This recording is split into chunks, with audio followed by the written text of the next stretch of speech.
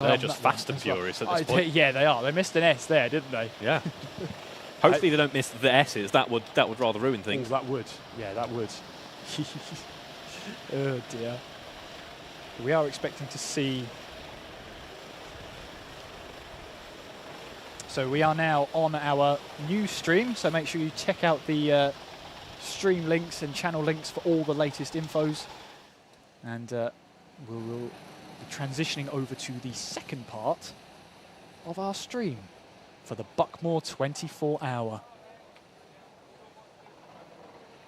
So the second third of the stream is underway. Not quite a third into the racing on the clock just yet, but the time is tumbling by. That is for sure.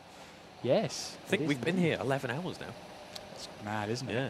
It's flown by. It's absolutely flown by. Absolutely flown by, and I've loved it. Yeah.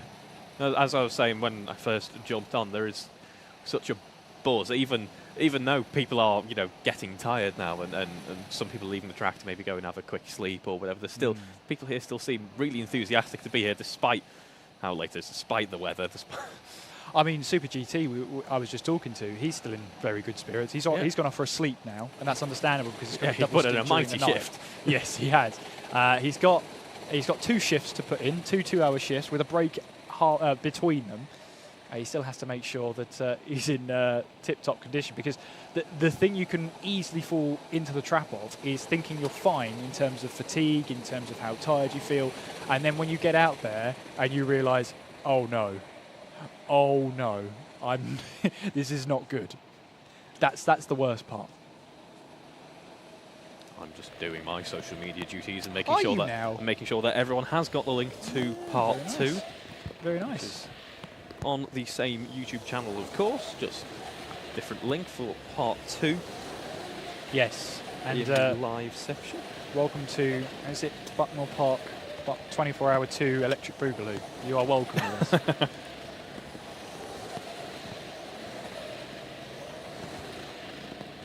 So it's me, Kieran McGinley, and alongside me is Reeve Taylor, and we're with you for the next 55 minutes. At least I am. You are, yeah. I am. Reeve will with you for a bit longer. A little bit longer, yeah. Yes. You're until 1, aren't you now? You volunteered yourself till 1, I think. Well, I don't concrete say 1. Let's see how Yusuf gets on. Yeah, that's true. That's true. Yeah, Yusuf. I've been up since 5 AM. Oh, ouch. Yeah, I haven't had that downturn. Yeah, some of us don't live 20 minutes away from the track. Well, you know what? That sounds like a skill issue. Oh dear. Accelerate Kemperoo Racing lapped 6/100ths of a second quicker than Nameless Motorsport at the last time around, but they have been out for 2 hours 42 minutes. And yes, we shall see. I would assume they're due a pit stop any moment now. And I have said that for the last 10 minutes, but this time I mean it. Yeah, that timer on Kent Brew seems to be going very slowly. Yeah. There's Mark Puxley in the car. He's an experienced head on those shoulders, so he will know exactly what to do. And he's been here before as well. Great views of, this is Garda here. So you head up Damon Hill in towards Garda and through the centre chicane, and that there is the rise, or the river rise, we might want to call it soon, that then takes you into Calf Curve, which is just slightly out of shot where that camera is up on the balcony. Then that takes you onto the start-finish straight, the Sicily Straight, which then takes you into Conways. And then again we go out of shot slightly into Henry's Bend. And then there's the hairpins, hairpin 1 and hairpin 2, which then, those slow speed corners take you nicely into the S's. Through the it's a quick left-right in the dry. It's a very treacherous left and then possibly a right. And then we head our way down the hill through Simon Street and Pullman's, which takes us very nicely down towards Paddock Bend. And there it is. We're back where we started. We are. I'm just going to be busy breaking our laptops that we have in front of us, trying to get the new YouTube chat up. So sorry if we've been a bit quiet on the chat. We should never apologise for being quiet, because I think people are just appreciating these. Yeah, a bit of respite. Yeah, thank goodness they're not talking as much. Yes, we'll get the chat back up. Oh, there it is. which is... And then I do a magical thing. And ooh, that is magic. and then pop it That's out. how magic that is. Ooh. Oh, we had a yellow flag. Oh, yes, there's someone just off camera, hairpin 1, but they have rejoined, making their way back on through, acting like nothing happened. So we've got some questions about the class colours. So it has changed slightly, but the basis is if they've got a blue number, they're a pro class. If they've got a black board number, they are rookie class. Oh, That's big news incoming. Sorry to interrupt. uh-oh. Our rookie, who were the rookie leaders, swap places. Senior Frogs, black flag. Ooh. Wow. Okay. Not entirely sure what that's for. Based off the last couple of black flags we've seen without a description, they appear to be contact related. Yeah. Well, yeah, it's either going to be 3 contacts or 3 track limits or a takeout or safety issue. But that is not what they needed at this stage. They just pipped the lead, of course, a few laps ago. Yes. Had lost that and now are going to lose that momentum. They're going to be out of that rhythm. Yes. In what was turning out to be a great phase for them in this race, their fortunes have been turned around.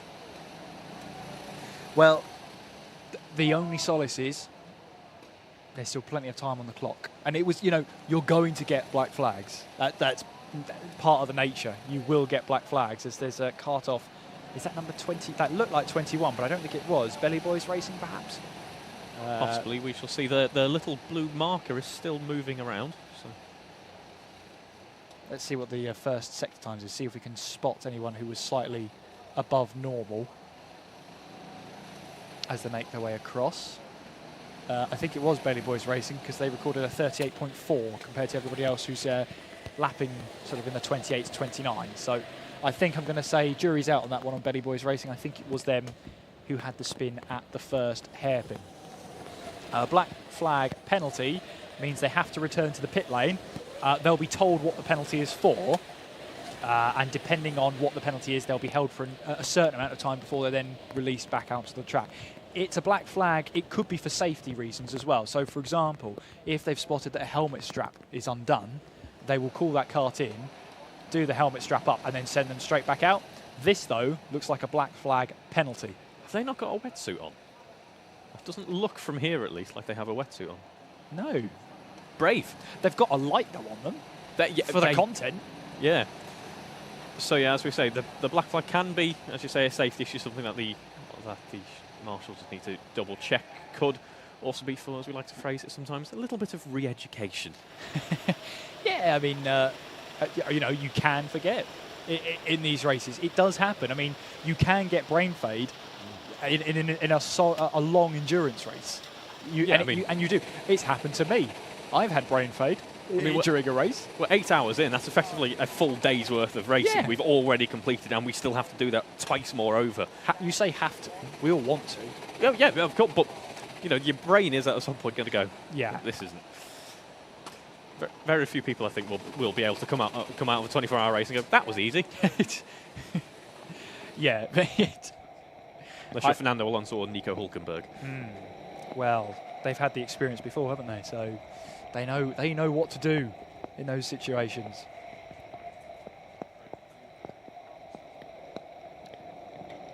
I believe there is a timing sheet, and I would think it's probably going to be in the description of the video. Can you double check that for me?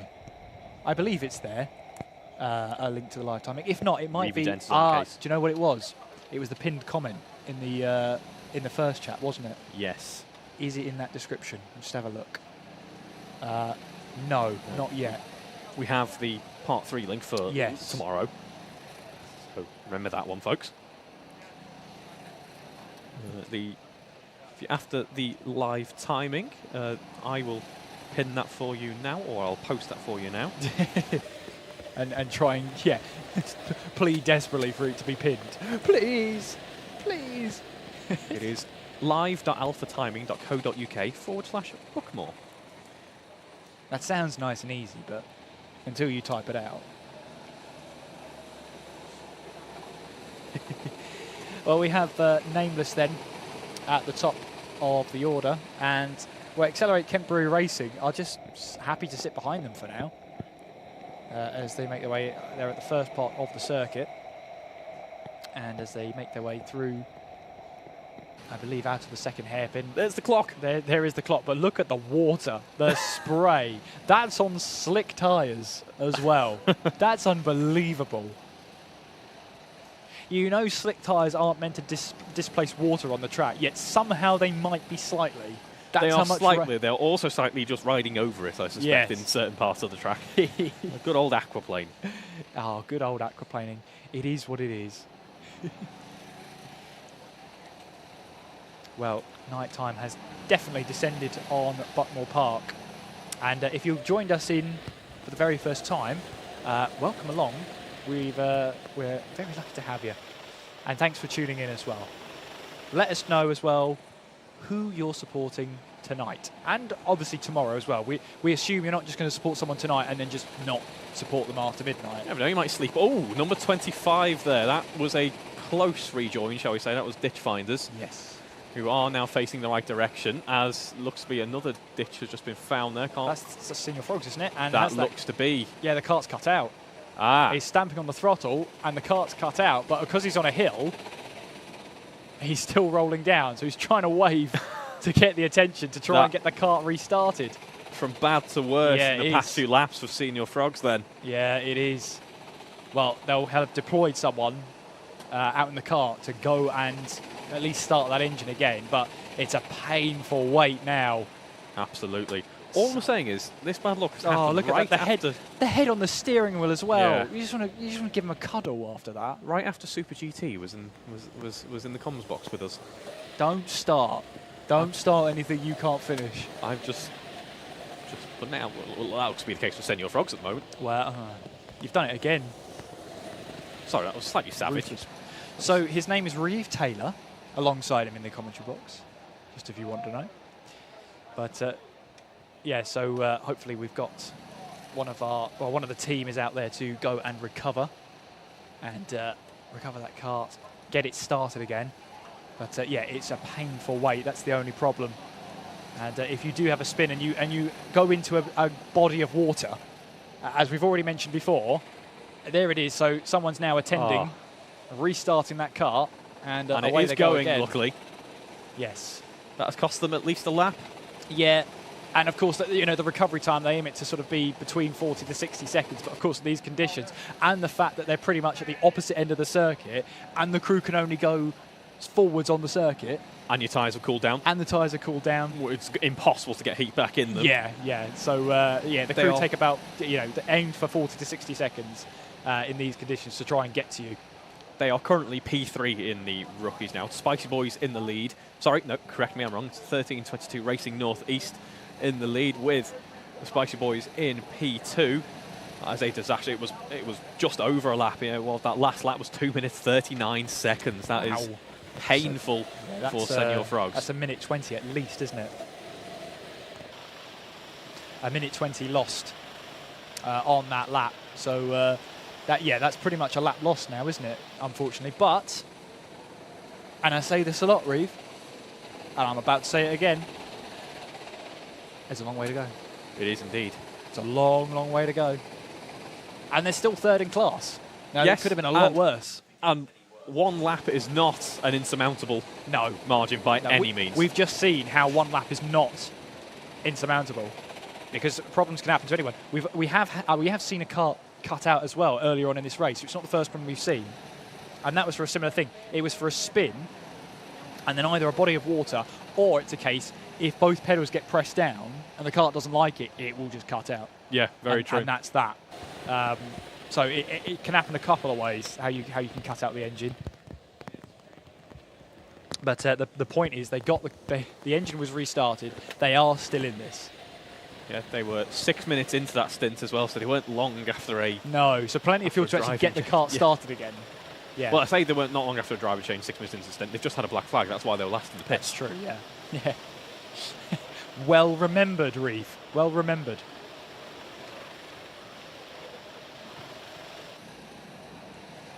There we see some refueling. Yes, we will indeed for the number 4, and that is Accelerate Kent Brewery Racing. 2 hours 53 they managed in that stint. That's incredible. That is very impressive indeed. That's, I presume, the longest we're going to see. That's the longest we have seen. A black flag going out to number 28. That's Slick and Tired. Yeah, they'd already had a contact warning just a few minutes ago. Okay, that could be a moment. Question in chat for you. How many monsters have you gone through so far? I have been pacing it. I've not finished my first yet. Okay. Because my theory is either I won't sleep if I have another one. He's pretty much finished. And that, I'm also presuming that I'm going to be, so we say, worse for wear come my morning run on back in the comms box. Yeah. So I might need more then. So that's the plan. Yeah. Oh, it's a good. Well, I mean, it's still a plan. Still feeling good. Still feeling surprisingly fresh here in the comms box. I think all the fun we've been having has been keeping me going, and I hope it's been keeping you guys going, watching at home, and the drivers seem to still be having their wits about them. Yeah, it's great that they're in good spirits as well, and that applies to the whole grid as well. The fact that they are in the high spirits, and there is that sort of friendliness, the camaraderie that you find around here. It's great every single year. It happens every single year, and it's great to watch on from, great to call. And I'm just having a look here. Dab Motorsports. Ah, yes, they would have lapped 2 seconds quicker than Kent Brewery Racing, Accelerate, because Accelerate have just exited the pit lane. So that would make sense. That's why that's happened. TRX Motorsport Elite, though, they managed to find 2 seconds on the EKS that was a All-Stars. very fast lap. And that wasn't pit stop related. Yeah, you're right. TRX Motorsport Elite, 108.4 is one of the fastest out there right now. In fact, the fastest out there. Yeah, very nice pace indeed. 53 minutes into the stints as well, so maybe there's just a couple of areas on track where they weren't quite confident. They found a line that works, and now they're feeling happy and are in a rhythm. And if they can maintain that for the rest of the stint, they will be in fairly good stead. They're only a lap down on the likes of EKS All-Stars.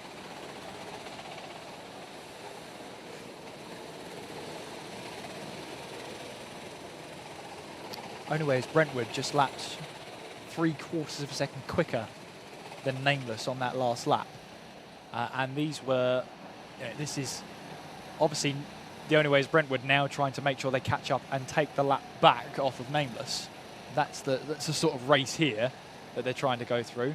And that is Slick and Tired serving their black flag penalty. So a bit of a conversation to be had. And maybe possibly a conversation as to how to avoid the next, what sort of the reason for it. Yeah. It's always good to have a chat there and a little wave to race control to just sort of say, look, sorry, I'll try and be a better behaved driver. That's the thing, the marshals aren't evil. They're not there going, you're horrible, you've been crashing. What they're probably saying is, it looks like you're trying a little bit too hard into this corner here. Maybe try braking a little bit earlier or try a different line. As well as that, though, the guys in the pit lane there, they're just relaying the message from race control. It's not their decision, but they're just having to say, look, this is the reason why we have to, we have to make sure, maybe just to stop doing it. But it's good that the driver's actually talking. But I have heard from Clint in the past that the longer you sort of berate the team about how you got a black flag penalty, the longer they'll just hold you there. So if you just drive up, accept the penalty, even if you think there was no penalty, it's better just to say, okay, fair enough, whatever, and then you can get back racing once your penalty's served. But yeah, the longer you moan about it, the longer you're held. Yeah. It's a harsh lesson to learn, but it is a lesson to learn. Looks like we've got some pitters in the lower midfield, like a BN Racing, Not Long Stop Sporting Club as well. Slick and Tired, obviously, just served the black flag. That's promoted Quadrant up into 24th position. Actually, a decent lap there, mid 108 last time round. They've just, I know that isn't Quadrant receiving contact warning, that's a Sporting Club, just mentioned. Maybe that is a little bit of commentator's curse then, just the start of it. I think maybe slippery slope, isn't it, that one?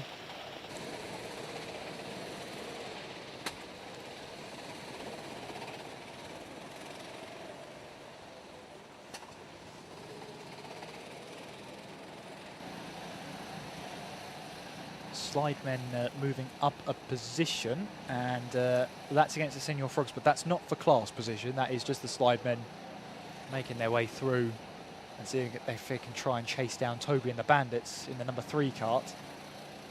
They are about a lap and a half behind, so they're in that chase for this time. Yes, and if you're watching on from the live timing as well, you've got, and of course on the left-hand side of your screens, any number that's got a blue background is a pro. Anyone that's a black background is a rookie. Now, there's 3 exceptions. There's always exceptions to rules, Reece. Oh, yes. 6 hours in, race direction or race control decided to swap some positions or swap some classes around. So ditch finders are now in the pro class. You've also got Zesty Drink Racing also in pro, and TRX Motorsport Pro have been now changed to a rookie. And so those are the changes, and you'll see those changes because there's a little bracket, if you like, at the start of the names. So you'll know there. I don't think it's possible at the moment to change the colours, so that's why we've put the name there. And as you can see, RO dot for TX Pro, they're a rookie. And we're not expecting any more class changes, so we're expecting this is how it stays now. Yeah, the pace seems to have normalised now. People seem to be occupying a bit of the track where they're comfortable for the moment, unless we have any kind of major incidents, which we've seen a couple of. There shouldn't be too much change.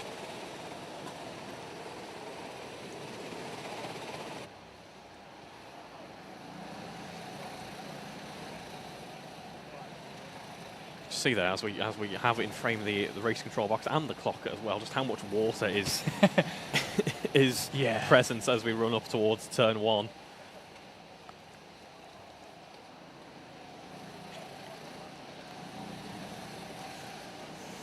Running through the second hairpin now. Usually in the dry, to be a crucial part of the track to try and push on and gain get a good launch out of this, run through the S's and gain a huge amount of time before you run down into the later part of the lap. You can't really push too hard with conditions like this, so you'll just wash out wide and end up on a part of the track where you don't want to be. Not very conducive to racing outside of those white lines there near the barriers. Why are there class changes? Someone asked in chat there. Well, that is just so that people have more of a chance for fair racing. Obviously, they get classified earlier on in the race weekend, and then you don't want to spend 18 or so hours kind of not being able to battle anyone and coming away from the weekend with nothing. So some people might be promoted into the pros for a chance to fight with those higher up the ranking, and then some might be put into the rookie class so they can battle with cars that maybe have represented the similar pace a little bit more throughout the start of the race so far. Yeah, absolutely. It's a chance for those that, you know, maybe entered as a rookie to say, oh, I just want a trophy, you know?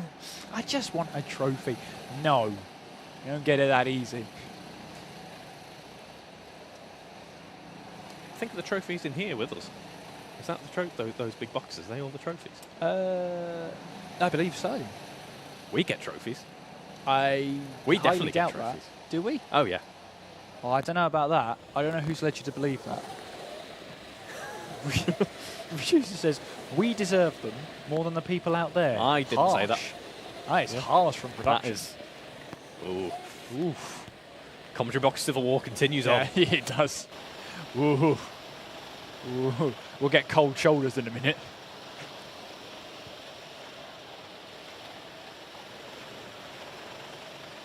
And of course, we've had a lot of mention for race control. We have to run a tight ship because it's a wet track. A lot of love for them. That was terrible. That was terrible. That's why I tried to move on. But race control, overseeing everything, making sure all the bits of contact are called, all the penalties are recorded, and yeah, making sure everything runs to a T. And they have done, well, a stellar job. It's up to them as well to decide at the 6-hour mark who make sure, who changes the classes. Also, they're keeping a track of those warnings because they were told in the briefing every 3 hours, every 3-hour interval of the race, any warnings you had accumulated in that time get wiped away. You start on a clean slate.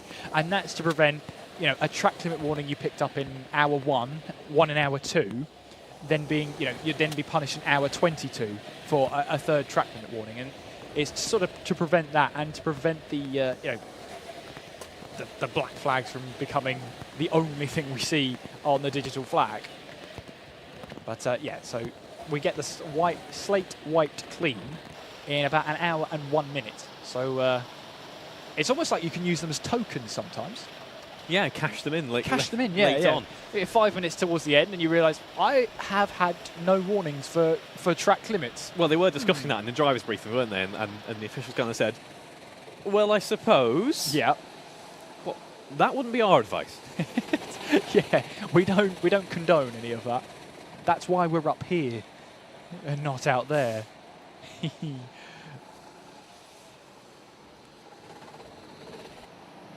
Let's have a look and see some lap times out there at the moment. Who's the closest battle out on track? There is a battle in Pro at the moment. And it's for 17th and 18th place overall. And it is Team Rango with Red Mist and Loughborough Legends and Neil, which is still a great team name. Fantastic team name. They're separated by 3 seconds at the moment. And that's Team Rango, have just emerged from the pit lane. So that should be an interesting one to keep an eye on. Fresh driver. Yeah, fresh driver. Full tank of fuel on board. Let's see how that all unfolds in the next few minutes or so. Another battle as well, potentially brewing later on. Senor Frogs obviously having that very unfortunate incident earlier on. Now, back on the pace, 108.3, faster than the Spicy Boys up in front. They're on the previous lap, but at this rate, they should be catching up in a good few laps. So, still, certainly, as we were saying before, not out of the shout. Just no. yet. Still, even on the podium as it stands, so still an amazing effort. Could be better. Absolutely. There's going to be a busy pit lane very, very shortly. I don't know what gives me that feeling, but I think it's going to be a busy pit lane very shortly. Now, are they all going to be for fuel? That'll be interesting if they are, because otherwise there's only one fuel bay and they can only fuel one cart at a time. You do not want to be stuck in a fuel bay queue. Speaking of the fuel bay, there it is. And they're currently refueling MPMC. So then the driver has to get away from the cart, they'll start fueling, and then a driver from that team can be the same one if you really want it to double stint. But normally it is a different driver that can then move away once everything is all happy and can rejoin the race. So that's your fuel stop done and dusted, and you won't have to worry about that for at least another 2 hours. I do love how we make the drivers not just walk away and move away by 6 feet. They have to run across to the other side of the track. Absolutely. So in lovely conditions like these, there's a little bit extra chance to get soaked and sodden while they're not keeping warm out on track. Well, keeping relatively warm, I suppose. I would say, Reeve, it's the top of the hour. Do you want to take this one? Most certainly so, as it has been for quite some time. It is Nameless still leading this race with a 2-lap margin according to our timing system. Showing 1 lap on the streams. It's probably in the middle of that somewhere. They've had good control of this race so far. Then we have the Only Ways Brentwood currently running in P2 with Accelerate Kent Brewery Racing in P3. Then we have Dan Motorsport, EKS All-Stars being our top 5 in the pros. Then we have the... Oh, sorry, I was about to say the Ditch Finders in the rookies. I nearly fell for it. But no, they're, of course, in the pros as well. Currently leading the rookies, though. It's 13:22 Racing North-East with Spicy Boys in P2 and Senor Frogs after that unfortunate incident a little while back.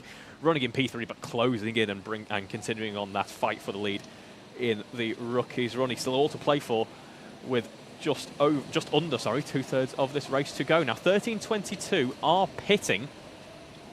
There are no black flags to serve or anything, so that is just a 2-hour stint change. It is indeed. And if you fancy more than 2 hours, you're more than welcome to go for it. There's a cart off at hairpin 1, and that's the painful one. It's waiting to rejoin when you've got a queue of carts. There's a cluster of cars heading through that first sector. No way to actually emerge. It's like, oh, come on, please. You're begging just for that gap out on track.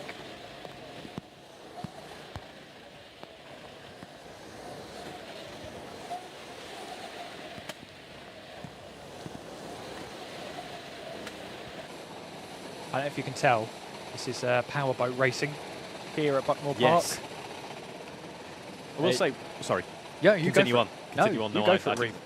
No. No, I insist. I insist. You must carry on talking, Kieran. You must carry on your anecdote. I was just going to comment how these 4-stroke Honda engines in the rain. I'm used to 2-strokes. They sound so quiet and relaxed in comparison to little buzzy 2-strokes. Yeah. Imagine 2-strokes for 24 hours. Oh. Ooh. Wow.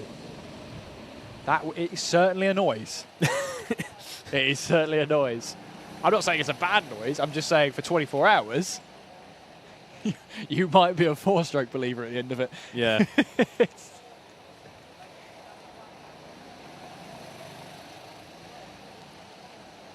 Oh. That looks...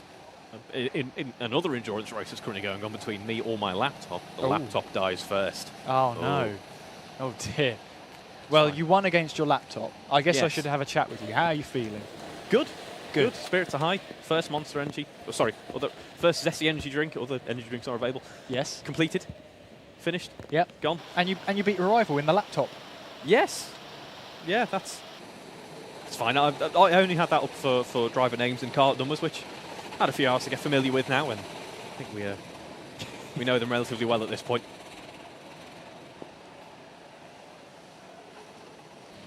That's Zesty Drink Racing currently in the pits, and I believe that's them in the fuel bay right now. So getting the fuel up there. Contact warning going out to Nameless, so trying to just negotiate their way through traffic. That was them just heading their way through in towards the first corner. They're somewhere in there. There they are, right at the right-hand side of your picture, heading away down towards the first hairpin. I don't think we've had any silly anecdotes for a while, so I've had an idea. Uh-oh. This might be fueled by tiredness and caffeine. Lay it on me. I brought with me, for sleeping purposes, an airbed for my car. Right. That's a very wet track. Yes. I reckon there's fun to be had there. Well, I mean, yes. I put a GoPro on you. I mean, oh, yeah. What? Hopefully not in the middle of the race. I reckon with a good enough bit of wind behind it, it'd probably keep up through some of the bends. I don't know.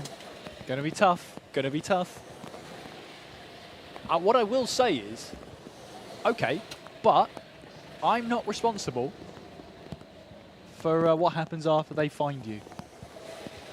Oh, I'll be that fast they won't be able to catch me. I don't know. I don't know. Downhill you'll be fine. Uphill, that's where it gets you.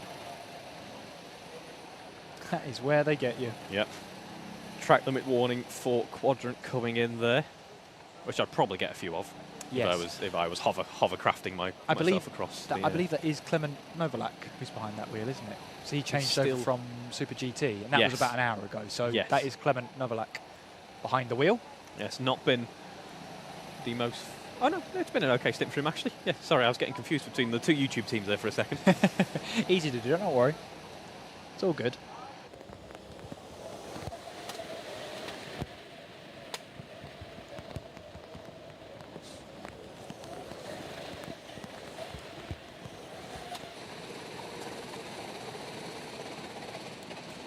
Just under 60 hours. Just over. Go now. Counting up. What happens is... Just imagine that at the very end of the race, you just turn around to the drivers and go, sorry, we've had another hour. Well, the twist is you go down to 24 hours, it counts down to 0, then it just starts counting back up. It's like, what? Back out you go. Thing is, we know some of these races, well, they would absolutely just... wonder how long people would stay here to ensure they get that top step. What if you just added 10 minutes onto every hour? You just add on 10 minutes, see what happens, see if anybody notices. I reckon if we get to a late enough point in the stream, we wouldn't notice. Do you not think? No. Maybe. I mean, that is a point, but the thing is, fatigue affects the drivers, and fatigue apparently affects the commentators as well. And I've seen that. I think we're okay so far. Well, we've got a strong team behind us this year, I think. I think Chaz was a little worse for wear towards the end of his stint. Bless him, yeah. Oh, a little bit. Steady. Contact there. That was number 23 of MPMC. Just one of those, I think, very unfortunate racing incidents. Luckily, literally zero effects of it. So. I think what happened there is the kart gripped up better than he was expecting, so he was actually able to go towards the inside line of the circuit. And contact warning for the number 23 MPMC going out there onto the digital flag. Well, you assume that's what it's for, is the better way to put it. Very true. A few people in the comments saying that one of the Senior Frogs team members, Harry, not planning on sleeping perhaps, and I did believe I heard something along those lines. Very brave. Very brave. Yeah, that's it. I think in my younger years I would have given that a go. Yes. I mean, you say your young years. Come on, Reeve. How old are you? Come on. Okay, I'm 22. But what? Yeah, Reeve, you're not. I feel I older. refuse. I'm 22. No, I refuse. I graduated from university last year. I refuse. That's fake. No, no. I'm 22. Oh, hello. Oh. That's a misfire. Yeah, that was a slight one, wasn't it? The number EKS 10. All-Stars. Yusuf, what have you done to the car? That's not Yusuf. No, but what's he done to it? Oh, I see. What's he done to it? All right, okay. He's put a twig in it. We're back in the game. Put a twig in the engine. We were discussing before. Oh, I knew that chap. I knew chat delinquents were up to no good.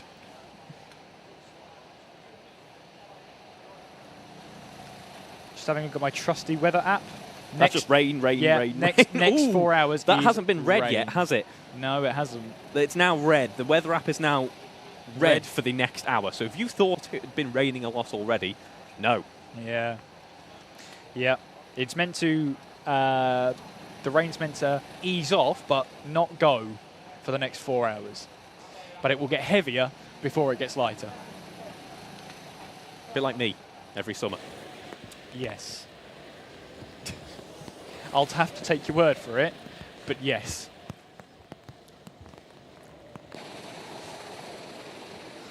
Who are we expecting next into the pits then? It would be another, well, might even be another hour. I don't think it will be another hour till we see someone. Unless the likes of the ditch finders go for a bit of an early stop. We did just see a couple of 2 hour mark stops. Yeah, unless we see that, then yeah, it could be a little while before we have some pit stop action. Yeah, it's. I mean, it just depends what the strategies are. Some teams will be running 2 hours on fuel, and that is just how it goes. And we've seen some drivers, Mark Puxley in the Accelerate Kent Brewer Racing, managed to get 2 hours 51 out of a single tank of fuel, which is mad. We just like to point out how mad that is, considering I had a driver come in here and ask me, has anybody gone longer than us at 2.5 hours? And I said, well, yes, by 20 minutes. Yeah. But I had to also tell him, I don't condone, if you run out of fuel, that's on you. No, because in rainy conditions like these, and I believe so the RT10s, you can't see the fuel tank, can you? I don't know if you can. No, I think or you're at least right. It might be partially covered or something like that. Making it. Either way, it's not like some light smaller cars where the fuel tank's just kind of almost like zip tied on there. Yeah. It can be a little bit difficult to see the fuel level, especially in conditions like these where you're not really, even if you could see it well, you're busy trying to correct oversteer and then plough through some understeer through some of the hairpins. You're not really going to be focused on what the fuel tank's doing. Yeah. So that is brave to trust in the kart. Oh, yes. Oh, yes. Just a couple of questions about the tyres. There are wet kart tyres available, but... Not tonight. Not tonight, no. They're all on slicks. They only have slicks. That's it. So there's no tyre changes, nothing of the sort. We run the whole race on slick tyres. So it's just a case you have to tiptoe. You really do have to tiptoe. But yes, there are wet tyres available. It's just when you have to have 30 karts all come in at the same time to change the tyres, we'd be here for the next, what, hour or so? Yeah. Just we'd have to cover the pits.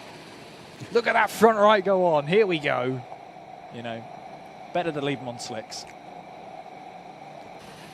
That's a very confusing little graphic there for the TRX Motorsport Pro with Rookie behind them. Yeah, they're called Pro. The Rookie Pro. Rookie Pro, yeah. I mean, it'll become just great fun. That's all. That is all. Are you about to answer the same question I was about to answer as to might how be. much horsepower the karts have? Yes, yes. I will let you take that one then, Well, because I don't have the documents. I don't know how much horsepower there is. I do know it's Oh. a 390cc Honda 4-stroke. Yes. That's So probably nothing, and then it hits 6,000 RPM, then all of it, and then you shift again, and then nothing, and then all of it. That's just petrol engines, isn't it? You've got to find the torque. Get a big petrol engine, and then you've always got torque. I don't know about that. Yeah, but then you've got no control. It does go up a sliding scale of the more torque you have, the less control you have. Possibly. I wouldn't say possibly. I would say definitely. I mean, why do drag races only go in straight lines? Come on now. Very true. You know, all that torque, they're not going around a corner with it. That's for sure. Well, it's also partly because they've got tyres that are as wide as a penny farthing. Yes, because they know they can't go around a corner with all that torque.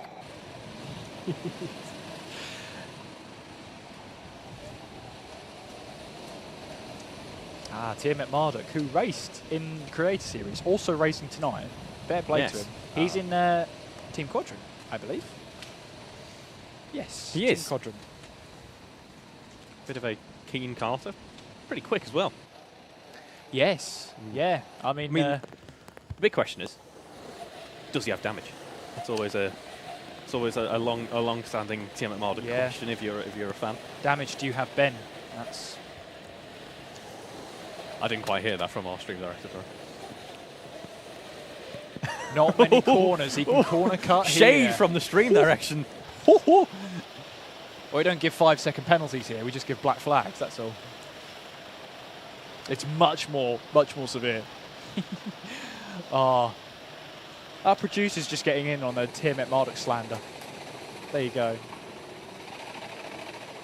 Yeah, we're hearing from the chat. Very helpful. The chat been very helpful this evening. About 11 to 13 horsepower, which seems about right. Yeah, that does.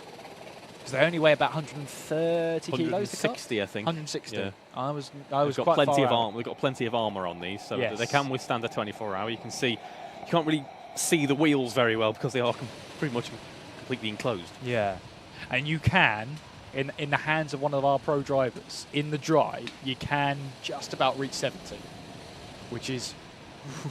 I didn't realise these carts could do 70. These carts can do 70. I imagine what a different gear set is. It's just the fact that the winding section, you can't actually, you can't reach the top out of these carts. So you're probably looking at still an average speed of about 40 to 50 miles per hour on the circuit. That's still quick.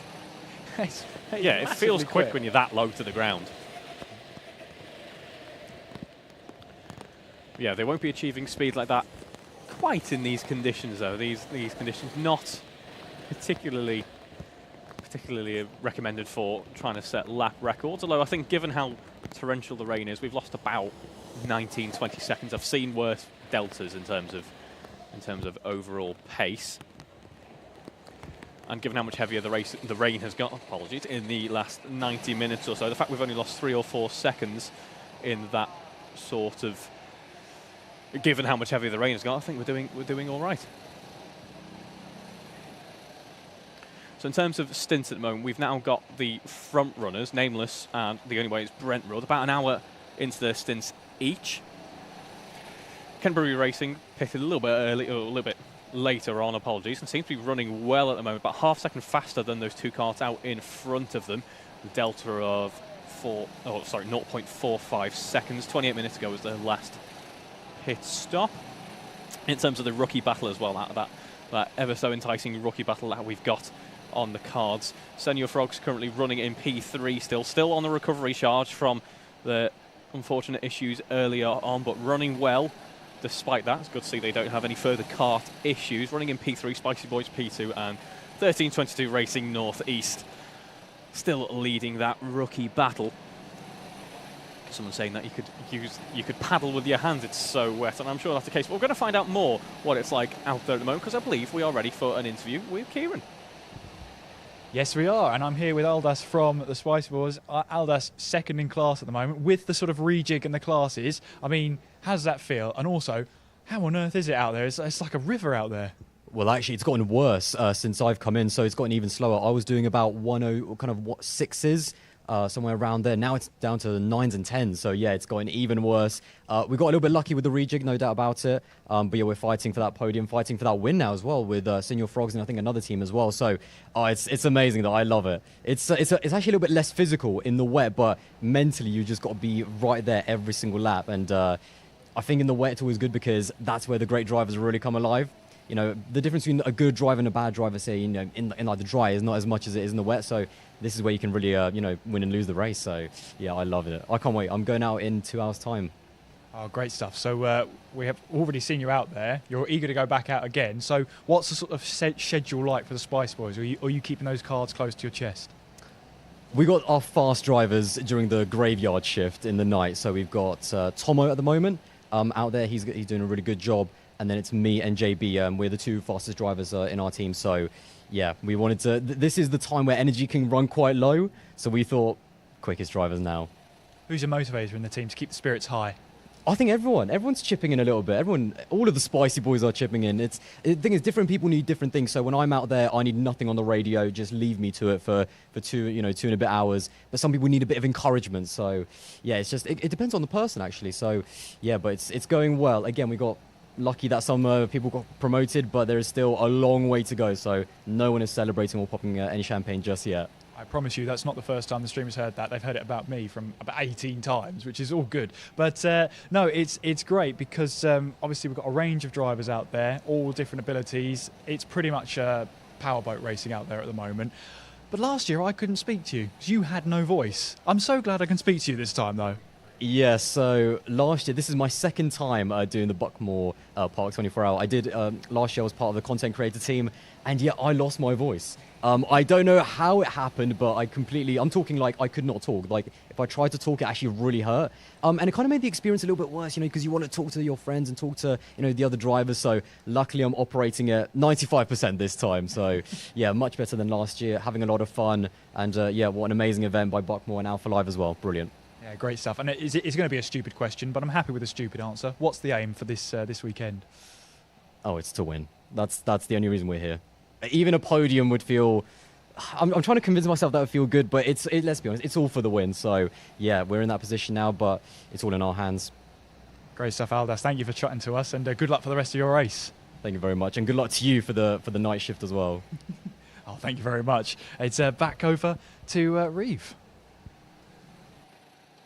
Thank you very much, Kieran. I have unfortunate news for Aldas, actually. During that interview, the Senior Frogs team actually got past the Spicy Boys and are now running in P2 in the rookies. Spicy Boys now 3.8 seconds behind. Also, during that interview, we had a black flag for the Ditch Finder, so promoted into the pro running, and unfortunately a little bit of a hurdle for them. They're about 2 hours into their stint. They've got to serve that black flag. They can't use that as an opportunity for a driver change, so they might now be thinking about maybe a bit of a stint change is in order. We are Senior Frogs, as we say, on a push. Still 13:22 Racing Northeast leading that rookie battle. Only 20 minutes into the stint, yet Senior Frogs out of that top 3 podium battle for the rookies, the furthest into that stint. It's in fact the Ditch Finder. I'm going to keep calling them the Pro Ditch Finders now. I'm going to ignore those brackets. The Ditch Finder is actually the longest cart out of any, and they've just had another black flag served to them. I imagine that'll be a repeat, just to make sure they do actually come in. I imagine it's getting a little bit difficult to see the Digiflags on some part of the track because it still looks very misty, very wet out in some parts of the course there. Nameless Motorsport, I should say, still leading this race, of course. I've been for quite some time. Blistering lap last time round, a 107.9, by far and away the fastest kart out there at this point in time. Absolutely flying along there, breaking away from, anyways, Brentwood and then Accelerate Kent Brewery racing the top 3 in the pro running.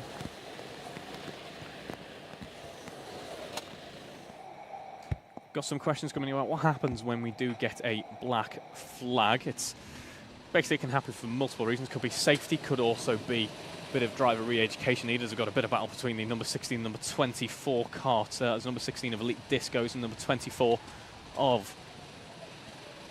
That's number 24 of the 13:22 Racing Northeast, leading that rookie battle. So they don't want to get too caught up in on-track battles with the number 16, sorry, because they don't want to give up that race lead. It's certainly not insurmountable just yet.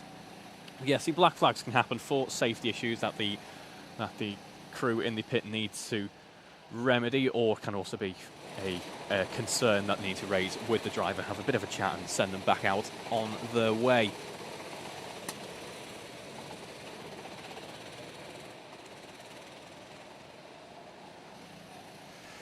Just had the ditch finders diving into the pits to serve that black flag.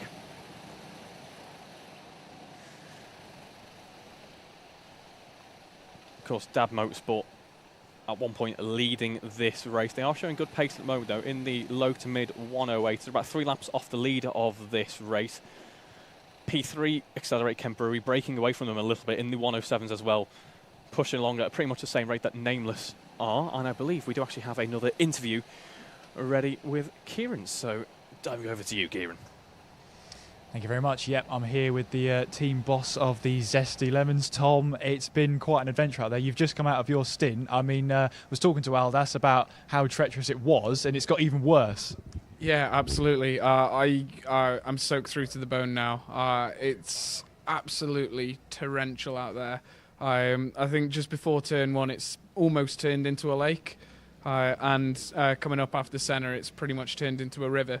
It was very interesting conditions, but the lines that I was taking were completely different to anything that I've ever driven around this track, because there's a lot of different tarmac compared to before. So, and obviously you've been moved up into the pro class now. Thoughts, reaction? So a bit mixed, really. It's a bittersweet thing. We were really hoping we'd be able to take away a trophy, but you know, if we're good enough to be promoted to the pro class, then that's a very nice thing. It shows that we are actually better than we thought we are. So it's sort of recalibrating the sort of hopes from today. So it's gone from possibly winning the rookie class. What's the aim now in the pro class? So I think we really want to finish in the top 10. That would be the overall aim. And we think it's possible. We're in the top 10 at the moment, and we have been pretty much since hour 4 of the race. So, you know, it would be really nice if we can finish in the top 10 as we are now. Yeah, and of course we've got rain expected for the foreseeable into tomorrow morning. The rain's actually supposed to get heavier over the next 15 minutes before it even gets lighter. Fair to say you've got a couple of wet weather specialists on your books? Yeah, so Dan Grocott, who's out at the moment, he is our well-known wet weather weapon. He's been racing since about 2001, and he just loves the rain. He's a very quick driver in the rain. We've also got Adam Britton, who's done a lot of wet weather driving outdoors, myself, and Jay Leverton, who's more used to having proper wet weather tyres on his Rotax, but you know, he's still very, very, very talented on these slicks. Yeah, great stuff. And of course, I've already asked you about sort of where you want to be in that one, but I mean, you're a pro team now. It's only up from here, surely. Yeah, well, I wasn't expecting to be a pro team, but that just means that next year when we come, you know, we'll have to aim for a podium. I don't think a podium's possible today. We're quite far back. I think we were 6 laps back last time I checked. So I don't think we're going to be getting a podium today, but it would be nice, and that's the aim for next year, definitely. Well, we'll keep a close eye on you as SD Racing. Tom, thank you so much for the chat, and good luck for the rest of the race. No, thank you very much. I'm now going to go grab a coffee and a Red Bull. That sounds good. We'll leave you to that. Thank you very much. And Reeve, it's back over to you. Thank you very much, Kieran. I've just been having a look at the weather. It was mentioned, and it's still not looking any better. In fact, it's looking worse. It's going to get a tiny bit heavier over the next hour and then start to dip off through the early hours, but not really stop until the race is scheduled to finish. So it's pretty much this here on out. The track might dry up a little bit throughout the day, and who knows, it is Buckmore. Weather can be predictable.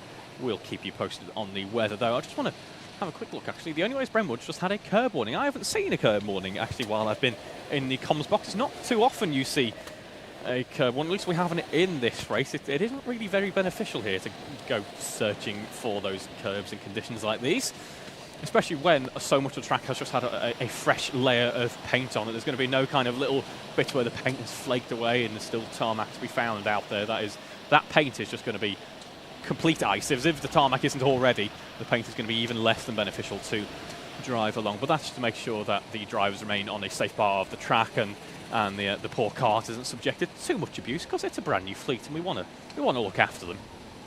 It's a nice looking fleet as well, of course. The slightly updated, slightly revised Buckmore Park livery. We've lost the yellow, but it's a very clean looking livery indeed.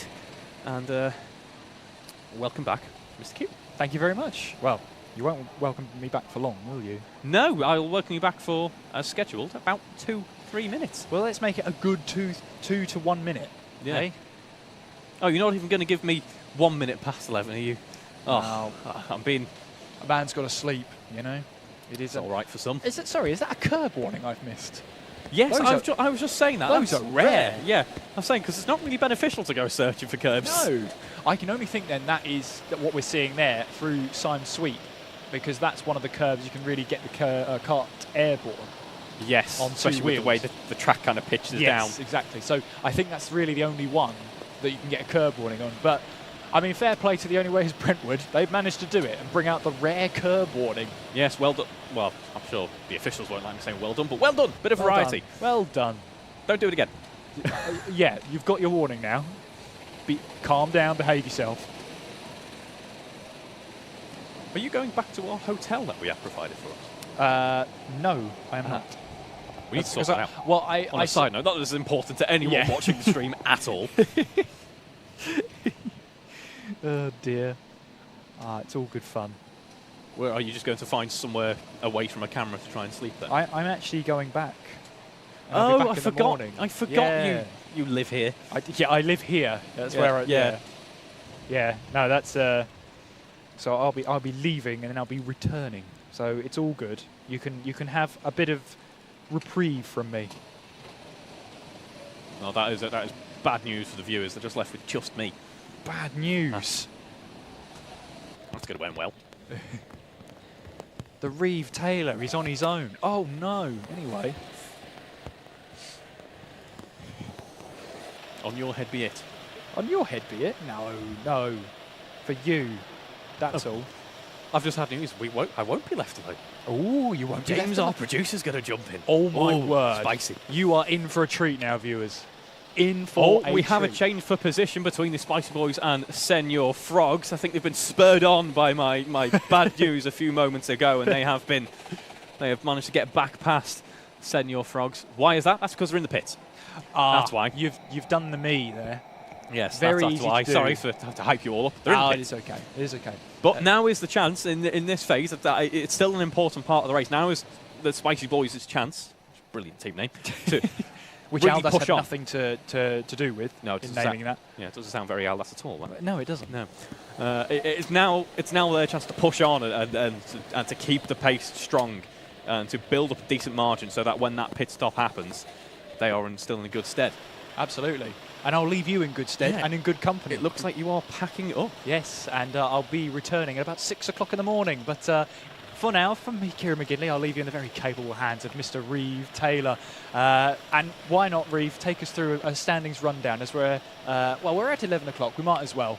Yeah, absolutely. 15 and a half hours to go in the race. Just under. We're 4 laps off 500 laps, an important landmark in the race. That's only 500 laps for the leader because they're clear of everyone else by fairly decent margin. It's Nameless Motorsport in P1, a 108.6 on their last lap. Then we have the only way is Brentwood, Accelerate, Kent Brewery Racing. I'm getting worse at saying that as time goes by. In P3 in the pro running. And then it's Dab Motorsport, EKS All-Stars, TRX Motorsport Elite, Bureau 11 NFS. I'm getting strange looks from the stream director. Oh, hello. That's why there's a James behind me. Hello. Hello. How are you? Yeah, I'm good. Good. Oh, Still full of energy and ready to go. That's because you drank about 14 cans of Monster. Oh, that's only my first. I've done well. Yeah. And other caffeinated beverages. There is also that. Well, it's lovely sitting here, isn't it? I'll be sat over there. Yeah, change of scenery for you. Yeah. I mean, a 45-degree angle, different. How's it been? How's it been on that side of things? Yeah, it's been really good. The camera operators are Heroes. brilliant, yes. Yeah. Like, you look at the weather out here, they're just standing outside. Standing there listening to our direction, really, following what you guys want to follow. This camera here, as you can tell from the audio, the rain's got in. Yeah, the rain's got into. I think Yeah. that microphone's not very happy, is it? It's not very happy at My all. left ear is enjoying the sounds, vaguely, of Yeah, there's Buckmore. a very burbling noise of water. So the rain is causing some minor issues. But other than that, yeah, the camera operators are doing a fantastic job. We've just done a shift change, and yeah, we're just enjoying the race then. Good stuff. Is Buckmore one the favourite to kind of do setup at and kind of it's a lovely place to work. The staff here are amazing. Like I was here Thursday and Friday setting up, and like there was no time limits. They just let me do what I needed to do. Yeah, I will say the staff here are excellent. You know, even down to the catering, they're working really hard and doing a fantastic job. Exactly. Yeah, like even just to help. Like I need an extension lead the other day. Phil instantly within 10 minutes had an extension lead delivered to me. So yeah, no, it's really good here. Really enjoy this place. I think the drivers are as well. Let's see what the chat is saying. Turn that audio down. Audio down. Oh, yeah, Stream Direct is doing Stream Direct things. We got a very loud camera over there. You can just hear the sounds of wet weather racing there as we have a very slippy MPMC kart. Just getting the tail out a little bit through the right-hander, running down into, up into the first corner at least. God, look how wet it is. It is a complete river. I'm amazed there's not more aquaplanes, to be honest. And as I was saying to the viewers then, I'm amazed that the time has only gone up by a few seconds compared to, say, about 2.5, 3 hours ago. I'd say it was less of a park and more of a pond. Should we call it Buckmore Pond? Yeah, the chat's saying River Buckmore. Is it? Yeah. Yeah, I like it. River Buckmore. I like it. I'll be honest, I'm not the best commentator. I typically don't sit this side of the desk. But it is very enjoyable sitting here with you, Reeve. Oh, why, thank you. Still alive, which is good. That's all I can hope for at this point. And a copious amount of biscuits have been consumed on this table. None by me. Really? I've stayed clear of the biscuit, yeah. I have stayed clear of... Okay, none by me if you discount the entire packet that I had on the drive down this morning, which was breakfast. That's so bad. So bad. Yeah, but what are you going to do? Do you want to have a custard cream? No, absolutely. Have whatever you want. Go for it. Okay. No, seriously, go for it. Cool. I will have You'll one. do me a favour because otherwise I will consume it all. Okay. For breakfast. And I've got a 24-hour race to do in 6 weeks' time, and I'd like to not be the slowest driver out on track. Oh, okay. Cool. So if I weigh 362 kilos, despite the fact they are twin-engine cars. So from the slowest that you'll be, who's the quickest out on track at the moment? The quickest out on track at the moment, it looks to still be Nameless Motorsport, who have been fairly consistent up there. They got that clear breakaway early on and have had not much else to focus on other than traffic management and their own race, really. It's been comfortable running for them. We've just had a change of position for Accelerate Kent Brewery Racing and Brentwood, and that doesn't look to be a pit stop. That looks to be just on track for position. So wasn't expecting that. Is there a particular reason behind that? No, it just looks like that Kent Brewery Racing has had good pace over the last couple of laps. They're a little bit earlier into their stint, about 47 minutes, whereas Brentwood are not at the end of their stint, but maybe into, the last third, maybe. Unless they're thinking of really pushing on long, which we have seen so far today. I must give it to you, commentator guys. Like, you really do know what you're doing. Oh, we just give off that impression. That might be the only skill that perhaps... I'm sitting here thinking, what can I talk about? And I haven't got a clue. And you just... Well, these are the peaks. I mean, do we have to go back to Yoshi discussion or or best motorways? So let's have ask the chat. What should we chat about? What should we chat about? Because at the moment, as a commentator, I'm not that. Don't often get tornadoes in the UK. No, we don't.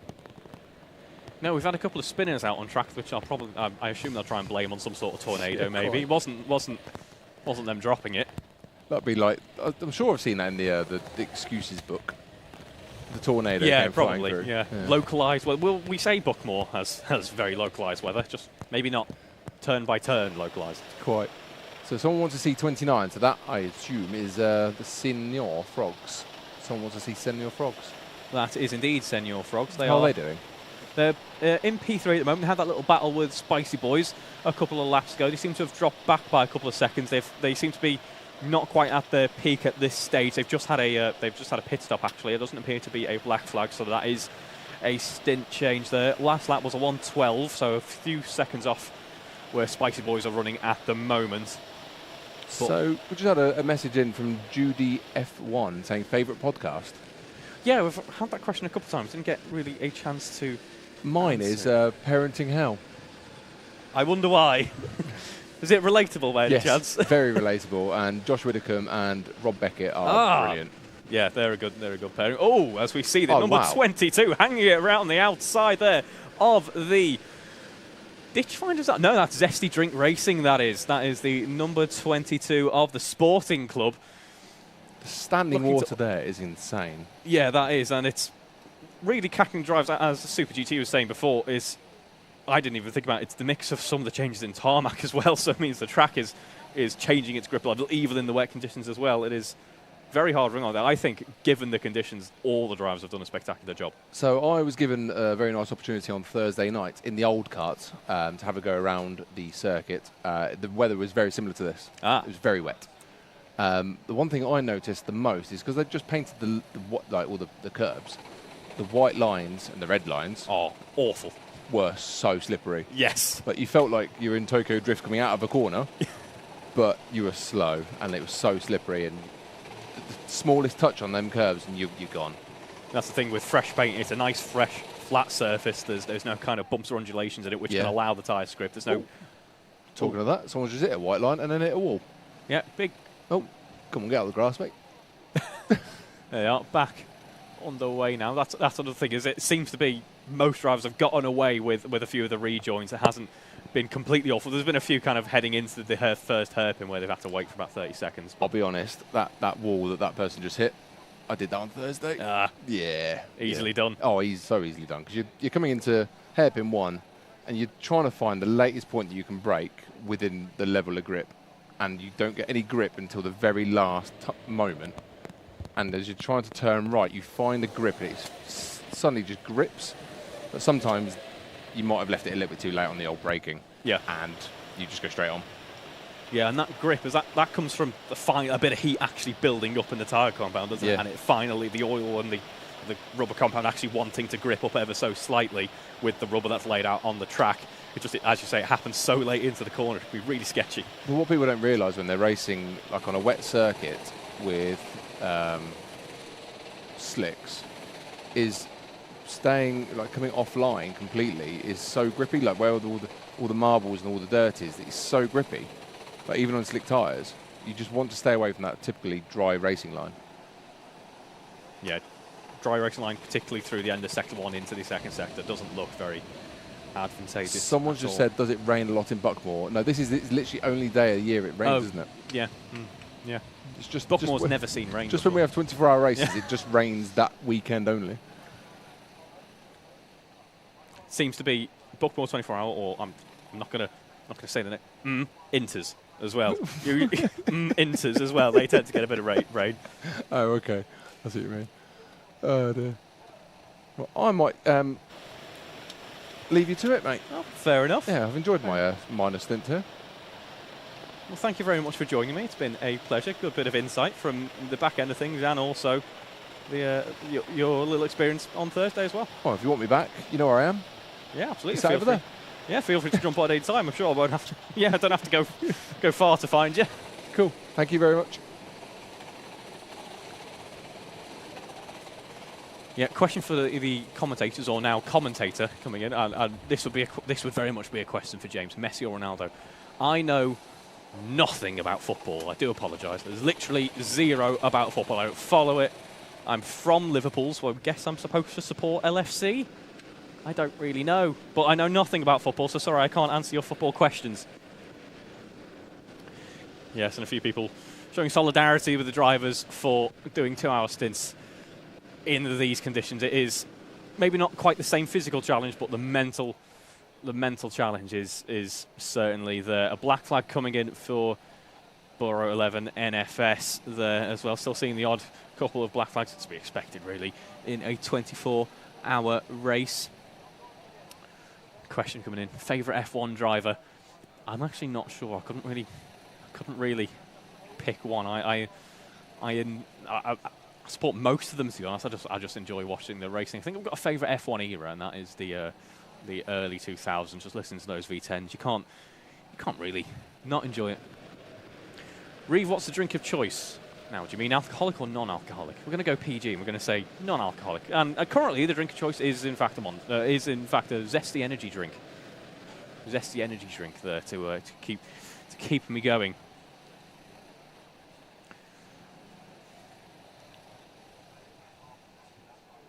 Let's have a look at how that rookie battle is continuing on. Senior Frog still not quite got the same pace as the Spicy Boys at the moment. They seem to have been a little bit spurred on by that slight threat to P2 before and have picked up the pace and seem to be running well, actually running faster at the moment than the rookie leaders racing northeast.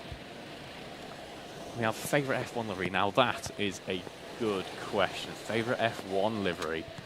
Oh, I might have to go the old MP44.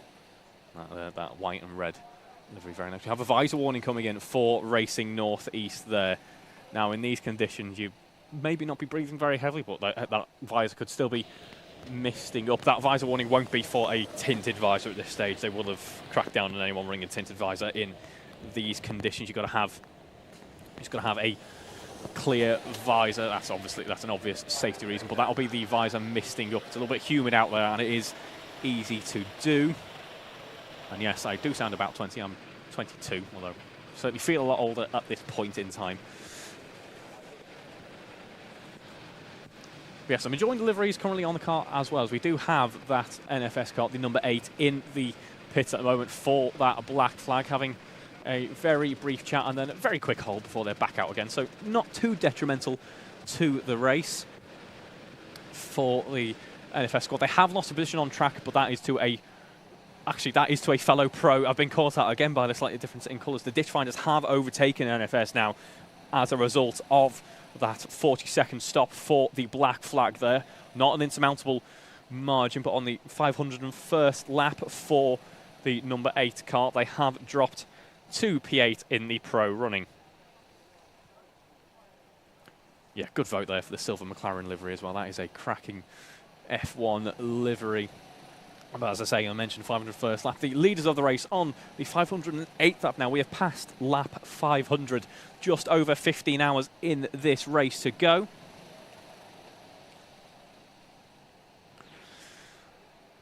Comments saying surprised they aren't aquaplaying. Well, they certainly are in some places, but likewise, I'm surprised that there isn't more of it, to be honest, given just how much downpour there is on track. Now, as you can see with some of the spray, the karts are clearing some of the water around them. They're just not able to clear all of the water around them. They are on slick tyres, so they're going to be riding a little bit over that water in certain parts of the track.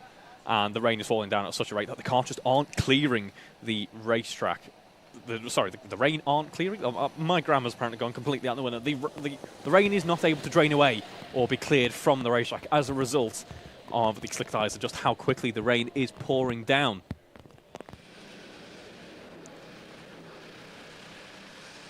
And there we can see just how much rain there is on track.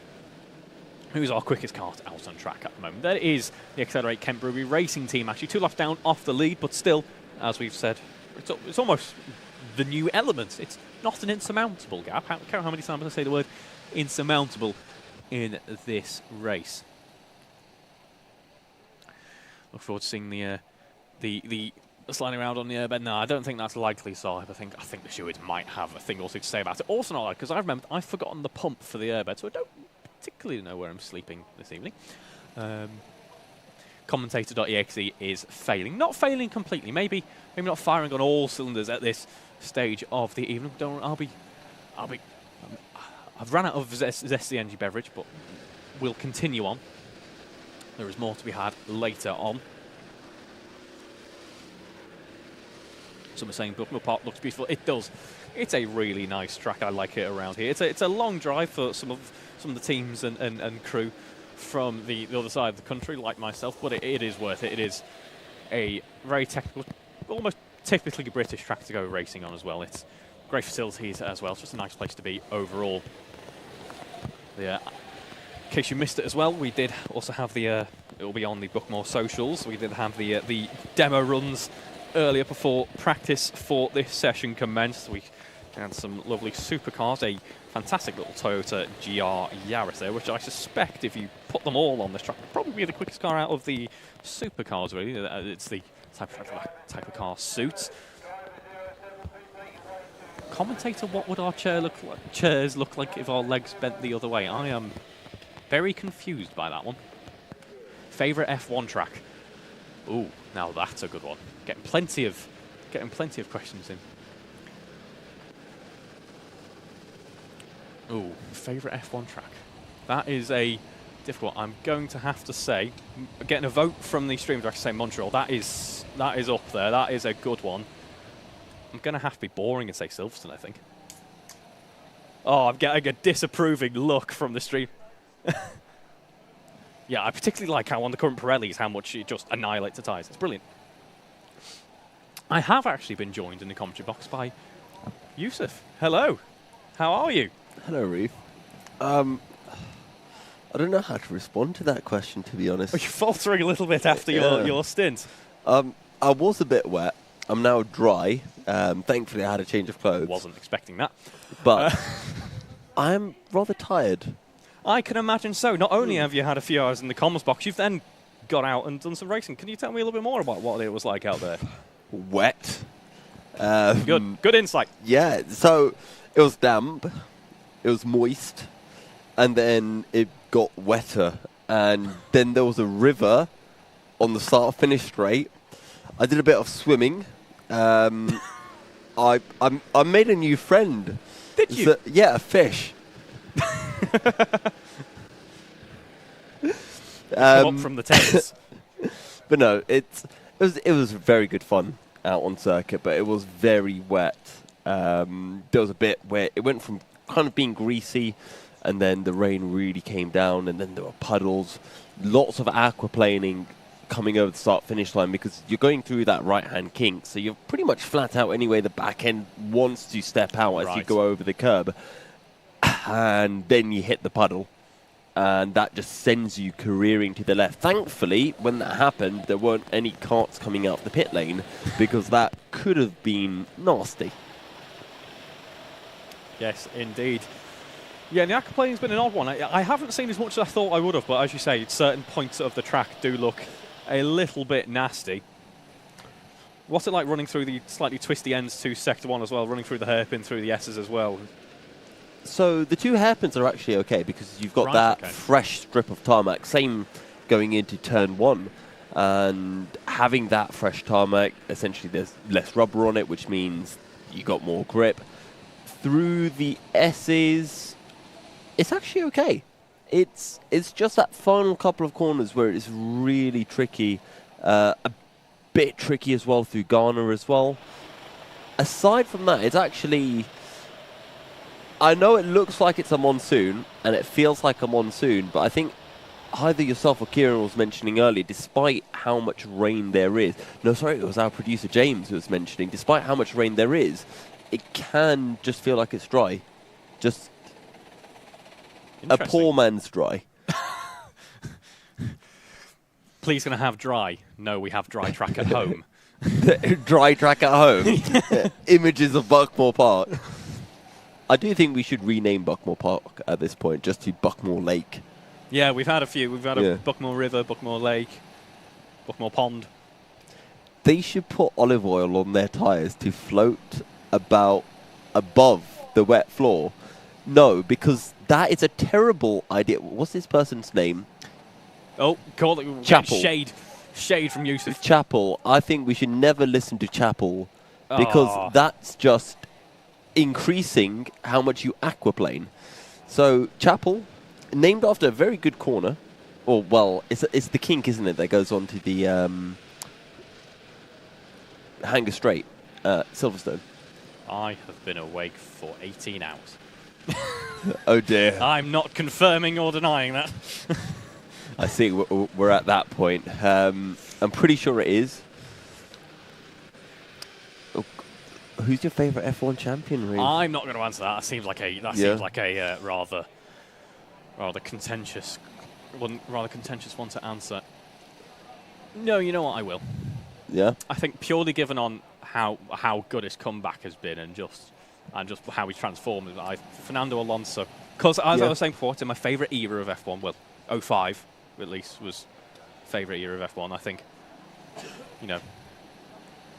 back when Alpine were back when Alpine were Renault and had a fast car.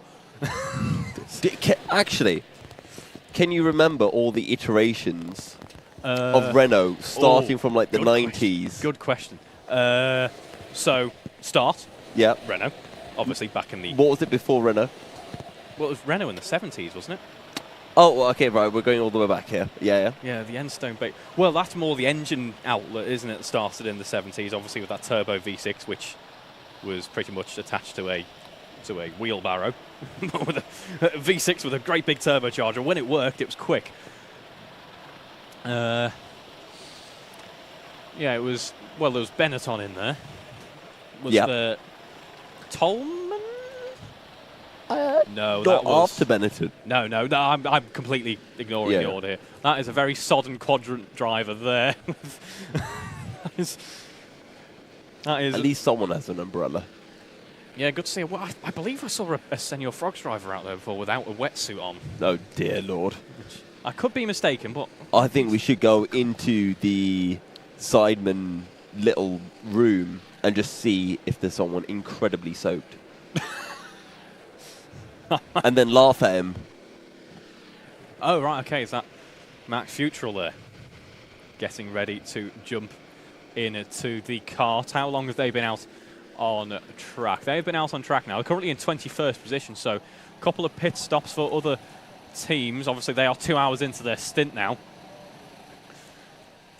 And, yeah, they're ready to have a driver change. It'll be interesting to see what Max's pace is looking like. NFS back into the pit, only 9 minutes into their stint. Doesn't look like they've had another black flag, so not sure why that is so early. Team ARD have been out on track for a while now. 2 hours, 13 minutes, maybe in about 15 minutes. Want to think about diving into the pits. Yep. Maybe a little bit longer if they are feeling brave. So we are 9 hours into this race almost, with the rain really coming down. It has extended out stints rather significantly, so it's gone from about 2 hours to 2 hours 30. Some teams might even try to push it towards 3 hours as well. And about 1.5 laps separating our top three.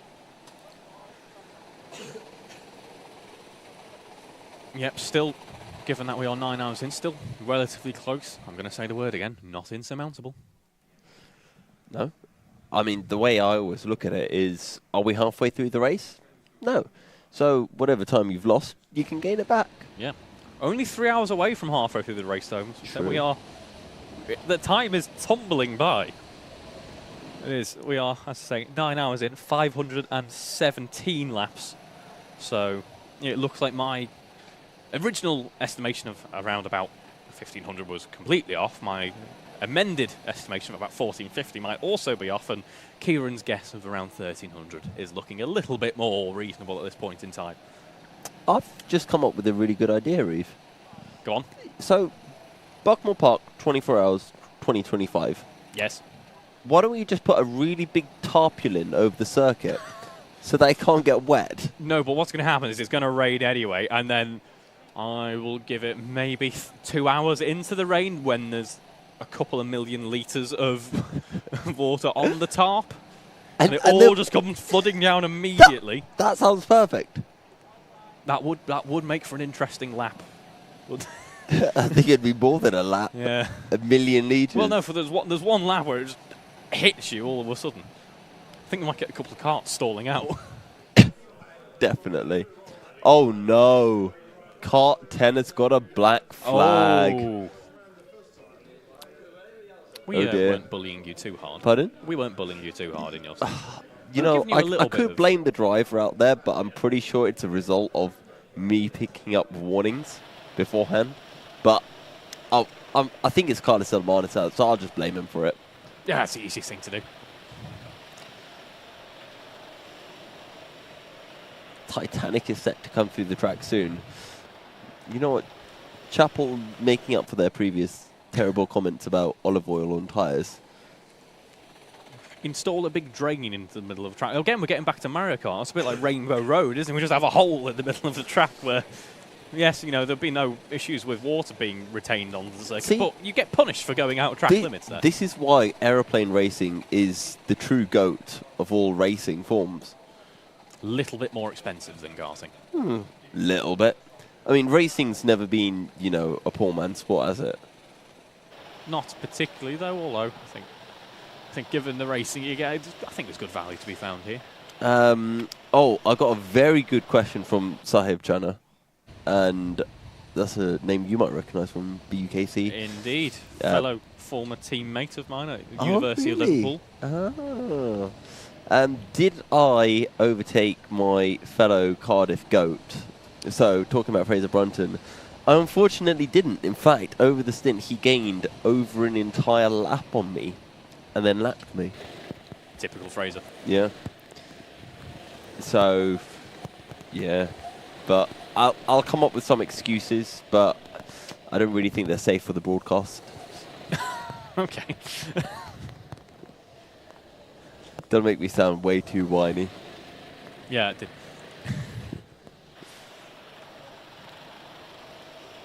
That almost looks like a sun, doesn't it? That light's kind of giving us the brief impression of sun. Got sunrise. Promise you it isn't. So not only is it wet, it's also 11:30. EKS All-Stars, they've dropped down to 6th now on the same lap as TRX Motorsport Elite. Oh, thank you, Pat Yellowbear, for a £5 donation there. Ooh. Do you think he pats a yellow bear? Or do you think he's a yellow bear that's called Pat? Not sure.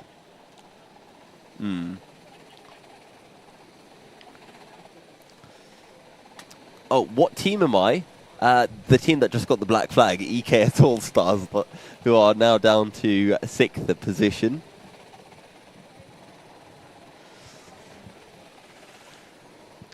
So in terms of pace at the moment, it seems to be the track's got a little bit wetter. We're in the 109s once again. Quadrant have made their pit stop. In fact, have just completed their pit stop. They've dropped down to 23rd. Last time we checked in on them properly, they were in 24th. So made up a position there. They are still climbing their way through the ranks. I think that potential podium later on certainly not off the cards just yet. I see the university banter is coming in. Reading is better than Bath. I mean, to be honest, Exeter's better than the pair of them, I think. We have a donation there for which has officially named the front-running kart there. That is thank you, Mark, for that. That is the HMS Nameless now, as they should now be referred to, out front. What else could we make HMS stand for apart from His Majesty's Service? Is that what it stands for? His Majesty's Steamship, I believe, isn't it? Steamship? I think so. I could be wrong, or is it just ship these days? Because RMS was not Royal Mail ship, was it? No. Royal Mail? Right, it's time the greatest way of delivering letters, the Royal Mail ship. It's time for Reeve Dent to come out again. Oh dear. Commentators, should I revise or stay up and watch all night? That is commitment. If only they could show the same amount of commitment to their RMS studies. Stands for Royal Mail Ship. Royal Mail ship. You see, I'm not talking complete nonsense just yet. That is a terrible acronym. His Majesty's ship, not His Majesty's Steamship. I don't know where it got the. Okay. That'll be SS. That'll be why. Oh, that'll be what. Secret Service. No, as in when it's on a boat. If it's something's the SS. I don't know. Oh yeah, the okay, SS Bessemer, for example. That was a boat. That was a steamship. I'm going to be honest. I preferred Bertie McBoat. I don't know why I have boat facts lined up for you. I mean, they seem to be very apt given the state of the track at the moment. Don't start me on Royal. Someone's very. Someone's had a mail delivery that's been a little bit lost. I'm just enjoying reading through all of these messages. Thank you, everyone, for keeping the messages coming in and backing me up. keeping us entertained. Nonsense. Yeah.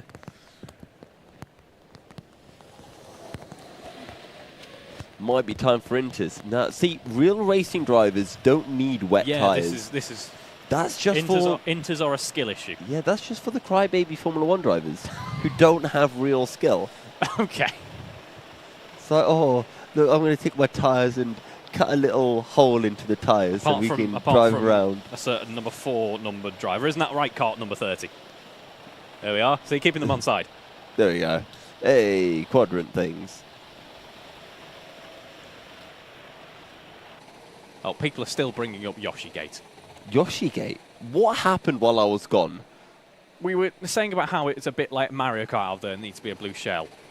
And I said that I revised my statement and I said that obviously Callum came in before dressed as a giant frog. And I said the closest things we have, I said Yoshi is a dinosaur, but he is the character from that game franchise that most resembles a frog. Sorry, yes, I said Yoshi is the character from the Mario Kart franchise that most resembles a frog. Yes. And a few people agreed with me, and other people were very annoyed, including Kieran. But I Isn't think there a character called like Toad? Yeah, but he's a toadstool, not a. A toadstool, right? He's okay, like a yeah, mushroom, I see. isn't he? My Mario lore isn't the greatest. Again, it's Nintendo. Let's stop talking about Nintendo. I think we should, give a bullet bill to some of the drivers. That'd be spicy. Potentially. I could also say bananas as well, but I think the track's slippery enough. We do have some bananas here. We do. That would just. It would look slightly pathetic versus all of the rain out on track. We're just lobbing bananas out the side window. It looked pretty cool. Ditchfinder's doing well, up to P7. I am in agreement. Yoshi is a dinosaur. I am in agreement there. I'm just saying that out of all He's the a dinosaur. Yeah. Yeah. I agree. Oh, okay. I agree. Right. Yeah, I see. I am deliberating with the chat. I'm in agreement. I'm just saying out of all the characters, he looks most like a frog. Ish. If you squint. I mean, that's just because he's green. Pretty much. Yeah. I mean, green things tend to look like frogs, so... What else is green? Grass. That flag? That flag does look like a frog. Okay, it is 25 to midnight, and we've just crossed the 15-hour mark. And we are past lap 525. Last lap for the HMS Nameless, sorry, was a 109.2. Outshone there by Accelerate Kent Brewery, a 108.4. So very nice lap indeed. Just over an hour into the stint as well. Oh, and then he's instantly matched by Nameless and The Only Way is Brentwood with a 108.3 and a 108.5 respectively. So very, very close at the front. And they are currently separated by a couple of laps, but there is only 10 seconds between second and third, so we could see a little battle. A little battle has been threatened for a little while there. The pace deltas have been ebbing and flowing for quite a while now. Max O'Shaughnessy asking how his team are doing in his absence. We got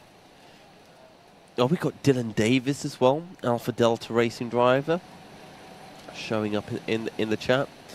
How's your team doing in your absence, Max? It's going all right. You also owe me a tenner because I incentivized Fraser Brunton to go a little bit quicker, and he found a new height that not even he realized he had.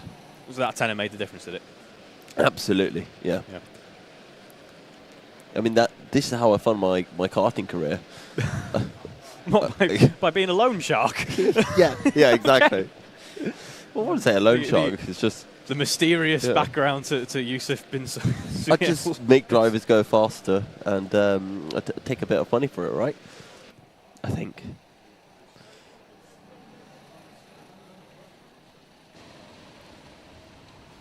There's an interesting question. I wonder how these karts in these conditions would compare to, say, for example, a Club 100 kart.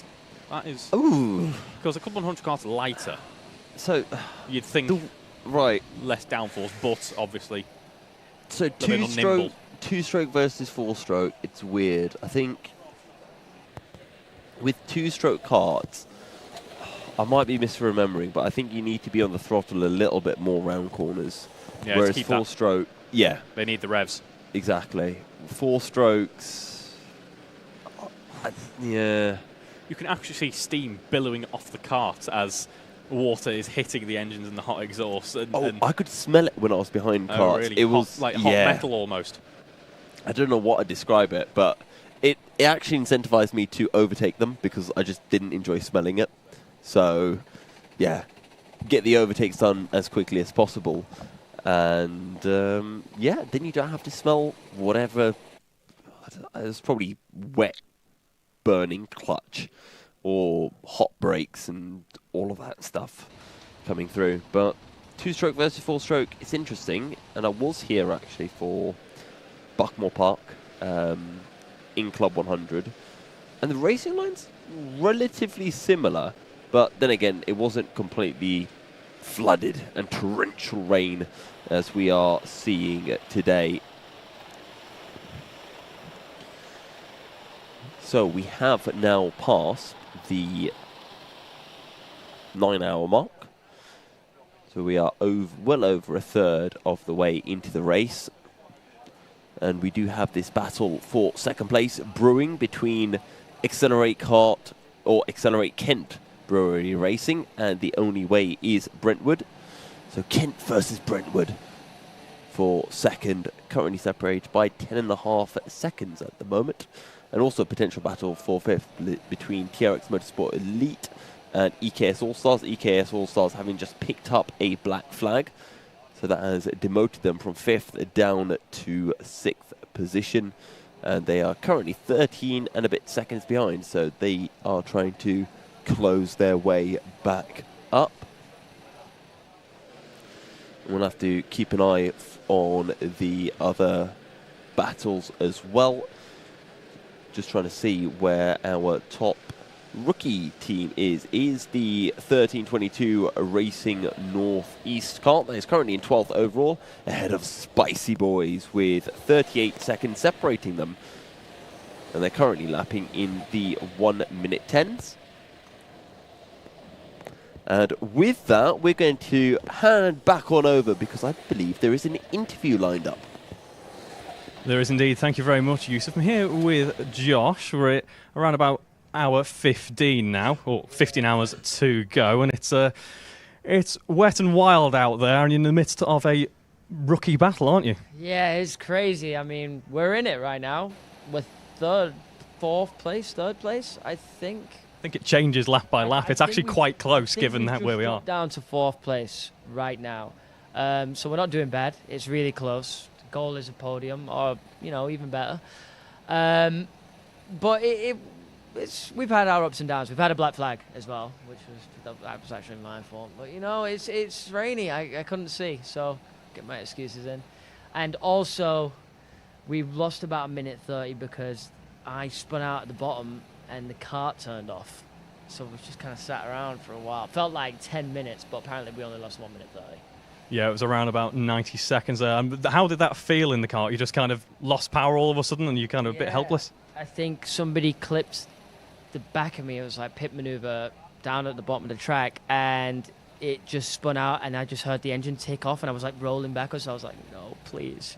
And I just put my foot on the gas, and it just wasn't moving. I was like, oh, we're finished. We are finished. But, it took a while, but someone eventually did get round to me and got the car back on. But, yeah, we're trying our best. Good stuff. You didn't lose too much out in the end there, so... I don't think so, no. It took a while to get used to the wet because it's really wet.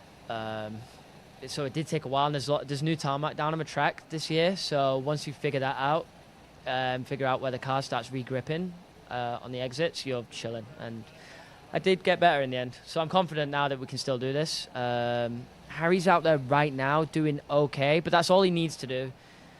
Then we can get Matt back in at some point, and then I'll get back in myself. And then, of course, we've got Will and Chris too. But Chris, I don't know about Chris in the wet, so that might be it for Chris now. I was going to ask you, what is your guys' strat for the night? Are you guys all staying up and trying to push on through, support each other? And when are you jumping back in the kart? What time is it now? That's a good question. It's 20 to 12. I think I'm back in at 4:30 or something like that. So I need to really try and go sleep now in our little crappy RV. We've downscaled the RV this year to avoid people sleeping so much. Last year we had a really nice one, and everyone took advantage, and nobody was awake to go and get in the cart. So this year we've made it 3 beds, and 2 of them are occupied now, and I'm going to take the 3rd one. I'll be back up at 4 o'clock, hopefully back in the cart. And yeah, hopefully back in the podium. Yeah, that's the hope. Well, I'm going to let you get your sleep now. Thank you very much for joining us. And yeah, and first interview, you said. Pretty much, yeah. And I am very sleep deprived. But you've done a great job. Thank you very much, and I'll pass back over to Yusuf. That's to be the most corporate excuse I've ever heard. We downscaled the RV so people wouldn't sleep as much. That's the equivalent of saying too many people are having breaks at work. We're going to make the break room absolutely freezing cold. But then again, if it works, it works.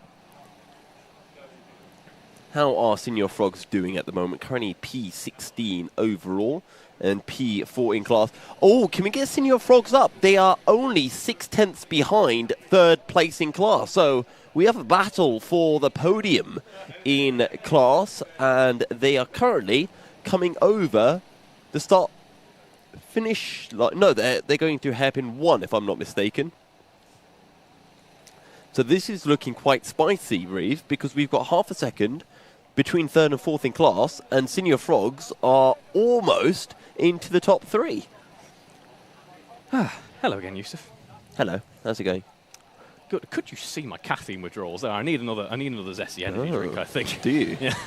Oh, I've got a joke for you. Oh, because people in the chat were asking, what is a boat enthusiast's favourite place? Buckmore Park? No. Might as well be. Go on. Hull. Yeah, I know. Hull is no one's favourite place. Oh, I can't say that. There might be some people from Hull. They will agree with me even more. Yeah, true, to be honest.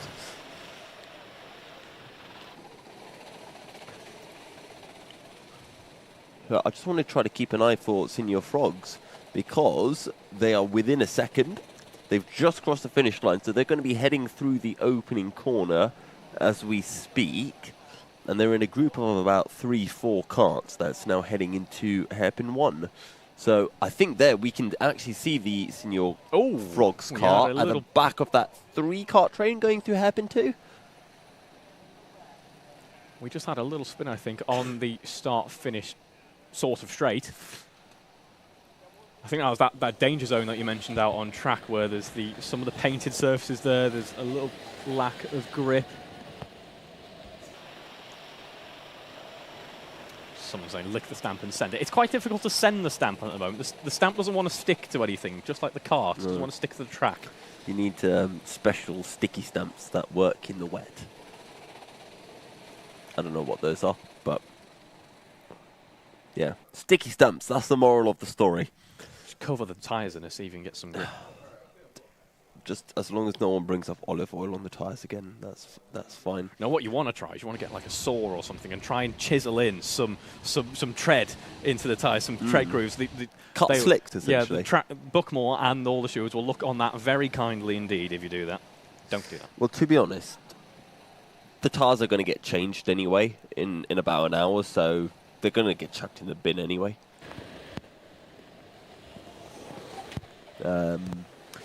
Oh yeah, that's something else to mention. We do have the maintenance stops coming up in just over an hour. Just over an hour.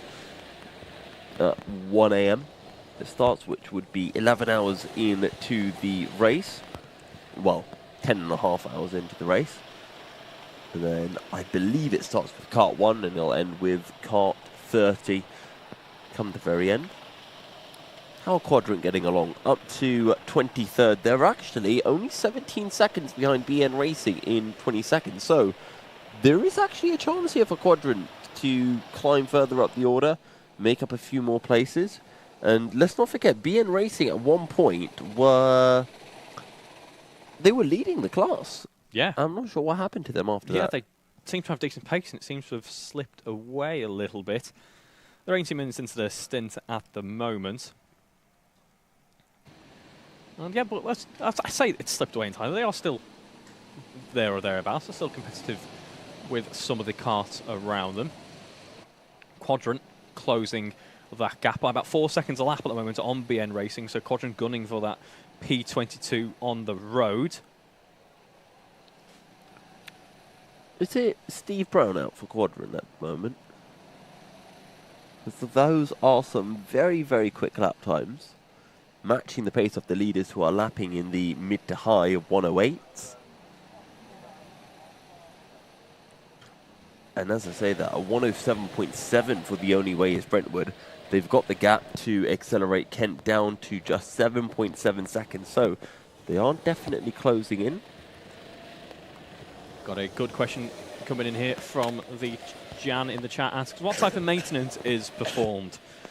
Well, it's a few things really. Well, first of all, they want to have a visual inspection, make sure that everything is safe and good to go still. Then they'll leave its front tyres. They will re-lube the chain, if I'm right in thinking. Put a bit of good old chain spray. Don't forget they put oil on the tyres so that it can float above the water. Of course, yes. Olive oil on the tyres. What region? Extra virgin olive oil. I was going to say, what region should the olive oil be from? That's, if you, I don't know. Greek, probably Italian. A region that has olives. Yeah, this is really in-depth stuff. This is incredible. Are we getting commentators all evening? Yes, you are. Well, the evening's already over. It's now night time. It's not far off morning, and you are indeed. We'll be as you say, working in shifts. I am scheduled to go off in 11 minutes, but I feel that's a little bit harsh on Yusuf, so I'll stay with you a little bit longer. Oh, thank you. And it should be Yusuf from midnight till 2 by yourself, which seems good. Wait, I'm sorry. Who thought it was a good idea to have me on broadcast for 2 hours on my own? I don't know, but I don't think people want to know what happens when I talk to myself. We've escaped just having me on my own for an hour, so okay. I'll stay with you for a little while longer, just to make sure that you're okay after your stint, and then it will be yourself and Chaz. Chaz will jump in at 2.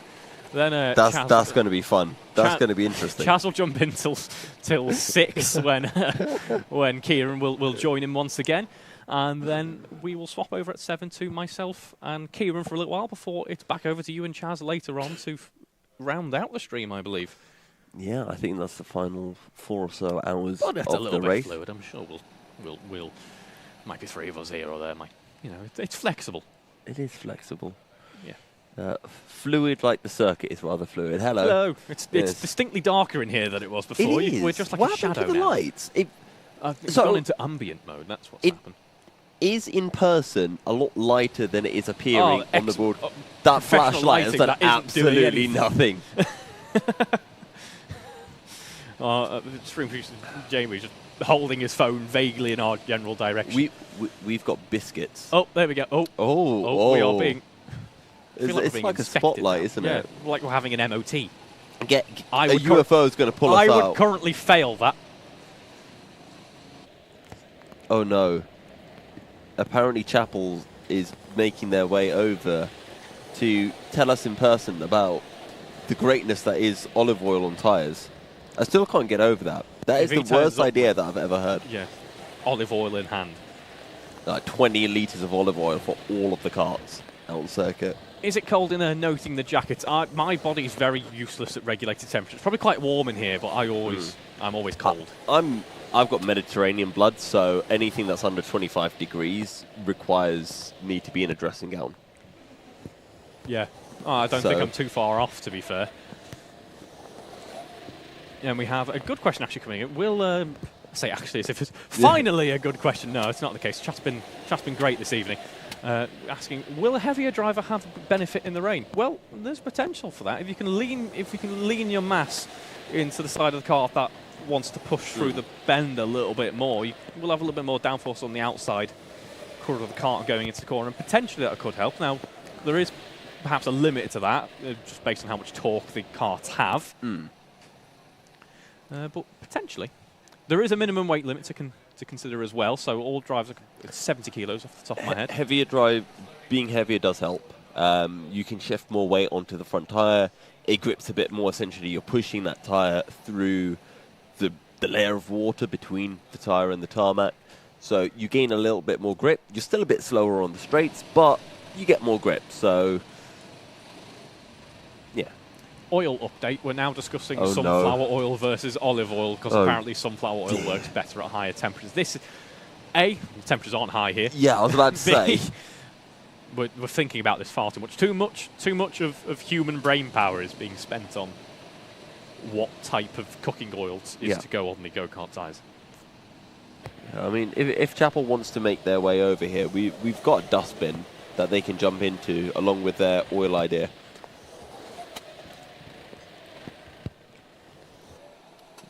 That was a bit harsh. I apologise, Yeah, that Chapel. was. Yeah.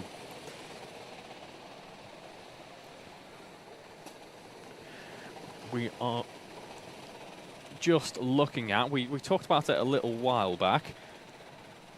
There was a potential battle brewing between the number 30 kart, the Quadrant squad, and BN Racing, and that battle is looking more and more likely now as Quadrant hunt down BN Racing. Lap 522, Quadrant a little bit earlier into their stint at this point. We're looking at the number 30 go-kart in just a moment. Here it is.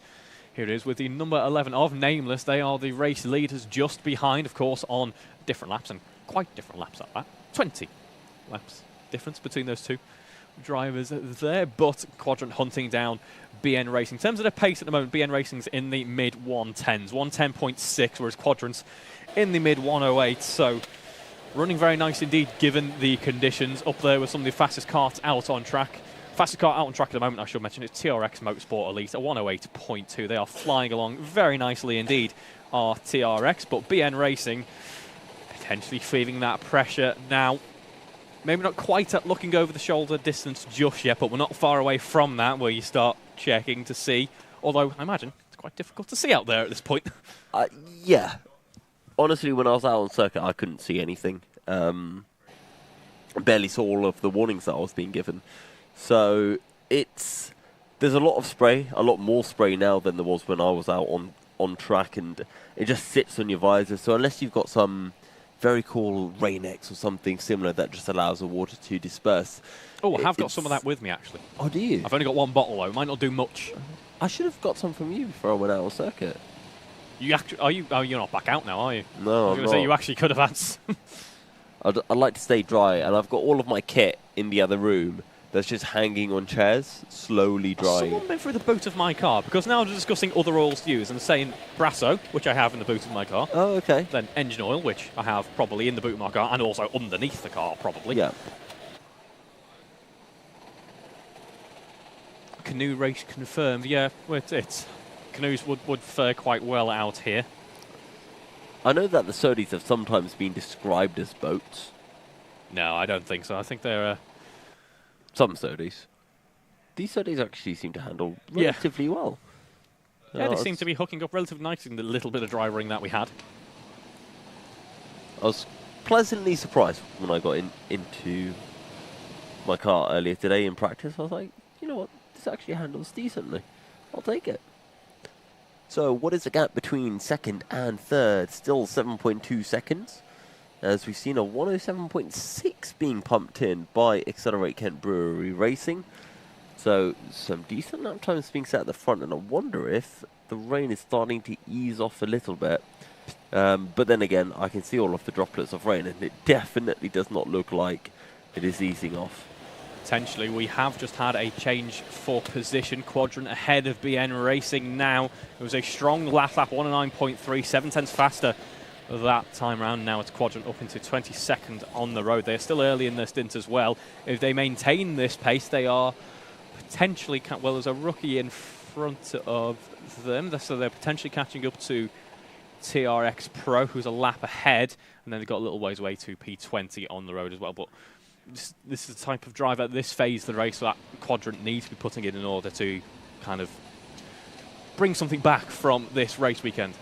Yeah, it's still a long, long way to go, and I remember Quadrant talking about how they had a few drivers who were new to karting or new to the 24 hours, so they put them in the car at the very start, so it should be the only way is upwards, or well, I guess the only way is Brentwood, according to kart number 13.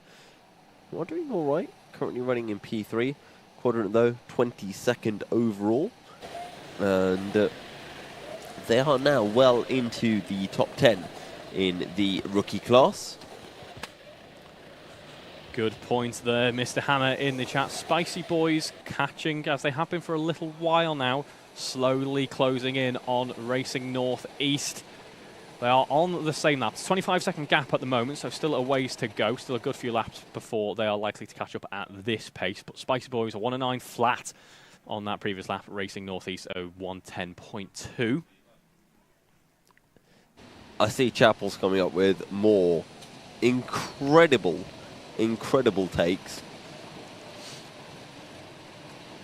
At least this time it's obviously satire. I am going to do some commentator's curse. I love it. Yeah. I feel like it. We have had half an hour since our last penalty or warning. Over half an hour. Yeah. Good job, everyone out there. Courtesy of my team as well. You know, trying to liven things up. Yeah. Doing our bit for the broadcast. So now there's going to be 4 on the next lap. Yeah. Hopefully none of which go to the number 10 kart.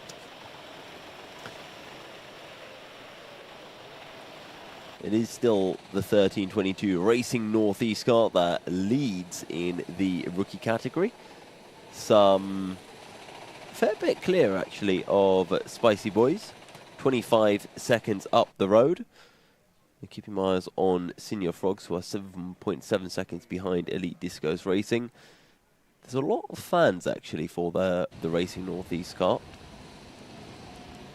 Yeah, they seem to have plenty of support. And as I said a few hours ago, thank you very much to those of you watching along and staying dedicated and supporting your teams. It's very nice indeed to have you along. Thank you very much for watching. I hope you are all enjoying the action here this evening. We've still got over half race distance to go, so still plenty of racing action to be had. And I know there was a question as well. I think it was Max O'Shaughnessy asking what happened to Quadrant at the start. Well, we spoke to Quadrant, we spoke to Arav, and he essentially said that they were sandbagging. They were trying to make it interesting, last to question mark challenge. They might have made it too interesting in qualifying, unfortunately. They did start from the very back of the grid. I can't actually remember why. What was the exact reason? I think they just went slow on purpose. Oh, okay. Fair enough. All for the content. They did a good job of making it look realistic. I could be wrong. I'm going to get into a lot of trouble, aren't I? Well, what I was about to say is that the clock has just struck midnight, and I'm scheduled to go off. I'm not going to go off. But I'm going to disappear for a couple of minutes, and I'll be back in just a second. So if I come back, and the you versus Chapel war has continued on, absolutely, I wouldn't be the least bit surprised. Yeah. And remember, if any of your custard creams are missing, it wasn't me. That is absolutely fine. Go for it, mate. Right. Well, I'm not going to do it now. I only do it when I'm not allowed to. That's the way it works. Elite Discos have got passed through on the Slidemen, as have Senior Frogs. So the Sidemen have overtaken the Slidemen, and yes, everyone is sliding around on circuit. As halfway draws in, are the commentators brave enough to place predictions? Absolutely. I would have placed my predictions from the very start of the race. Nameless Motorsport to take the win. And yes, I am saying that because I know most of their drivers. It was Rory O'Regan who started for the squad, and they did very, very well. I would have said Dab Motorsport to come in second, but they forgot that their kart needed fuel, so they lost a lot of time as a result. And I don't know if they can gain those.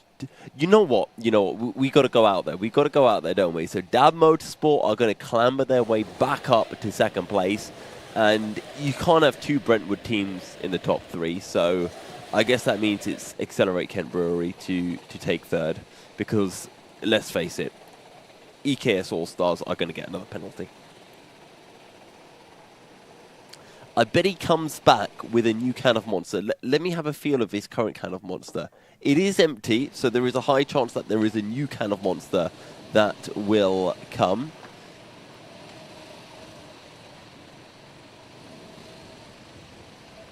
And apparently I have started a war of some sort. Wait for the next Peter Night Whetstone. Okay, Max, I went out on circuit and Peter was on circuit.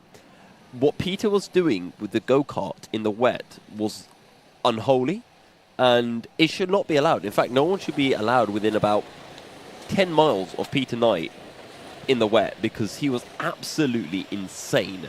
The amount of grip he was finding, how quick he was going, was genuinely ridiculous. Unfortunately, though, he pitted just before he overtook Fraser, which I was very much looking forward to seeing because they were only a few seconds up the road. But unfortunately, Peter did have to pit. So there we go. Peter Knight is racing with Dab Motorsport, if I recall correctly. So currently two laps down on the only way is Brentwood, and I think that 2-lap deficit is probably going to come down to about 1 come the end of his stint when Peter Knight does go back out on circuit. See, this is what happens now that he's a Team Tate Motorsport driver. He's got himself a nice fancy new suit with colourful writing on it and all sorts.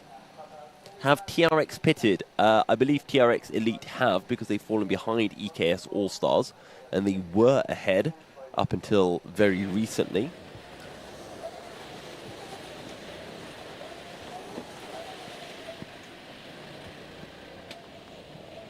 Someone has pulled over in 24-hour race elsewhere for a P before at Chapel. You say that. I have commentated on a 24-hour race where a driver, I won't mention Dan Monroe's name. Oh, whoops, I just did. Wet himself while out on circuit. Quickest driver out on circuit. Wet themselves.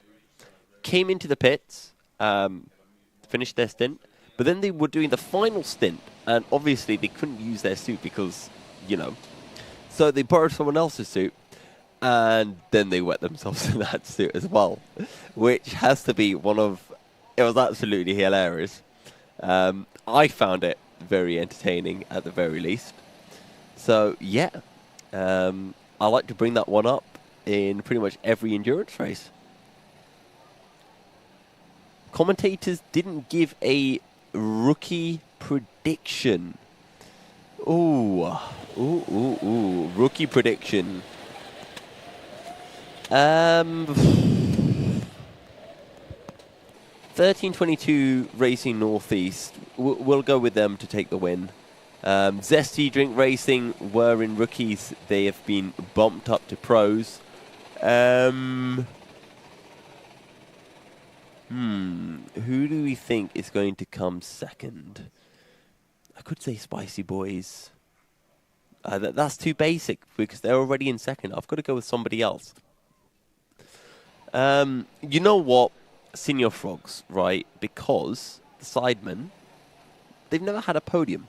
And when they get their first podium, I don't think it's going to be a boring third place on the podium. It's going to be straight up to second.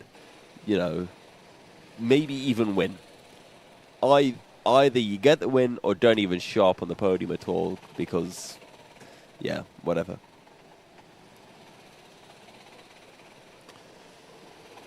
So I think that's going to be second. Third place. Oh, do we think Quadrant can gain? How many laps do they need to get? 8 laps. Okay, that might be a bit too much to ask for Quadrant, who are currently 6 laps behind Fat and Furious. It's going to be a long old night for Team Quadrant to try to clamber their way up through the order. So we can go with Spicy Boys to take third. That is my rookie prediction for the top 3.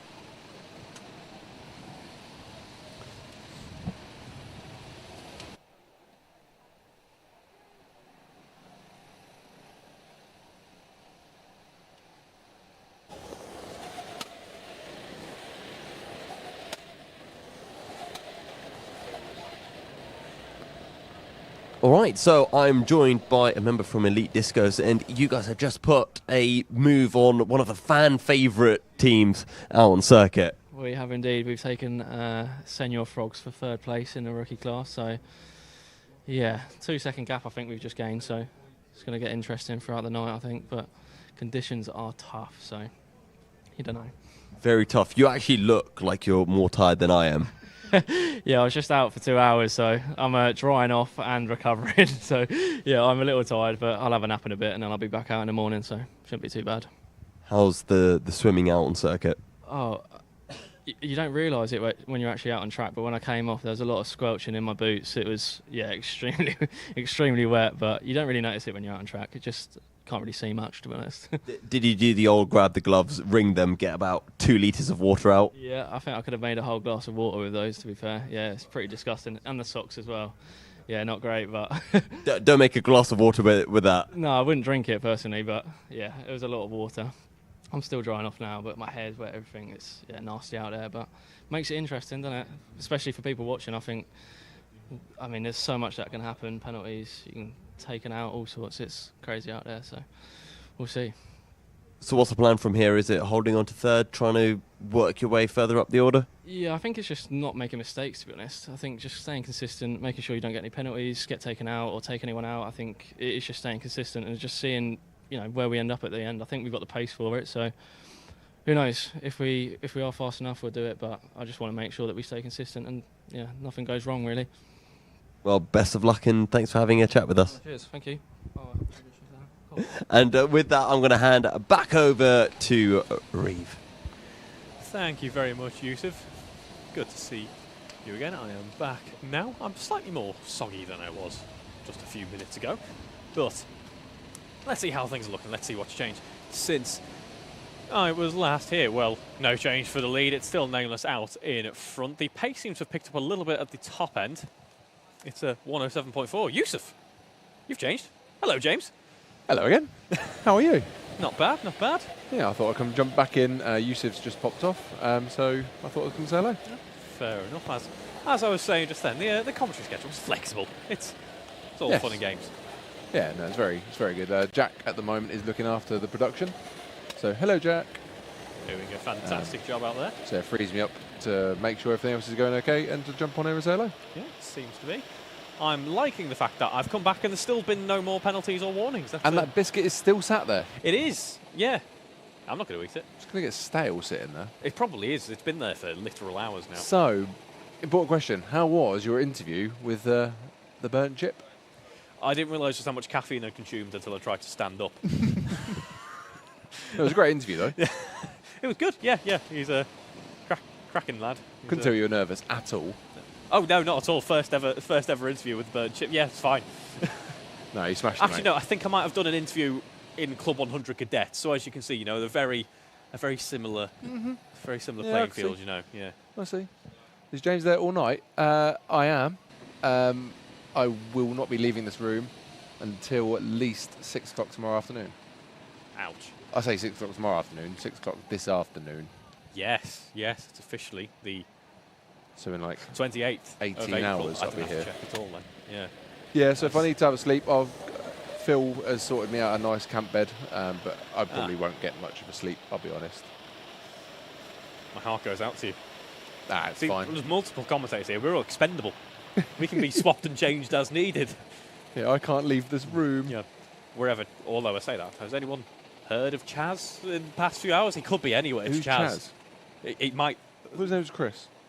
Yeah, of course, yes. Sorry, Chris. It's really annoying as well because the Quadrant have offered me a bed in their So I've their heard. RV. Yeah, I've heard this offer. And I can't leave this room. Does that extend to other members of the Alpha Live crew? Yeah. Oh, fantastic.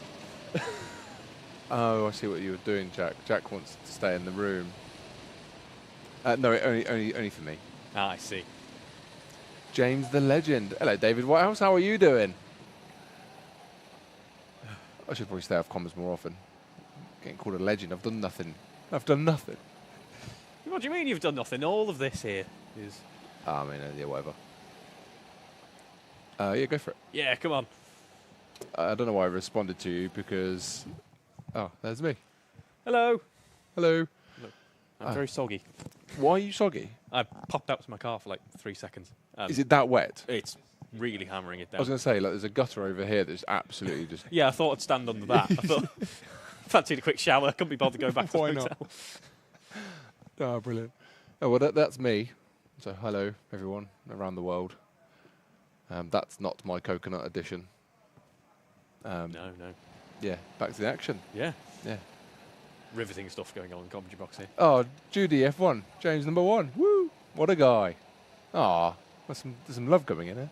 Oh, brilliant. Liking this. We'll call that the ego laptop. Yes, it's my laptop. So I've constructed all the messages. Filtered only. Only nice there's actually things. been hundreds of thousands of viewers and comments on this. Yeah, just saying, get James off, get James off. Oh, thank you very much for your nice, kind comments. Yeah. How's it looking out at the front? Well, as I said, it looks like the pace is picking up a little bit out on track now. We're touching the 107s again. The front runners actually getting very close to each other in terms of pace. Nameless Motorsport, or sorry, the HMS Nameless, as it is now known, the 107.65, and then Accelerate Kent Brewery, a 107.6. They've just gone faster, actually. So very marginally closing in that gap, but still keeping pace. They are both quite far into their stints. Nameless should be looking to end their stints relatively soon, as should the Only Way is Brentwood. They are thinking about pit stops sooner or later. And we've seen this, actually. We've seen... What's this we got here? James has a godly aura about him. Who's that? Tom Evans. Oh, Tom's been leaving. There's some stuff we can't read out that Tom's been leaving. Oh, really? Okay. Yeah. You've been called out, Tom. Question for James. Who has the hardest job this weekend? Is it whoever's drying all the equipment on Monday? Camera ops are up there. Yeah. Honestly, yeah, the camera operators. In here, we're quite fortunate. Obviously, we've got a nice dry room. Yeah, don't get me wrong, the work is continuous in here. We don't get to leave the circuit. But in terms of the actual jobs out there, yeah, the camera ops, like, it's not easy weather, this.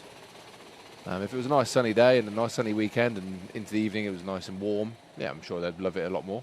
But at the moment, they're all dressed in multiple layers of weatherproofing, I guess. And bless them, I'm letting them come in here every 20, 30 minutes to come and have a rest. Oh, hello, we've got a third person joined in. Yeah, I thought I'd just answer that question. Who's got the most difficult job? The sewage system. Or the drainage system. Way to lower the tone. But we were having a nice kind of, those camera operators, and Yusuf just poo. Just poo-pooed our order.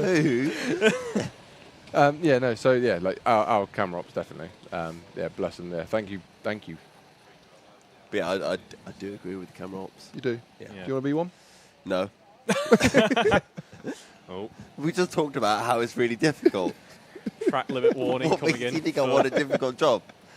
TRX Motorsport Academy there. We finally had another warning. It's taken nearly an hour. What is this stuff about oil anyway?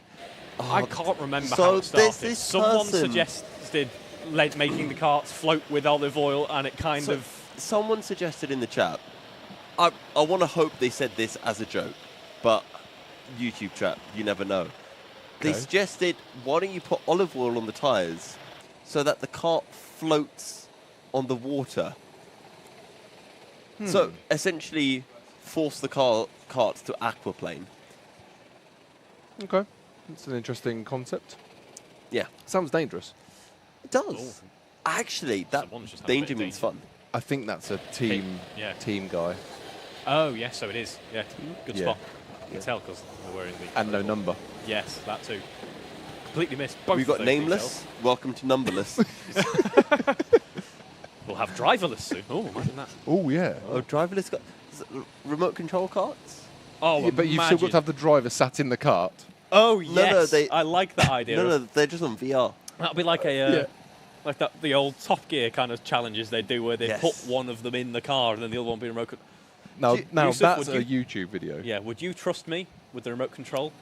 Hell yeah, why not? Do you remember the Top Gear one they did where there was one on the top level of the car doing the steering and the one doing the... They did it with the pedal? touring Let's car get drivers, two didn't they? Sodis together. Yeah. Have they still got the old fleet lying about? That's a good idea. Put them to use. Should have brought me welder. Well, I'm going to go don't sort have a some welder. cameras out. I'm going to leave you two to it. Thank you very much. Thank you for having me back in. I say thank you for having me back in. I just jumped in. No, please But do. thank you. It's Right, always anyway. fun. See you later, guys. See you later. Toodles. Right, what is happening out on circuit currently? I'm going to swap headsets so it's less awkward for me. I'll mute you. Never mind. Thank you, thank you.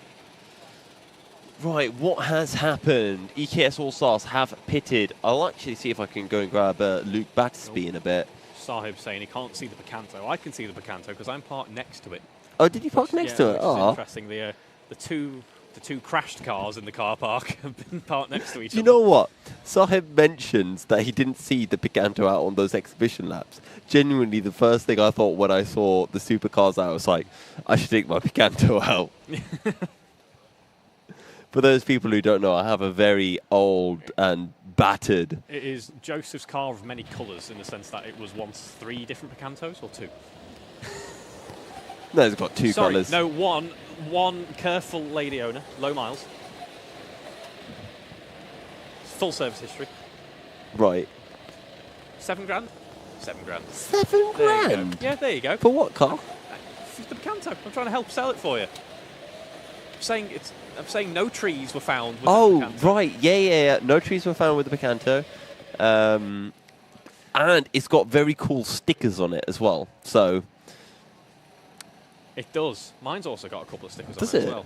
What stickers do you have? It says, made in Germany, fell apart in the UK. Oh, that is glorious. Yeah. Yeah. It does. Yeah. Regularly.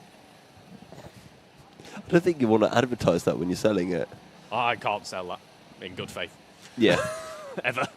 But my Picanto for 7k, that's fine. Yeah, there we go. Yeah, it'll be fine. Okay.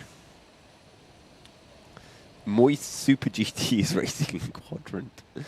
I think we're well past the moist point of this race. I don't mind that word. A lot of people don't like the word moist. Yeah, I remember that was the thing in How I Met Your Mother. I will do my best to avoid just saying this. Apparently I've doxed myself because they know where your car is. So now they know where my car is. Well, next to my car, there's 2 sides. Yeah, but I've given details away about it, haven't I? True. Yeah. Yeah. Oh well. It won't be in the car park in like the next 20 minutes anyway, so... Unless Quadrant let me stay in their RV. That's not a bad shout, to be fair. It is still chucking it down outside. Indeed it is. Now, our Senior Frogs... To be fair, Senior Frogs are only 3 seconds behind Elite Discos Racing, who are in turn about a minute down on Spicy Boys. So the battle in the rookie class is definitely brewing up. It is. It has been for a while. Senior Frogs have dropped off the podium. They were in that podium fight for a little while. In terms of their pace moment, they're in the 110s. So yeah, they're a lap down on a... No, sorry, they're not a lap down. Ignore me entirely. They're in the 109s. They're matching the Elite Discos. I promise I can read. And yeah, they are P4 in that rookie battle though. Also, apparently someone sat on Reese's car. I don't know who Reese is though. Yeah, and apparently I keep olive oil in my glove. I'm not that middle class. I do keep all the other oils required to keep a car running in it though, because it usually gets rid of it all. There was a good question somewhere. I'm trying to find it. How equal are the carts? Very equal. It's a brand new fleet of carts here at Buckmore Park that all got tested for apparently the exact same amount of time. So they all got about an hour of running over the last couple of days prior to the event, and then they were given to the team. So very recently as well. They literally just completed testing, hadn't they, before? They were, yeah, a little bit on overdrive trying to get all of the carts tested before, I think it was to get them done on Friday evening or Thursday evening, one of the two. So yeah, the carts very even, very little disparity. We saw the entire field in qualifying separated by about 7/10, so 7/10 between 30 carts. Very good. What's the best biscuit? Oh, we've had this question so many times. Have we? Yes. Have we actually? No, I've refused to answer it for fear of delving back into biscuit chat. Oh. But it appears it's time for biscuit chat. I like a malted milk. A what? Malted milk. What's a malted milk? Chat. Berate him heavily. Great for dipping in tea. Tea. And, that's going to get me a lot of hate. Thank you very much for listening to me commentate this evening. I'm leaving the comms box now. No, I'm kidding. I always say I'm a very weird, half Italian, half Indian. An Italian that doesn't drink coffee and an Indian who doesn't drink tea. So you get both sides hating. Yeah, yeah, exactly. Everybody hates me. No, best biscuit. You know when you get those really good, like, Fox's cookies? Oh, yeah. Those are glorious. However, if we're talking just standard biscuits, shortbread. Good old Scottish shortbread. Everyone's saying olive oil crackers or anything dipped in oil. Oh, dear Lord. So, no, I thought it was going to be hashtag blame Yusuf or all the other kind of little memes we came up with. No, it's going to be olive oil is what we take away from this evening stream, apparently. Maybe we should get, like, a little jar of olive oil. Oh, no, there's an American here talking about their idea of a biscuit, which is wrong. Oh, God. Biscuits and gravy, not a biscuit, and it's barely gravy. Sorry. Yeah. Sorry, we're not... A few things I can be patriotic about, but it's our idea of a biscuit. It's, we get it as well with cereals. So when people... Because I go by the name of Milky Cereal, people say, oh, what's the best cereal? And they bring up stuff like Crave. And I just say, Crave isn't a cereal. Crave is a biscuit. Lots of small little biscuits. Eviscerates your mouth. Well, I've never had them, but I can see that they're just biscuits. Yeah. It's not cereal. There is a kart race still going on. There is a kart race. It's about to hit 14 hours left on the clock. Quadrant are up into 21st place on the road. They're on the 20th lap now, running well in this stint. 56 minutes in, a 108.2. They are fairly happy at the moment out there. Closing in on Fat and Furious. Well, I say closing in. There's a 6-lap delta between those two karts there.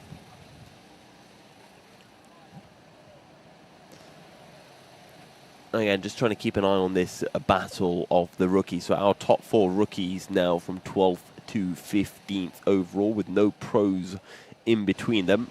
And trying to keep an eye as well on our pro karts.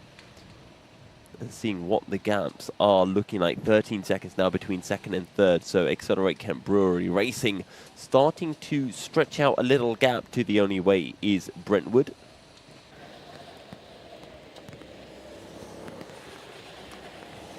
Aha. Phil from Buckmore has very kindly updated the timings systems, which you can follow along at live.alphatiming.co.uk/Buckmore, all one word. He's updated the timing systems, so now that the drivers that have been promoted into pro or have maybe been moved into rookie have had that reflected in the colours on the screen. Pause this, the drink racing. I was speaking to Thomas Layton and Adam Nathert earlier, and they were talking about how they were so excited about leading rookie class, and then they got bumped up to pros. And now they're all very, very sad.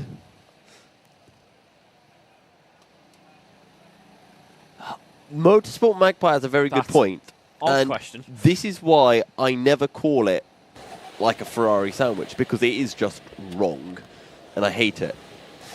Because at the moment, we have a Kent Brewery sandwich because they are sandwiched between two Brentwood karts. So I would not call that a Brentwood sandwich. So to explain Motorsport Magpie, some commentators, big commentators, have done it wrong and everyone copies them because it sounds cool. But yes, you are right, Mr. Magpie. Biscuit update. Oh dear. The custard creams are starting to go slightly stale. Panic is ensuing in the commentary box. We may not make it through the night. How have the custard creams gone stale? They've been open for hours. They don't go stale in a couple of hours. Custard cream will. Anyway. See, this is why I took the bourbons. There is a kart race happening. I will stop trying to divert us back into biscuit chat. Not even hungry. No? I think I'm just slightly delirious. Don't forget, we get free meals as I've well. already had a free meal. Have you? Yeah. What did you get? I got a cheeseburger with chips. Ooh.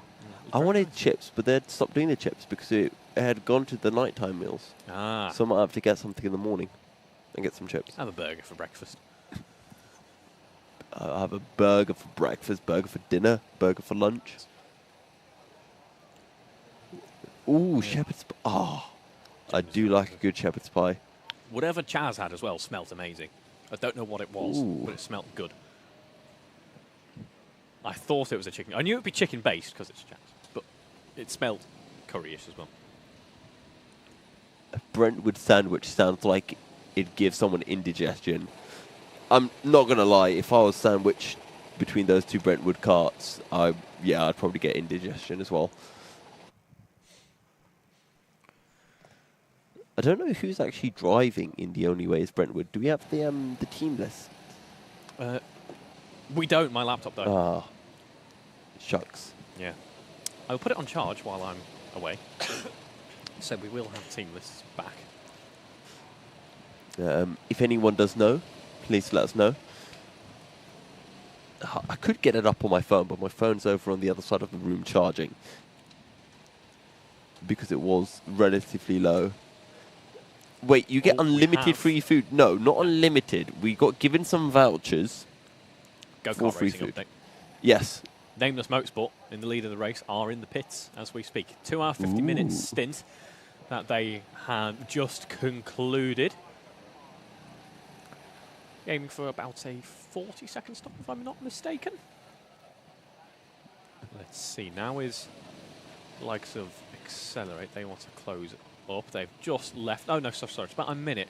That pit stop for Nameless Motorsport. They are back out on track. They had such a margin as well, of course. They are back out on track and still the only car just about on the lead lap of the race. Maybe not, but very close.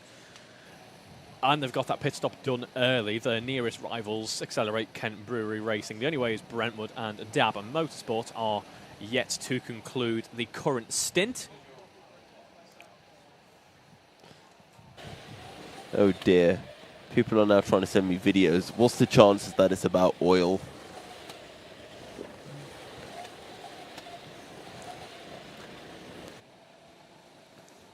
Well, I will leave that one to you because I think it may be time for me to bid you adieu in the comms box. Have a good night's sleep. Thank you very much. I'll have a good couple of hours sleep. Yes. And I will see you bright and early in the morning. You'll be fresh face. Oh, yes. Fresh as a daisy. Ready to I go. think that's a saying. Yes, it is. Fresh as a daisy. I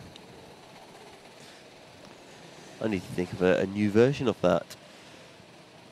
Fresh is something else. What else is fresh?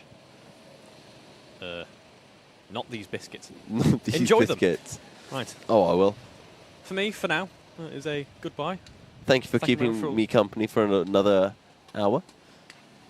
Thank you very much for watching along and putting up with me, chat. I will see you all very shortly. So, we now have the brewery team just over a minute behind Nameless. So they're now on to the same lap as Nameless Motorsport. So the gap at the front is not absolutely ridiculous. I will also say as well, if a certain Luke Battersby is listening, stop by. Come and have a chat with us. If any of the teams are listening, in fact, and you want to have a little chat, a moment in the spotlight, we can have a roast battle as well. See how that goes. I won't hold back.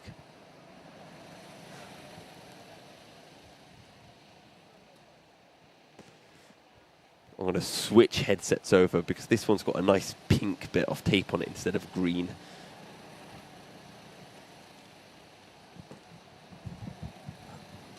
So that gap now at the front of the field has started to come down. We're seeing 108.7s being set by both Nameless Motorsport and Accelerate Kent Brewery Racing.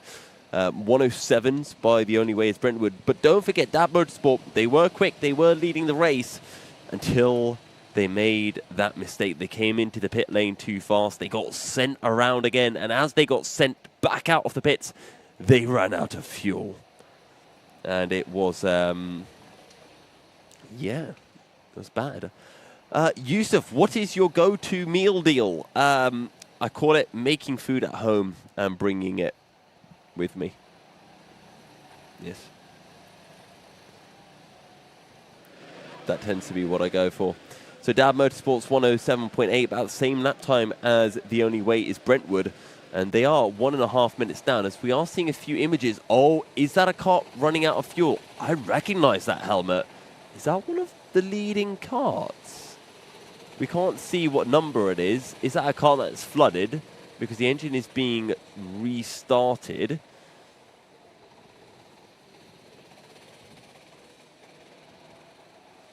This is taking a bit of time, though, for them to get their kart going again.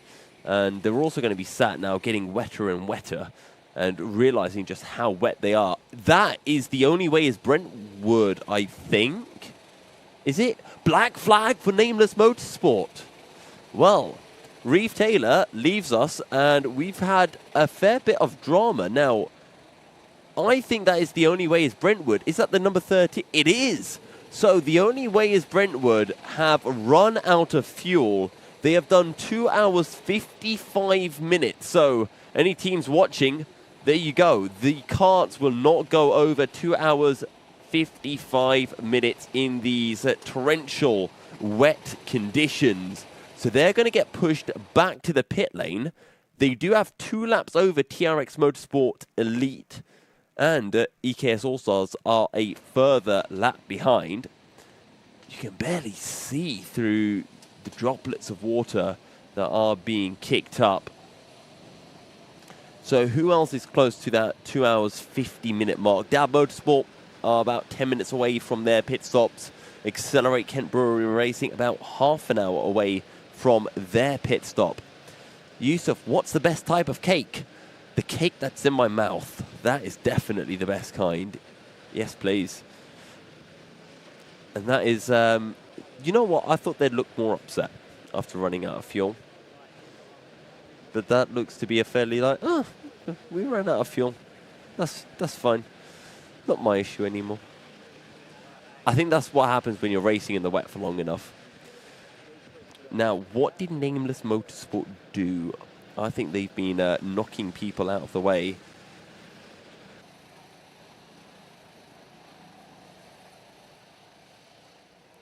What's the best part of an engine to put a twig in? Well, if you are using a coal-powered engine, you could put the twig into the furnace and burn the twig for some extra power. There we go. Easy. Job done. And is cereal a soup? Okay, I get really annoyed by that question because, no, it's not a soup. To make a soup, you need to cook it in the liquid, and one does not cook the cereal in the liquid, unless we're talking about porridge, and then you might have an argument. But why am I seeing 2 black flags for Nameless Motorsport? Have they got one after the other, or is this just a repeat black flag?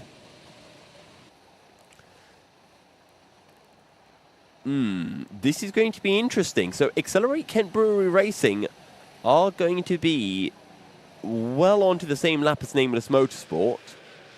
There is that black flag for the number 11 kart. Max O'Shaughnessy, are you still awake? Are you still in the chat?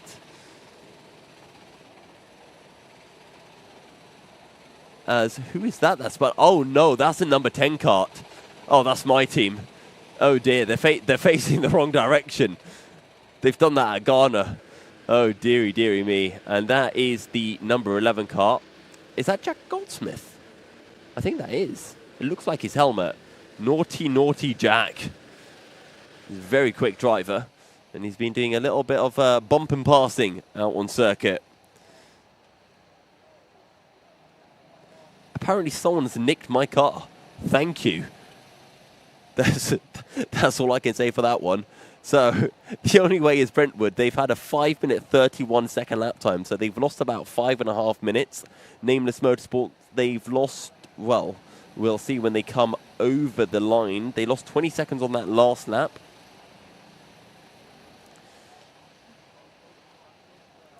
Are EKS a soup? They're being cooked in the rain. That's a good one. No, I can't sing you a song. Although, I do remember someone saying something about me singing a song. I can't remember what the driver was. I think it was Chaz was mentioning the start of a song and that I could continue it. Yusuf, lemons or limes? Oranges, thank you. Oh yes, definitely a shout out for our camera operators. See, this is like cam reception. We've got one camera looking at another camera, and that camera is looking up into the sky. What's that camera looking at, James? What? Turn 1. Start finish line. Why is it pointing up then? Is that a wave? It is a wave. Hello, camera operator. They've got an umbrella. That's very nice. Still cold though. 27 seconds between our top 2 karts. However, Accelerate do have another pit stop. Oh no! Wait, never mind. It's only the 17. I'm very sorry for that. Where is the 17? That's Formula 9. Okay, in fairness, they were 5th in class. Yes, they are in a wall, aren't they? They've gone straight on that. Looks to be turn 1, or is that possibly going down the hill? One of the two.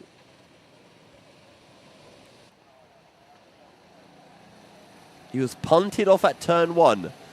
Was it by TRX Motorsport Pro? Because they have a black flag. Naughty, naughty. Also, while all of this has been going on, Senior Frogs are back into the top 3. 1322 have made a pit stop. As of Spicy Boys, Spicy Boys are now your race leaders. Who would have thunk it? So Spicy Boys are your effective class leaders in the rookie category. Elite Disco, Senior Frogs still have to pit. There's 13 seconds between them. And then, once they've pitted, 1322 Racing Northeast will be promoted up to 2nd position. The racers should have umbrellas so they don't drive in the wet. Of course it's Chapel. Of course it's Chapel. Yeah, they should probably also hang the umbrella behind them to act as a parachute as well. That might help them go faster. But Senior Frogs up into the top 3 currently. Now, Dab Motorsport. I think they are going to pit very soon because they've run out of fuel once before, and I don't think they want to run out of fuel again, but they are going very, very quickly out on circuit. 107.3. Nameless have actually dropped 2 seconds to Accelerate Kent Brewery last time round. So Kent Brewery are closing, and we'll see whether 2nd and 3rd can continue to put in these very quick mid-107s. Thank you very much, LDN. It is a race in the Atlantic. And we aren't that far away from Buckmore as well. And there is the number 6 into the pit lane. That is TRX Motorsport Pro. That is a team that has been dropped down into the rookie class from the pro class.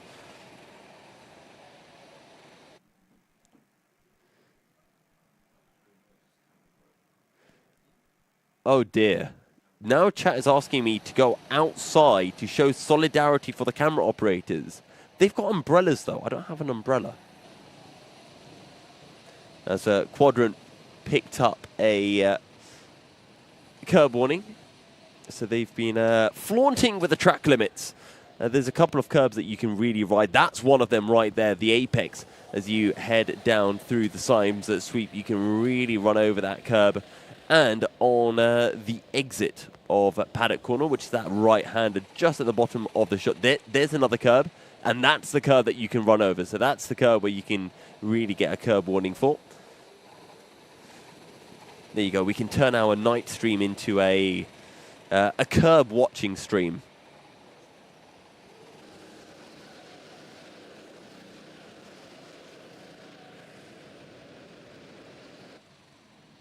The track is quite dry.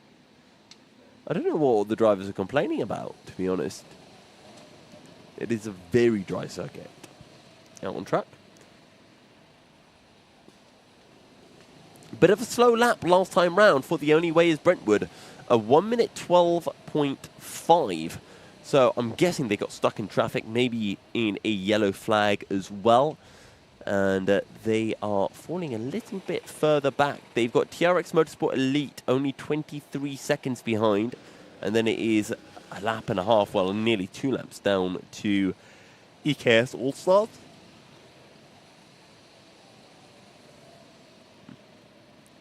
Interview the drivers in your own kart.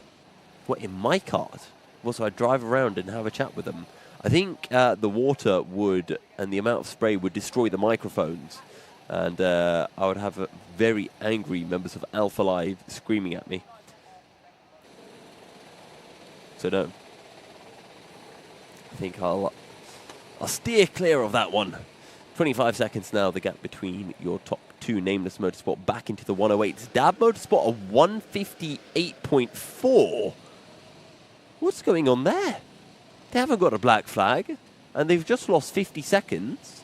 I think they did come into the pits, but I don't know why, because they pitted a while ago, if I recall correctly. Wait, no, I did say that they had a pit stop coming up, so I guess they've got their stop done.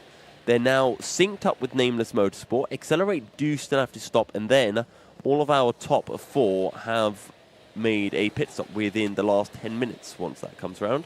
We have a track limit warning for the Slideman and Formula None. Rockshot Gamer. I wish Harrison Kirkham was racing. Me too. I would absolutely roast that guy if he was out on circuit. Just cover your microphone in oil, then the water won't be able to get on it. Or you could use this thing called a plastic bag.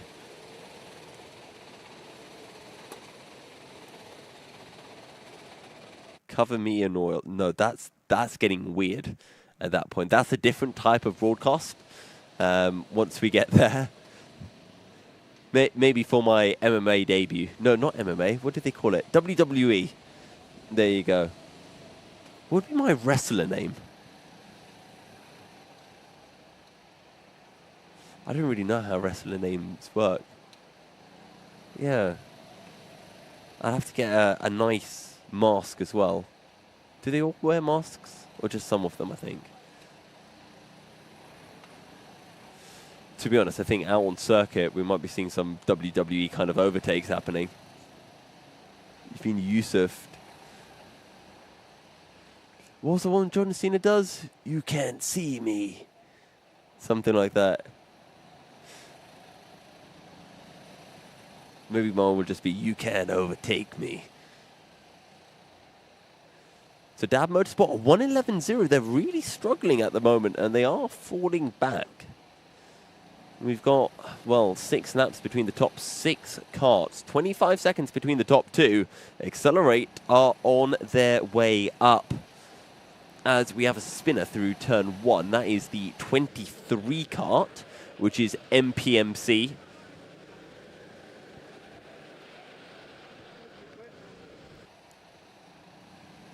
But it is still Spicy Boys at the front of the field, waiting for Elite Discos and Senior Frogs to make their pit stop.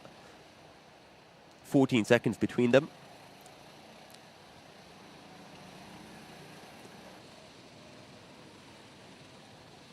Who's driving for the Frogs right now? Absolutely no idea whatsoever. A human being, presumably.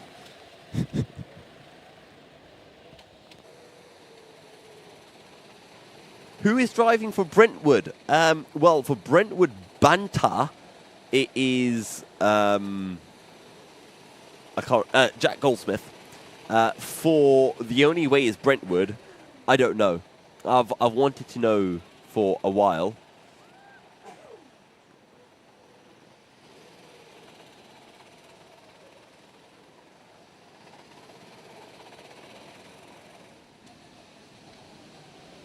Who's the high-vis guy racing around? That is one of the marshals. So when drivers and teams are very silly and run out of fuel on circuit, their cart has to get pushed back into pit lane.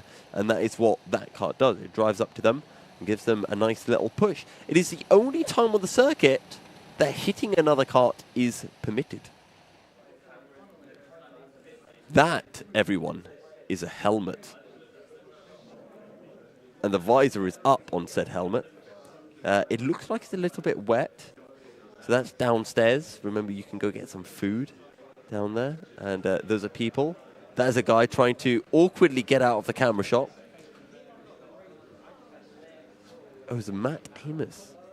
You can eat, drink, kart, and repeat. Unless you're done with your stints, then you can't repeat, unfortunately.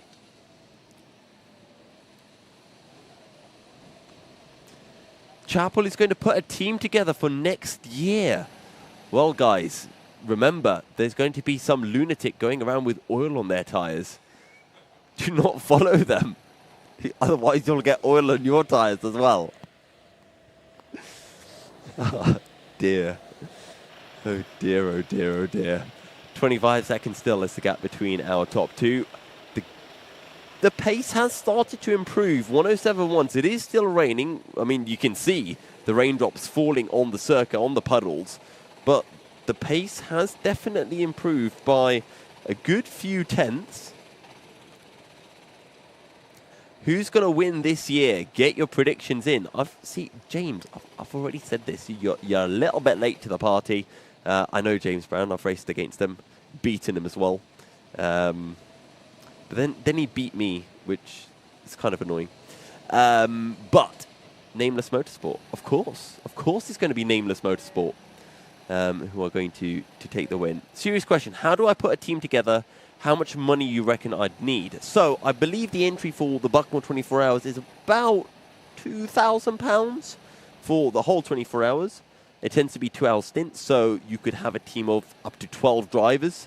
Theoretically, I mean, you could have a team of 24 drivers where you each do 1 hour, but it tend to be a maximum of 12, each driver doing about 2 hours. So you're splitting £2,000 amongst 12 drivers. So at a minimum, you're looking at each driver spending about, £180,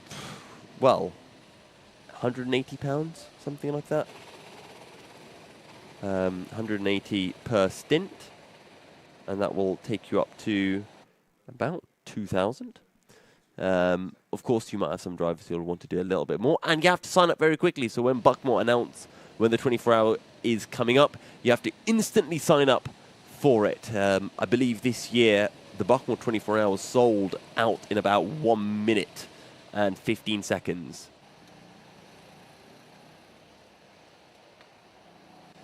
My prediction for Steve winning Class Nürburgring at 24 hours. I don't know. They haven't said which Steve. I'm presuming Steve Brown. But it could be another Steve. Steve is a very common name, to be honest.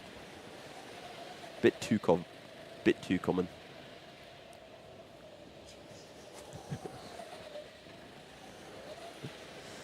For those people who didn't know, Steve is short for Stephen.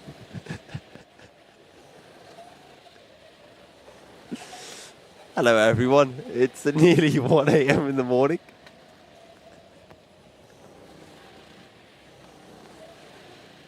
Oh, dear.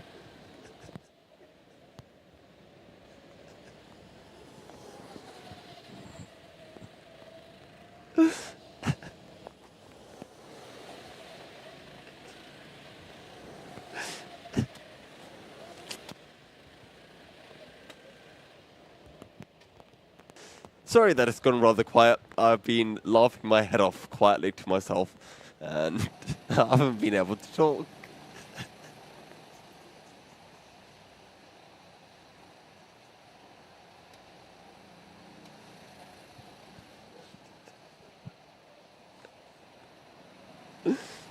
Please don't put up the commentator camera right now, because I'm pretty much crying.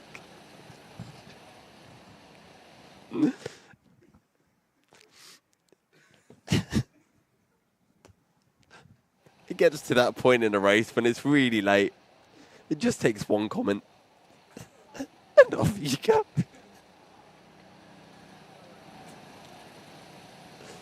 So to clarify, I'm not laughing at my own joke. I'm laughing at production laughing at my joke. And we're all just in hysterics right now. It's still 25 seconds at the front of the field.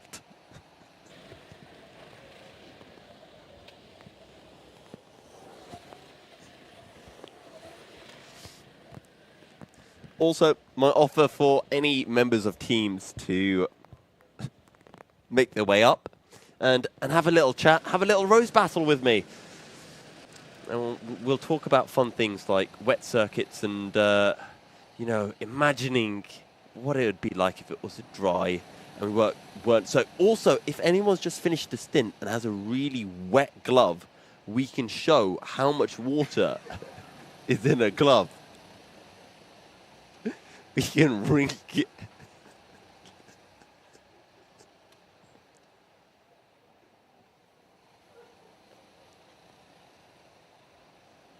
This camera has got to be a permanent feature for the next hour, isn't it?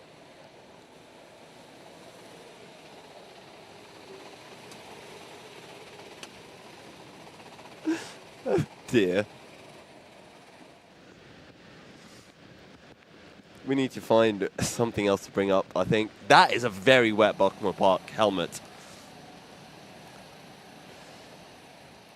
Bit of a slow lap last time round for EKS All-Stars. 1 minute 13 at 0.0, so they've dropped a few seconds further back. And I think we're going to be seeing Accelerate Kent Brewery Racing making their pit stop soon. They've done 2 hours and 35 minutes in their stint currently. And we saw about 2 hours 50 is where the petrol's going to start to run out. Ben Daly's apparently doing the night for quadrant. Is he doing the whole night or just part of the... Oh my god, we've got a glove. We've got a soaking wet glove. Oh, yes. Where do we get cups from? Oh. We just want to wring out the water from a wet glove and show everyone just how wet gloves get after a stint.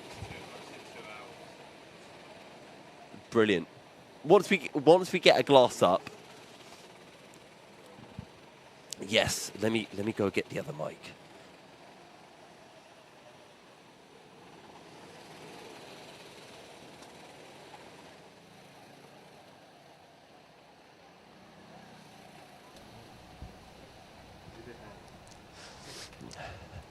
Got a nice bit of. We've got a nice glove. Who am I talking to? My name's Tomo, and I just did 2 hours in the soaking wet. Can barely see anything, and here is my glove. It's literally dripping. You see the drips? Wait. Yeah. Oh yeah. It's dripping. It's dripping. Yeah, it's dripping. But I'm glad I decided to single. I was thinking about double gloving, as in like another pair of gloves underneath. But my hands would have just been like go on, look at this. It's like an art piece. Oh, that is gross. Charming. What do you mean gross? It's a wonderful thing. It's full of my sweat and 50% sweat, 50% moisture of the Kent rain. You know, so finest kind. What team do you race for, Tomo? Spicy Boys Racing. Currently P1 in class. You know what would be really spicy? Tell me. Well, the Buckmore Park 24-hour equivalent of the shoey. What? As in, like, ring this into your mouth. Not my mouth. That's what I heard. Isn't that what everyone else heard? I feel like it. Well, should we just? I'm tired, but I'm not that tired. I'm not ringing this into my mouth. I'm sorry. No, into the cup. Okay. You just said a shoey. You do. Well, you can drink it off. No, I'm all right. All right. Let's see. And get a nice. Ooh. I'm sorry to. That was a bit poor. What's wrong with that? Okay, you drink that. That's barely anything. I've got nothing to say. I mean, maybe you know what? Maybe it's just because. Oh look, there's more. Come on, there's like three full rings there. Oh, okay, that's a fair bet. I don't. Oh. I think that's only fair. I don't know if we can get this on. Oh. We didn't do that. There is another glove. There is another glove. Is it wetter than that glove, or is it about the same? Who knows? This is my right hand. Yeah. It is my dominant hand. But the puddles were more. What was that? The one on the straight is on the left-hand side. Yeah, I mean that. Yeah, exactly. So that is some. I actually spun in a straight line on the straight. Oh no. Yeah, but I saved it. It was sick. It was like left hand down. Boop. It's like Tokyo Drift style. I loved it. So did you spin or not? Well, yeah, I did, but I styled it out. So it's fine. Doesn't matter. Did you go all the way around? It's 180. Oh, so you didn't do a full 360? No, not a full 360. Why'd I do that for? Because it looks cool. Nah, not as cool as a 180 J turn. Come on. Yeah, okay, fair enough. I'll give you that. Did we get it on the stream though? I think so. I think so. I know.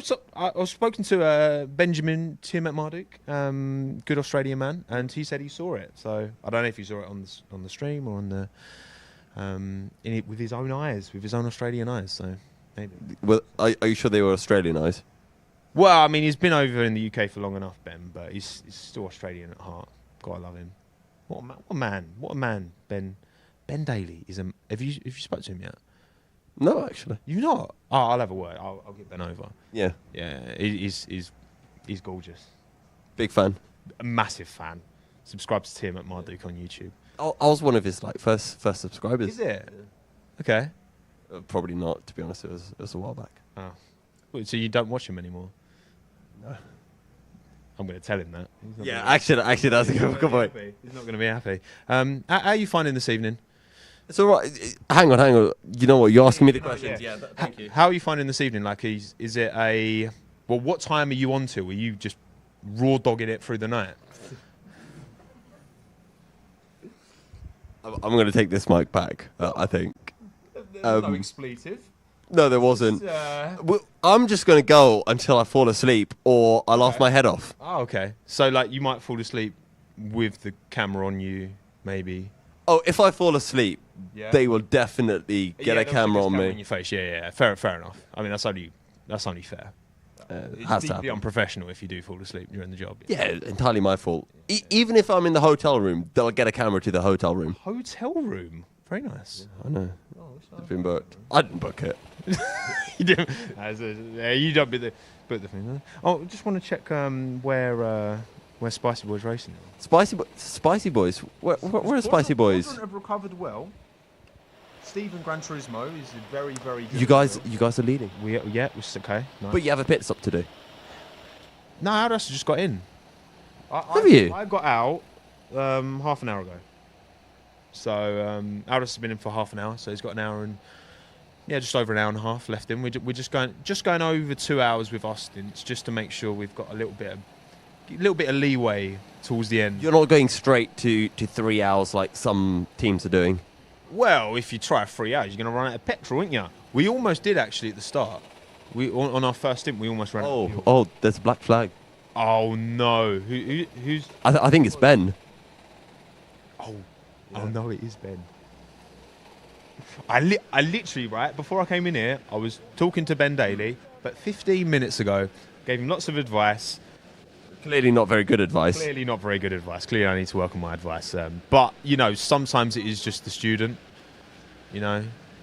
Sometimes you just got to blame the student. They just don't listen. Yeah, I mean, I love you, Ben, but he's got a history of black flags in this event. I've seen from his YouTube videos as well. He's done some very sketchy moves. Yes. Yeah, he's a bit known for it. So I'm disappointed, Ben, but I'm not surprised. So.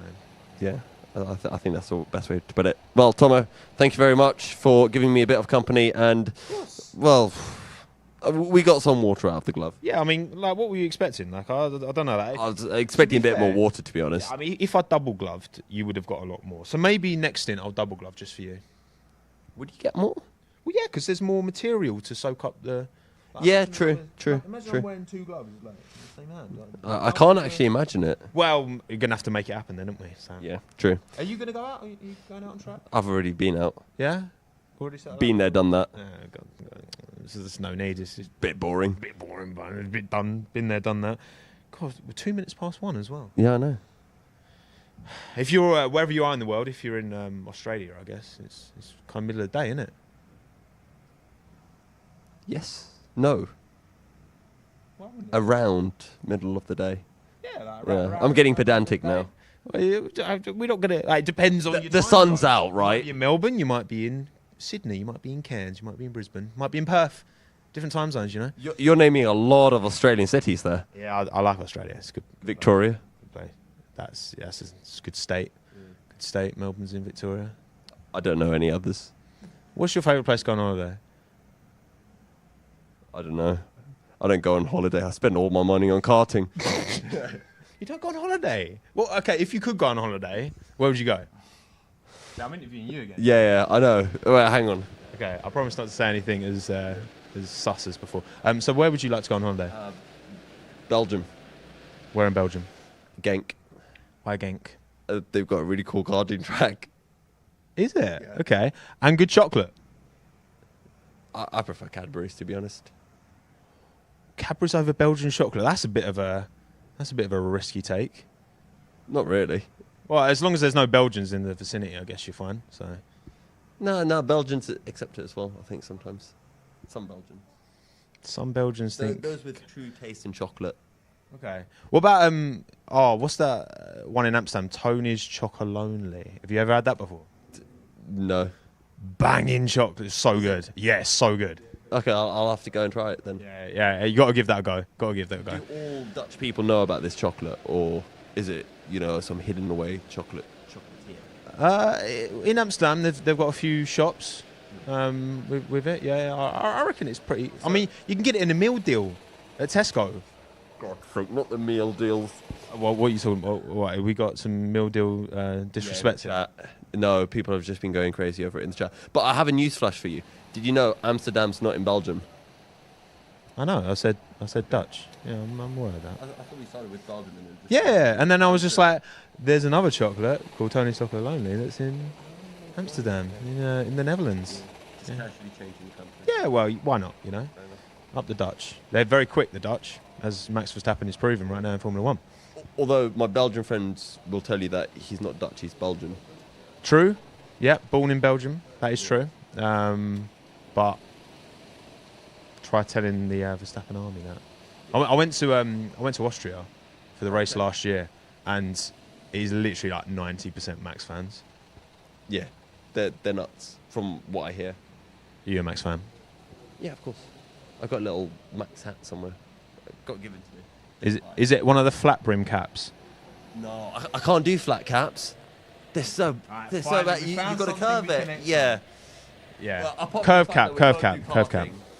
It's the cap that really brings us together. Yeah, I wish Max wore curved brim caps. Yeah, he just doesn't know anything about fashion, does he? Checo wears curved brim caps. He does, yeah. Mexicans know where it's at. Yeah, it's good. It's decent. It's been really fun. I completely forget the cameras there, Just ignore the camera. Yeah. Well, I need to go and race engineer Aldas, because what's he going to do without me, Yeah, probably put it in the wall. Yeah, so I'll love you and leave you. Thank you. Thank you for having me. Thank you very much. Have a good rest of your evening. I'll leave you with this, yeah? Yeah, that's going straight over the balcony. Subscribe to Tomo on YouTube. See you there. Exactly. You heard the man. Bye, everyone. And with that, we're going to head back on over to the commentary desk. I hope everyone on YouTube did enjoy that little piece of comment. Little interview. Where am I going with myself?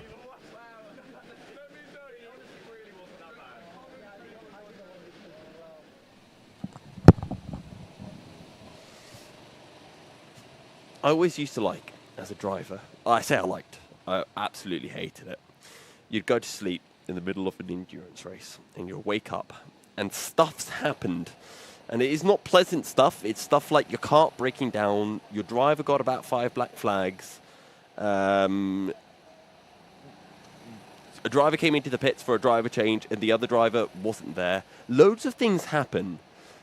And I feel like that's also the case in the commentary box today. Chaz has gone to sleep, Kieran's gone to sleep, Reva's gone to sleep. And you know what they say? While the cats are away, the mice will come out and play. And today I have been the mouse. And we've been playing on the broadcast. Chaz, sleeping probably. maybe. I don't know when Chaz is meant to be back. He might be on the way back right now. How are things going in the race? Nameless Motorsport continue to lead by about 25 or so seconds to Accelerate Kent Brewery Racing. Actually, I think the gaps are around about 30 seconds. And then Dab Motorsport are in third. However, Kent do still need to make their pit stop. Spicy Boys have pitted 40 minutes ago, so Tomo was correct. He's ahead. They are ahead of Elite Discos Racing, and then comes Senior Frogs. Can I ask everyone I interviewed for their preferred choice of oil? Absolutely not. Why you not drink the water? Nope. Nope. I don't know if you guys could see the water, but it was very murky. As Team Rango with Red Mist have got a mechanical flag. Oh, wait, never mind. That's just the mandatory tyre change thing. So I don't think that is an actual issue with the kart. I think they are just having to get their kart through their mechanical. So this is going to really fling up the order for the next couple of hours when we have some karts that have done their maintenance stop and other karts who haven't. So that is to answer the questions of how are mandatory pit stops working. Well, a kart number will get brought up on the Digi flag with a mechanical flag. They'll then come into the pits and their kart will then go through maintenance, which I believe takes a total of 10 minutes. So that gets timed by the official. So that way it is exactly the same for everyone. I'll give you £200 to drink the water. I think I should take that. That would essentially pay for my stint that I did today. I need to see the money first. Also, how much of the water do I need to drink? To be honest, I think if I do that, we might also see me vomiting on stream. But hey ho. Interview Harry Lewis. Who is Harry Lewis? Is that one of the sidemen? Rotishaw. Oh, okay, one of the sidemen. Yeah. What tires are they using? They have Dunlops on. I do like this comment from Ches. Can we get a weather update, Yusuf? Really struggling to figure out the conditions. Oh, I think Ches is on the audio-only broadcast.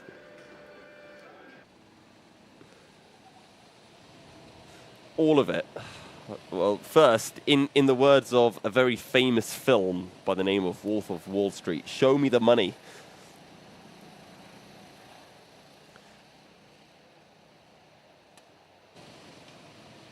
Quadrant going for a 2-hour, 30-minute stint for Max. Oh, we've got a pit stop.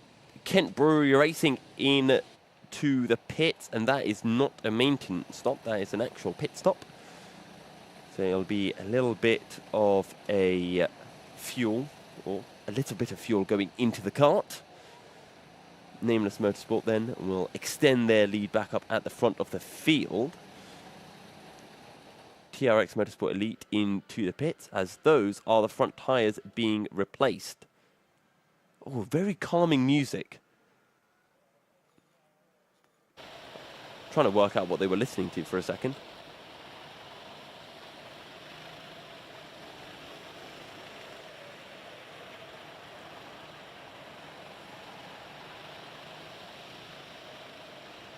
Show me the money is a line from Jerry Maguire. Oh, yes.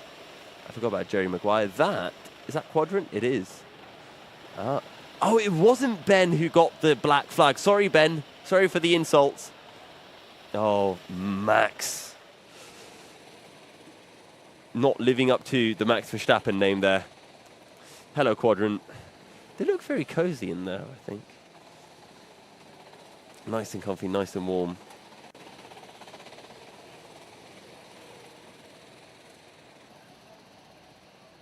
Chat is very entertaining today. I do like it when chat are in a good mood. So Accelerate have made their pit stops. They're now 2 laps behind Nameless Motorsport. Dab Motorsport another lap further back. Oh, a lap, nearly 2 laps to be honest.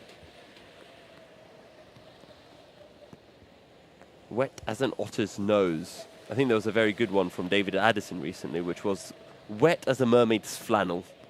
I think that's a quip he used. Or about as wet as Tomo's racing glove, which is not still here. Naughty Max got done for track limits. Oh dear, see, the white line, you're not allowed to go more than 2 wheels over the white line. Or is it 3 wheels? I don't know, just don't put more than 2 wheels over the white line and you'll be fine. What corner do we reckon? Have I drunk the... Why would I drink that water? Not happening, not happening. Speaking of drinks, I've got a bit more Red Bull to have. Oh dear Lord, it's still there. It's just menacingly sitting on the table. On the good news, the Red Bull's finally kicked in, so I'm no longer feeling tired. And hopefully that will keep me going until about 5 a.m.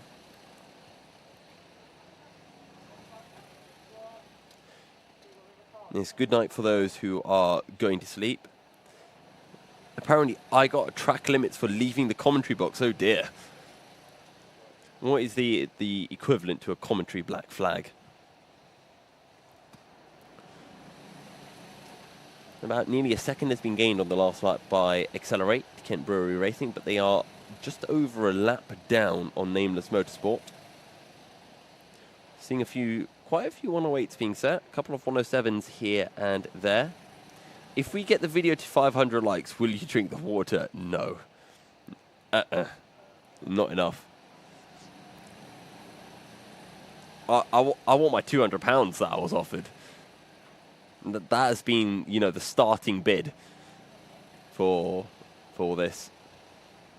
So we're still waiting for TRX Motorsport Elite and Team Rango with Red Mist to complete their maintenance stop.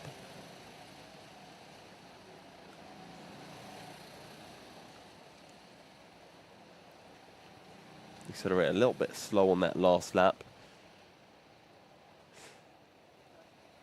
As I've got a very weary-eyed and weary-faced commentator that has arrived in the commentary box. Mr. Chaz Draycott has been missing on all of the shenanigans that has been going on over the last hour.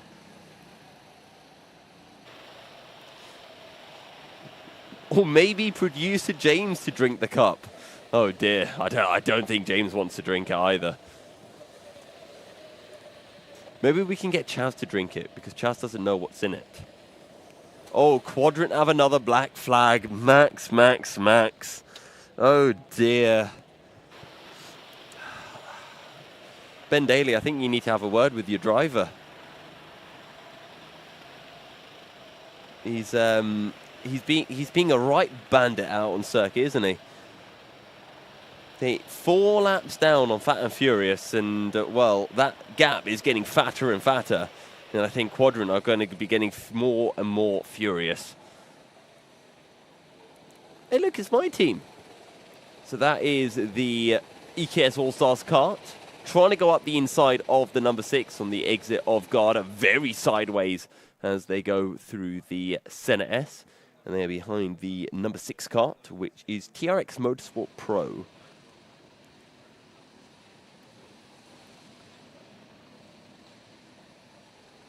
Now trying to go around the outside. That is a 14 that has caught up to them. Who's in the 14 car? That's Zesty Drink Racing. So Zesty Drink trying to get involved in the action. It's not Thomas Layton out on circuit, I don't think. That looks to be Adam Britton to me. I think I recognise that helmet. Usually it's a helmet that's punting people off the circuit. I'm sorry, Adam. Okay, that wasn't called for. I do apologise.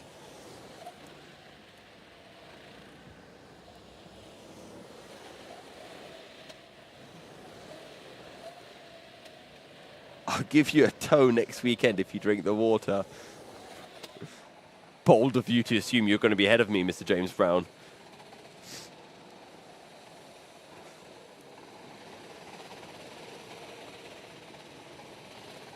What kind of lap times are EKS All-Stars doing? Oh dear, 1:10.8 last time round, stuck in the traffic. So losing a little bit of time on that lap. And still seeing a couple of 107s being set by Nameless Motorsport. 107.9 by Senior Frogs. That is quick. Do we know who's out for Senior Frogs at the moment?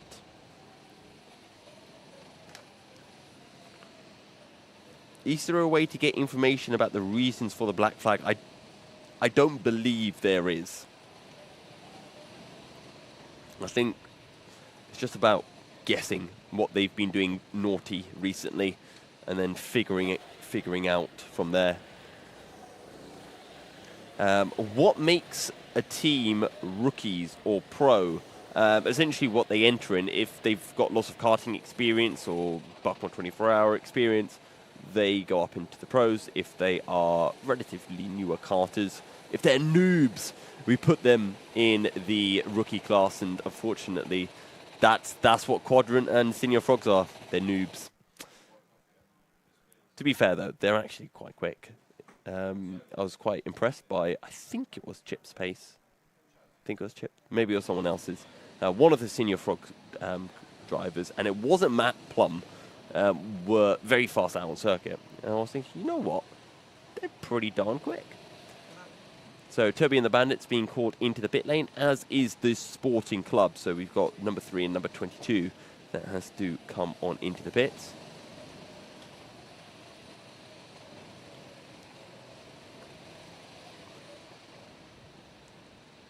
I should just make up reasons for banter. Okay, I'll make up reasons. Every time we get a black flag, I'll come up with a random reason for it.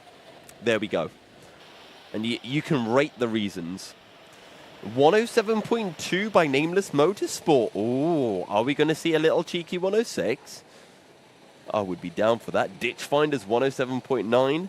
Senior Frogs are lapping very quickly, 108.6. And they are gaining on TRX Motorsport Elite up ahead, who have just made their baited stop. Spicy Boys, though, 108.0. So good pace for the Spicy Boys. We spoke to Tomo from the team.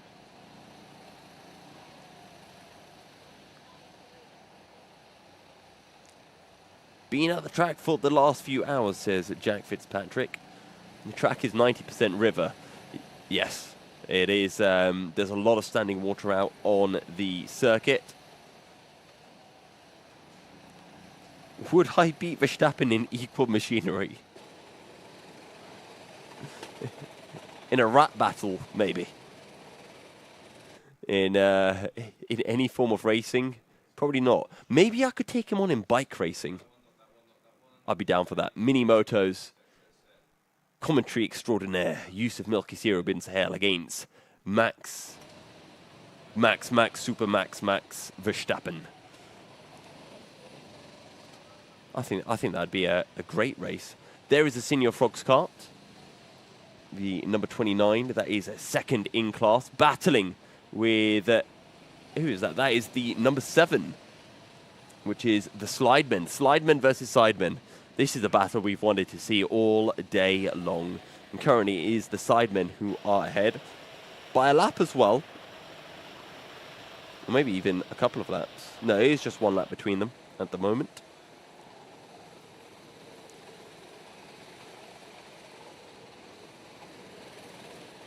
Oh, hello, Will Stevenson. Pro kart tester himself.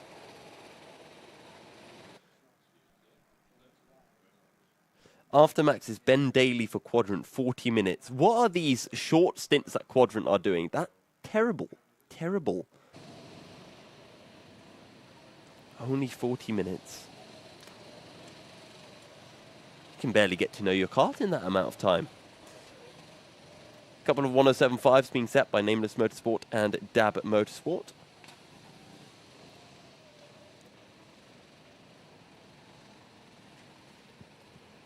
But the rain continues to come down.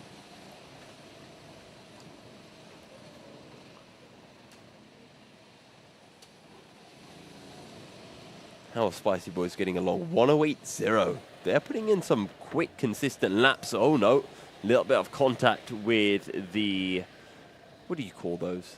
Plastic barriers? I think they call them the Lego bricks sometimes. That's more of a nickname that marshals give to them. Tech Pro barriers? No. I don't know. We'll call them the Lego bricks, the Lego blocks.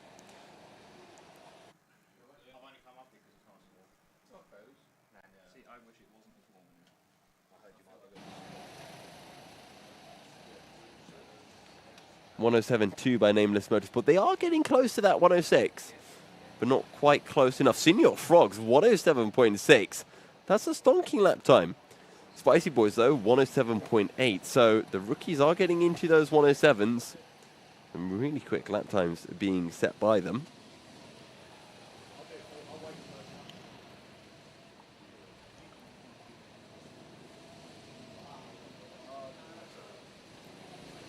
Can Nameless Motorsport get into the 106s? They're about to cross the line, and they haven't had any traffic on this lap. It's another 107.2. The consistency is brilliant. Good night, LDN 101. Have a lovely night yourself.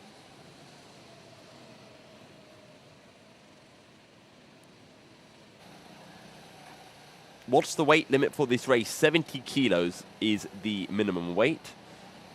How do you get the live timings? If you go on to live.alphatiming.co.uk/Buckmore, you will see the full timings up on your screen.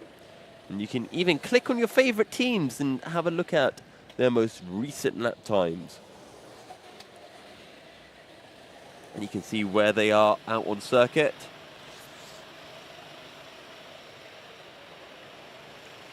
So some people are mentioning that it's dry, and I have actually said this in the past. If you drive as if the track's dry, it will feel dry. I know some people see water, see shiny, slippery stuff. If you just tell yourself it's dry, you'll fly along, and you'll gain about 10 seconds a lap. It's really easy. Just pretend it's dry. It's all in your mind, guys. All in your mind. Who won the 1975 F1 World Championship? I'm going to throw out a random guess and say... Was that Nelson Piquet era? Was that Lauda?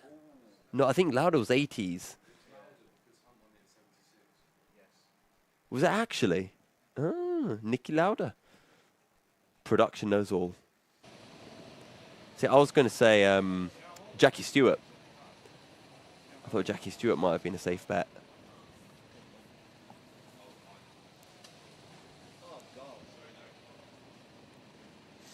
What's the age limit for this race? Probably 16 years old.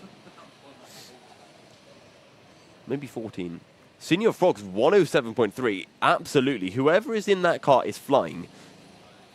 Which makes me think it might be Matt Plum. I'm trying to remember if Chip said that he was about to go out.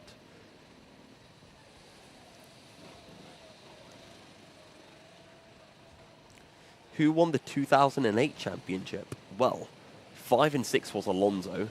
7 should have been Hamilton. And 8 was Hamilton. There is the number 5 car that is currently in 3rd place. That looks like Jake Taplin to me.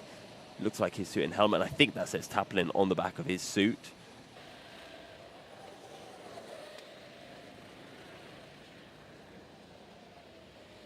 It was Harry, then Matt Plum. Ah, it's Matt Plum out on circuit. There we go. Senior Frogs are flying. They are potentially closing in onto Spicy Boys. They are about a lap and 15 seconds behind Spicy Boys at the moment. So not terribly, terribly far behind.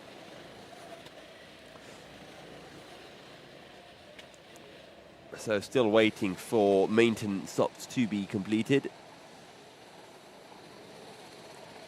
Who was second in the 1997 Formula One World Championship? Wait, I think I can do this one. 94 and 95 was Schumi in the Benetton. So 96 would have been Hill. 97 would have been Villeneuve.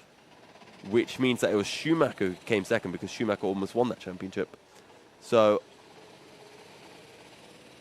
yes, Schumacher tried to do the Adelaide, but failed.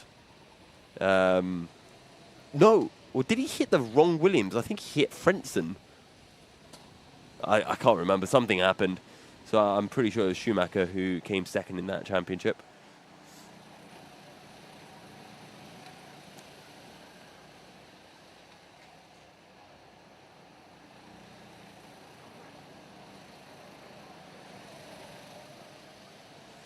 Yes, Hamilton was a couple of points off.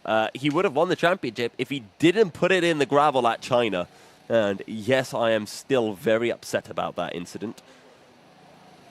All he had to do was go in the pits and get about 3-4 points, and he would have won the championship.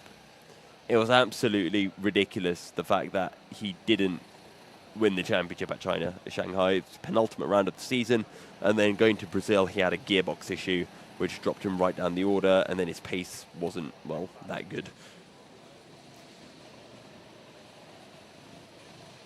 Frentzen was second because Schumi was disqualified.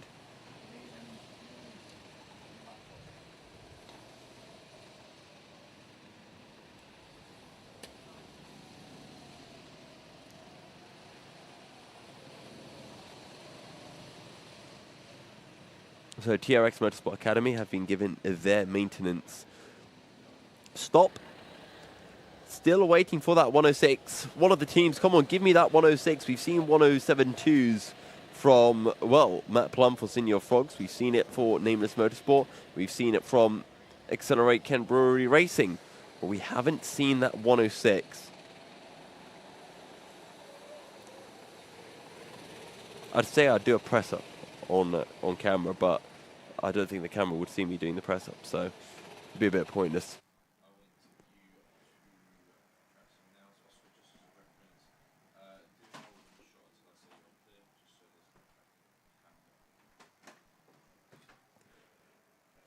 So Accelerate Kent Brewery Racing now getting their maintenance stop, and they are being called into the pit lane as we see the 26 kart of BN Racing. They were leading the race at one point.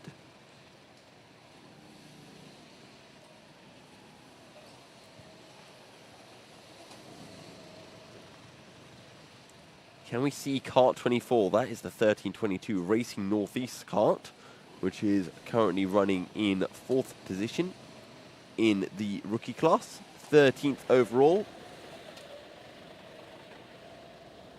Hey, we got a 106 from Nameless Motorsport. Thank you very much, whoever's at the wheel for Nameless Motorsport.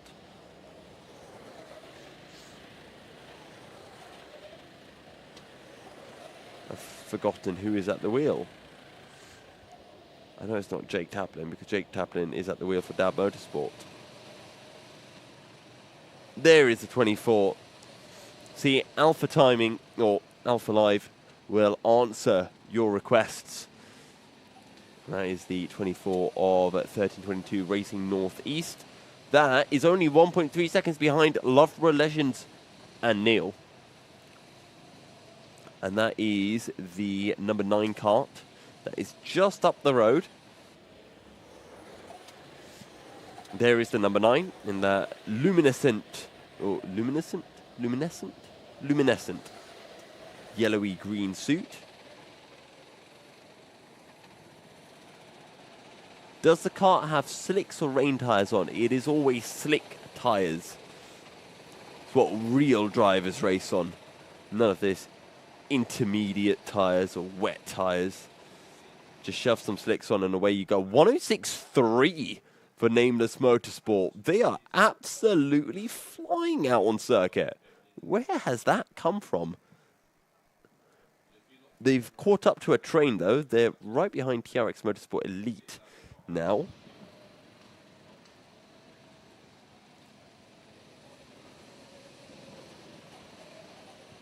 There is the number 7 of the Slideman.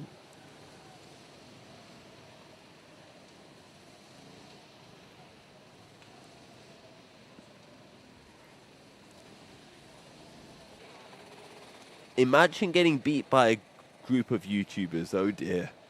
Well, in fairness, Matt Plum isn't a YouTuber. He's done a lot of karting, And is is the secret weapon of the Sidemen, or I should say Senior Frogs. F1 or NASCAR? That's not even a question. I'm not even going to bother giving that a response.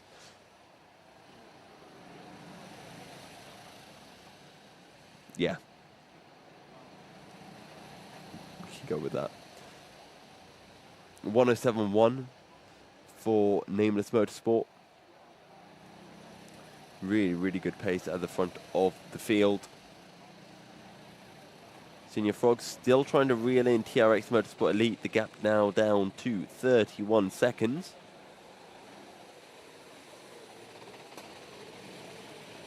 A good stint for Mr. Matt Plum so far. We'll see whether he can pull Senior Frogs up into the top 10.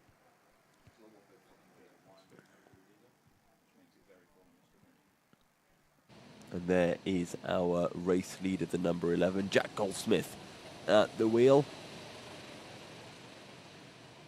And there is Zesty Drink Racing right behind, or almost alongside, as they head into hairpin 1.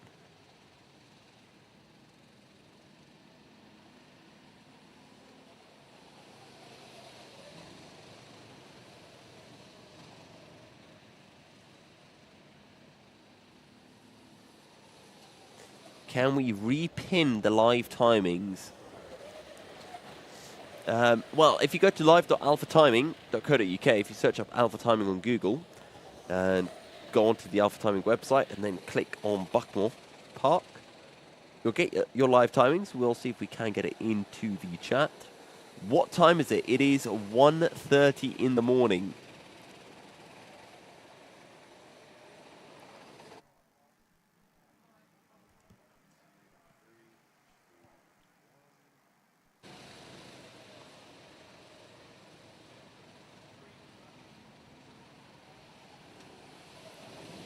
Another 107.5 for Nameless Motorsport, who continue to pull out the gap at the front of the field. Accelerate Kent Brewery Racing now into the pit lane. So there's a little scrap as Team ARD attempt to put a lap on the 21 of Belly Boys Racing.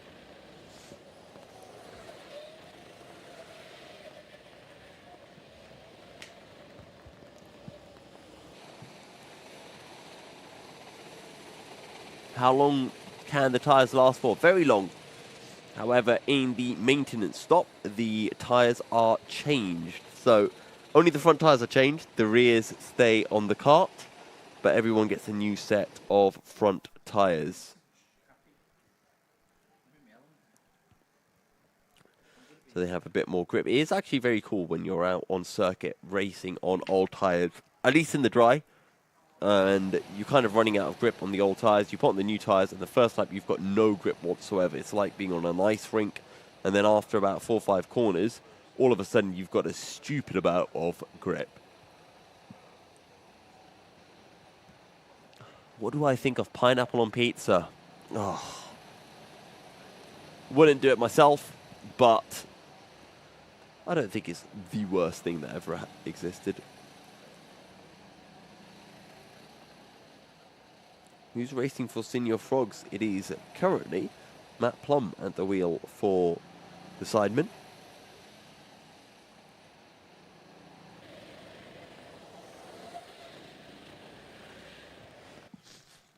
Is the track drying? I don't really think it is. It still seems to be raining out on circuit.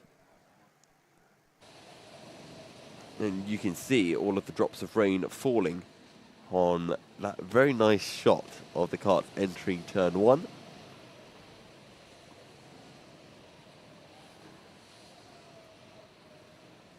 But we are seeing quite a few 107s being set, so it's definitely not as slow as it was 10 to 15 minutes ago.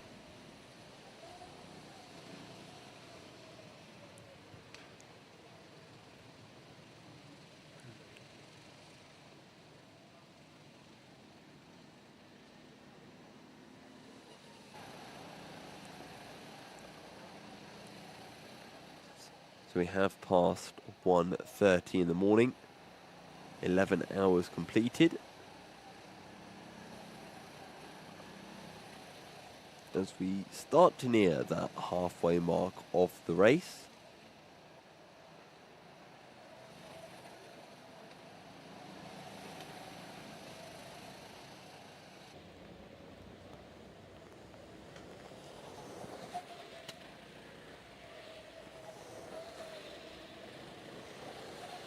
What's your most memorable 24-hour race moment? Well, I'm a bit biased because it's going to be something from my own team racing out of 24 hours. And not actually from here at Buckmore Park.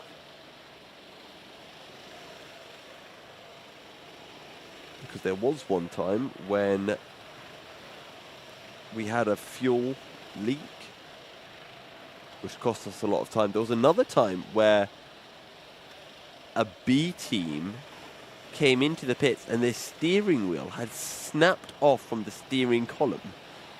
So they were just left with steering wheel ring and nothing else, which was really bizarre because the middle bit was still stuck onto, well, where a steering wheel goes on a go-kart.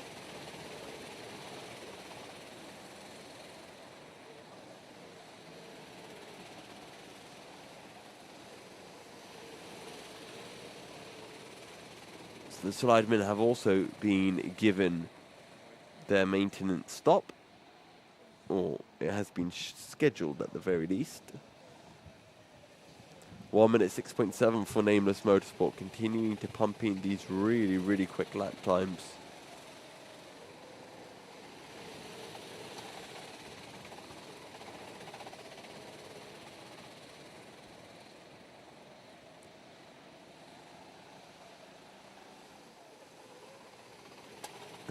I can't see that message.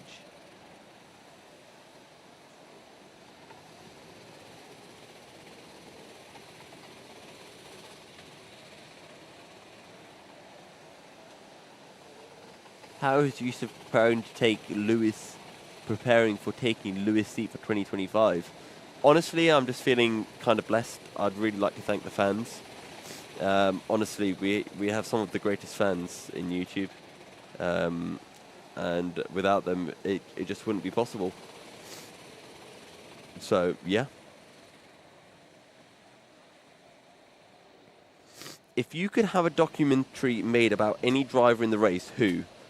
Me, because I'm egotistical, and that would be fun. And then I get to have a documentary about myself, which would be kind of cool. As that is Carlos Almanis making his way through turn 1 for EKS All-Stars, who are now up to 4th. Accelerate Kent Brewery Racing having made their maintenance stop.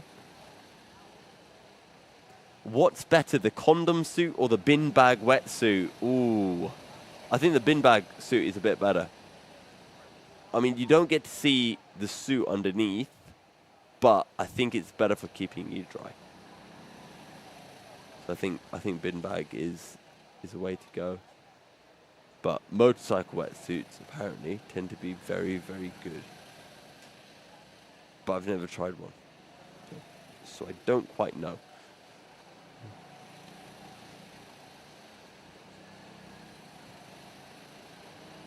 What core moment would be in my doc? It would definitely be, and I know I can say this because he's asleep right now, so he won't come and kill me for saying this. The moment I overtook Fraser Brunton in a race, that's definitely on the dock. That highlight of the career. Actually, no, scratch that. Beating Super GT, no, nay, scratch that. Dominating Super GT at BUKC graduates last year. I will take that. That was a good day. Never will happen again, but I will take that one victory.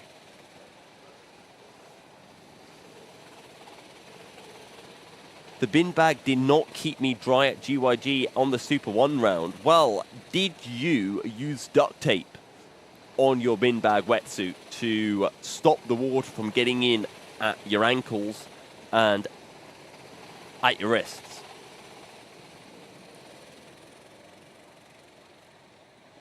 Oh, how are Quadrant doing? 108.0. They're only 3 laps down from Toby and the Bandits. They'd be a lot less down if they hadn't got 2 black flags in their stint. Who is racing for Formula One? Formula None? I don't know.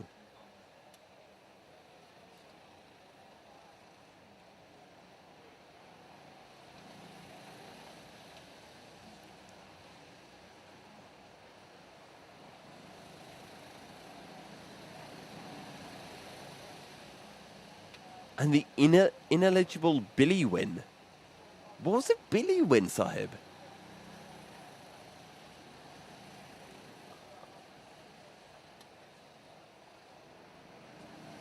It was your back that was soaked. You probably had a little cut in your suit, just that you didn't know about it.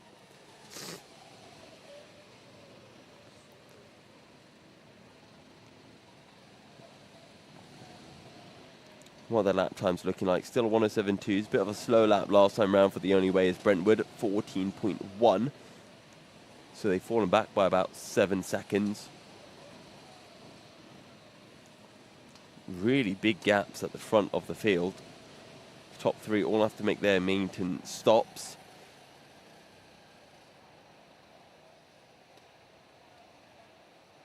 How many seconds off 10th are the Frogs, though? So, Senior Frogs are in 11th currently. They're about to cross the line, so I can tell you exactly how far behind TRX Motorsport Elite they are in a second. And the answer is 26.5 seconds. Sorry, 23.6 seconds. And then TRX Motorsport, and then Spicy Boys are just over a lap ahead of Senior Frogs currently.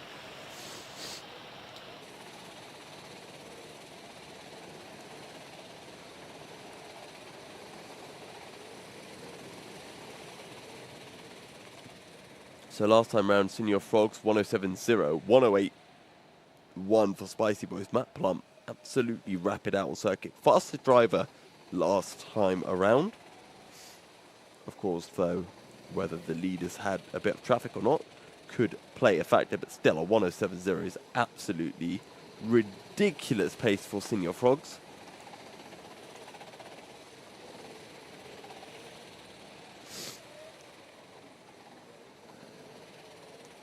Surely this rain has to stop at some point.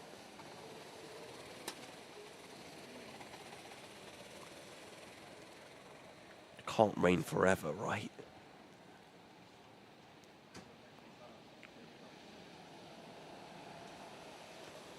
Actually, that is a very good point. There is a bit of a microclimate at Buckmore. It's very strange. You can drive around Buckmore. It can have one weather, usually dry, and then as soon as you get into the quarry at Buckmore, it's raining.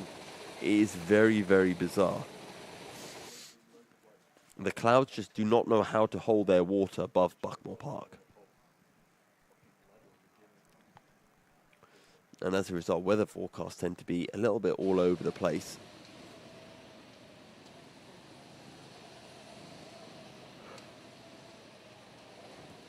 Another second gain by Senior Frogs, pretty much, as they continue to put in the laps.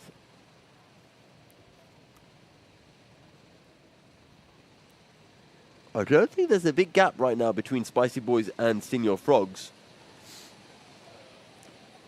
I think, well, there they are coming over the line. There's the 29 of Senior Frogs. Spicy Boys is a little bit further ahead. So we'll see next time round whether we can catch them going over the line.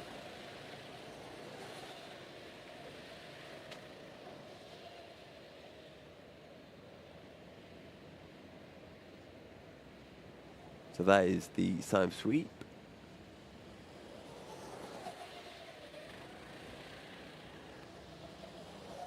And then down the hill into paddock corner.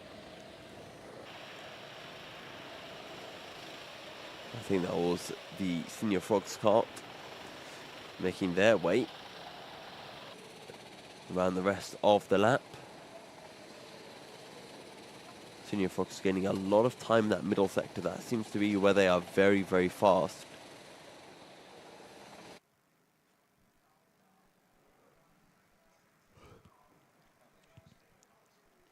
So, Spicy Boys 108.6, Senior Frogs 107.6. So they've gained another second.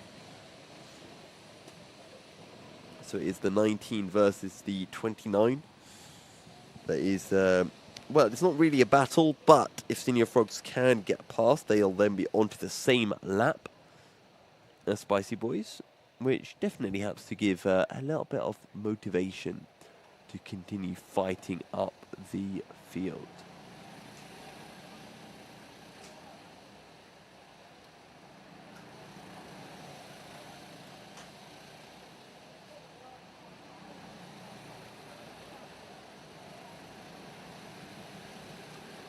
Who is Yusuf? I don't know. Random guy. Alpha Live just found me outside Buckmore Park, and they're like, "Yo, do you want to commentate?" Here I am. Nameless Motorsport 106.6. They've pulled by another second to Dab Motorsport in second position. Meanwhile, Senior Frogs continue to gain. Only 6/10 though onto Spicy Boys last time around.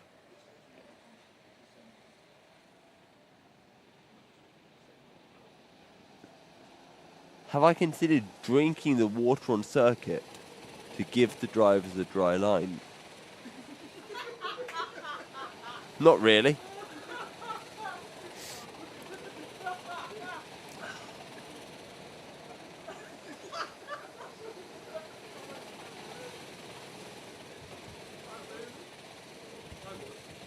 Oh, apparently Chaz will.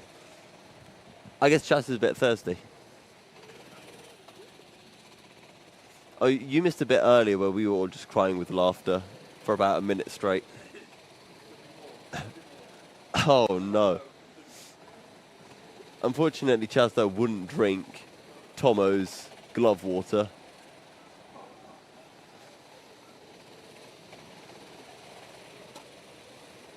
What is your favourite fear? That is an oxymoron if I've ever heard one. Your favourite fear? Oh, yes, I absolutely love it when I'm terrified of ghosts. I'm really scared of Of random? A random thumb. Oh, on the card, yeah.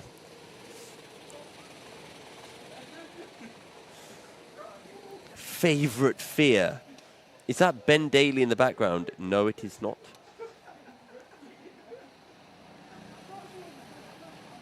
Was it a standing start? No, it was a running start. So they all had to run, jump into their carts, and then drive off.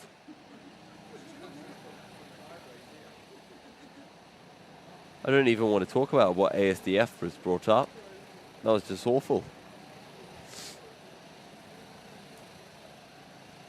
Senior Frogs still closing in onto TRX Motorsport Elite. And they're right on the back of Spicy Boys. And they're coming over the line now, I think. So very close for Senior Frogs to pull themselves back onto the same lap as Spicy Boys.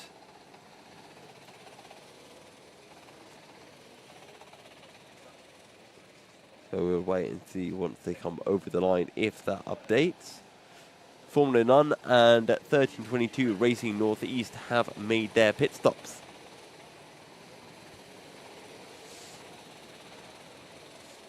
Warm or cold milk for cereal? Cold milk, always cold milk.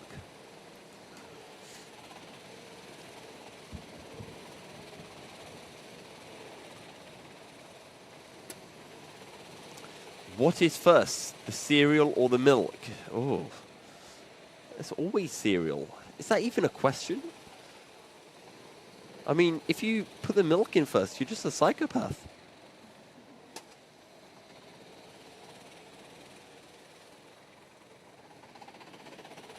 We're seeing quite a few 107s being set. Senior Frogs and TRX Motorsport Elite 107.2. Spicy Boys 107.8, although 108.0 last time around.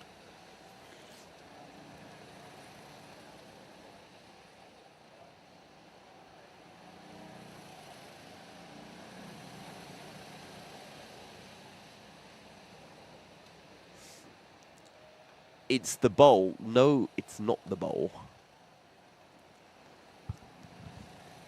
The bowl was already there.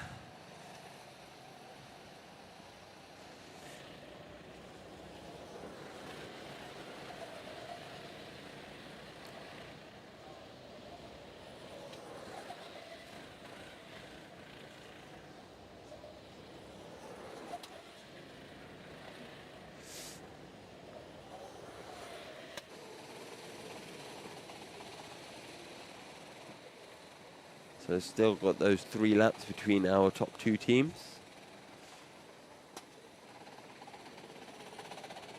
Would I rather race in the 24 Hours of Le Mans or race in an F1 car at a track of your choice? That's not a bad one. Yeah, I think F1 car's a very solid option. But I think it's probably easier to learn how to drive a Le Mans car. Depending on what class you're in. Like if you're in the GT3 class, I think it's easier to learn how to drive a GT3 car than it is to drive a Formula 1 car. So I think for that reason, I might actually pick the Le Mans car. I think it'd be less fun, but I could get up to pace quicker. So.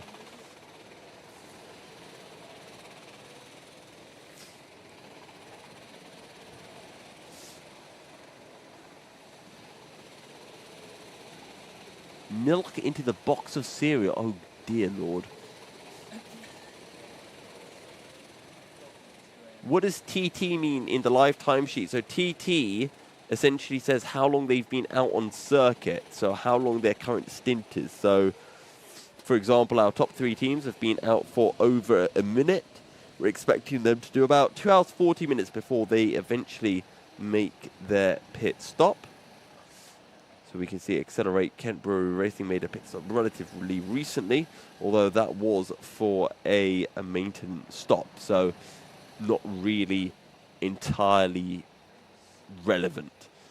Yeah, because they might have made their maintenance stop, but they didn't fill up with fuel. So everyone is a little bit disjointed at the moment.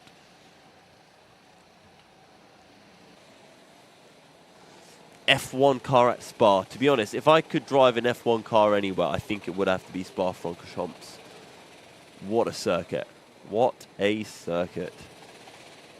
I don't know what would be second. Maybe Austin. I think Austin is a very fun circuit, especially through the S's at the end of Sector 1. Will the rain stop before the sun rises? That is a very good poll, James. I like that. I like that.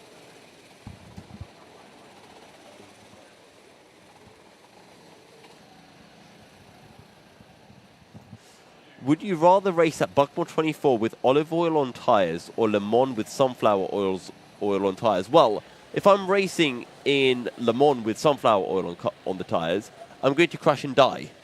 If I do Buckmore, I'm going to crash and maybe get a little boo-boo. So I think I'll pick the Buckmore one. I do value my life. That is a 30 car into the pits. Team Quadrant will make their pit stop. That is a walk of someone whose legs are hurting a little bit. Good job. That's Max. Oh, wait, never mind. Not good job. He got penalties. Bad job, Max. I think he got about 2 penalties, and that's Ben Daly who's got to jump in. No penalties, Ben. I know you can't hear us. Come on, visualize it right. We need to see Ben running into that cart. Go. It's a bit of a fast walk, let's be honest. And now he's like, oh, this is a cart. I'm going to get into it. And away he goes. I think we can rate that pit stop a 6 out of 10.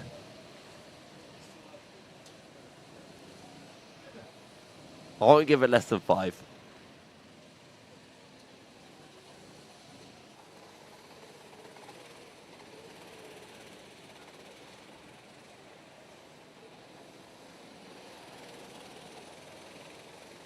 The poll needs to be specific, James. Sun rising today or next week? Chat are on one. Mid-June? Yeah, okay.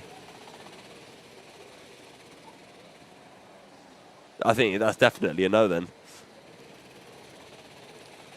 Got a few more 106s being set. 106.991 by Dab Motorsport. What about Senior Frogs? What are those lads up to? Oh, dear. Senior Frogs. What have they done? They have had a very slow lap somewhere. No, they haven't. Where have they lost all of their time?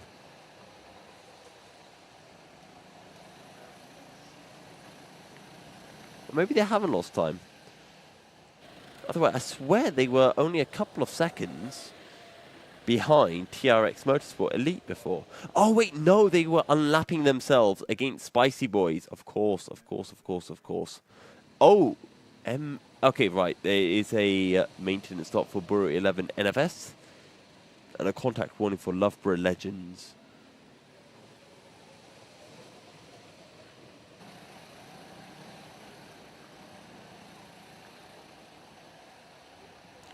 So Ben Daly out, Steve Alvarez-Brown will be taking over once Ben Daly has done his 2.5 hours.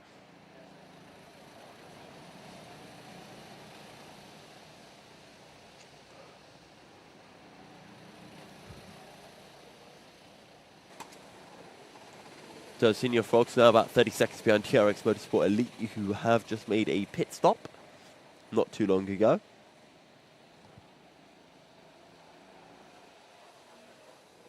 .106.5 for Nameless Motorsport, but the rain is still definitely coming down. Well, we are seeing a few more 107s than we were before. But you can see on your on the camera that the rain is certainly falling. Who will finish higher, Quadrant or Frogs? Definitely Frogs.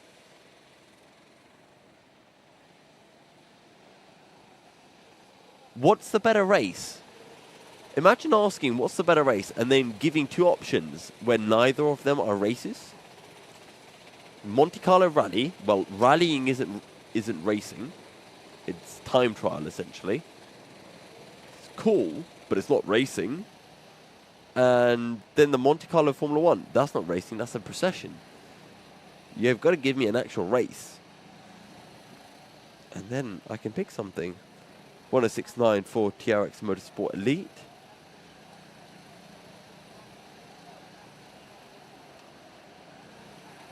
We are seeing a few 106s now being set.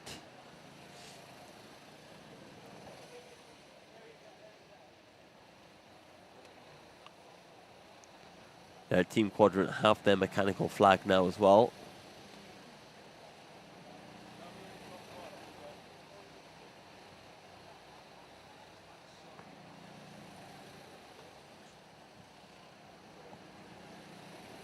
Okay, and I believe we're going to throw over to Mr. Draycott.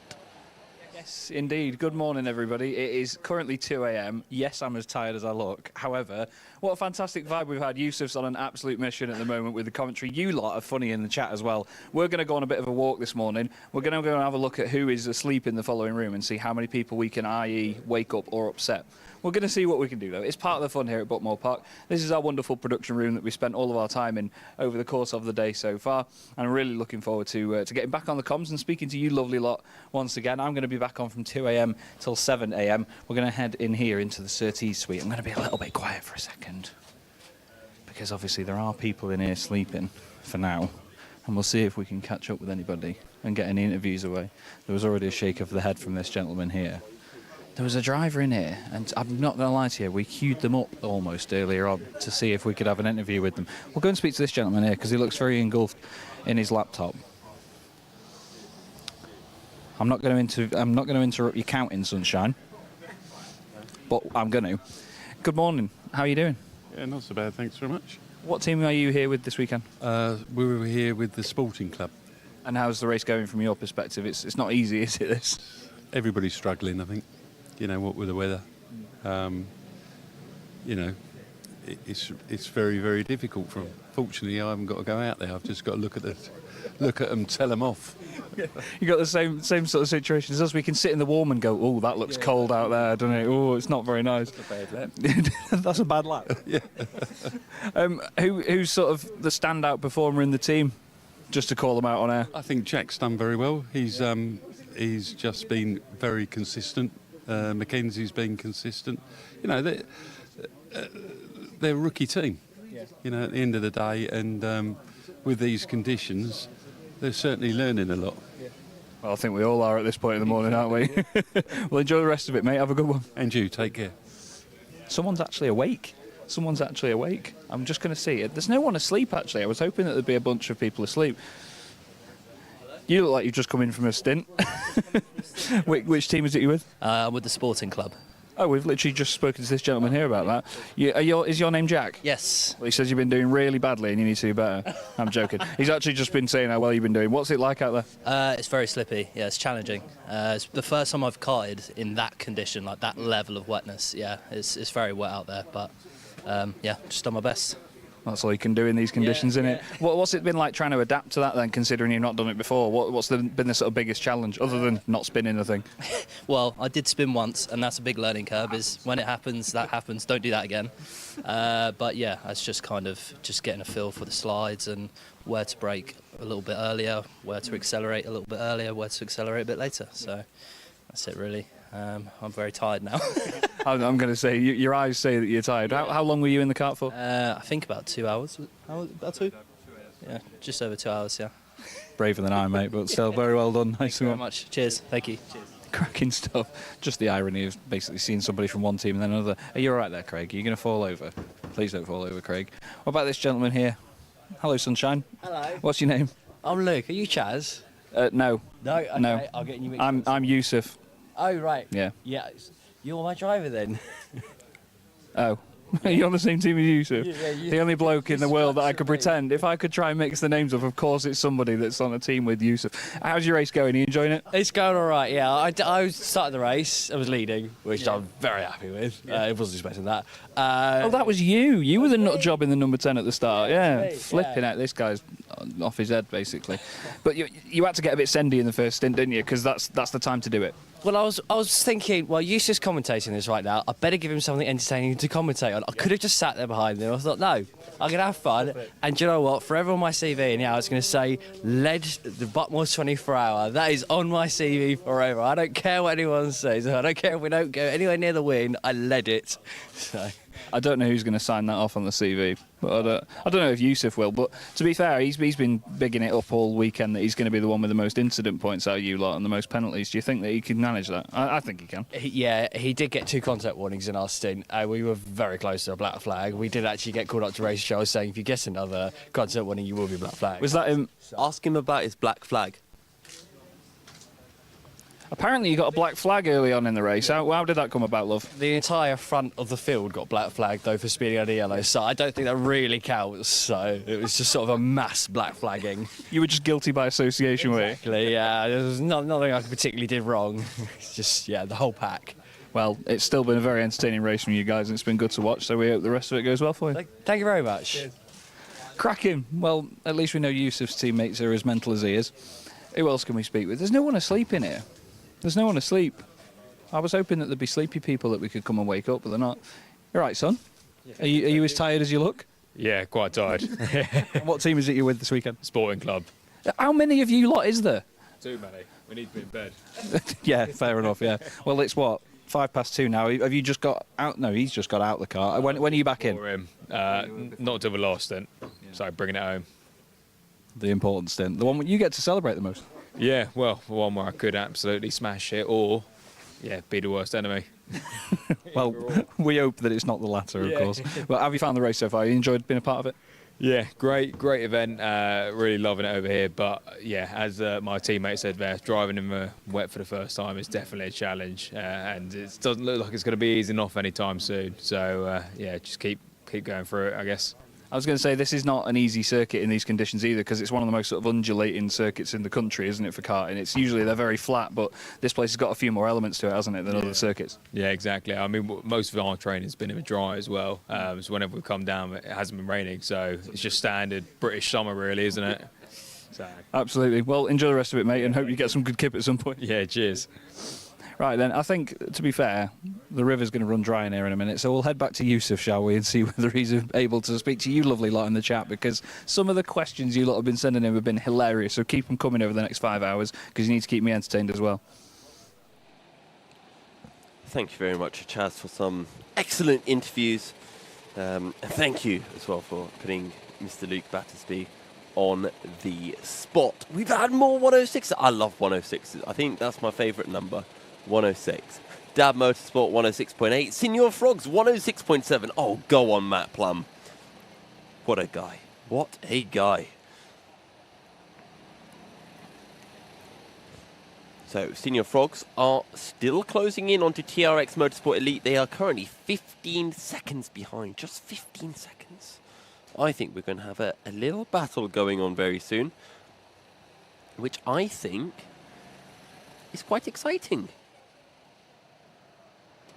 And we'll see how long it takes. They are catching up by about a second a lap. Never mind, scratch that. They're catching up by 4 seconds a lap. Or last time round, a 1:11.0 by TRX Motorsport Elite. I think that should be like my new nickname. Milky... No, scratch that cereal. It's got a ring to it. Possibly. There have been more mechanicals, or I say mechanicals, maintenance stops that have been occurring.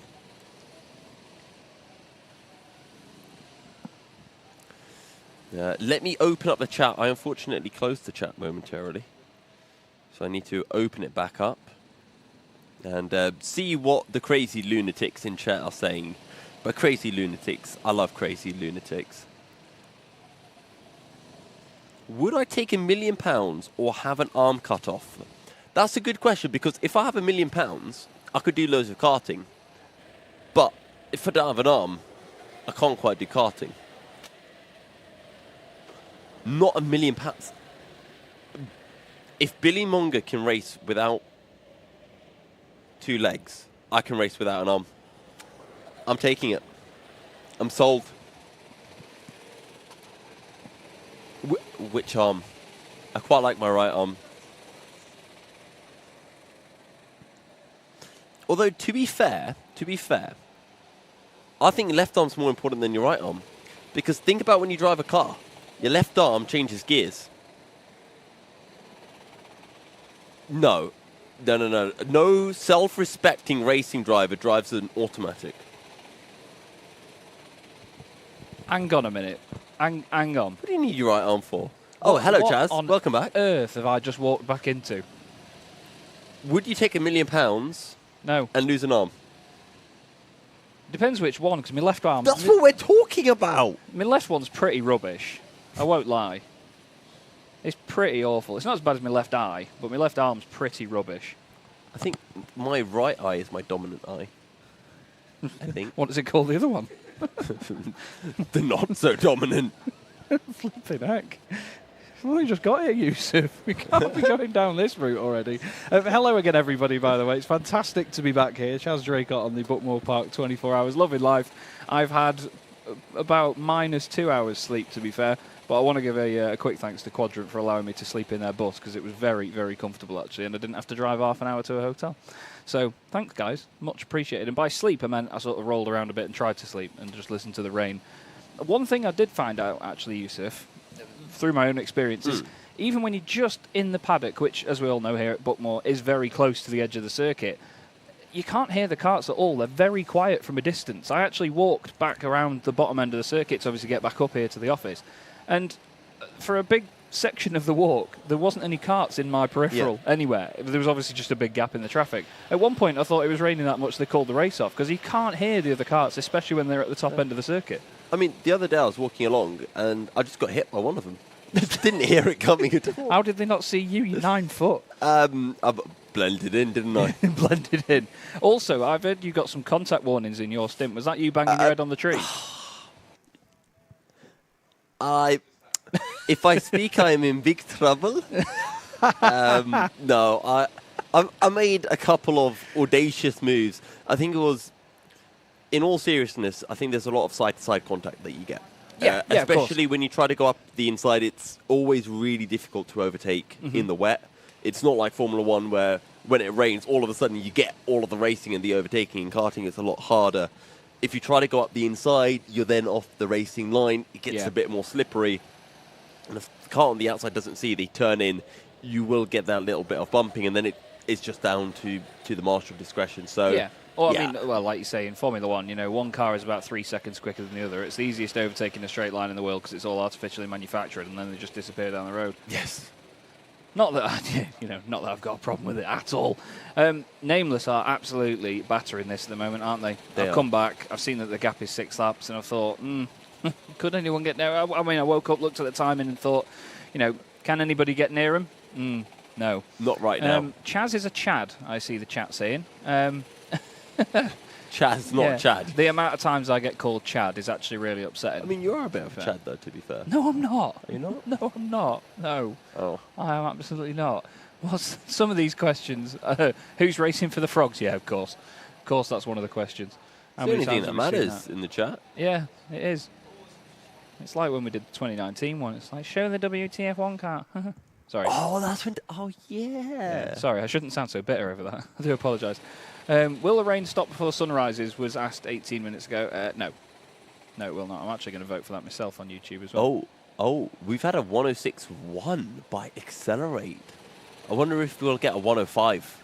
Hey, if they get into the 105s now in this current condition, then that's a top effort.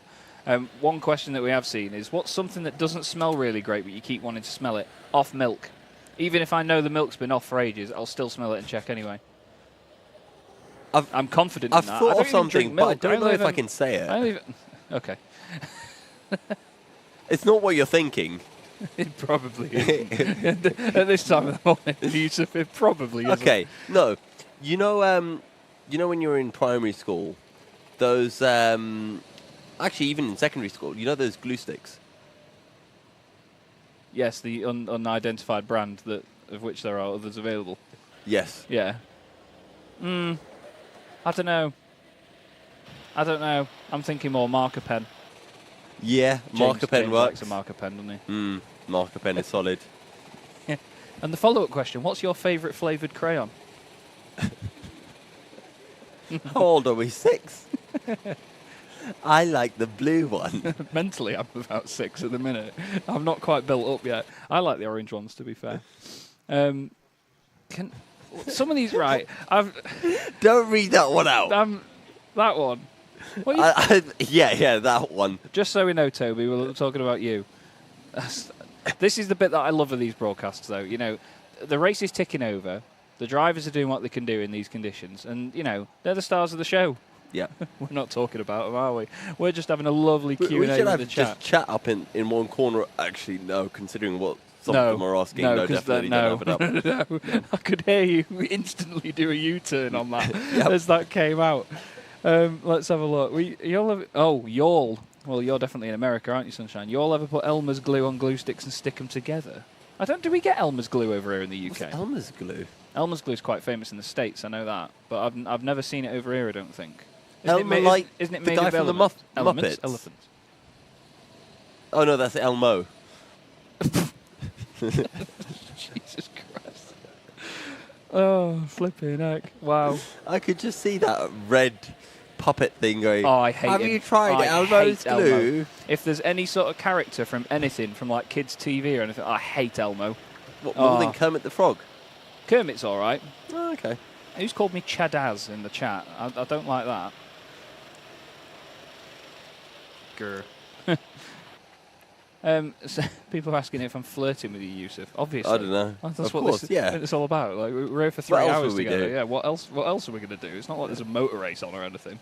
No.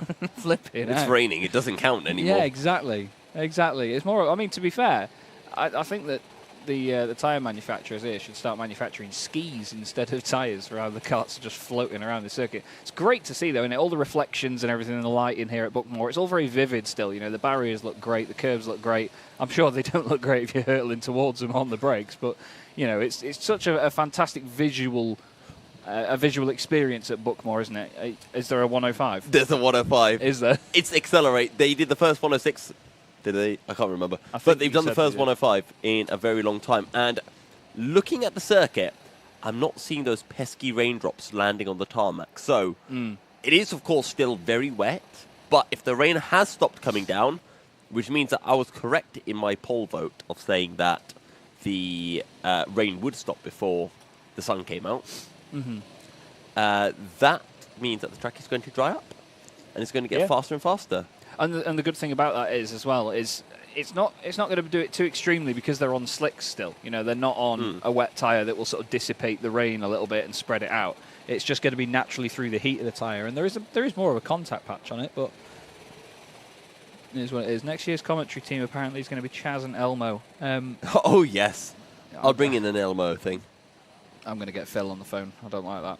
Sorry, David. Don't like that. Could a dry line appear on the track if the rain comes? Yeah, absolutely. That's basically where we're getting to at this point, really. If it does stop raining as hard as it was. I mean, to be fair, the walk back from the bus itself, actually, to get up here woke me up. I can tell you that for free. When it's 1 a.m. and it's leathering it down, it's windy and freezing. Oh, were you in the... Oh, yeah, I was on the quadrant bus. Did you pay them 100 quid for it? No, I paid 200 apparently. Oh, okay. It's coming out of my invoice, Phil told me. Yeah, understandable. No, it was very comfy, and I'm very grateful to the guys for that as well. They've offered some of the beds up to us guys here in production, and it's been very, very much appreciated. It really has. There's been a little bit of an incident down there at the bottom of the hill. You can see yellow flag flashing, waiting for a cart to get moving again. Just getting back up to speed.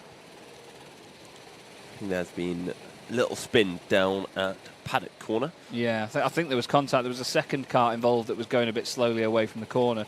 Didn't quite catch the number on that one, though, unfortunately. But I suppose at this time of night, you have to sort of expect a bit of that, don't you? Because, you know, drivers will be tired naturally, regardless of how long they've been in the cart. You know, everybody at this time of night is going to be tired. You're all out of a different sleeping pattern. I suppose, do you reckon that there would be a little bit of, I don't want to call it training, but getting into a different sleep pattern for an event like this? Do you ever see teams really taking it that far? I mean, theoretically, you should. Do they do it? No. Story of my life. Yeah. Well, if you've got a late night stint, then it does help to get your sleeping pattern changed a little bit. But at the end of the day, everyone has work. See, you do have great friends. Yeah, Jess has just sent me a GIF of Elmo. How do you block someone on WhatsApp?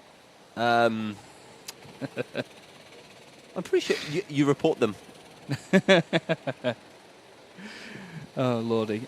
We've just had confirmation, thank you, James, that it is no longer raining outside. So it is just going to naturally dry up, hopefully. But the thing is now is how long is that going to take? Well... A while would be a good guess, I think. Essentially, because there's so much standing water, it's actually not going to take too long for the times to get quicker, not for it to get dry. But I think if the rain stops, the standing water will get dispersed quite quickly. And I think we'll be back to the 105s quite soon. Yeah. For it to dry any further, we probably need sunlight and a little bit of warmth, which we have not got any of in the UK for the last couple of weeks. So, yeah, it's not going to get warmer. So I think it's just down to the carts to disperse the water and dry up the circuit a tiny bit, but not by a massive amount. We've just had...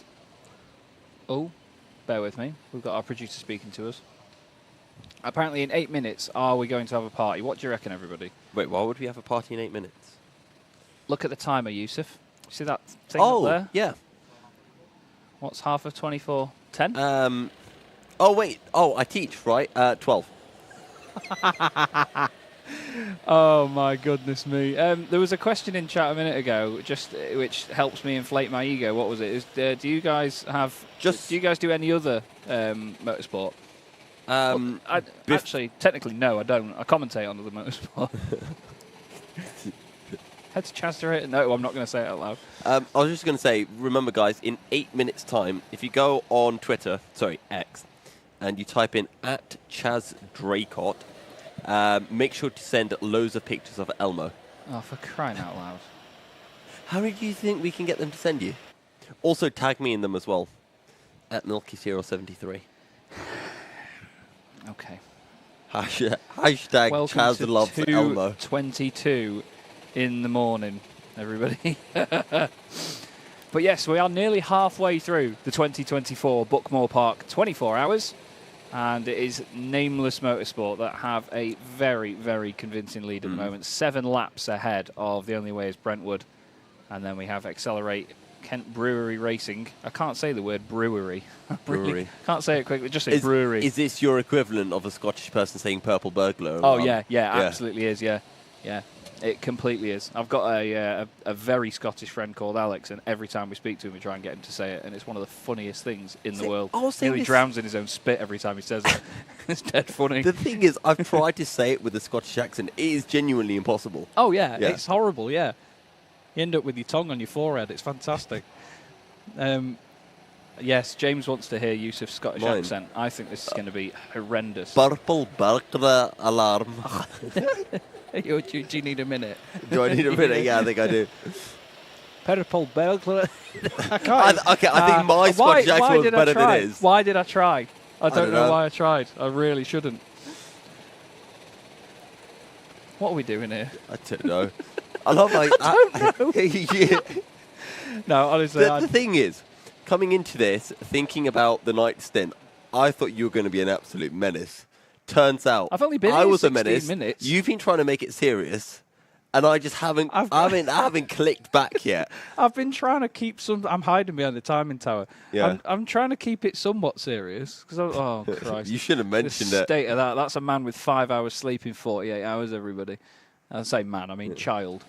But Jesus, it's one of them where we still have to reference the fact the racing's going on. We can't ignore it. But I think I speak for everybody when I say all of our viewers can read the timing tower. They know what the situation is there.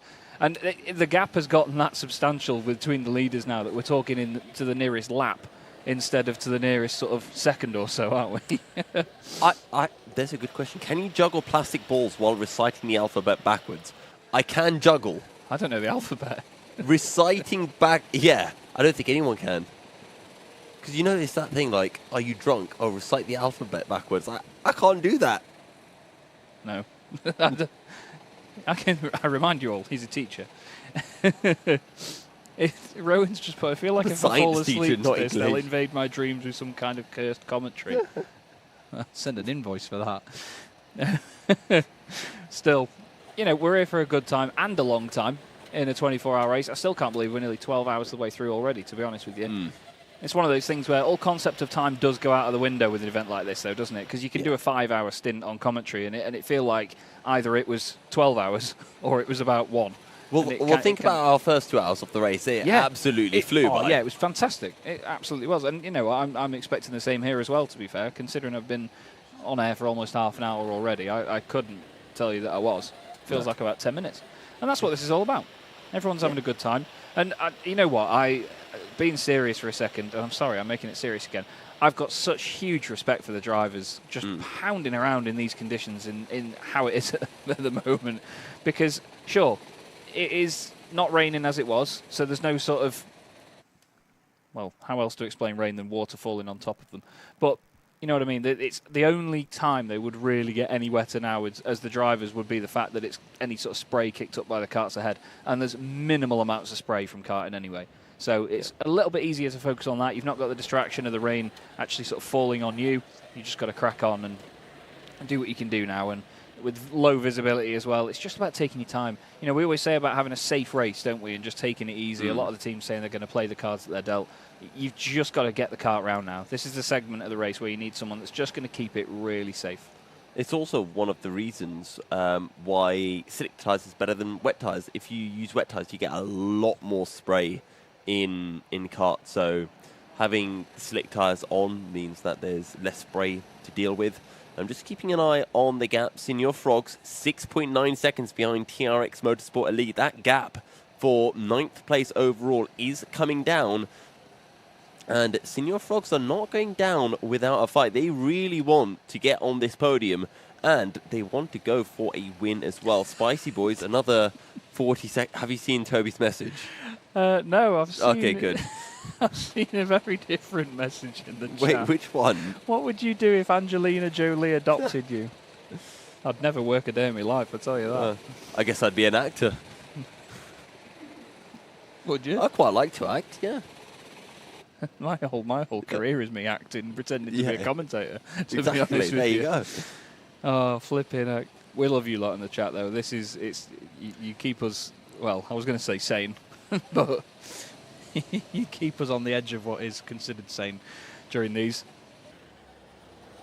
What would you do if you could be invisible for a day? We've got to be careful with this. Got to be very... Well, my mind is very firmly on racing, contrary to popular belief. It's sneak in to Go on, say it. Go on. James, I've started this in a really... The funny no, thing I was is, going the to very say, funny like... thing is, from where I'm sat, if I look at Yusuf, I've got a direct line of sight. Just over his shoulder is James. Yeah. Just shaking his head violently. No, I was going to say, like, sneak into the, the Mercedes pit briefing or something. Okay. And get, like, behind-the-scenes info. Okay. I think that'd be quite cool. And then sell it to Red Bull. No, what I'd do is I'd stand at the side of the circuit here. Oh, hello. Just about where he's gone there. Yeah, just stand behind that barrier and lob apples at people. Just a little bucket of water. No, what we'd both... I mean, if we were both invisible for the day, we'd just stand with a little, like a limbo bar. Just gradually lower it. Just see if we just clip the top of the helmets as they drive past. Just so they're wondering what the hell's going on. Oh, yeah, especially at night. If we're then invisible... again, they can't see us anyway. No, but if we're it invisible... wouldn't matter if it was night time or not. The things we hold, would they be invisible as well? Oh, yeah, that's a good point. It doesn't work like that, does it? It's just James, our director's losing his head over the idea of a floating stick halfway around Buckmore. Oh, Christ. Well, in that case, I'm driving a kart. Hey, I tell you what, we wouldn't have to lower that stick down far to hit you on the head, would we? Oh, for God's sake. 9-foot Yusuf. Oh, no, I've only just moved to Stoke in the last sort of month. And ode is a very Stokey thing to say. I'm really disappointed in myself. Ode? I'll have you know, yeah. Like, instead, it's like saying old. Like, old matey boy. You say ode. I'm supposed to be posh from Cheshire, darling. Charles Edward Draycott. Can you imagine that? Charles. Is that your actual name? Swear my mum and dad didn't like me.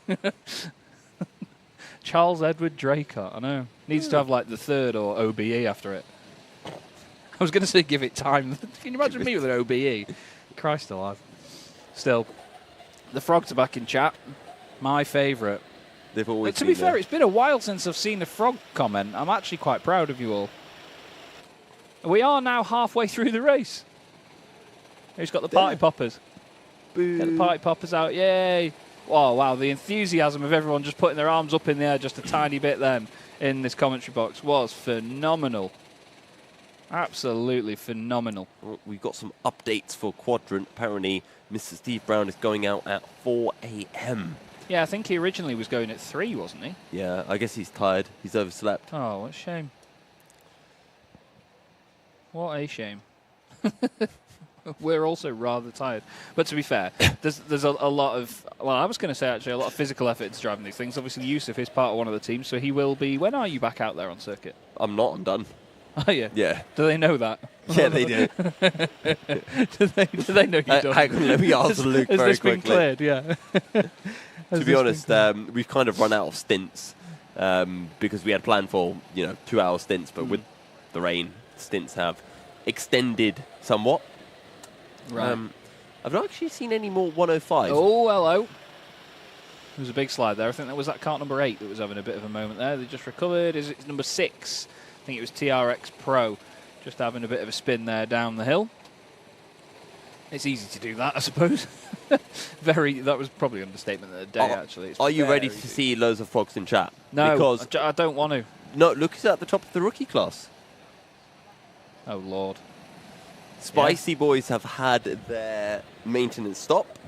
Senior Frogs still need theirs, but temporarily they are leading in class. They have inherited that at the moment. Motorsport Magpie saying, don't check your messenger. Oh, dear. All right, I'm going to do just that. Who is Motorsport Magpie? I've recognised them. It's David Whitehouse. Oh, of course. He just sent me a picture of Elmo being told by someone else, I'm sure Chaz loves you really. No, I don't. No, I don't. Don't like Elmo. I tried to do an Elmo voice, but I cannot remember what it sounds like. So. No, I used to do a really good Elmo voice. I'm definitely not doing it on mic because it'd be way too loud. You could do. I'm not doing it. Okay. I'm not doing it. Nameless Motorsport leading by 8 laps. Going to point out one of my new favourite things is when someone tries to copy the emojis in chat and all we get is the word frog 7 times instead of the actual emoji. We had that a lot earlier when it was the oranges for the 1322 team. And it was just the word tangerine about 12 times in a YouTube comment. You think if you didn't know the internet well enough, you'd wonder what the heck was going on. Here come the frogs. As someone said, it's all downhill from here for them, right? Yeah. It is. Yeah. As we like to say, from here, the only way is Brentwood. And Brentwood are currently in second place, still waiting for Nameless Motorsport to have their maintenance pit stop. Cart around there. I thought that was just a random helmet on the circuit for a second. There's a lot of them out there, to be honest with you. I'm sorry to everybody that thinks that's about them. But look, I just love these shots, though, because of how shiny the surface is and how there's so many, like, just different elements of the lighting and the spray being kicked up and all the colours of the different lids and the drivers all, well, smacking into each other like those two just have down the hill. What have you know seen? Who else likes the wet conditions? Oh, God, go on. David Whitehouse. Motorsport Magpie Shiny Things. Oh. No, that's how my brain works. Someone said there's a couple of helmets in the commentary box. I can bring my helmet I like that. Whoa. I like that. I really like that. That's fair play. We've been mugged there. Oh, look. Whoa. Oh. See, there's the guy who's turned invisible when he's woken up. Oh, he's getting back in. Oh. That's one of the staff moving the car. I don't know. Has he left it in gear or what? No, wait, hang on. They say a couple of helmets in the commentary box. Could be the production. That's a bit rude to our producers, I think. That's true. Yeah. There's every... Don't blame us, it's chat. Yeah. That's going to be the next poll. Oh, there's a guy on the... Where's he going? He's... I don't care. Where's he going? Where on earth has he just gone? He's inspecting the barriers. I suppose he's got a... I don't know. Is he going to... I think he's clearly loving his job. Fair play to him. He's got his headphones in. He's cracking on.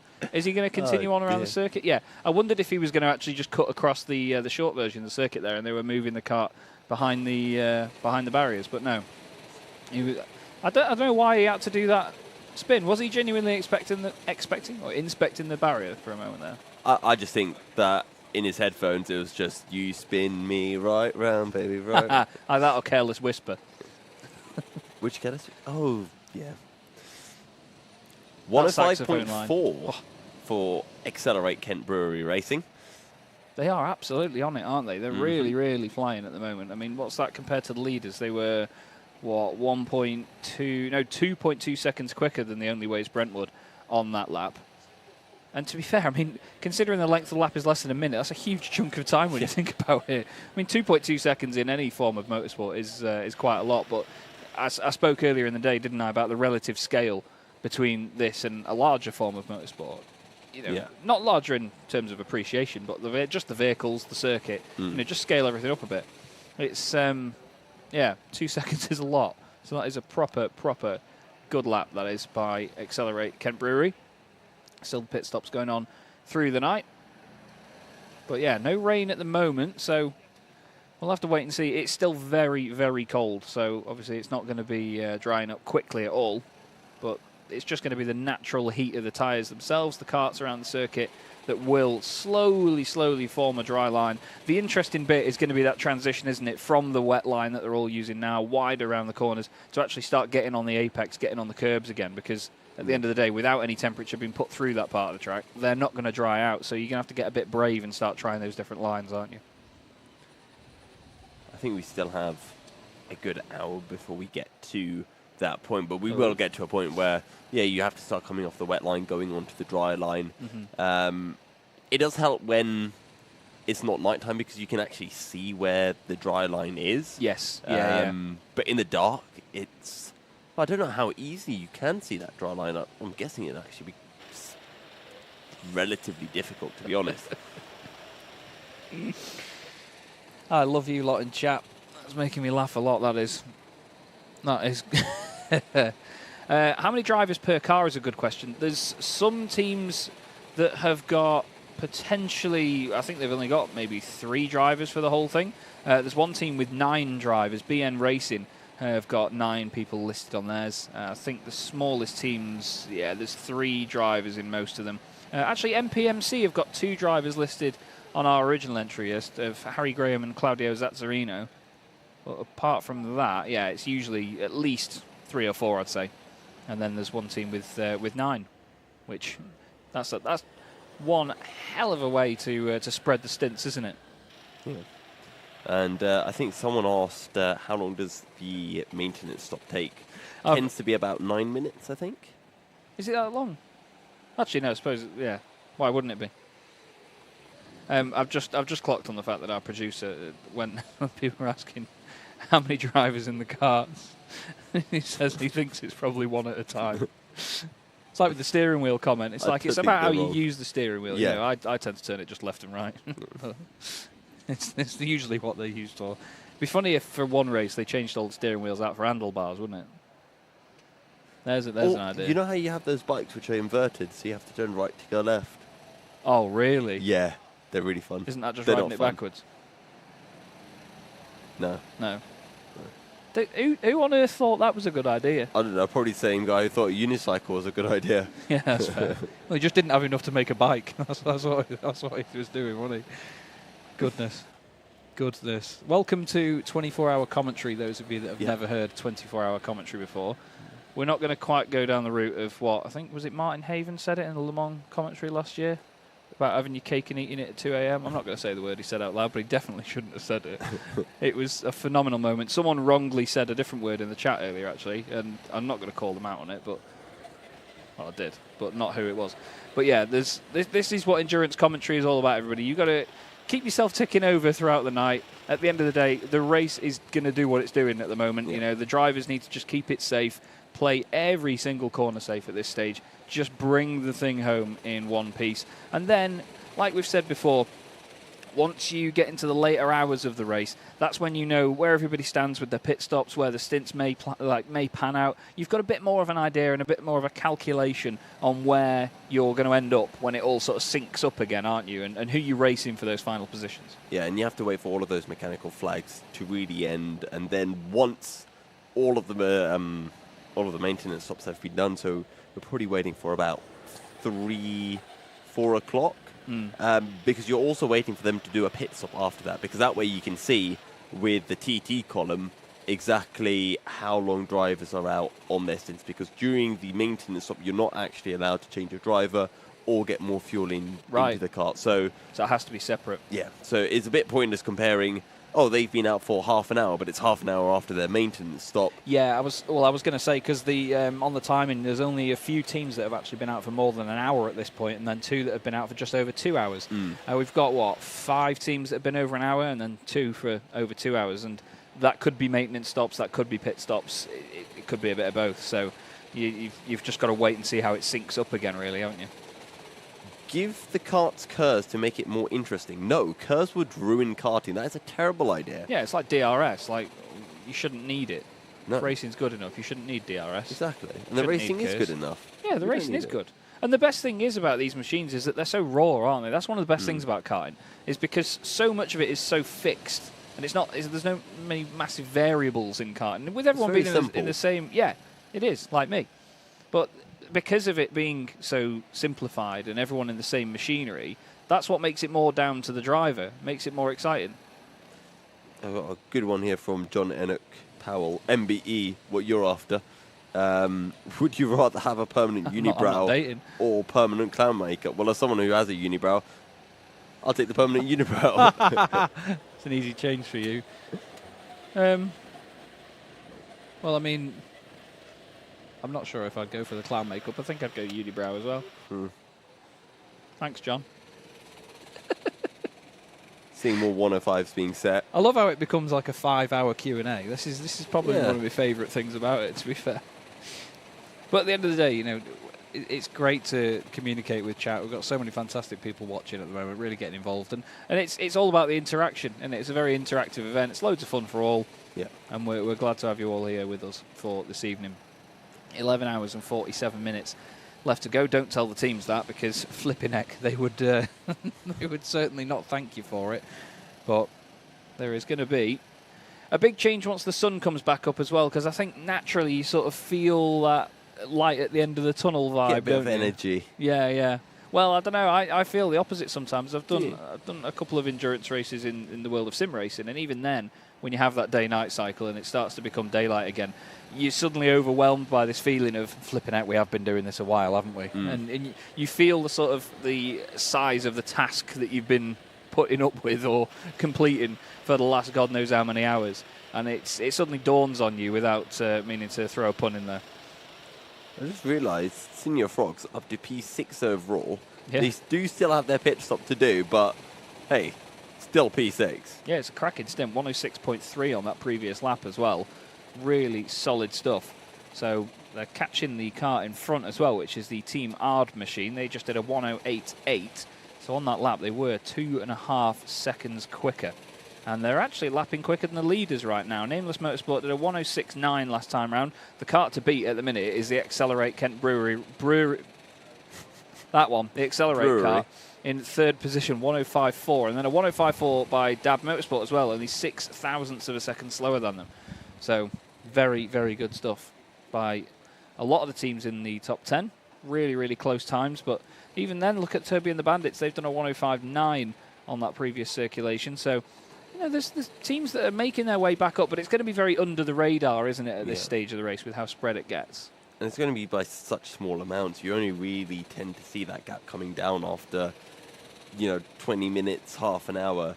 And even then, you're waiting for a very long period of time. Ditchfinders are closing in onto Loughborough Legends and Neil. And that's a battle for 9th place. Poor Neil. Poor Neil. Thank you to Robin, by the way, who has said, all the giggles aside, you're doing a fantastic job and are a great source of information and entertainment throughout this great race. They must be talking to you, Yusuf. Oh, no. Who would win in a boxing match? Silverback Gorilla or Conor McGregor? Well, considering Conor McGregor cannot even beat a 40-year-old man in a boxing fight, I think the Silverback Gorilla will probably beat him. Oh, my goodness me. No, he kind of called himself out, to be honest. Wait, hang on. Does the Silverback Gorilla have to play by boxing rules? If the Silverback Gorilla kicks him, does he get disqualified from the fight? Yeah, has he been briefed on the rules beforehand? No shots to the crotch, Mr. Gorilla. You hear some phrases in endurance commentary. You hear some commentary phrases, I'll tell you that for free. Is that one to add to the list? I've no got shots to the crotch, Mr. Gorilla. I've got a note on my phone full of fantastic quotes that I've heard over time. There's a lot from commentators that really can't be broadcasted, so I'm not going to read any others out. However, Lovely. that is going in the list. Is that actually? Yeah, no shots for the crotch, Mr. Gorilla. You know what? I'm going to have to write down the context in which it was said. This is how you know you've made it as a commentator. Oh, You're into Chaz Drake. Oh, stop it. Personal notes. Stop it. No. None of that. We've had a 105.1 from Dab Motorsport. Oh, look, a race. We're going to get a 1/4. That's one of my favourite phrases, G Hammer. He said, even if the gorilla plays by boxing rules, it'll still cave Connor's head in. That's one of my favourite. No, it's that phrase and kick its head in when you're talking about a racing vehicle. Like, if you're just saying that someone's kicking the cart's head in, I don't know why. It just really resonates with me. But as a northerner, it just really comes The thing out. that G Hammer's not understanding, right, is we know that if the gorilla plays by boxing rules, it'll beat Conor McGregor. The question is, will it comprehend playing by boxing rules or fighting by boxing rules? That is a big question. Or will it get disqualified from the fight?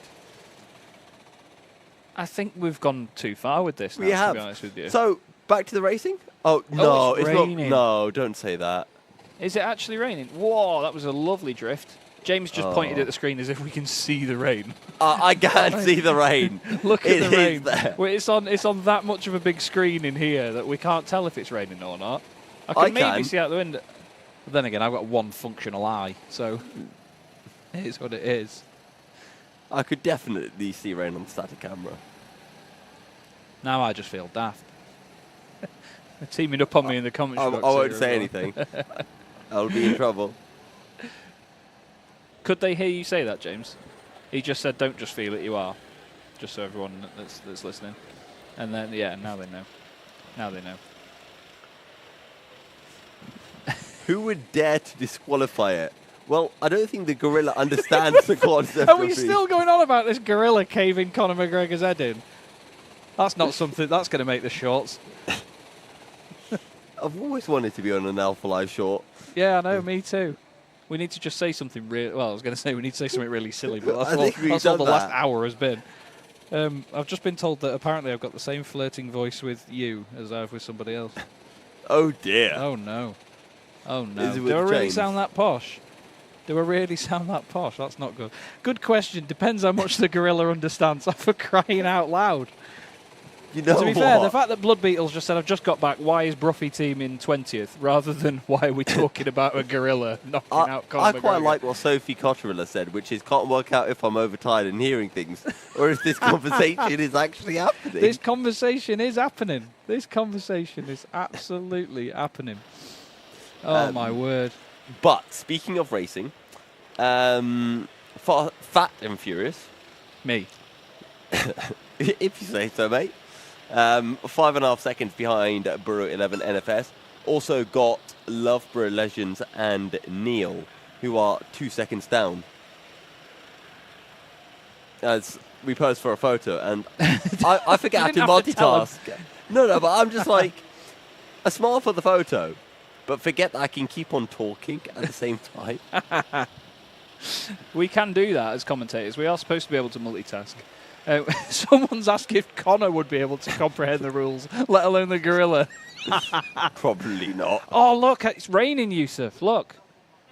Where? It's on that big, it's on that giant screen in front of us. I can't see it. It must be behind that puddle. Ah, right, okay. Yeah, under that puddle, it's raining somewhere.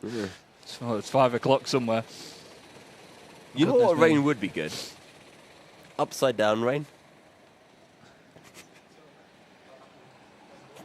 It is evaporation. Our director's just pointed out that, that's called evaporation, Yusuf. I'd love some evaporation right now. Very slow upside down rain. No, I want fast upside down rain. Like torrential. Like just sucks the moisture out of the concrete, just forms clouds above the track. Like really aggressive upside down rain. It'd be brilliant. This is where James now says, that's boiling. Well, that's also known as evaporation, love. Just on a much faster scale. It's a form of evaporation, sure. I'm not going to make it through to 7 a.m. I'm just telling you all that now. Well, I only have to make it to 5 a.m., so... Yeah, good for you. You've done a sterling job, though, so far, mate. At least you get Kieran to bring some sanity back into things in a couple of hours. Are you joking? Have you seen the colour of his jumper? I can't remember what colour it is. It's yellow? Mustard. Oh, mustard. Oh, and yeah. it is not the mustard. Bless him. Hasn't he got some sort of family outing or something at the moment? Well, not at this time of night, anyway. He tells late. I don't know what his family are into, but I don't know what's going on at 10 to 3. It's just... Oh, you're going to have to repeat that, not me, what we've heard from James. What's it called? Whipslade Zoo? Just like a night hunt at the zoo. Oh, Kieran, I hope you're not listening. I hope he's not. I hope he's asleep, to be honest. Yeah. Otherwise, he's not going to have a fun time when he returns. This is the most fun I've had on commentary for a long time. I'm just going to say that. It has been a blast. But that's what it's about. That's what it's about. I've mentioned a few times that, there is the phrase, we're here for a good time, not a long time. We're here for both at the moment. We're here for a good time and for a long time, and we're going to make it last, everybody, all the way through until the end of this race, which is in only 11 hours and 38 minutes' time. It's going to fly by. You know what? What? Are they still going on about this gorilla and Conor McGregor? I love the fact that we've got a race. I love the fact that we've got a race to commentate on. But part of me just wants to have a podcast where we have this chat going on. Oh yeah, and we just I'm in talk full smack. podcast mode here. I mean, I'm sat back. I've got my drink. I'm chilling. I don't think I've looked at the screen other than when James pointed at it frantically to show us rain. We're just chilling, having a good time, everybody. That's what we're here for. To be honest, I really want to see the training montage for the gorilla training to fight Conor. I mean, I don't think the gorilla needs to train. He just wants it in, doesn't he? The initial thing that came into my head was, what music would you put on it? Well, there's only one music you're allowed to put on for a training montage. No. Yeah. No, not Eye of the Tiger. No. Phil Collins. Careless Whisper. Oh, my word. No. Instead, you have police every step you take. I'll be watching you. And it's just the gorilla just spying on Conor McGregor. Oh, flipping heck. Are we going to start? If you started a podcast, what would be your first topic? Gorillas caving Conor McGregor's head in. Absolutely. There'd be some sort of name of that, basically. There would be some sort of name based on that information. Oh, dear. Are you lot on about Matt Plum when you say get him on? We need to get Matt Plum on for an interview. We do, yes, we do. We absolutely do. It suddenly got very serious in here. Yeah. Remember, we've got a job to do. But yeah. But I was going to say, ask him about gorillas. No. That'd be a great opening question. You're right, Matt Plum, he's just been out on his stint during the Buckmore Park 24-hour. Do you think that a gorilla could cave Conor McGregor's head in? Fantastic. Fantastic. Yeah, Rowan but I do think that is a great way of starting the conversation. Why would you do that? I've just been kidney jabbed by the director.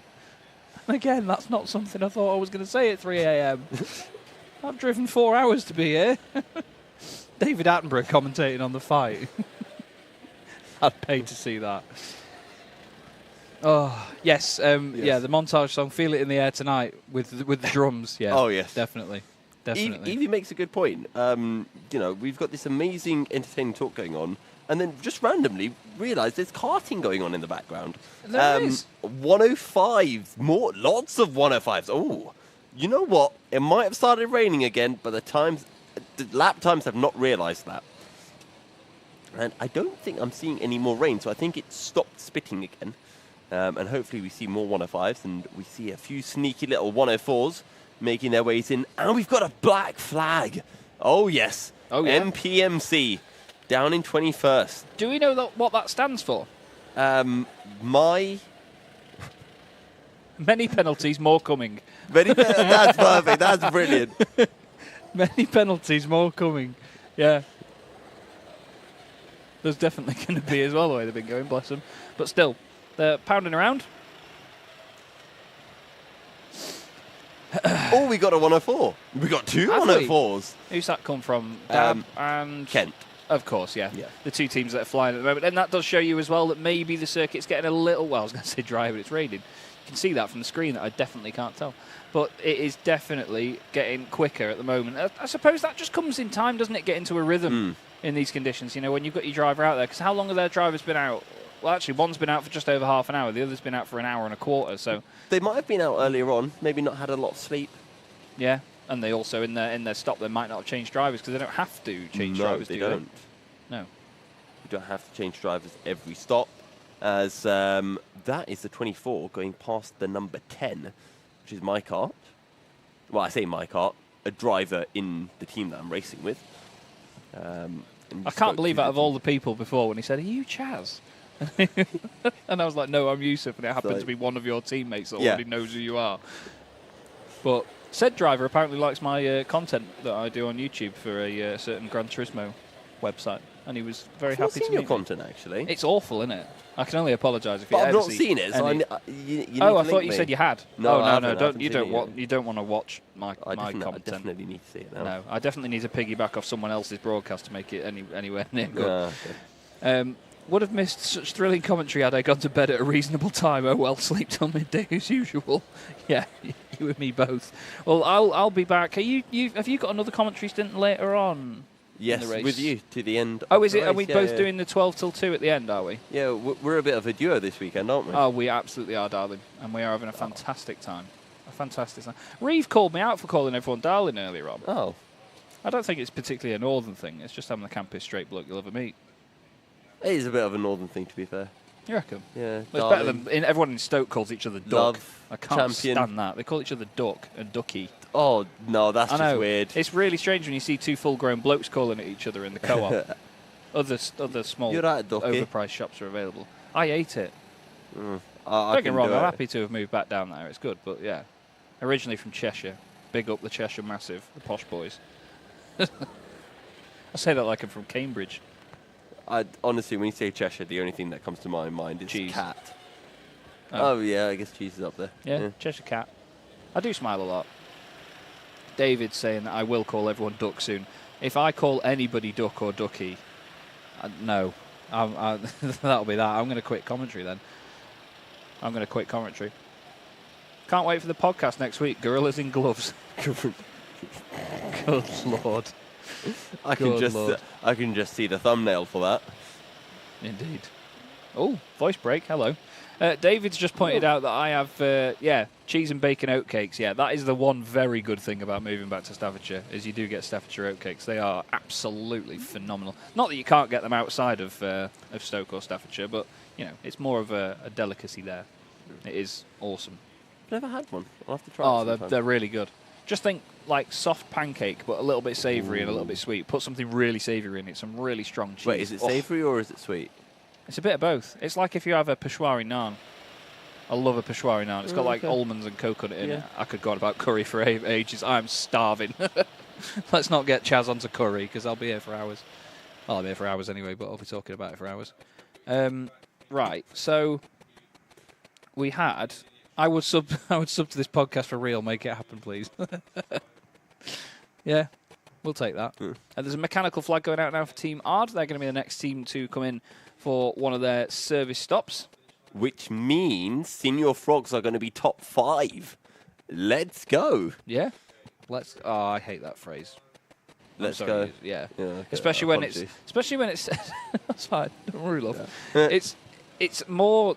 I don't like the use of that phrase when somebody's already completed the task they're doing. You know, if they win something, they'll go, "Let's go." It's like, you've already gone. What are you on about? Where are you going? Yeah, where are you going now? Get in there. George Perez saying, loving this 24-hour kart commentary race from Charlotte, North Carolina. You guys are great. Fantastic stuff. Thank you very much, mate. I thought that he was calling me Charlotte, as in like saying it from Charlotte and Yusuf, but no. From Charlotte, North Carolina. Thank you very much, George. Thank you very much. We're glad to have you with us, mate. We love having all of you in the chat. It is a lot of great fun, and we do appreciate you. A lot of you, obviously, at different parts of the world, so it's different time wherever you may be. It's just about to go 3 a.m. here in the UK, and Yusuf is with us for what, another 2 hours till 5 o'clock, are you? And then I'm into 5 o'clock, and then I'm on till 7. Kieran McGinley will be joining me, I think, from 6 o'clock. You'll have me on your own for an hour. Lucky you. Yeah, we've had pretty much an hour of every commentator by themselves. Have we? Did Reeve and Kieran not bother? Kieran hasn't had an hour on his own. I think Reeve had a bit of time Selfish on his own. Git, isn't he? He went to sleep, didn't he? Imagine sleeping. That'd be great, wouldn't it? Instead, I'm drinking an energy drink at 3 a.m. Super GT, a notable name? No, not really. Who's that? Yeah. Some wannabe YouTuber, I think. Yeah. Just plays racing games. Imagine calling yourself Super GT. Imagine naming yourself after a championship that already exists. Yeah. And then calling yourself Super. Oh, no, there is Super GT in Japan. Oh, is it? Yeah, Japanese Super GT, I'm pretty sure it's called. I was going to say, yeah, I want to be called Buckmore 24 from now on. Yeah. James and me literally had the same thought then. Yeah. I'm going to call myself Citroen C1 24-hour endurance races. I have no idea what the actual title for that is, but... There is a brand name in there, but obviously we're not going to mention it. Yeah, probably. We got a 104 from the Slideman. Who's out for the Kart 7? They've nicked someone else's transponder, haven't they? Honestly, that was mean. I'm sorry. One of the things I like to do is just grab the transponder. When you come up to the line, throw it over the line, gain a couple of tenths. That's what I'd be doing if I was invisible. I'd be stood at the side of the circuit throwing transponders past the finish line, just to really annoy Clinton. I'd be throwing them at his window. Are the transponders in apples? We've just been asked. Is Jimmy Broadbent racing? I'm amazed that it's 3 a.m. and that's the first time we've seen someone ask that. Yeah. No, he's not. Yeah, why is Jimmy Broadbent not racing? Where's he at? He's too busy in German Forest, isn't he, at the moment? If you interview Super GT again, ask him to do his Murray Walker impression. No, it's not top notch. It's awful. I've told Steve this before. Is it better than my Scottish accent, or worse? Is it better than my Scottish accent, or is it worse than Chaz's? It's considerably better than your Scottish accent. My Scottish accent was all right. It really wasn't. I'm going to look you in the eyes and say, yes, it was. It was fine. Hang on, deceased duck. How can Chaz not call you duck? See, that's a certain circumstance where I could call someone duck, but I'm definitely not going to do it if their name isn't Doug. Is Lewis Hamilton racing? Yes, he is actually in the Bandito Delito team at the moment. He's just done a 1 minute 10.3. 5 seconds off the pace of Nameless Motorsports, so they've got that to their name at the moment. It's been a bit of bit of a while since he was last in a kart, so he's a bit rusty. Issue is... Is Conor McGregor racing? No, at the moment, actually, he's just getting his head caved in by a gorilla in the paddock. He's in Team Hard, isn't he? Yeah, yeah, he is, actually. Bless him. Is Murray Walker commentating? There's no good answer for that. No, there isn't. Can't really joke about that, can we? No. That was one. I'm going to get serious for a second. That was one of the hardest things. I was halfway through a 12-hour commentary race that I was broadcasting as well online, so I was there for the duration. We were about 6 hours in when I learned of Murray Walker's passing. Oof. And that was one of the hardest commentaries I've ever done, because that man was an absolute... And, you know, so many commentators say that he is the inspiration behind what they do, but it's true. Like, he put commentary in the spotlight for what we do and shaped the way for so many of us to enjoy it and just try and entertain more, because that's the thing. He brought the entertainment factor into it, rather than us just sitting here and reading a timing screen all the time and informing everybody. You know, he was there for the entertainment of it, and it was pure passion. You know, it was fantastic, absolutely fantastic. And he did so much stuff as well in the so many different racing series as well. You know, Formula One obviously what everyone remembers from him. But he also did touring cars and loads of other. His best work was on the British Touring Car Championship. It was amazing, because that form of racing matched his commentary style even more than Formula One. You know, it was just epic stuff. But he used to do all sorts, like rallycross. He was a very accomplished motorcycle commentator as well, actually. His dad was a very accomplished motorcycle rider, and really quite high up in the world of sort of journalism and what's it called? Like magazines for bike racing, basically. His dad was a multiple champion. Murray wasn't so fantastic himself on a bike, but he didn't do too bad.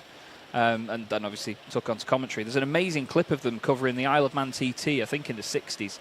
And when it hands off from Murray's dad, his name wasn't actually Murray either, by the way. He's Graham Murray Walker. Is his full name. But his dad was also Graham Walker, so he went with Murray. And when his dad hands off to him on this clip, it is one of the most scary things, because they just sound identical. It's amazing. It's a bit like Martin Rundle and Alex Rundle. Yeah, they do sound very similar. Alex is doing really well with commentary, actually. I like listening to him. He's got the same twang as his dad when he's talking about it, and but he's so informative, because, I mean, much like yourself over the course of this, you know, you've been behind the wheel of these machines. You've got the sort of experience of what they do and how they operate. And it's always great to have that insight and be able to hear, you know, a first-hand perspective of what the machines are doing. So, I actually got a very good question in the chat. How did drivers sign up for the event? You have to sign up as a team. So you have to sign up as a team captain, and either you have your team ready or you get your team and then you try to find drivers. But it would be advised to have your team before you try to sign up. But it sells out very, very quickly. So I think this year it sold out in 1 hour, not 1 hour, 1 minute 15 seconds or something. That's ridiculous crazy, like that. Yes, we're going to get onto this now, but John Powell has mentioned my favourite Murray quote: "There's nothing wrong with the car except that it's on fire." That is an absolute belter. I think one of my favourites is, speaking from memory, I don't know how many points Piquet's got, which is quite a belter. What else was there? That one. I think he was talking about, was it Patrick Tambay? He said Tambay's hopes that were previously nil are now absolutely zero, because he had no faith in that man whatsoever. To be fair, we could move on to the fact that he worked with the legendary James Hunt. Yes. Some of James Hunt's commentary. There was a particular driver, Jean-Pierre Jarier, this French racing driver. Jean-Pierre Jarier was a very good driver, but James absolutely hated him and made no effort to hide it whatsoever. There was, I think, a Grand Prix where he was holding up one of the Ferraris as lap traffic, and all he was saying constantly as they were watching him hold this driver up for about a lap was that Jarier should be banned. I think he said something like, he's got the mental age of 10, so he should be banned from motorsport for this. He should get a race ban or something and then be banned from motorsport indefinitely for being French or something like that. And it's just, I mean, you could just hear that he's so done with it. But that's what James was great for. You know, he spoke his mind. He was a real character, bless him. And a great mix with Murray. Chalk and cheese, they often said about them. Murray, in his book, actually said that there was one point where I'm going to tell this story how it is. If I get told off for this, then I'm going to go down with the ship. But he said that it was the Belgian Grand Prix, and they were about 20 minutes. He used to turn up, James did, sometimes slightly hungover, just before the race started and wind Murray up by saying, who's on pole, Murray, as if he didn't know. And at this particular, I think it was the Belgian Grand Prix, he said it was, he turned up about 20 minutes into the race after it had already started. Right. And said that he said that he'd been in bed with a stomach complaint. And Murray very confidently says, let me tell you, that's the first time I've ever heard 2 Belgian nurses be described as a stomach complaint, which is just pure James. Pure James. Bless him. Bless him. But yeah, another driver flipping the bird and saying, I'm going for first, says John Cleland. That's a belter. There was also one with Frank Bieler and Joachim Winkelhock, 2 German drivers. He holds his fist up and doesn't enjoy being overtaken by him, and Murray just shouts the word Dummkopf, which I think is along the lines of idiot in German. I do like this one of his windshield's clean. That's what happens when you're in first. Car crashes. And that's what happens when you get your line wrong. There's a Ford Escort that hits the side of a bank in Rallycross for that one. That was a belter. Oh. Yeah. There are 7 winners on the Monaco Grand Prix on the starting line today, and 4 of them are Michael Schumacher. That's an absolute belter. Absolute belter indeed. Some absolute corkers. Absolute corkers. Who's in the Senior Frogs team?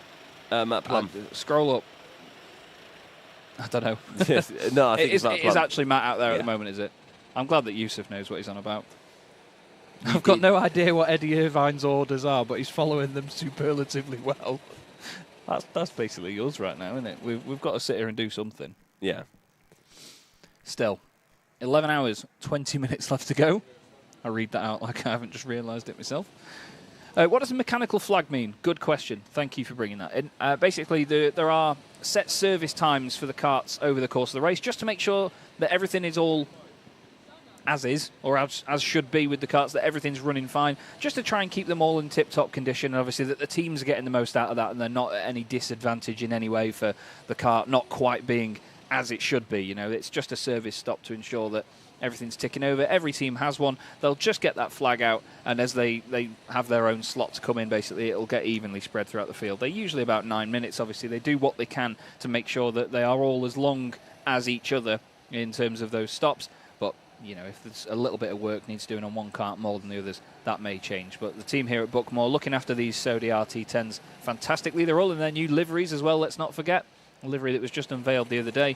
The karts look mighty, mighty fine indeed. Going to have a few more little bumps and scratches on the edges of them after this, Yusuf, but I tell you what, it's been great to see the new livery unveiled right ahead of this event. It's a great bit of branding. Yeah, and I'm actually very interested to see where Senior Frogs come out, because remember, they were about a lap down on Spicy Boys once they made their pit stop, or once Spicy Boys had their pit stop. So it's going to be very interesting to see how close it is between them after Senior Frogs complete their stop, and to see whether they have been able to gain some extra time. So they do have a long stop. It's going to take about 9 minutes. They're going to lose about 7-8 laps. Is that Thomas Layton? I don't know, but I'm wondering where he's got a lightsaber from. Ooh. There you go. Next part of the stream, lightsaber out. Yeah, absolutely. The guys just getting through the night. I'm really excited to see their content from this, actually, as well. That's one of the best things. When you see it being filmed at the actual, when you're there at the venue itself, you get to see it being filmed and see them making their way through an event like this. It's just awesome.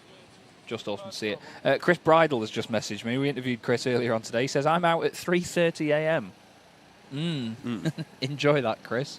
I was just thinking, wasn't 3:30 an hour ago? But no, it is 10 past 3 at the Oh, moment. no. Oh, Yusuf, mate. I felt really sorry for you then. You looked so sad when you said that. Oh, no. Well, I'd be sad. I get an extra half an hour of commentary. Yeah, exactly. It's good to have you. Why am I... Anyway. So, there was a great question in there as well a minute ago.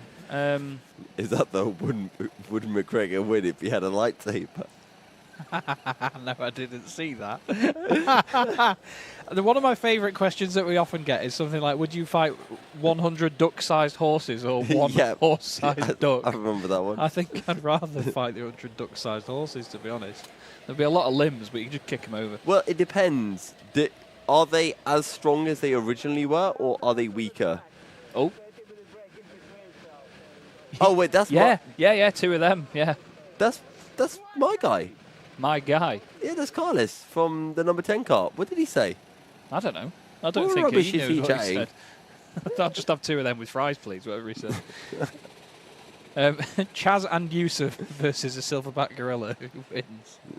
I mean, I'd leg it. I'm useless. No, This is where you're going to tell me that you're a professional boxer as well as a teacher, aren't you? No, we talk rubbish. Teach that gorilla a lesson.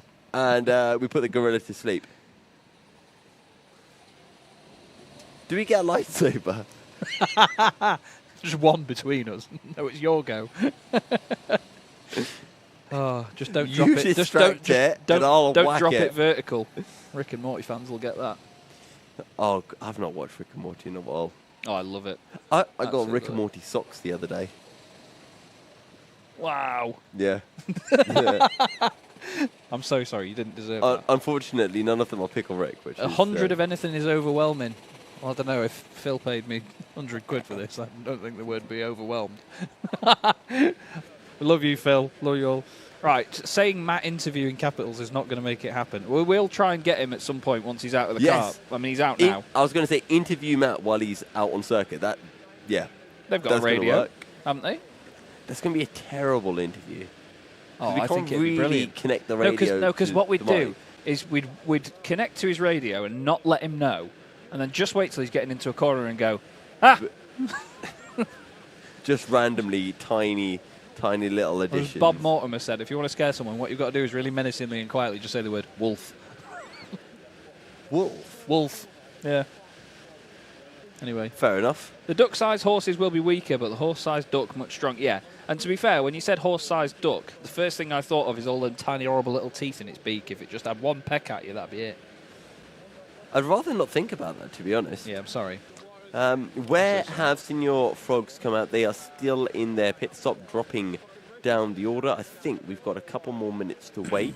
Yes, it's about 3 to 5 working days, isn't it, to do a service at the moment. Although, to be honest with them, I mean, it's what did you say, about 9 minutes to do a service. That's not bad going at all, is it? Not bad going at all, really, considering they're doing a lot of work on these things. The guys filming their content down there in the pit lane, you'd love to see it. There's a shake of the head there from the driver of the number 16 machine. I think if there was any team that I'd seen so far that have been the sort of most out there and most sort of emotive, let's say, it's definitely Elite Discos. I'd definitely say Elite Discos. They were very sendy earlier on in the race, but then also seem to be the team that sort of put their hands up and shake their heads at everyone else the most. I'm not quite sure what the look, motive the is. 21's going backwards. Oh, I spoke to this driver earlier. Because I remember that coat. He is absolutely soaked in that. Fair play to him, going back out. Yeah. Big tip if you go for an endurance race where you've got multiple stints and it might rain, bring yourself a second karting suit. Yeah. Just in case. Absolutely. Absolutely. And a towel. That does help. Or 12. Yeah, or 12. There are showers downstairs here at Buckmore Park that you can use. There are some horrendous questions coming in. Oh dear. What about a duck-sized Conor McGregor with an oiled-up lightsaber? Oh no, they're back to oil. You weren't here for this. No, I saw one earlier on, and they were saying, "What's your favourite flavour of oil?" So this started from earlier. We had one. I don't use this term a lot, but we had one idiot in chat, right?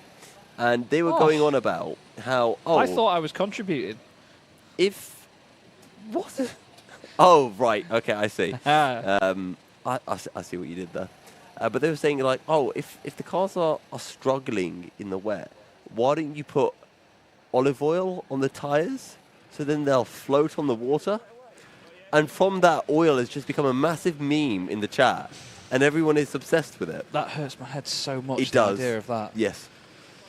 Someone's asking if the Frogs have made their mandatory stop yet. Yeah, they're doing their service right now, actually. We're just waiting to see. Oh, Matt whereabouts they Plum's come going out. back Oh, he's going out. back in. Wow. Wait. Wait, I said. Why has he stopped? Well, yeah, because they can't do a yeah, as James has just rightly pointed out, they can't do a driver yeah. change during the service, Yeah, can true. they? So, yeah, he's been plumbed in and ready to go. Oh, God. I know. So, are you saying that his helmet's not gloss, but it's matte? I like that. James has just asked if he gets a hole in his suit, does he get a leak? Oh, good lord. Oh, I hope when he sat in the car, he didn't sit down like that first driver change we saw, otherwise he would hurt his plums, wouldn't he? Flipping heck. I felt that when that driver did that. I was still scarred by that early into the night. That was pretty horrendous. Oh, mechanical flag for our final two who haven't... Wait. The only way is Brentwood haven't done a mechanical stop yet? Interesting. I thought... That means Accelerate are well and truly... And Nameless Motorsport just had theirs as well. So, and then a contact warning for Toby and the Bandits right on cue. Wait! Senior Frogs are actually leading class. They've done their stop, and they're ahead of Spicy Boys. Senior Frogs are well and truly your class the chat's leaders. Just realised as well. They've just realised. that is actually mad. I've got to say, I don't think anyone will top the question that came in earlier, which is, what is your favourite fear? Because that's one of the funniest things I've ever heard in my life. So counterintuitive. However, I just think that a close second at the moment is Postman Pat and Fireman Sam have a fight. Who wins? Does Postman Pat have a lightsaber? No. Does he have access to his black and white cat? Can you imagine the irony of Fireman Sam with a lightsaber? That's a fire hazard in itself. No. Does Fireman Sam have a flamethrower? And what Postman Pat's got 3 to 5 working days in lieu.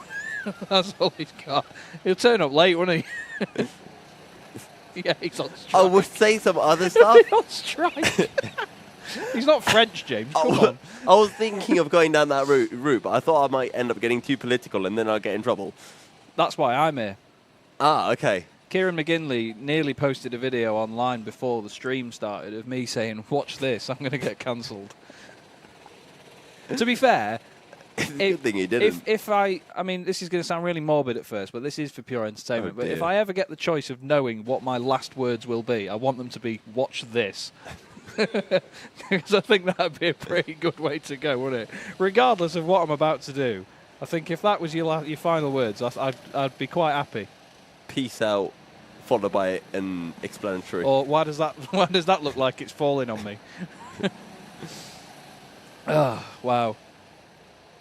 There's some strange comments coming in now. What's the Terminator one? Be good. Fireman Sam with a lightsaber, but Postman Pat is horse-sized and oiled up. I can't believe that this is my job. I used to sell insurance, for crying out loud. What is this? I'm sat here at a kart racing circuit having the time of my life, and people are asking me if Postman Pat was the size of a horse and oiled up, would he beat Fireman Sam in a fight? It's funny where life takes you, isn't it, Yusuf? Yeah. Oh, dear. Imagine Murray Walker commentating this awesome race. Wait, there's a race going on. Oh, yeah. Nameless are in the pits now, so they've actually... That means they've served their flag before the Only Way is Brentwood. The two flags went out at quite similar times, but Nameless have taken their chance to just get in as soon as they can, basically. Yep. And interestingly enough, Accelerate have been out on the circuit longer. They've been out for an hour and 42 minutes at present, so they're really close to that 2 hours anyway, so that would fit in quite nicely. Although, no, that would actually be the worst-case scenario, wouldn't it? Because they'd have to do the service and then come back in to get fuel and do a driver change afterwards. Only a couple of minutes, maybe even a lap after they've just done the service. Accelerate have already done their service. Nameless Motorsport haven't, but Accelerate will have a pit stop to do, and Nameless, I was looking at... Yeah, it's the Only Way is Brentwood. I was looking at the Accelerate car on the timing. That is my bad. I do apologise. They are both in the pits at the moment. What's your favourite type of insurance? No. Comprehensive. I've not got a funny answer for that. Insurance isn't a funny industry. It's the most boring thing I could work in. I hope the commentators have comfy chairs. We do, actually, to be fair. You know what? On the surface, I looked at these chairs when I came in and I thought, oh, dear. But, no, they are really, really comfy, actually. I'm very, very, very grateful for this. And it's, yeah. Okay, I'm not going to read this one out, but the comment from I Am Benny Boy is absolutely brilliant. So I've just had a text. I have to give it. I mean, I don't want to do. Is this from your friends who aren't friends? Oh, sorry, the ones that you said you didn't have any friends, but then they showed up. Yeah. Yeah. Yeah, to clarify that they are definitely my friends.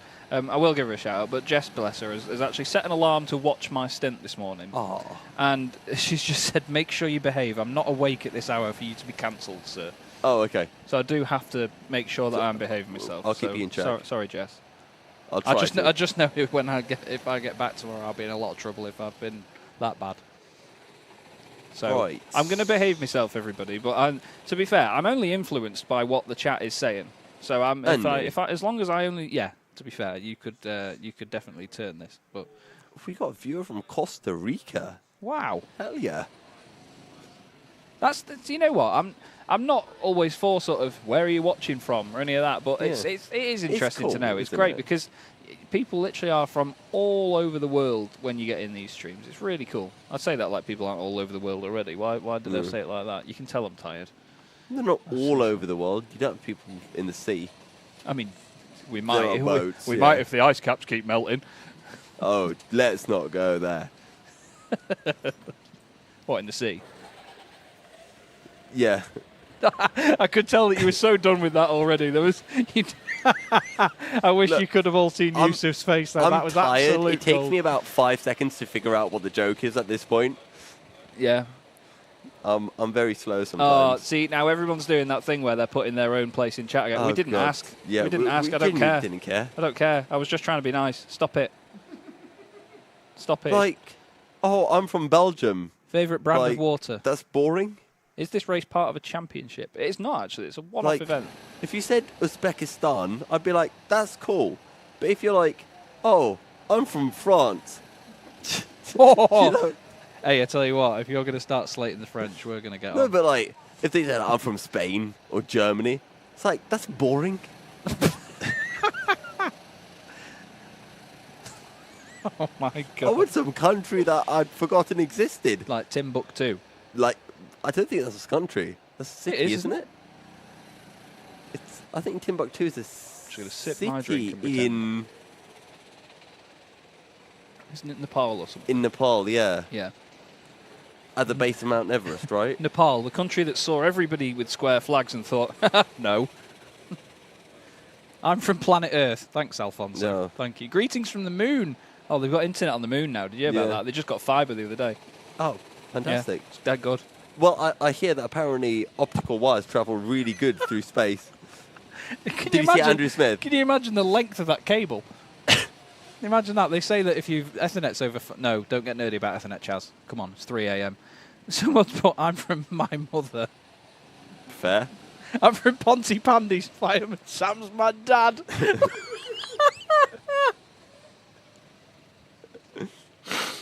Up the fireman, Sam, thank you. Steady on. I hate that I laughed at the flag joke. Oh, I'm so sorry.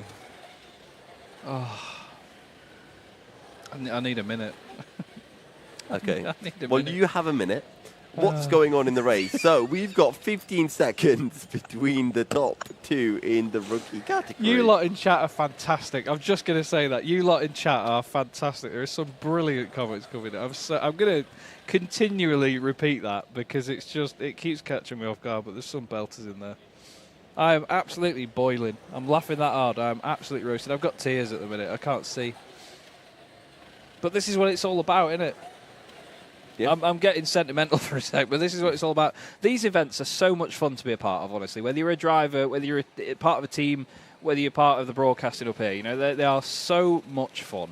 And that's what we've got to embrace as part of this, you know. And it's great doing this as a professional job. I love doing commentary. It's such a laugh. But when you do it on an event like this, it really is. It just takes the level of fun of it up to a completely different level. You know, when was the last time I actually spoke about lap times or the race? Exactly. Yeah, it was a while ago. Exactly. I hate that I've been the one who's been doing a bit more of that. Wait.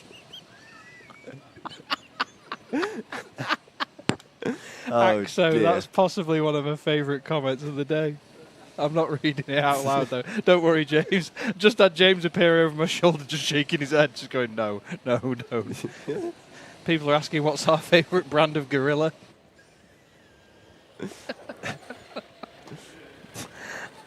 You You know when you said earlier about that bit where you were laughing for like a minute straight and you just can't get it together? Wait, actually, James, what was that? What was the really stupid joke I did? Oh, Stephen is Steve with an N. Oh, right. No. I was like, oh, yeah, it was something, we were talking about Steve Alvarez Brown. I said that's a boring name, there's too many Steves. And then really deadpan, I said, did you know Steve short for Stephen? It shouldn't be funny, but it is. I need to go back and find that clip. Oh, my God, I can't breathe. Put it in the show reel. James, I want to see this on shorts. Oh, wait. Oh, a race. Nameless Motorsport have done their pit stop thing, maintenance, and they've come out in second. But Kent Brewery have a pit stop to do. Yes. So there is less than a lap between them, effectively. And we might see a little battle between them as well, because Kent Brewery can probably go for another hour or so. Who would be a better driver, Zlatan Ibrahimovic or Mika Richards? To be fair, my brother is a massive fan of Mika Richards. It's all he talks about. And to be honest, I thought it was Mika. Maybe. I don't know. I should know. I used to support Man City, so. Used to? I don't Normally really it's the other way around. Oh, that is a place to spin and a half, isn't it? Don't like that. Don't like that. Close your eyes. Flipping out. His neck is going to kill in the morning after just that, because he was turning so quickly then. Good God, you could feel the fear. I would, cycling back to this, Yusuf, you said you used to support Man City. Yeah. Normally it's people started supporting him from about 2012 in it, when they went to the empty Yeah, something like that. I think I started supporting them in like 2008, when I was a wee child. A wee child. A wee child. I see the sleep deprivation has caught up to the commentators. Yes. Yes, it has. Yes, it has. I was going to say that I don't think... thanks to Philip, by the way, for letting us know. All service stops are now complete. There will be no more to do. I don't think Micah Richards would be able to fit in one of these carts, would he? He's possibly the broadest bloke I've ever seen in my life. Oh, there are bigger blokes out there. I won't mention names. Oh, James. Don't egg them on. James is trying to egg on chat to just get very, very friendly.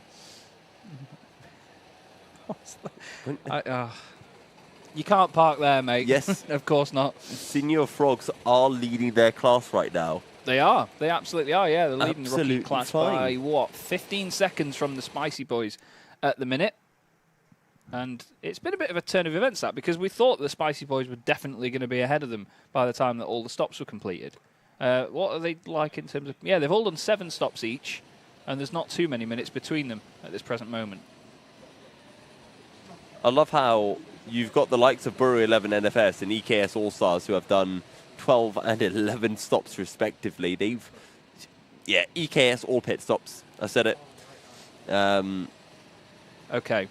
I'm going to interrupt you, Yusuf. Okay, because go on. I'm that tired that I'll forget what James has just told me if I don't say it now. Sure. James has set a challenge for the chat. Now, obviously, this is only a challenge, so you don't have to... There was a lot of steam came up off that cart then. It just scared me. Sorry. So you don't have to do this, everybody, but James is intrigued by... Because, obviously, it's a very international stream at this point. There's a lot of people all over the world. James is intrigued by who can donate the largest number of a currency that is actually equates to the smallest amount in pounds, which is really, really good. Right, where are my fellow Indians in chat? He's a money-grabbing sod. Is Dave? Dave? Who's Dave? That's even worse than my Chris. Well, you did it twice. I did. You did. Well, I know you wish that it was stopped Chris myself the McCarthy first here time. instead of me, but that's fine. So, yeah, if you do want to donate, if you have some sort of currency from a corner of the world that will equate to about 4p, even though it reads out as about 1 million on screen, just let us know. Because if it's not going to cost you very much to do it, we'd be really intrigued. We really would. What happens when you become Conor McGregor and a silverback gorilla starts chasing you in a cart? Hasn't he just described what Mario Kart is? I saw a fantastic meme. Donkey Kong. I saw a fantastic meme the other day, actually, about Mario Kart. and it said if I was Mario and large lizard kept stealing the woman of my dreams, I would simply not put up with partaking in recreational karting with said giant lizard. Why would you know, if he's stealing your misses all the time, Mr. But that's not Mario Kart. That's in like Bowser Super is quite, Mario Bros. Yeah, but you wouldn't go and do the karting with him, wouldn't you?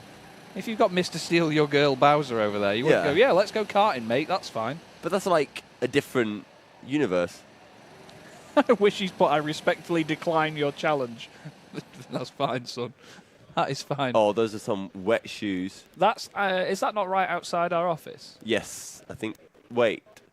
It's a bit further down the hallway, I think. Possibly. A little bit further down. Oh, my goodness me. Explaining memes, always hilarious. Yeah. Sorry, Travis. I've let you down there. I donate 20 Canadian. Yeah, I'm not even reading the rest of that out. Oh. Do you accept various bits of washers and bolts? Says Benny. Clothes apparel say my wife's boyfriend goes karting with me all the time.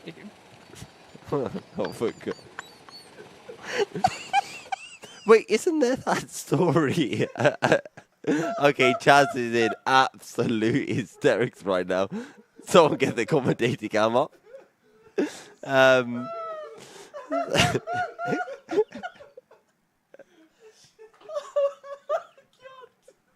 He's actually crying as well.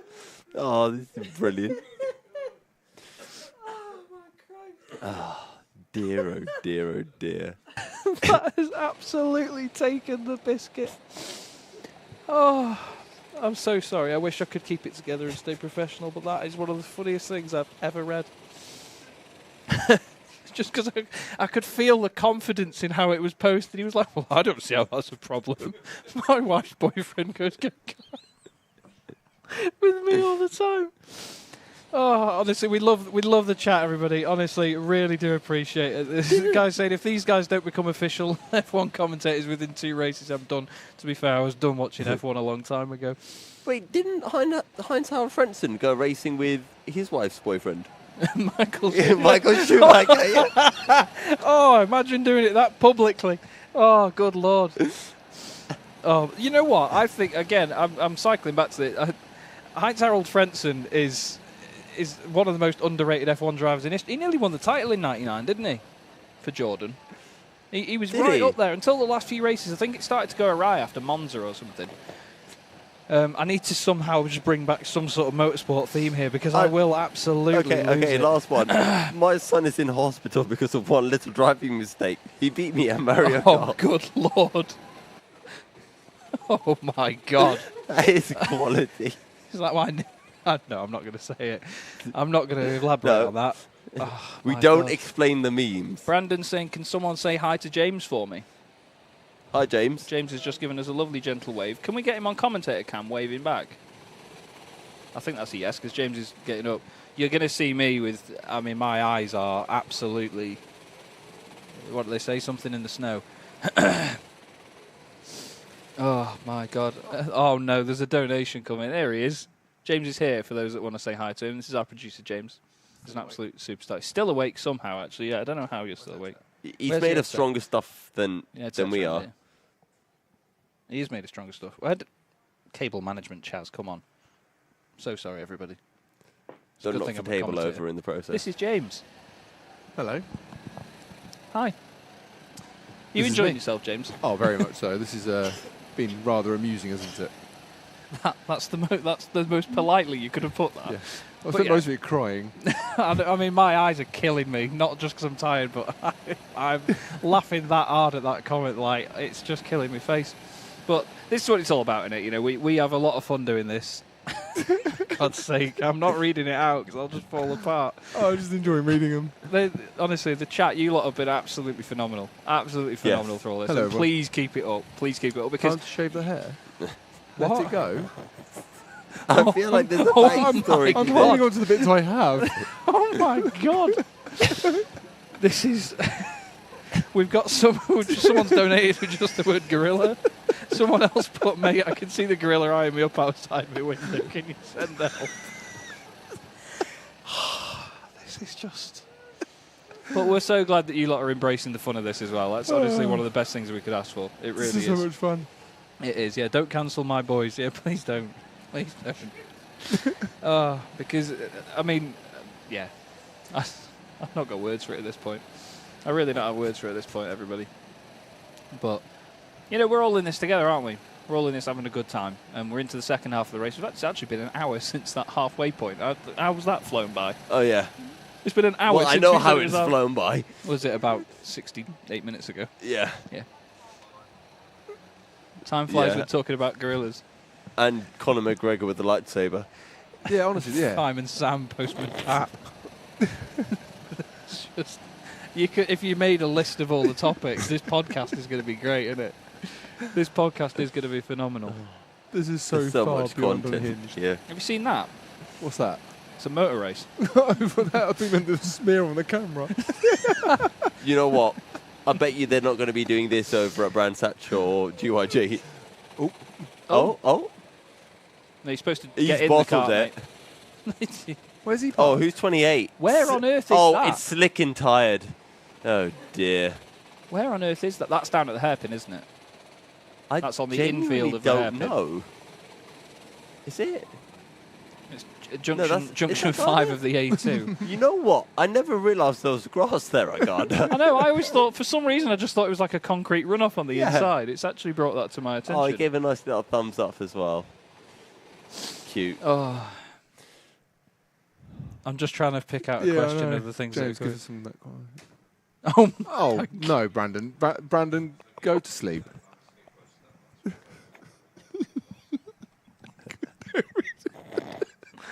can't read that. Oh, no. I need dear. to start thinking. More donations. I'm going to leave in a minute. Depends how many boyfriends there are, apparel. I can't breathe. What? Who would win in a fight? James with a butter knife or a monkey with a katana? Why am I being brought into this? You've been brought into this from a long time ago. That's a very slow camera pan. I like it. Oh. 14 seconds though at the front. I don't know if I'm trying to bring this back to seriousness. We know where it's going to go right back. Enjoy telling the jokes they can't read. Yeah, absolutely.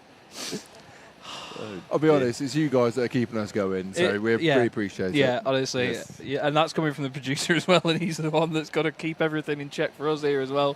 And the guys are doing a great job of it. It's been a long day, and it's going to get longer, and a long Steady time on. ahead of us, but this has been so much fun. Oh, and I reiterate again, that's what it's all about. That's what it is all about, and enjoying these events, and everybody, you know, not just the drivers and teams and the staff of the event coming together, but us coming together to provide this broadcast for you guys and to entertain. And obviously, you know, we're here to inform as well. But I think it goes without saying, we all know this part of the race is very much, well, it is the night stint. It's the same for the drivers as well, you know. It's like a night shift at work. Yeah, exactly. Yeah, nothing happens. Every so often, the crazy bloke just turns up. But yeah, it's. I've lost the ability to see the screen in front of me at the moment because I've been crying, laughing that hard at you lot. And again, you know, we thank you all for being with us throughout this and for contributing your bit and being a part of this. It's just fantastic fun. Absolutely. And I will... oh, my goodness. What's that going was an on? amazing shot of the number 6 going sideways down the hill there. It was like 45 degrees to the surface on the way in. Oh, that's a decent shot. I had a friend at BUKC who came down that hill, lost the rear end in the wet, and as he came off, he did a full 360 and caught it. When? Like 5-6 years ago. Sorry, when did I ask? I see. Oh, we got to that. I'm so glad I've been Yeah. trying to do that to somebody so properly for ages. I love you, Yusuf. I'm sorry. So, You didn't. 100 oily Chris MDs versus me. Go on. Chris MD. There's been way worse than that. Hang on.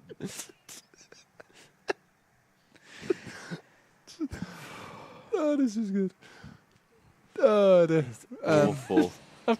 I keep getting to that point where I can't read out comments and I just fall apart. Stop.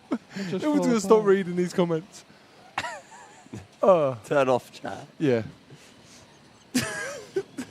Oh, I'm going to have to leave. James is going to have to go. He's going to have a cry. Just say thank you to James, everybody. I want to get as many thank you James in the chat as I can, please. I might come back a bit later. Yeah. I've just got to go speak thank to you, James. I've just got to go speak to Chris MD.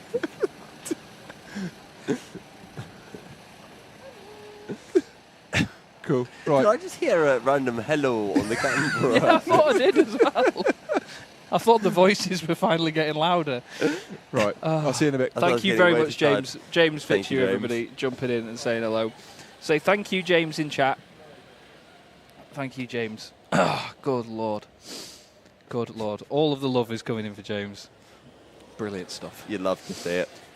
Do you want to talk about some racing, Chaz? Yeah, please. Yeah. Please, for the love of God, please.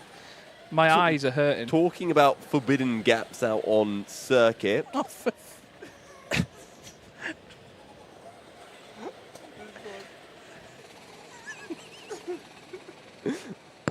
Oh, James the Jazz found some more comments that you guys are sending I need to stop looking who would win a fight with James or Clothes Apparel's wife's boyfriend. I'm honestly just losing it. Oh, I'm going to not look at chat for a minute, so I'm sorry, but if you comment in the next sort of 3 minutes, it's not going to get read by me. Don't worry, I'll because keep I just can't. It's. You know what? I came back in here today, and obviously Yusuf was doing a stint on his own, and I thought, bless him, he's having a great time with the chat, and I thought, I can't wait to get in on that. I can't hack it. I can't hack it at all. Neither can I, to be honest. I just cannot hack it. I thought it would be funny. I thought I'd be able to just, really calmly and coolly interact with chat and have a good time. And you're all too funny for it. Honestly. It is all too funny. And because it's so persistent as well, because there's so many people commenting, you can hang on one comment for about 10 seconds and then something else comes along to blow it out of the water. I should say as well, if any drivers want to come in and join us for 5-10 minutes don't have bother fun because with the chat. chat's got you covered. No, but honestly, if there are any drivers and teams that are listening that just want to have a quick chat up here in the commentary box and come and have a chin wag, then, Why did I look at it? I just love the donations. You looked at it because it came up in a big blue.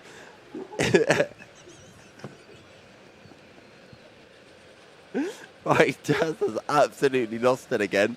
Meanwhile, we've got low 104s happening. We might get someone. Oh, Chaz is absolutely dead. 17 seconds to gap at the front. But why am I even bothering at this point? Oh dear. Every time I think, you know what, I'll take over for Chaz while he has a meltdown, I then just hear the laughing and I lose it myself. Oh dear, oh dear. If you guys were severely... I thought I'd unmute at that moment and then I just started laughing again. If you guys were severely asthmatic, there could be an issue. MG Motorsport saying it could be worse, Chaz. You could be wearing a mustard jumper. This to is be just fair, fantastic. you know what? That is good memory James to remember has got to that. the point where he's left the room now. I don't blame him. I do not blame him. Honestly, my eyes are hurting so much. Do you have to be fair, be serious for a second, make sure we would have really appreciated it, guys. Honestly, we so hope that you're enjoying yourselves out there as much as we are, because it's just phenomenal fun.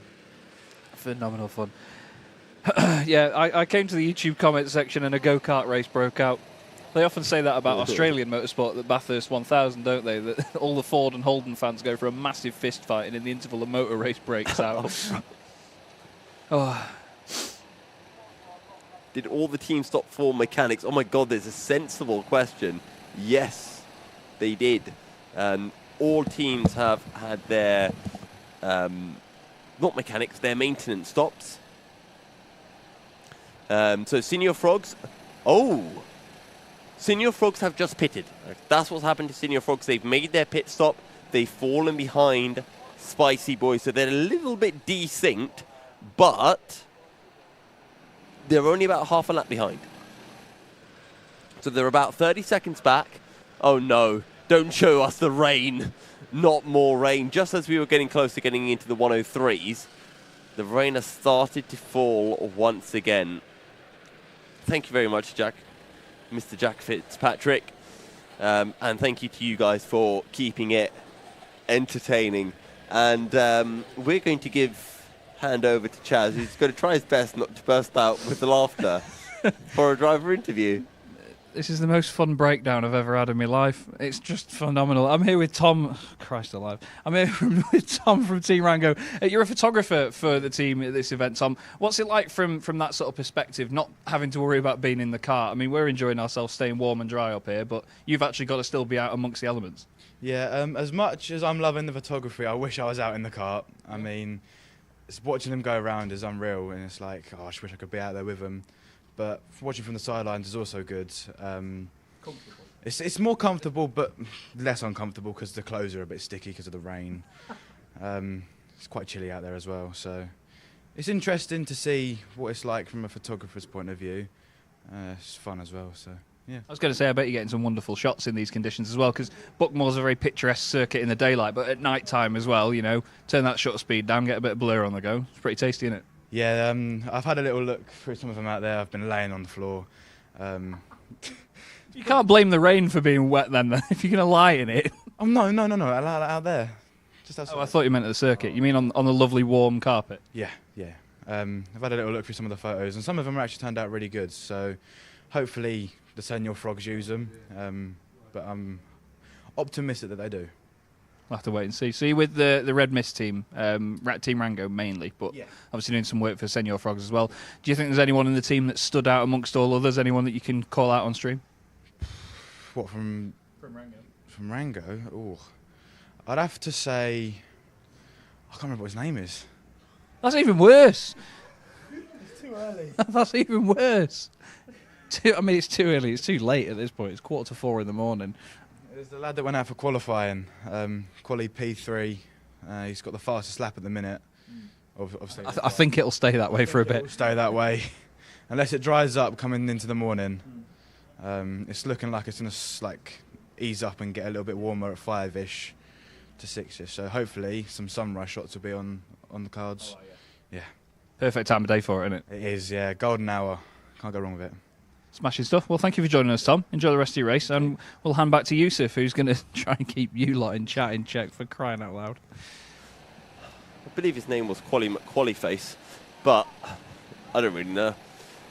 We'll have to find out at some point what's happening on the race before Chaz returns, sees YouTube comments, and loses his marbles once more. We've got 20 seconds between our top two. Lap times started to drop back into the 105s, and Senior Frogs are, I was going to say they're lapping quicker than Spicy Boys, but they're not. They actually lost 2 seconds on that last lap, so we'll see how the lap times change. 104.1 for Nameless Motorsport. Oh, we might get one of those 103s that I've been looking forward to for a while. They should interview. Chaz forgot to ask who he thought it would win, a Gorilla or Conor McGregor. Ben Daly is going to pit soon. What do you think, chat? Should I go downstairs in the rain to have a chat with Ben Daly before he jumps into his car? We could do that, couldn't we? If we see Ben Daly out in pit lane, I'll go and run and have a quick chat with him before he jumps in. And, of course, I will ask him the very important questions about gorillas and oil and whatever else is related to it, Chaz. Yusuf just made very strong eye contact with me when he said that out loud, and I can't believe I'm stood in a commentary box hearing words like this. But this is what you lot do to us in the chat. Yeah, we really appreciate it. We don't get to do this often, so when we do, we might as well make the most of it. I'm sure I've heard that before. Yeah, it's probably something. You remember, like, when your mum gives you, like, Yusuf. when you're young. Yusuf, be careful. You know, if your mum, like, lets you go out and get ice cream and you take advantage of it, she's like, you're never going to have ice cream again. And she's like, see, if you hadn't done that, I'll take you for ice cream more often. You know, that kind of thing. I think I get where you're coming from. I'm going to sit down. I haven't said it very well.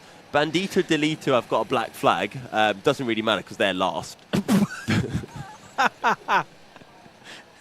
By about 6 laps. Oh, that was savage. Who are the slidemen? They are the lads who slide into your DMs and send you weird and wacky things. Your wife's boyfriend. Yeah, the slidemen are not the actual sidemen, but more because they knew they were taking part in this event, they thought they would just take a name that took the mick, basically. Who is in for Senior Frogs? It is no longer Matt Plum. It is Chip. I think it still is Matt Plum. No, it's not. It's too slow to be Matt Plum. I said it. It's gone from being 105s, 106s to 108s. And I think it was Chip who was meant to go out after. Yeah, that rain coming down has actually affected the times quite a bit now, hasn't it? Would you say that? We're still getting a couple of 104s. Yeah, true. I suppose there's certain drivers in certain teams, isn't there? I mean, it's been the topic of a lot of the race where we've got certain drivers will really stand out in set stints because just where the conditions really match them, they absolutely nail it. That was not Yusuf's headset falling off his head. He just very vigorously put it down. But yeah, we continue on, and now the lead gap is 18 seconds. It was previously, obviously, over a lap, and it was, God, how many laps before? Like 6 of them or so. There's been 8 pit stops for Nameless Motorsport, and just the 6 for Accelerate Kent Brewery Racing. They will be in any moment now, to be fair, to complete their next stop. Dab Motorsport still holding on to 3rd position, but 3 laps down on the 2 ahead of them, and then there's a big gap back of 5 laps to TRX Elite. And that's the thing, at this point of the race, you're keeping an eye on how many laps you are behind rather than how many seconds. You can see the rain is really coming down there now, actually, at the bottom end of the circuit in particular. It is like a mini Nürburgring, Buckmore Park, because it definitely has its own climate. It can very easily rain at one end of the circuit and be completely dry at the other.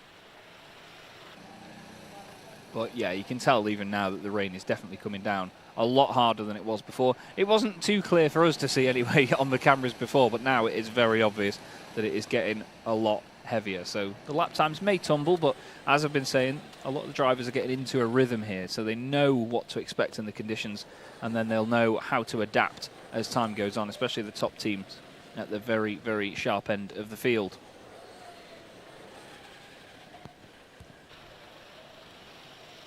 Great seeing them just slip and slide their way back down that hill, though. That's one of the most tricky parts of the circuit here, because at the end of the day, gravity is really, really not your friend. You have to think about the weight transfer of the kart as well. As they go through the right, it'll compress, and then over the crest through the left, the back end will just try and kick around on you, and then you've got to get it slowed down for a right-hander at the bottom of the hill too. So there is so much to do in that section of the circuit. It's always more difficult when you're trying to slow the kart down rather than speed it up again, just to keep it all in check. Because at the end of the day, if you are going too quickly for a corner, then you need to be very, very cautious of over-rotating the thing, and it's harder to get it stopped. Oh, there's the 27 machine, and that is the Bandito Delito kart.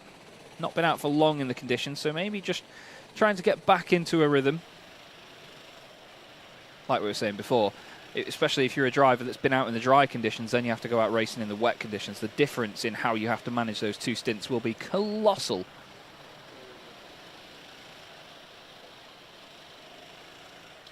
But if you just jumping straight out into wet conditions with no further reference, it's still just as tough. I mean, look at how hard it's raining now. It's properly pouring it down here. And we keep saying it, don't we, that it wouldn't be a Buckmore Park 24 hours without a bit of rain over the course of it. But still leading now in the rookie class are the Spicy Boys. They have a gap over the Senior Frogs of about 55 seconds at the minute, so it's almost a lap at this current standpoint. But as Yusuf rightly pointed out, I don't think it is Matt Plum behind the wheel now of the Senior Frogs machine. It sounds like he was joking when he was saying it's not fast enough to be Matt Plum, but I genuinely think the laps have tumbled a little bit.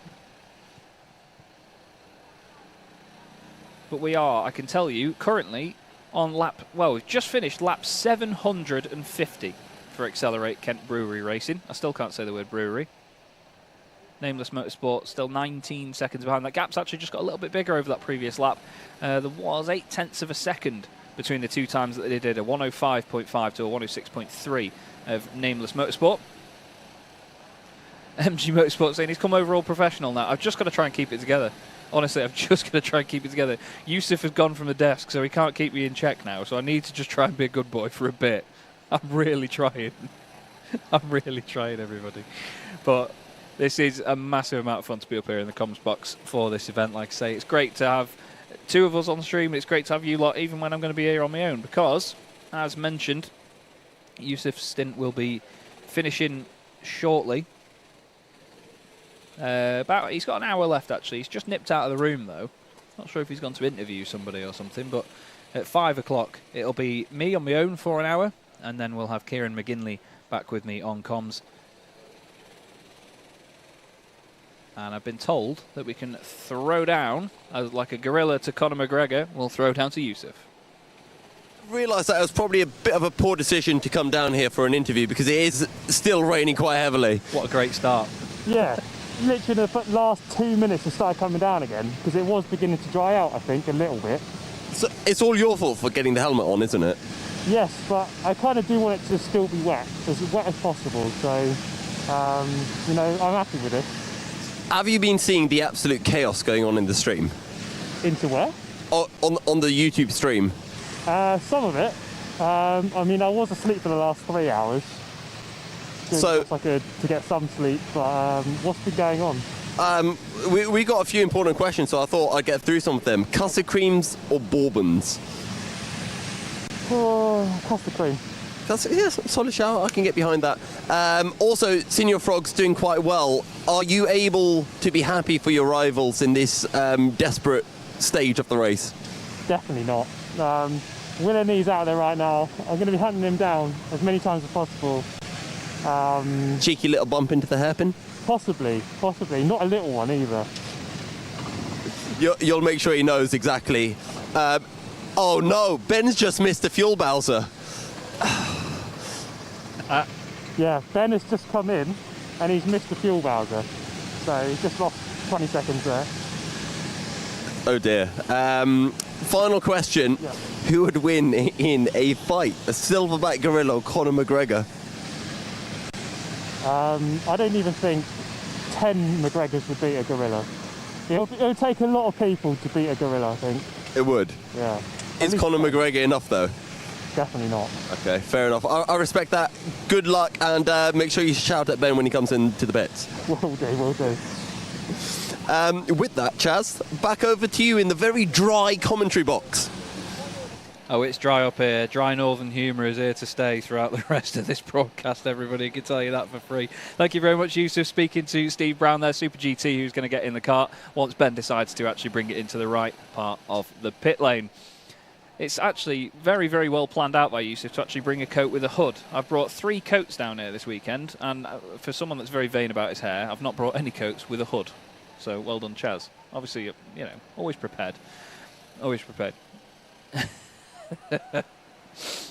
Oh, right. Oh, see, now what Yusuf forgot to do there was ask the follow-up question of what if he had a lightsaber. People now saying, what if the gorilla is oiled up? You lot need to drop this. I swear to God, you need to drop this. But you can see now, even from that shot alone, look at how heavily the rain is coming down. There's a lot of standing water off the racing line there. Number 21 kart comes back out onto the circuit. That's the Belly Boys racing machine. They've just had their 19th pit stop of the race. Just for context, the lead team currently has 6 pit stops. The Accelerate Kent Brewery racing team will be in again very, very soon. That's a good question, actually, from Ali Clark. What colour lightsaber would you choose? I like a good old classic blue lightsaber, I think. Not sure about you lot. I think, wasn't there a story behind Samuel L. Jackson wanted a purple lightsaber in the film? Basically, he told them that he would only be Mace Windu if he got a purple lightsaber, basically. Not sure if anyone can confirm that.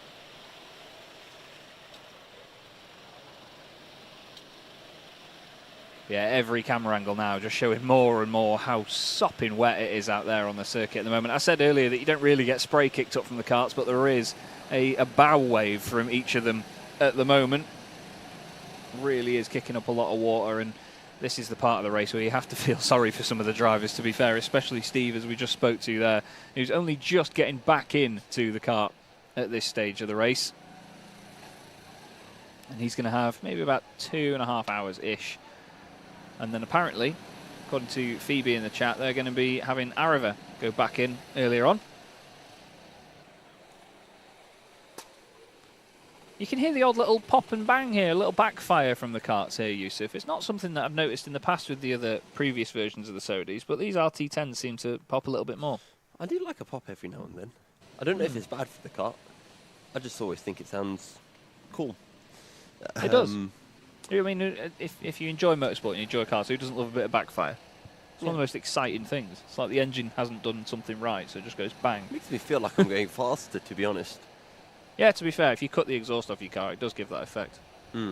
Although, weirdly, some karts, the exhaust makes them go faster because of how the air comes out. Because of how it manages the back pressure. I don't know. It's too sciencey for me. All I know is if you take the exhaust off, it goes slower. Yeah. So, fair enough. We have a couple of interviewees coming as well. Do we? Yeah. I have roped in Accelerate, who are currently leading, and they have a pit stop coming up soon. Yeah, the gap actually, to be fair on the pace, the gap has actually been going up, but on that previous lap, it's just gone down by 1.1 seconds. Yes. It was over 20 seconds earlier on. It was indeed. And is coming down as James and Chaz have lost it once again. Trying to keep an eye on Senior Frogs, who are 9 seconds behind the slide. Jack, I'm sorry, I'm going to interrupt you. Jack Fitzpatrick's just said, I feel like all the who would win questions are my fault. I asked the original Postman Pat versus Simon Sam. I can't say it. Fireman Sam question. I basically drop kicked a beehive with that one. Yeah, that's a great analogy for it. Fair play, Jack. But yeah. It's, yeah, I'm keeping it together. I wouldn't call this keeping it together. I'm keeping it together. You're trying. I'm trying. I will enjoy it. There is a race going on. There is a race going on. Remind yourself, Chaz. Remind yourself. 10 hours, 25 minutes left to go at this moment, Yusuf. I feel now, once that gets into single digits, that's going to fly by quite quickly, isn't it? Because the teams and drivers will have that feeling that there's not a massive amount left for them to sort of recuperate if something goes wrong, is there? Yeah, I think, I don't know, it's almost exponential with these races. At the start of the race always kind of flies by. The night seems to take a while, and then once you get daylight, the rest of it just flies by again. Yeah, that final stint, it really wakes you up as well. I mean, to be fair, it either wakes you up or, like I said before, it sort of dawns on you that you've had this monumental effort and this great event on. Yeah. It's also going to be quite exciting to see between the top two, because they're a little bit desynced with pit stops, whether one of them actually has to do one more pit stop than the other. Because right now, currently, Accelerate have done less pit stops than Nameless by 2. Yeah. So will they have to do one more pit stop, or are we going to be at a stage where this is essentially the effective race order? Yeah. Well, yeah, it's whether they can continue to lengthen or elongate the stints enough to make up for the fact that they've got an extra pit stop to do, you know, because look at the stint at the moment, 2 hours, 26 minutes that they've currently done.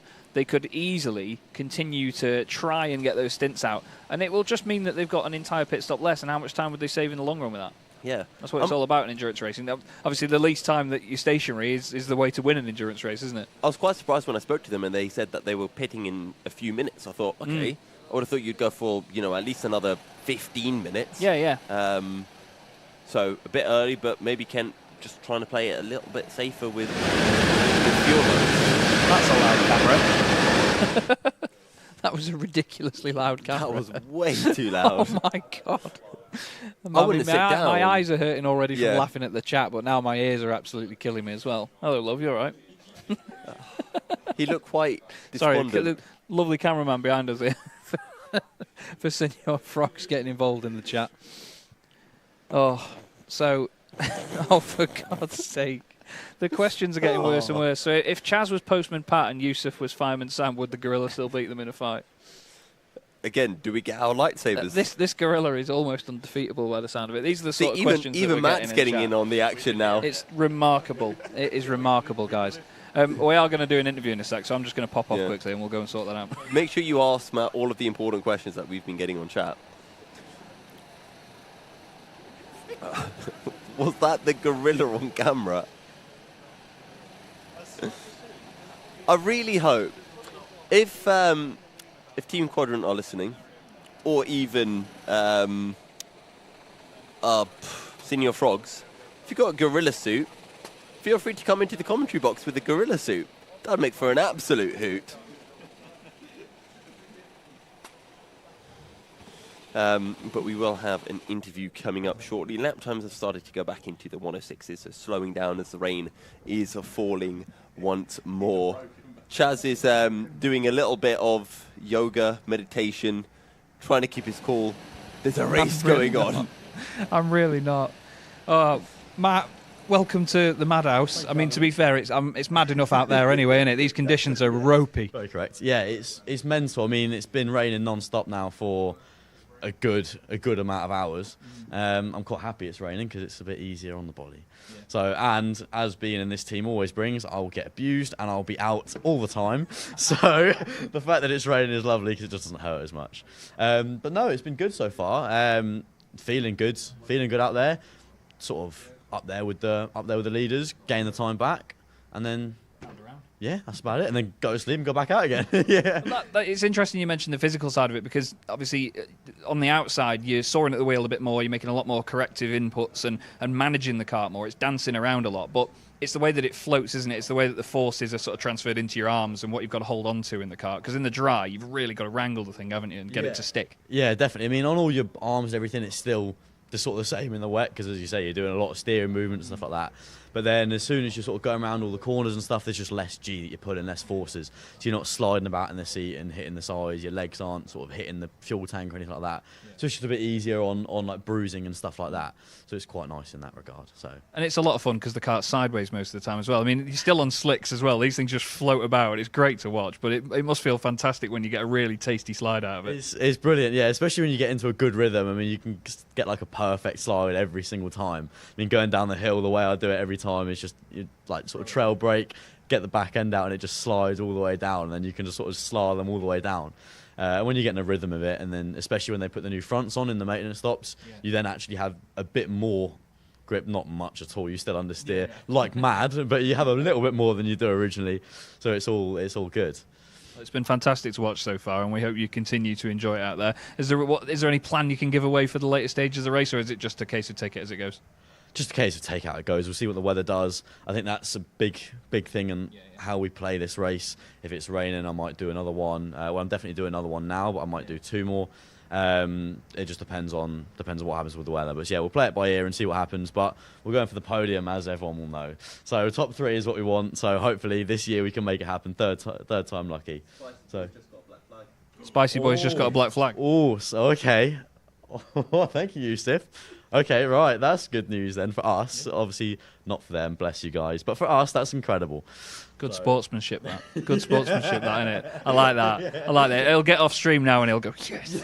Come on. One final question. Who would win in a fight, Conor McGregor or a gorilla?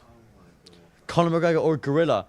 Oh, I mean, I love the Notorious, but I think it's got to be a gorilla, isn't it? I don't think anyone's beating a gorilla. Chat will kill me. You will. Yeah. They will kill me if I don't ask. What if Conor McGregor had a lightsaber and the gorilla was oiled up? Have I just said that? Like, yeah. Yeah, exactly. I'm going to leave it at that. We'll throw back to Yusuf, shall we? Jesus. Oh, so I'm up plump on the only acceptable answer to that question.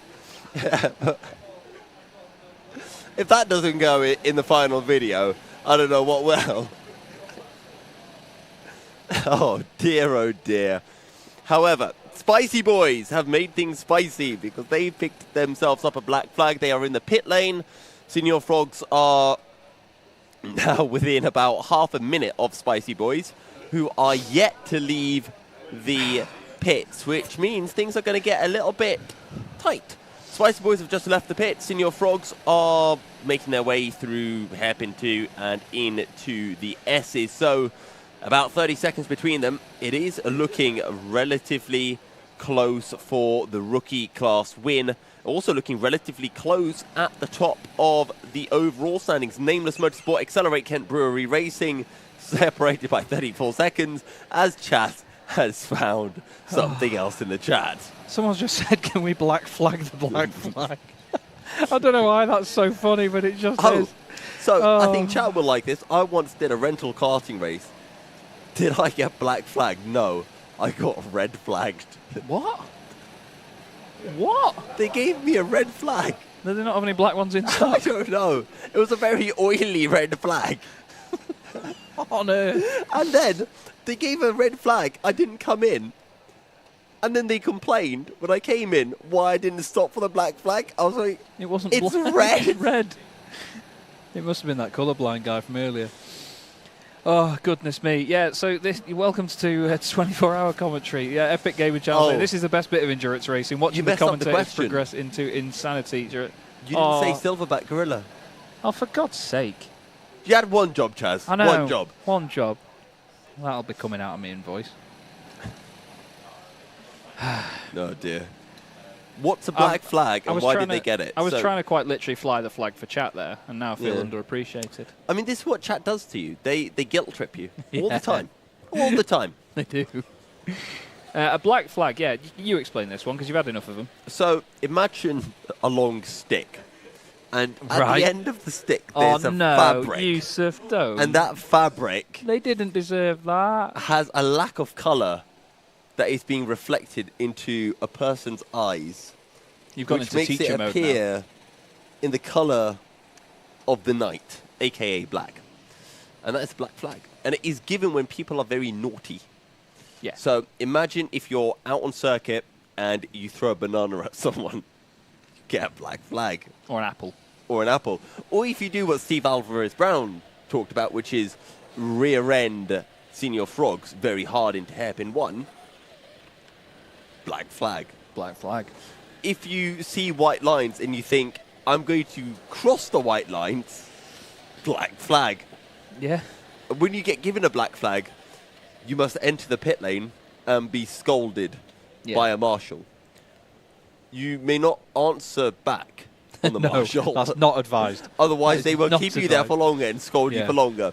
You may also not be fast when you enter the pit lane, or you'll get given another black flag. Yeah, you will. And that's how a black flag works. Yeah, it's basically any sort of going over the rules, basically, if you sort of step out of line anyway, whether it's down to sportsmanship, whether it's a bit of contact causing someone else to lose out time or positions in the race, whether you're outside of track limits and gaining an advantage too many times, there can be many things. You've just got to stick to the rules, and you'll get a black flag if you do not stick to the rules. What if the gorilla picks up the stick?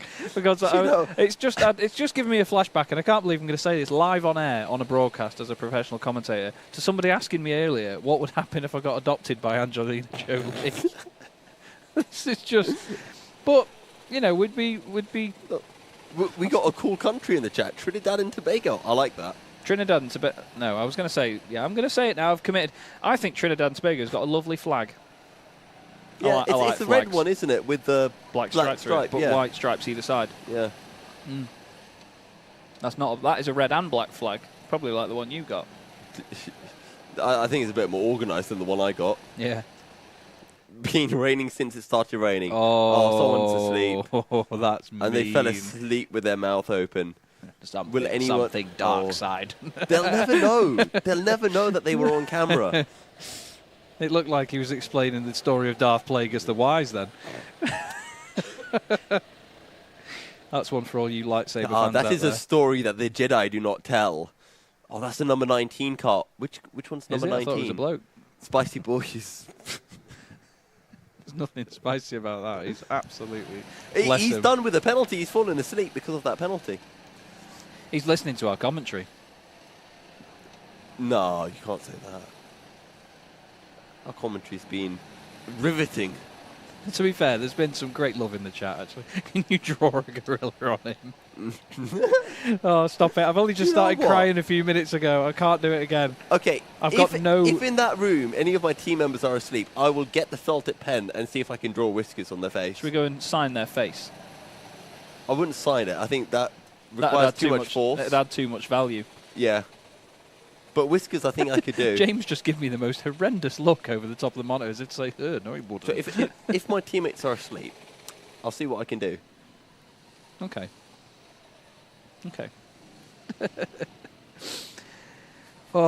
So The weather is not getting better, I can tell you that for free. I mean, look at even the standing water now on the usual line. There's so much of it there, and the spray and the bow wave being kicked up. It looks brilliant, but at the same time, even going in a straight line here, it's not going to be easy, is it? Because these things, like you said before, you know, they're very fixed and locked to the rear, aren't they? So it's just almost constant torque. They will spin up the rears given half the chance, these things. I remember my first ever two-stroke karting race was at Warden Law, and it was torrential rain to the level that on the rolling start, someone did a 360 because they hit a puddle of water. Top effort. Yeah, so absolutely insanity how wet it was, and we're not quite at that level here at Buckmore Park, but this is the wettest I've seen it. Somewhat close. This is the wettest I've seen it. It's this is crazy weather, to be fair. Mighty difficult conditions. And again, just to reiterate, for those of you that didn't hear us explain it earlier on, they don't run wet tyres on these karts. They run slicks for the entire event, and they will continue to do so until the very end. There are no wet tyres available in this race, so come rain or shine, they will be on the slicks. So, just as you may have noticed, Yusuf's just popped away for a second, because I've been talking for more than 5 seconds. We're going to throw to him, and we're going to have an interview. So I'm joined by one of the members from Accelerate. In fact, we need to get Chaz over here because he can't say the word brewery. No. Brewery? Yeah, brewery. Yeah, I just wanted. Yeah, while we're on that subject, just want to say a big thank you to Kent Brewery for sponsoring us for this race and for some future races coming up as well. Yeah, I was massively grateful for their support. It's really good. You guys have been absolutely rapid out on circuit. You were leading. You've done the pit stop. You're now about 30 seconds behind. Do you know how it pans out with pit stops? Do they have to do one more pit stop than you now? I'm not entirely sure, to be honest. We're just focusing on our own race at the moment. Our strategy is going to plan. The pit stops have all been executed really well at the moment, so we're just making sure that carries on. And yeah, everyone's put in some really good stints, which has kept us in the fight, and that's the most important thing. Just going into the final, part of the race, we just need to make sure that we're there or thereabouts to capitalise on any mistakes or anything like that. But yeah, I think we're in with a shout, which is good. So, would you rather it stay wet or dry up? To be fair, I think it doesn't really matter to us. I think we're pretty happy with how the conditions are now. We've got some very good drivers within the team that are confident in the wet, but then we've got some drivers later on that are geared up and ready for it to get a bit drier as well. So yeah, we're prepared for both situations really. So I can't keep a straight face because I don't know if you've been hearing the YouTube stream at all over the last couple of hours. No, I haven't. Actually, I haven't been tuning in. There have been some really ridiculous questions going on in the chat. So we've been asking all of our drivers, Chaz, what were the questions? Keep it together. He can't hear me. What would win? I think it was a silverback gorilla or... Conor McGregor. Conor McGregor. Yeah, Conor McGregor with a lightsaber. I mean, that is a tough one. I'd probably go with Conor McGregor with a lightsaber, just because I'm a bit of a Star Wars fan. So I'd always back the man with the lightsaber. So, do you think you could use a lightsaber well though? Who, him? Yeah, McGregor. I mean, he's trained in martial arts, isn't he? So I'm sure he could use it. he would know roughly what to do, I imagine. You've seen the films. I like that. Very analytical answer, and now a favourite with chat. Thank you very much. Thank you very much. Cheers. I'm going to hand back on over to Chaz to continue with the shenanigans. Thank you very much, Yusuf. Thank you very much indeed. And a big thank you to the drivers and team members that have been coming up and having a chat with us up here. They are human. They are human indeed. I don't feel human at this time of night. We've got a cart around. Oh, that's not a nice place to be. And actually, looking at the 21, he's got a very condensated visor on his helmet actually there as well. That's something you've really got to be worrying about, to be fair, isn't it, over the course of the race? You'll see a few drivers maybe just popping the lid open a little bit, won't they? Yeah. Just to keep that air flowing. But sometimes it's not as simple as that, is it? You need it quite far open. And obviously, it's not advised that you do keep it all the way open. No. I think if you've done a fair bit of karting, every now and then you'll get a little stone that hits your visor and you just think, if I didn't have a visor there, that'd be my eye, or it'd hurt at the very least. Having your visor a little bit open, that, or get yourself a bit of Rain-X or something similar. Yes. Wipe on your visor, it stops it from misting up, stops the droplets from sticking on your visor, and if you do it on the inside, it does help it to not mist up. So that is one of the ways around it. To be honest, Epic Gamer Channel has a good suggestion. Should stick window wipers on their helmets, but yeah, what would power the window wipers, really? Or the helmet wipers in this case? Oh, don't get me started about the spinny fans. Really? Have you not seen them? So, cadets in owner drivers, they'd have like this weird fan that would stick to the front of their helmet. So when you drive, the fan would spin, and it'd stop the water from kind of hitting the helmet. It was really weird. That's very strange. I don't know if it worked very well. Yeah. I remember this was a thing for about a year, 3 years ago or 2 years ago. Oh, hello. But yeah, it was interesting. That was basically a little sort of insight into what's going on in my head at the moment. Every so often there's just this no signal screen comes up. Everything just goes black for a moment and then it turns back on. MG Motorsport asking the important questions. What's harder to listen to, Chaz reading the chat or a Scotsman saying purple burglar alarm? To be honest, I think it's me reading the chat at this point. You lot are hilarious and I'm trying to keep it together. Promise, I'm really trying to keep it together. I think I'm getting flamed a little bit because I keep forgetting to bring up the oil. It's just... They are obsessed with I know. I'm not sure if I'm on board with it or not. Of course I am. I have to be. I've got no choice. I've got no choice in the matter, have I? Oh, dear. Good lordy lord. The other thing that I find quite fun is how many different ways people have of spelling my name. And I think I've seen about more ways than I knew at least existed. 7. Yeah. Well, about 10 from what I think I've seen in the chat. So I'm quite enjoying seeing all of the different spellings. What's happening in the race? Oh, we have less than 2 seconds separating two of our karts. That's a little bit exciting. 4th and 5th. So the only way is Brentwood and TRX Motorsport Elite. I don't know if they've just overtaken TRX Motorsport. Yeah, and whether they're just starting to open up that gap a little bit. Both done 7 pit stops. Only way is Brentwood 55 minutes in the car at present. Half an hour or so for TRX Motorsport Elite. And that is the gap. There's the number 12 car, actually. And then just the number 2 is just behind, I think. Ah, right, okay, I see. I was going to say, I'm sure I saw the number 13 in there. There is said 13. And yeah, that gap has opened up a lot on that lap, so I'd say that the only way is Brentwood have just overtaken them and now are disappearing off up the road. And that difference in the pace, I mean, look at the lap times last time round, a 106.5 for the only way is Brentwood, and TRX doing a 107.3, so 0.8 of a second between the pair. I think that overtake must have happened quite early on in the lap, or just at the end of the previous lap, and then they've opened the gap up. Imagine being able to speak English, Chaz, over the lap after that. So only way is Brentwood up to P4 now. Well, they've got 5 laps, essentially, if they want to catch up to Dab Motorsport, which is asking a hell of a lot. Accelerate Kent Brewery Racing about to get lapped here by Nameless Motorsport. They've just started a new lap, so they're making their way into turn 1. I think there's about 3 or so seconds between them. It's kart 11 and kart 4. So your race leaders in kart 11. And we'll see if we can catch them out on circuit. It should be a good little scrap between them for a few moments. Also keeping my eyes out for Steve Alvarez-Brown, lapping quite quickly in the high 106s at the moment. Quickest car out on circuit is Dab Motorsport. That is lapping in the low 106s. Yeah, it's quite consistent pace, isn't it, to be fair, by a lot of them, because these are the sort of conditions where you'd expect the lap times to fluctuate so much. You know, one lap you could find a real wet patch on the circuit and it'll catch you out. Other laps you may try a different line and really just vary what you're doing per lap, just to try and go and find the grip. But I suppose once you're into a rhythm, the consistency has just clicked really well for these guys. It's been awesome to watch it, and a great example of the level of competition that this event is at now, isn't it? You know, as I've mentioned before, I was last here in the 2019 running of the event, and sure, there's still the same element of fun to it all. You know, there's a lot of people that are here just for a crack at it. I mean, we spoke to Chris Bridle earlier. You know, he and the team are just here to have a good time. But there are teams obviously taking it seriously. They want the results. They want the race. It's still competitive.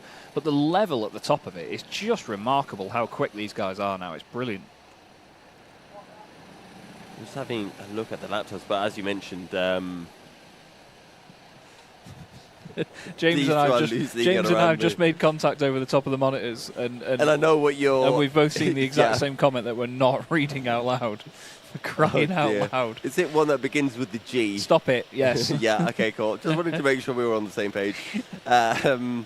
Yes. Thank you, chat, for keeping us incredibly. Somebody did just a minute ago say we will break you, and I have no.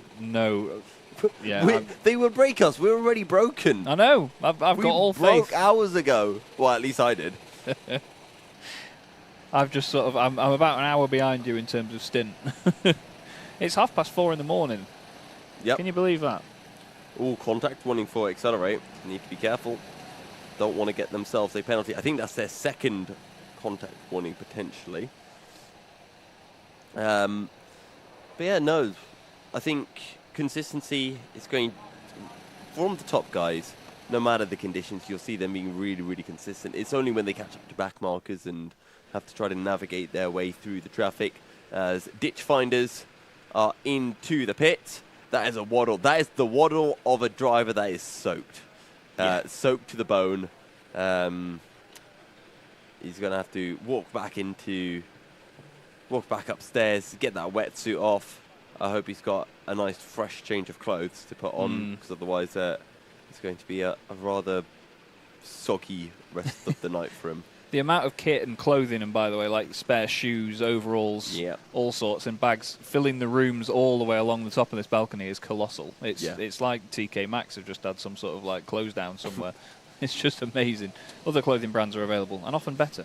But there is just, so much stuff everywhere. I mean, you saw the room that we were in before, So many of the teams they've got a stockpile of kit. Even just spare gloves, something like that. Because at the end of the day, if you're putting on wet gloves, your hands are freezing for the entire stint. That's just such a horrible feeling, isn't it? I mean, I'm really bad. If my feet get wet, I hate it. I hate it. And I'm never prepared enough, don't get me wrong. Even though I hate it, I'm never prepared with the right footwear. Even walking over here from the quadrant bus earlier, I was absolutely drenched in about 5 minutes. But they're all so well prepared in terms of the extra kit they've brought with them. And it's more funny, actually, when they're not prepared, because you can tell the teams that aren't. If you had to put together a celeb team, who would you choose? Ooh. Is that... I'm guessing celeb drivers or are we saying celebs because it's not racing drivers? Because so otherwise just I'm celebs, taking Super GT and Matt Plum. Are we talking... Please elaborate. Are we talking about drivers in this race of like the sort of, in inverted commas, celebs? Postman Pat is a proper roadman. Oh, for goodness sake. Or are we just talking celebrities and no actual like racing drivers, no professional racing drivers? Please elaborate. What if the Silverback Gorilla was a marshal and McGregor sped the bit? I'm sorry, Travelty, but if you call us a caster instead of a commentator again, I will ban you from chat.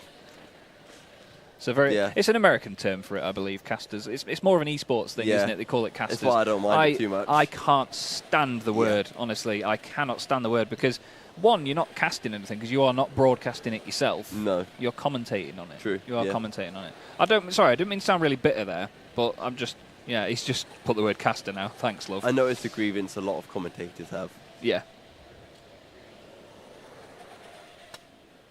To be honest, I can actually somewhat get behind it. Don't start now.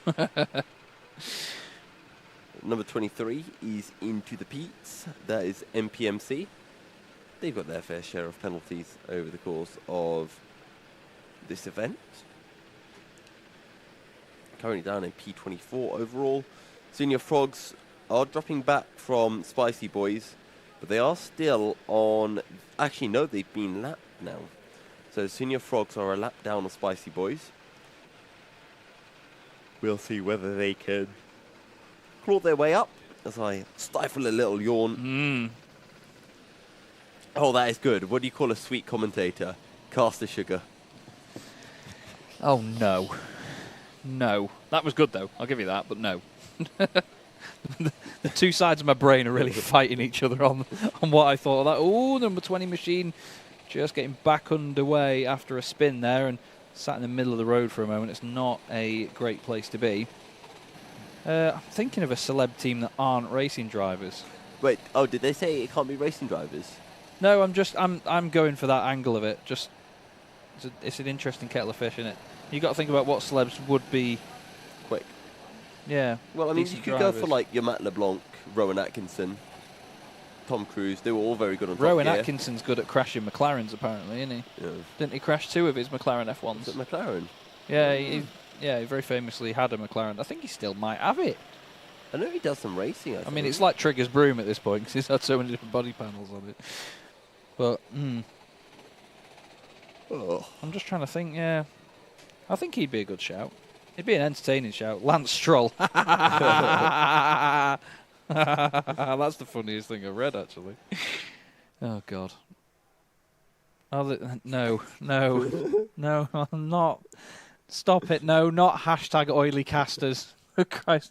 Either that or that's a well-oiled wheel on a chair. Yeah, I was about to say, at that point is... that actually makes sense. Chairs. Ooh. That is a very slow lap from Accelerate. And they've had a contact warning as well. Do you think maybe they've had a spin? Wait, no, they've just pitted. Oh. And they didn't have a black flag. They had their black flag a while... they had their pits up a while ago. What's going on here? Your accent changed and everything then. I know. No, but it's a 1:27, so even if they pitted, they only lost about 20 seconds. So that's not a pit stop. That's a slow lap. That's a driver change? Because it said that they've come in the pits. That's why the TT says 0 minutes. Because they had 2 stops less than Nameless Motorsport before now, Yeah. and all of a sudden in the last hour that's changed, that they've both now got 8 pit stops each. I think they might have done a driver change. Oh, you are tired, aren't you? How many laps has the lead cart done? 783 at this moment in time. And considering we're, well over halfway now, we've actually got less than 10 hours. We're into single-digit hours left now, Yusuf. And as I've said, it is going to fly by very quickly at this point. It's one of them, the snowball effect is going to kick in now, and it's just going to get quicker and quicker. The light will start maybe about an hour and a half. I'd say we're going to start seeing a little bit of daylight in the sky. Probably won't be able to see it on the circuit itself. You won't really get the effect of that till maybe 7 o'clock, I reckon. But we will wait and see. Jack's saying these guys are great commentators. I started reading that compliment, and then it got out of hand. Jack, you nearly caught me off guard then. You nearly caught me off guard. The commentators are rizzing up the chat, I think. Rizzing each other. Come on, we've fallen in love over the course of this stint, haven't we? I think everyone's just getting rizzed. These hashtags need to stop. What time is it there, asks Kaylee. It is 4:35 a.m. here in the UK, in the southeast of the UK. And up there, I can confirm as well that up there it's the same time. Time goes slowly up there, to be fair. Yeah. They're very much looking forward to the race ending. You know, you don't expect to see certain things over the course of a race. I've just maintained very intense eye contact with James, our producer, as he's putting a new pillowcase on a pillow. Because he's going to go and lie under that desk and have a nap now, I believe. No, he's going to lie. Oh, he's got a little fold-out bed and everything. Hey, you've sorted this out. Do you not want to go in the quadrant bus? It's very lovely. He's got to be on site. He's got to stay on site. Apparently, we can't be trusted. James has got to be in the room. But still. No, it's not for us. It's for chat. Yeah. Just in case we want, James Cam again. To be fair, when he's fallen asleep, we'll have to just point a camera at him for a bit. Yeah, we do. 100%. He's holding up a digit. A middle digit. I've just realised, Yusuf, you've only got about 25 minutes left. I do. I'm actually sad I'm wide awake now. the colossal yawn you did about 4 minutes ago says otherwise. But no, I know what you mean. And the thing is, as well, is when people talk about commentary, you know, it's hard to estimate often how much thinking we still have to do. Like, this feels very easy at this point because we can have a laugh with chat. You know, we get to keep our eye on the timing screen. We've got a great broadcast feed in front of us. But at the same time, as a commentator, you stay awake naturally by you have to be thinking so much all the time, paying attention to so many things. There's numbers and images and all sorts going on constantly. And we have to look at the timing screen. You know, we tell a story from the numbers that we get presented with and all the information. And it's a great job to do for this sort of thing. These are the times when I really love commentary the most because you feel relaxed about what you're doing. Yeah. We just get to sit and have a chat. I've got an hour on my own with the chat in a minute, and I think that's what I'm more scared I'm about. gonna stay up for a bit until Mr. McGinley shows up. Yeah? Yeah. Why not? Why not? I was going to say, sleep. please don't leave me alone with chat. They'll do things. I feel like if I was on my own, there wouldn't be any commentary for about an hour because I'd just be laughing, crying, sitting Part here. of me wants to just go to sleep, and then when I wake up, I'm just going to watch back that 1 hour. Oh yeah, definitely. I've already told myself I'm going to watch back the hours you did on your own, just to see how that. Well, I need to go back and watch the 2 hours when I was in the car, and I want to see what happened essentially. You were there. I was in the car.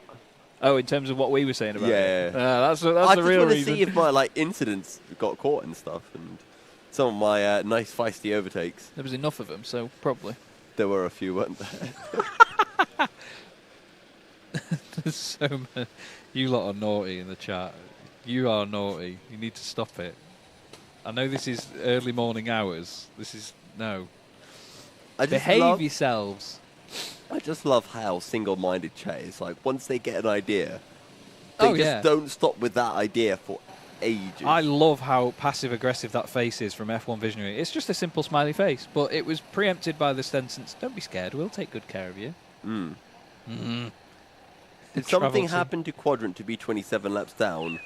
Yeah, they're just bad. I'm going to start crying again. 2 comms, 1 oil. No! Why would you read that one out? Oh, dear Lord. That's definitely a team name next year, our producers just said. I don't know, what was your name again? I say that like a cart. Wouldn't it be like... You've got a button to speak to us. Wouldn't it be one cart It's instead? Jack, yeah. I didn't want to say it just in case I got it wrong. I'm so sorry, love. Oh, Chad's going to be obsessed over Jack now. James is gone. Wasn't there a famous duo called Jack and James? Jack and Jill went up the hill. He says he's climbed up quite a lot of hills. Do you know someone Are called you Jill? a hiker? You are a walker? Is anyone in the chat called Jill? Hiker. Is there a specific reason that it's... I suppose hiking, you've got sticks and stuff. So no. So like, am I being really ignorant? Walking, you walk. Hiking is high up. Sticks are for old people. Sticks. I have to repeat back what he says so you get the context, yeah? Megan's asking, could we spend more time focused on the race and less time focused on the childish chat? Ooh. I'm offended. That is bad. But yeah, all right. Doesn't have a sense of humour. All right, let's not retaliate. Nameless Motorsport lead the way. Yes. They are 2 laps clear of Accelerate Kent Brewery Racing. Dab Motorsport in 3rd place, another 2 laps behind them. Then the only way is Brentwood are now 5 laps back, but they're right together on the circuit, actually. They're not separated by much at all. TRX Motorsport Elite 5th place outright. Spicy Boys leading the way in the rookie class. They have got a pretty substantial gap over the Senior Frogs team. They're about a lap and a half over them at the moment. And Elite Discos Racing actually 3rd at the moment. And to be fair, Elite Discos, every time we've seen them, they've been either making an overtake or complaining about somebody else not moving out of the way for an overtake. They've been one of the more entertaining teams visually on the circuit, definitely. And I love the... I mean, I don't agree. I think it's a bit rude to say, but they've just said, shut up, Meg, which I think, if you know the reference, that's actually quite comedy gold. But It's that Family Guy. It is. You're going to go, shut up, Meg. Fat and Furious in 4th place in class. Formula Non in 5th. There's a few teams, actually, we've not mentioned for a while, actually. Formula Non, I think, have flown under the radar a little bit. I think so. I've seen a lot of questions in the chat about who's out for Formula Non. It's very Christmassy, isn't it? Yeah, it looked the way he was moving his head then, watching all the cars. It looked like an android that was just having a bit of a meltdown. To be fair, Cameron saying nobody joined this stream for the racing. We want risky banter. Why not both? Yes. There's certain questions, right? I've learned now, especially after what Jack caught me out with earlier on. Right. You have to read the whole question before you start to say it out loud. Yeah. You have to be very careful, because Travelty nearly caught me out then as well, I'm not going to lie. How's Ferrari doing? Well, what they did was they pitted on lap 1, and then on lap 2, then on lap 3. How many pit stops are Ferrari on at the minute? 428? No, how many laps have we had? 790. Ferrari have currently had about 700 pit stops at this moment. What is this reference? Someone's asked how Ferrari are doing, and you know what their strategies are like. Oh, yeah, awful. Although, you know what? Have you seen that car for the Miami Grand Prix? No. That they've done? Oh, they've done a throwback livery to, I think, was it John Surtees drove it, the white and blue one. It's absolutely white and blue Ferrari? Unreal looking thing, yeah. Everyone said, oh, they're going to do a blue Ferrari, and this awfully photoshopped image went all over social media, and I thought, oh, it's just going to look awful. But it's absolutely gorgeous. No, I'm not.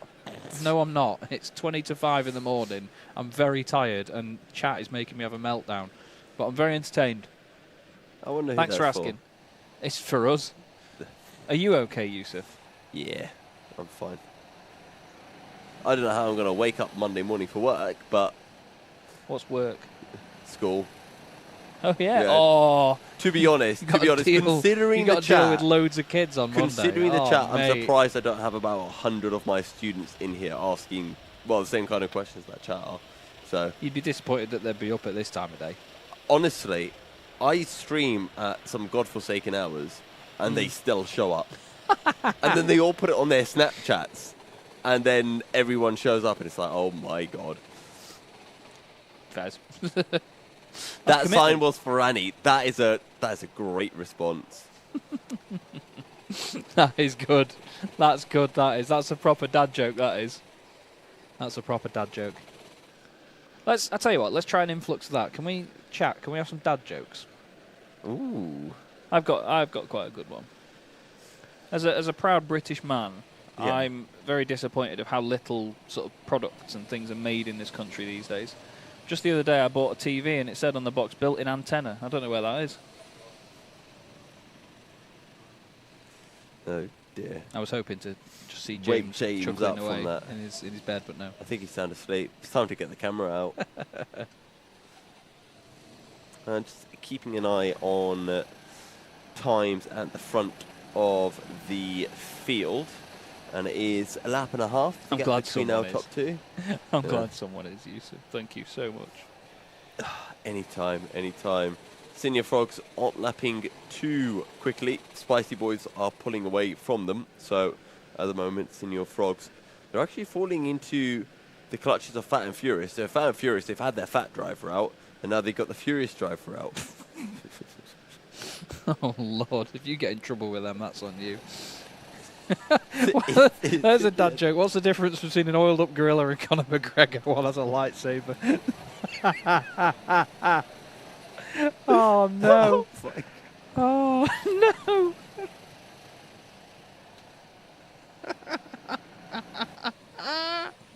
I'm out. Oh. Ali is asking a question that I'm not going to read out loud, but there is a team with a driver lineup that I was lining puns up for very quickly when I arrived here at the circuit today. Slick and Tired have got a driver named Robert Seaman and a Steve Long joining him in the car as well. Just thought you'd like to know that for no reason whatsoever. What's green fuzzy and has 4 legs and will kill you if it falls out of a tree at a pool table? That is one of my all-time favourite jokes. I love that. That's absolutely gold.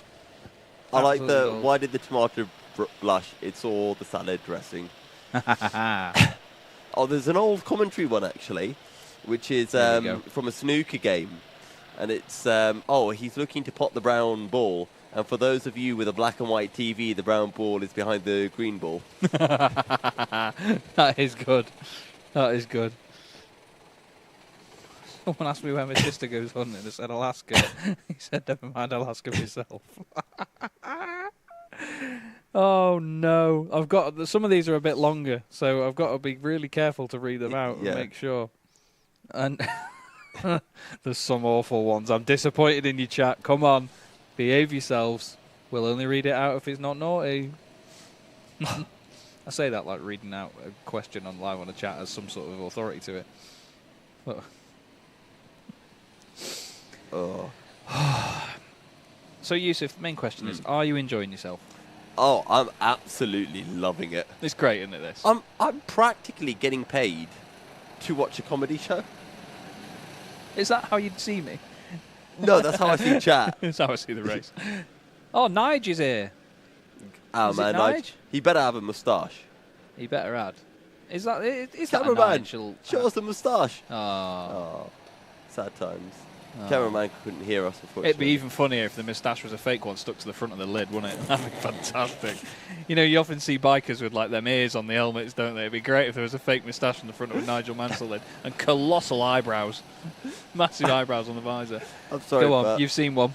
Why did the old man fall down the well? Because he didn't see it. Go on. I can't read. Where's it gone? I'm trying. Well, I'm trying to find it. An oiled up gorilla pushed him. Can you imagine though if someone just came into the chat and they're like, why are they laughing at this? Yeah. What are you filming there? He's actually got the camera turned sideways there, everybody. He's filming gorillas. You know, For I was God's about sake, to say that. Jack, stop it. He found an oiled up gorilla. So, can you imagine joining this broadcast at 10 to 5 in the morning and all we're going on about, for crying out loud, in a 24-hour karting event here in the southeast of the UK is oiled up gorillas. I never thought that my career would get to this point. Then again, I never thought I'd have this career. Oh. Lowy, look, a contact warning for Senior Frogs. Chill it out.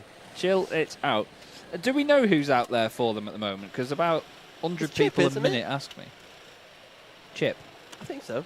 Chip Diddy Chip.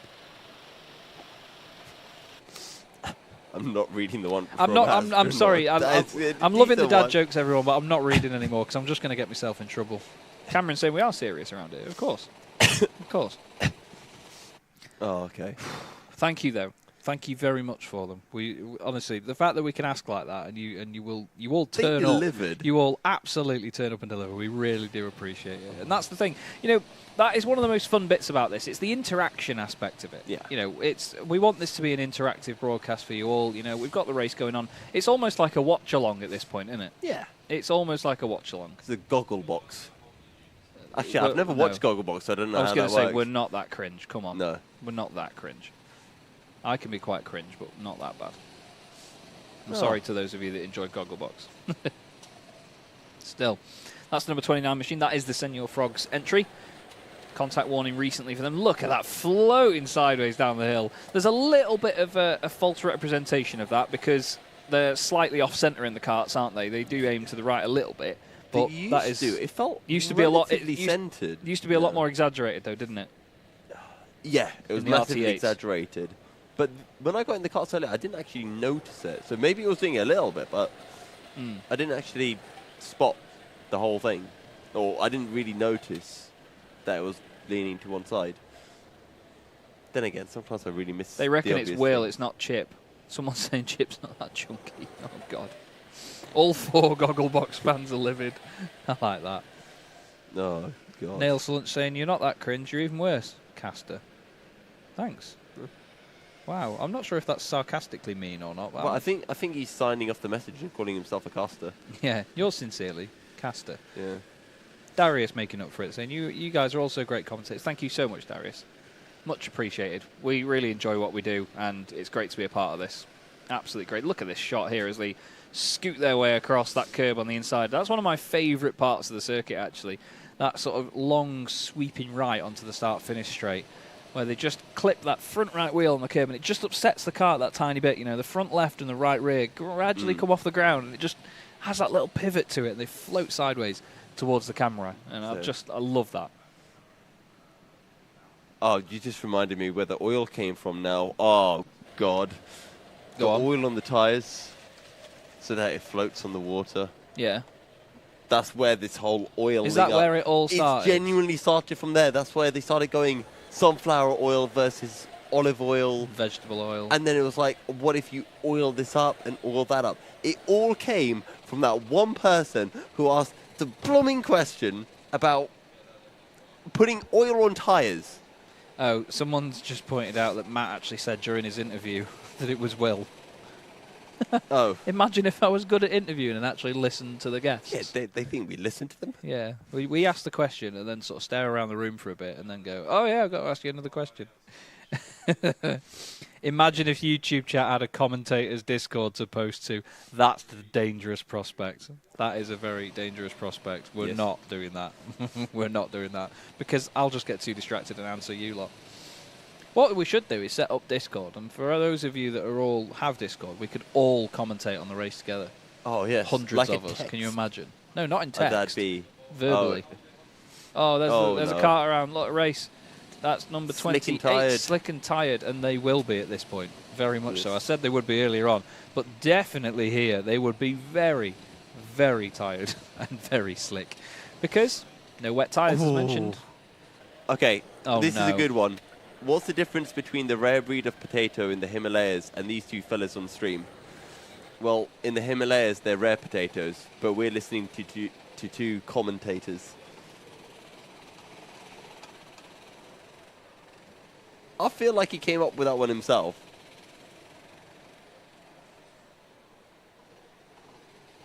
I thought I'd get more of a reaction, to be honest. I'm lost for words. Sadly, Luke, no, we can't. But I will be commentating on it with Kieran McGinley. Oh, really? Yeah. So if you want, to be honest, I'd say we'd talk like this, but we'd probably get in trouble for it. So, I don't know. Sorry to quickly dive in and just say the Bourne Network making a very good point, actually. The camera crews that are out there at the moment, these aren't just static cameras that are being left there. The cameras are being functionally manned by all of our wonderful camera operators, and we do give a massive nod to them for the hard work that they are doing. These conditions are not easy to be out in the karts in alone, but let alone be stood at a camera post as well and doing the work that give you these beautiful pictures. So thank you very much to the camera crews. Thanks to Jack as well, who's producing at the moment, doing a fine job while James very selfishly gets some sleep. And you've got Chaz Draycott and Yusuf Bin Suhail up here in the commentary box. Loving life. What's that little giggle about? Just having fun, aren't we? Oh, okay. Oh, I see. I was scared I was going to get your name wrong again. Oh, okay. Sorry, Chris Draycott. Yeah. I think you're allowed a couple of slip-ups, all things considered. Is that because of the oil? Oh, God. I wish you could have all seen his face then. I really wish you could have seen his face. I'm disappointed in myself. How much sleep have you fellas had? Well, technically, Chaz has had 3. I've had 0. Well, I had 3 last night. Yeah. I left at 6 a.m. and I went to bed about 3. Stupidly. It's my own fault. Yeah. I had 7 last night, but I woke up at 7:30. And then I had about 2 hours earlier in the quadrant bus. After my stint, I woke up at 1 o'clock to come back up here. I need to sleep in the quadrant box about 11. Just to say that I've done it. To be fair, you're 9'8". I don't think you'd fit in the beds. If you notice, it's getting the numbers getting larger every time. You've grown a lot over the course of this stream. I've slept in my Kia Picanto. I can sleep anywhere. That's fair. I've got no argument to that, to be fair. But I'm such a light sleeper. It's really bad for these sorts of things. But I get excited. I get focused on the event, and I love the fact that we can stay up. And one of the important things as a commentator as well is to try and stay in touch with what the race is doing as well. And I feel like if I sleep for too long, I won't be able to keep up with it. I'd rather see the action for myself than hear. And then you wake up and you've got this big blank space. Yeah. And you can't piece it together. One of my favourite commentary experiences, actually, my first European gig, I commentated on the world feed for the Nürburgring 24 Hours in 2020. Oh, okay. Not that anyone asked. But I turned up, loved life, fantastic race, dead good fun.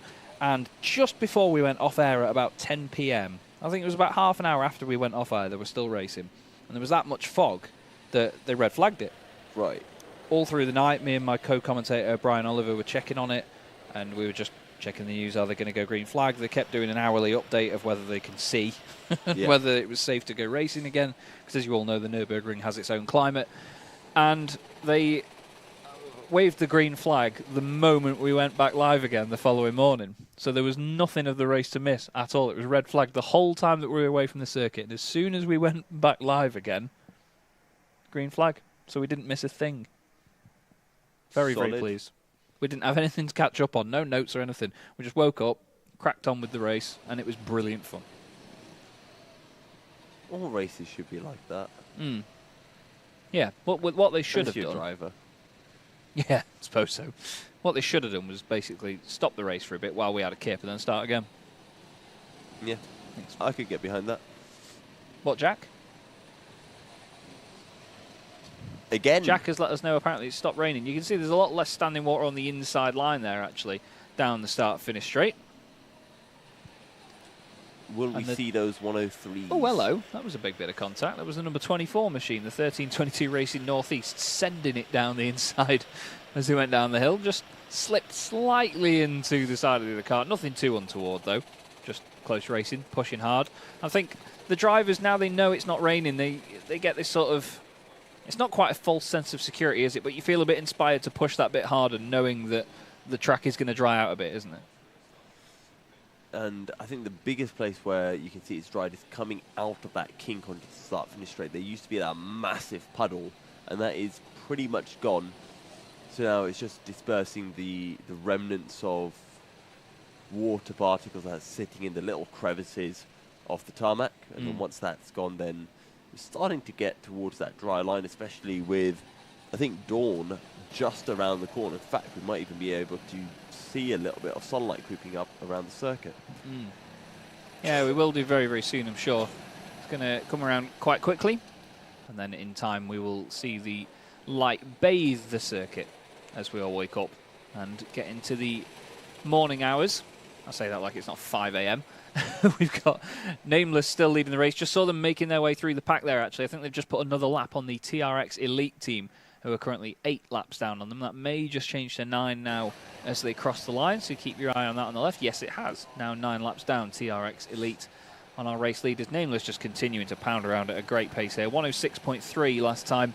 And the Accelerate Kent Brewery Racing team, 106.1 for them. It's mighty close, actually, between the top 4 teams. They're all in the 106s and all separated by about 0.3 of a second on that last lap. We've had a track limits warning for Nameless Motorsport, though, so clearly staying on that pace comes at some slight cost. Yeah, so just running a little bit wide somewhere, which, well, there's many, many places at Buckmore Park where you could get that track limits. Speaking of track limits, there's one going the way of Team ARD, who did just get a black flag as well. Let's not forget. But pace, we're in the low 106s. We're seeing a few 105s. Seen it from Kart 9, Loughborough Legends and Neil. And we have seen it as well with the Kart 30, which is Quadrant with Steve Alvarez-Brown at the wheel. Yes, indeed. Steve pushing on at the moment. It just had a 105.7, so he's actually similar pace to the leaders, because Accelerate and Dab have just done a 105.6 and a 105.8, so he's right in the middle of them. But he's still got quite a long time of his stint left to go at this point. 9.5 hours remaining of this race here. And look at that for a slide. The number 8 machine into the hairpin. It was almost like he looked to see the number 13 was there and thought, I'm going to lean on you anyway. I'm going to just still send it into the corner, stuff it. He knows that he can put full lock on, and what's going to keep him further away from the apex is the cart right next to him. A good little bit of squabbling and a bit of side pod to side pod rubbing. That's one of the best things in these karts, I suppose. You can get away with that, can't you, without it really causing too much of a massive problem for anybody. Absolutely. That's why I like karting a lot, because you can get that little bit physical. You can do a little bit of pushing down the straights, and yeah, you know, if you get it a little bit wrong when you go for a send, it's not the end of the world. You'll make a bit of contact, but you can both continue with your race. And the thing is, as well, you know, we were talking before about how professionally stewarded this race is and how they keep an eye on everything from up there in race control. We saw the screens earlier on in the day where they have the CCTV around the track. They can see every angle, every corner.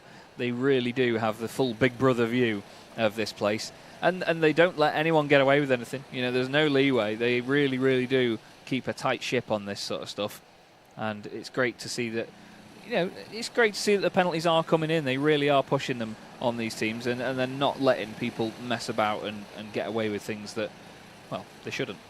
Simple as that. Right, we have hit 5 o'clock, which means we have less than 9.5 hours now remaining in the race. Again, just trying to see if there are any gaps that are closing down. I think the main one is going to be whether Senior Frogs can hold that gap to Spicy Boys, but at the moment they're falling back by a lot. That last lap was awful. A 1 minute 12.6. Well, it was. They lost nothing like saying it how it is. They lost 5 seconds. Yeah. So they had a 112.6. mistake somewhere. through Sector 1 by the looks of it. Yeah, 1:12.6, not a desirable lap time, to say the least. Go on, you know you want to call it awful. No, you've already covered that. You've already covered that, Sunshine, don't you worry. Someone's asking, anyone famous in these races? No. Yes. Us. Yeah, us. Yeah, us, up here. Well, we've got Super GT, we've got Team at Marduk, we've got Arava from Quadrant, and then we've also got the sidemen for Senior Frogs. I forget which sidemen. I haven't watched their videos. I do need to ask one of them when we have an interview, what are your videos about? Because I could YouTube it, but that's boring. I'd rather just ask them. Chat would follow us there. There's, to be fair, Nails for Lunch is asking, why is there a race interfering with our chat stream? That's a good point. Welcome to episode 1 of the Chaz and Yusuf podcast, which is Gorillas in Gloves. Hey, it's a 5-hour, 37-minute, and 929. No, a 5-minute, 37 I was going to say flipping out. time. Any good? Well, I mean, it's flipping heck as well for a 5-minute lap time. Maybe if you were running it. I think I could still do it in less than 5 minutes. Yeah, but your legs are about the length of my entire body. I mean, I am 10'7". Well, that's really exaggerated in the last few minutes, to be fair. That is really, really exaggerated in the last few minutes. I didn't know what number we were going to next, so I just had to pull something out of the bag. Again, looking very good for Nameless Motorsport at the top of the standings. The terrible team name, Kate, that was coined by Max O'Shaughnessy. Oh. Sidemen remake 2000s games shows for children. What on earth? What on earth, man? I'm not sure if that's sarcastic or not, actually. I'm trying to eat a bourbon at the minute really slowly and really quietly, but I'm not sure if chat wants that ASMR. And there you go. You just end up making it take longer and louder. Sorry. Oh, no. Oh, for God's sake. I made great eye contact with him when I said that as well. Someone's just put in chat, Will's massive square head is causing him to slow down in the way. It's like a sail on a ship. I mean, no, but yeah, I'm sorry, Steve. But that is poor racing knowledge from To The Max, because you're wearing a helmet, so it doesn't matter how square your head is. The helmet's not square. So true. Not David Coulthard. But I think the question of who's taller, me or an oiled up gorilla, is much better. Hashtag oily bourbon. To be fair, I'm actually I made a little bit of a noise there because Biscuit the cat has just said in chat, I slept. Biscuit the did cat. anyone drink that cup of water yet? And I did jokingly say to James that I was going to drink it on Have you stream been told the earlier backstory on. to it now? Yeah, it was Okay. glove water, wasn't Yeah. it? I did tell him that I was going to drink it. Did you? Yeah, Should and do it now while I he's sort of asleep. forget. I should pour it on him. On camera, though. Oh, goodness me. Well, honestly, everybody, it's great to have you here with us at the Buckmore Park 24 hours. Still 9 hours and 24 minutes left to go. As we said at the very start of the race, we were seemingly seeing the drivers race as if the race was only 24 minutes long. But it was just... I need to stop looking at chat while I'm trying to be serious and say something nice, because it's just properly thrown me off. Absolutely thrown me off. Well, as you can see, the sky is getting lighter. It's getting blue now up there, which is good. I thought 5 the only plus blue 5. we were going to see was the tyre barriers. Yeah, well, some of the teams have. But to be fair, it's going to get light pretty quickly here. You know, obviously we're in daylight saving time now here in the UK, BST as it's known. Wait, we're not in daylight saving time. Daylight saving time's winter, isn't it? Oh, I don't know. We're in British Yeah. summertime. But is British summertime the daylight saving? I always thought daylight saving was for winter. I hate Maybe I'm winter. wrong. It's rubbish. Oh, I hate winter as well. Okay. Jack is just confirming to us. I'm not sure if you can all hear him on the stream, but Jack is just confirming to us that I'm wrong. Epic Gamer Channel saying, don't let the race distract you from us. I'm very sorry, love. Is Nikita Mazepin racing for Bandito Delito? Yes, along with Pastor Maldonado. and Lance Stroll. Lance Stroll. I just made eye contact with Jack then, and he'll love that. Who else? Nicholas Latifi? No. I don't think he's infamous enough. No, he's too goated. Logan Sargent, yeah. Oh, dear. Most expensive racing driver in history. Is he? I'm going to say a name now. I'm not going to elaborate on this, but if anyone watches Rocket-Powered Mohawk, they will know all about Logan Sargent. That is all I'm going to say on the matter. Someone else has just popped in with Logan Sargent, actually, and I know based on the delay from the stream, they won't have heard us say that first, so they'll be really, really loving that. Oh. George Perez says, you guys are great and all on this chat. Laughing my tail off. Fantastic. Do you think his tail's been oiled up? If you sign off now, I'll be really upset. If I sign up. If you sign off on that. Yeah. I'm waiting. RPM mentioned. Yeah. I love rocket-powered Mohawks. So funny. With the lap times improving, I'm waiting to get a 103 and then I'm going to go to sleep. I'm here forever, baby. Yeah, you're committed. Goodness me. I want to see that magic number. Goodness me. I'm still holding this bourbon and I haven't eaten it. I've taken the one bit fell off it when I picked it up, and that's the only bit I've eaten so far. Does chat want to see the bourbon? I'll get a custard cream for contrast. Here's the for contrast. What? See Cheers. You know, the different colours. Cheers. I'll eat it in one. There you go, everyone. You need a bit of milk. There's the bourbon to dip it in. It's a tiny bourbon. Normally bourbons are a bit longer, aren't they? Oh yeah. Yeah. It's not that you can see it. Version, this corner is gone. This is the highlight of the commentary. This oily bourbon. Cheers, Jack. It's biscuit stream now. These are actually quite good bourbons. There are bad bourbons. You can get some that are really dry. It's going to trigger so many people that I'm eating on stream. Biscuits tend to be dry. For God's sake. I mean the middle bit, like the creamy bit in the middle, it's sometimes really dry, and it's like you have to actually try and bite through it. You ever did that thing as a child where you like twist off one end and then like lick off the cream? I'm only not doing it now so I don't get judged. It's fine, we don't have the camera on. They'll never know. I'm just going to eat the whole thing in one go, to be honest with you. Give us a review. The what, Jack? Fair point. I didn't hear a word of that. He said he can easily change it and put the camera on. I'm just going to quickly put it in my mouth. I think Oreos, you have to do it. That's the only acceptable way of eating an Oreo.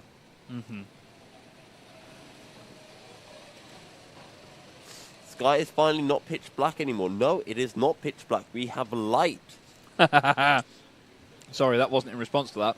Just seen Cameron say, never did I think I'd be sitting here on a Saturday night watching 24-hour karting race and hearing RPM's name mentioned. I'm truly living in the worst timeline. RPM? See, I just hear RPM and just think of the engine stuff. Rocket-powered the engine stuff. You are tired, aren't you? No, like for Honda karts, you've got RPM, which is... oh, right. I forget what they do. They tune the engines, don't they? Yeah, like a performance. Yeah, that and revs per minute. Yeah. I thought that's what you meant at first. And I thought, come on, you know that terminology. No, RPM is actually just a very fortunate... what's it called? When it's a... I can't think of the word. It's not an analogy. Metaphor? Simile? No.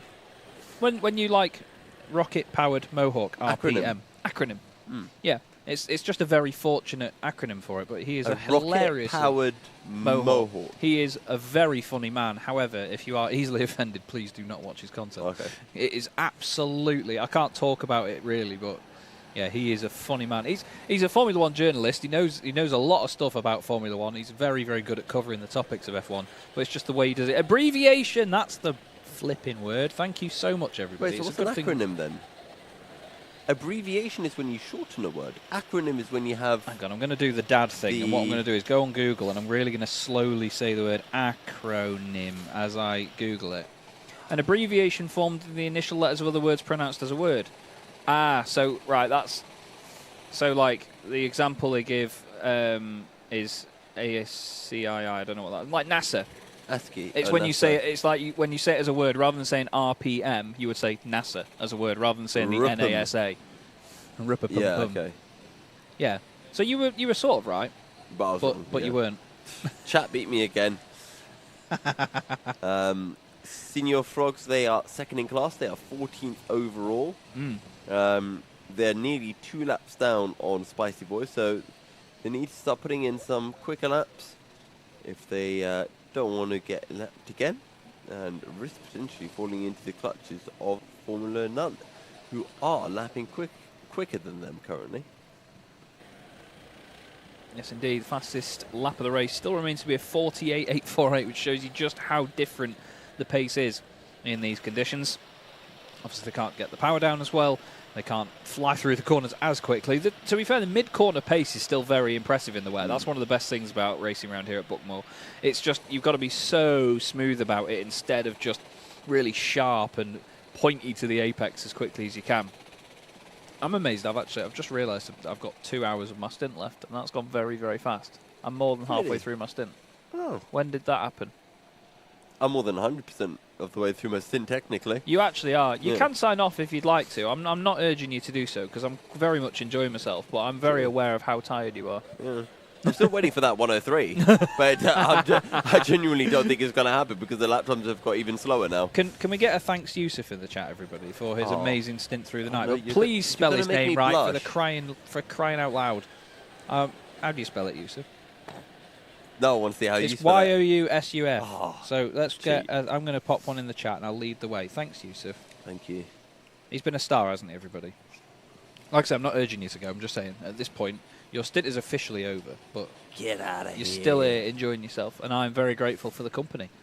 Very, very grateful. I'm going to go sleep in the other room, and when I watch back there, would you fit lay down in that room? I mean, I think the room's only about 20 foot long. Oh Christ! And you're 19'6", aren't you? Yeah. Bit of wiggle room for the feet. And I shouldn't have mentioned the spelling of your name. Oh dear Lord. Yusufies. Yusufies.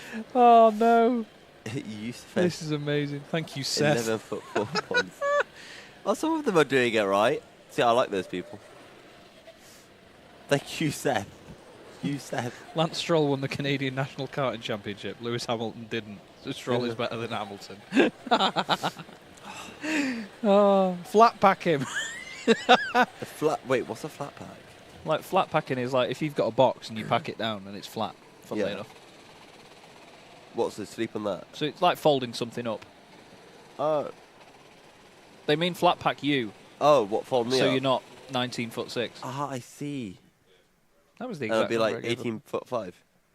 Zinger Box is just repeating the phrase "oil up" to sign off. Imagine if I come back with like a little bottle of oil. Don't, because the chat really want that. They Don't, do. because they really want that. Just start drizzling oil on a biscuit. You really are tired, aren't you? I'm desperate. I'm desperate. Oh no! I don't know where this all started just from a very silly comment about putting oil on tyres. You know what it was? It was the fact that I got upset at it. Yeah. Yeah. I got upset. I just said, "This is stupid. Why would you do that?" And they just went on and. This is chat. They've done a great job of running away with it at the moment, and we do appreciate it. Honestly, your commitment is phenomenal. That person will come back in a few hours, by the way, because they've gone to sleep. Can you remember who it was? No, they had some really annoying name. Is that your alarm going off? It is my alarm. This was my alarm to wake up in the morning yesterday. Oh my lord! Why was it at 5:16? That's a very specific time. Did you try and do it for 1:15 and then you missed? Yeah, probably. I tried to do 5:15, but then I missed. Someone said I think it was the MBE guy. No, funny, this was I remember well before. It was well before. Well before Mr. MBE showed up. I think this happened while... Oh, Reeve was in the call. Oh, was he? I'm pretty sure. I don't actually think I'm commentating with Reeve at any point. Are you not? How lucky is he? Incredibly. There is no single point in the day where I'm commentating with Reeve. He's a very lucky boy. Very lucky boy. He's managed to avoid me throughout this. bless him.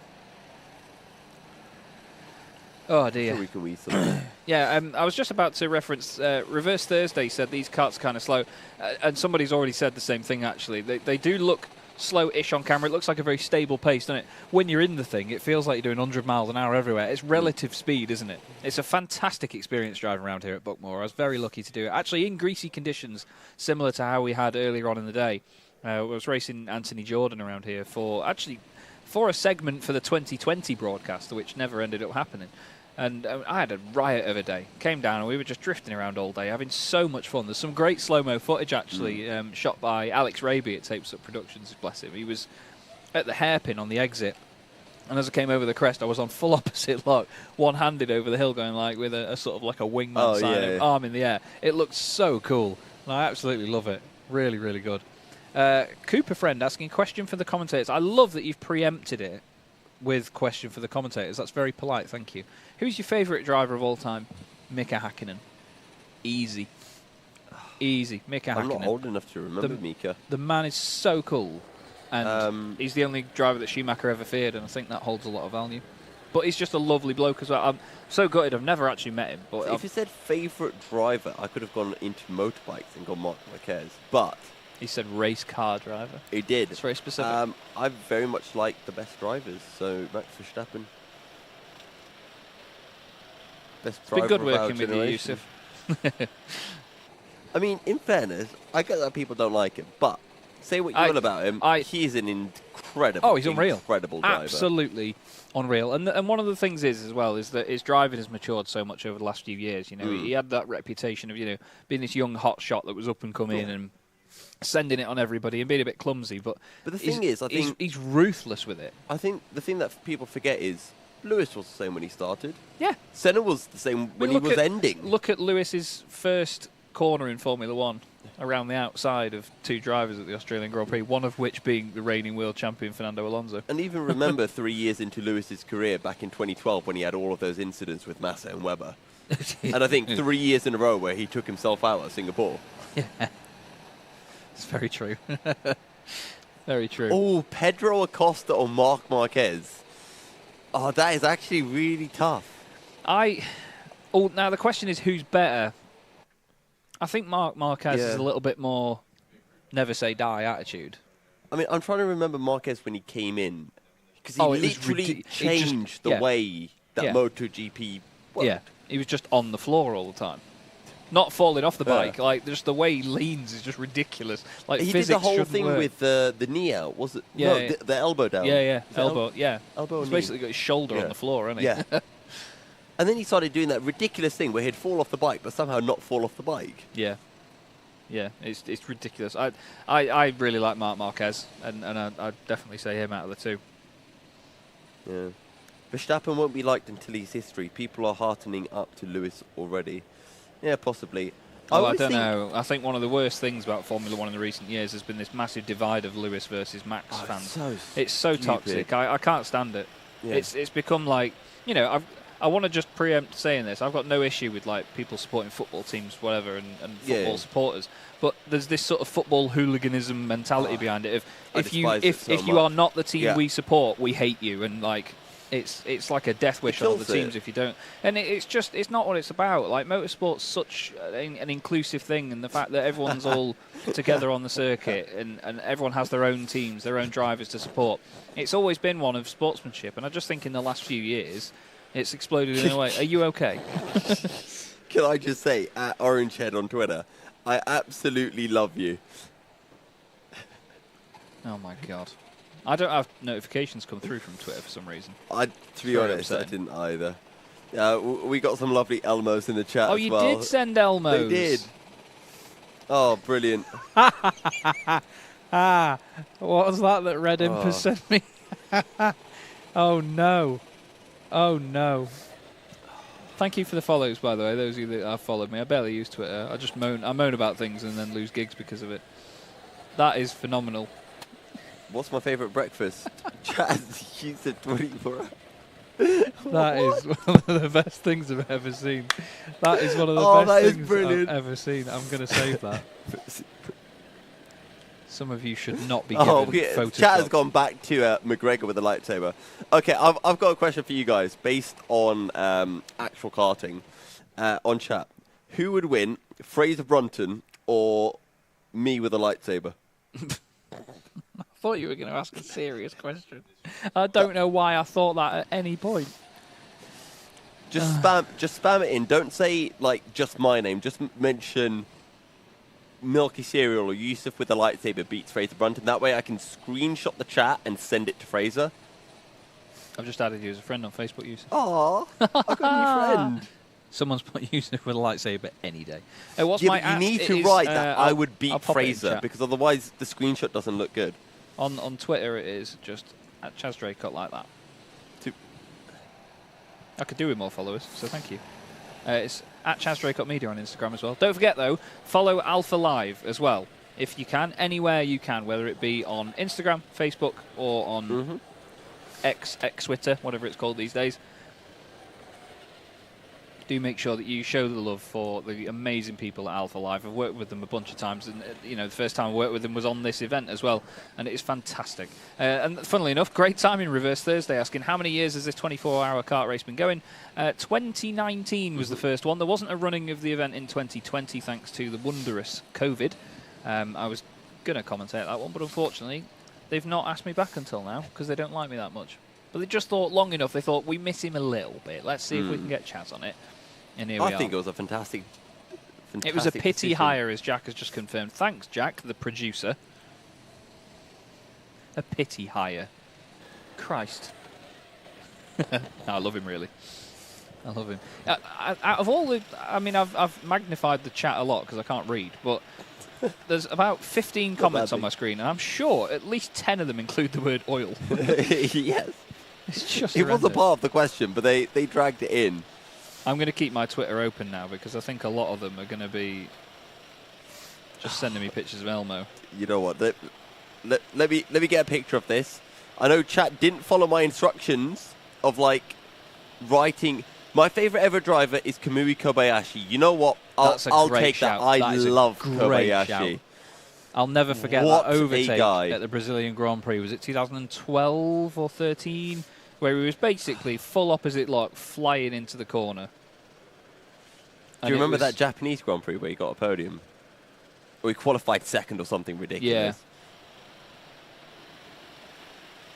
Yeah. Someone's put oil and then put a US flag and an eagle. I'm surprised that joke's not been made already. That's funny. That is very good. Are you guys actually at the circuit? Yes, we are. We'll show you on the camera, actually. We're in a production booth room thing upstairs. Hello, everybody. Just outside, there's a window literally just there. That is the balcony over the cafe corner where we are. Yep. And we are loving life up here in the commentary box. We have our own laptops for timing and stuff, and we've also got a massive screen in front of us for the production. Jack is just over there on production duties. James is just over there asleep at the moment. And we've got biscuits. It's fantastic. It's great up here. Having loads of fun. It is a little bit nippy in here, which is why I've put my jacket back on. Not that you asked, but it is a little bit colder in here now. It was lovely and warm before, actually. Maybe a little bit too warm. But still, we're having a fantastic time up here in the room. Our interviews literally happen just behind us, so when it sounds like we're going away into a different room to do interviews, we're literally muting the microphone and just standing there. And then we can still see each other and hear each other in the same room, and it works fantastically. And for those who don't know who Fraser is, we will be getting Fraser in for a little chat later on. I'm also going to see if I can get Peter Knight on as well. So that's a driver for Nameless Motorsport and for Dab Motorsport. And we'll make sure we ask Peter Knight exactly why they decided that they wanted to run out of fuel. Loving life as we see the average 12-year-old diet laid out on a desk. To be fair, my diet's horrendous. There's no excuse for good diet as a 12-year-old. I don't think I've ever had a good diet, to be honest with you. It's just my metabolism somehow keeps up with me.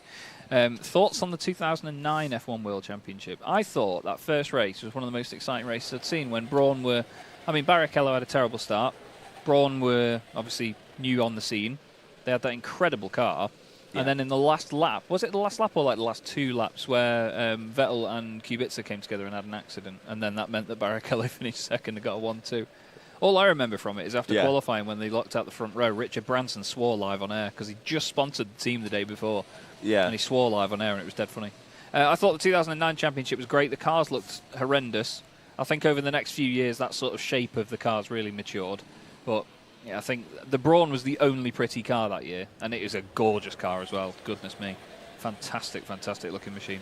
But what a year. And it was exciting because Red Bull turned it around later on in the season, and then they started to mount a challenge, and that obviously led into the incredible 2010 to 2013 years with Sebastian Vettel. And I mean, later on in 13, Vettel was just unbelievable. Yeah. Like, that's just one of the most ridiculous runs of form we've ever seen in Formula One.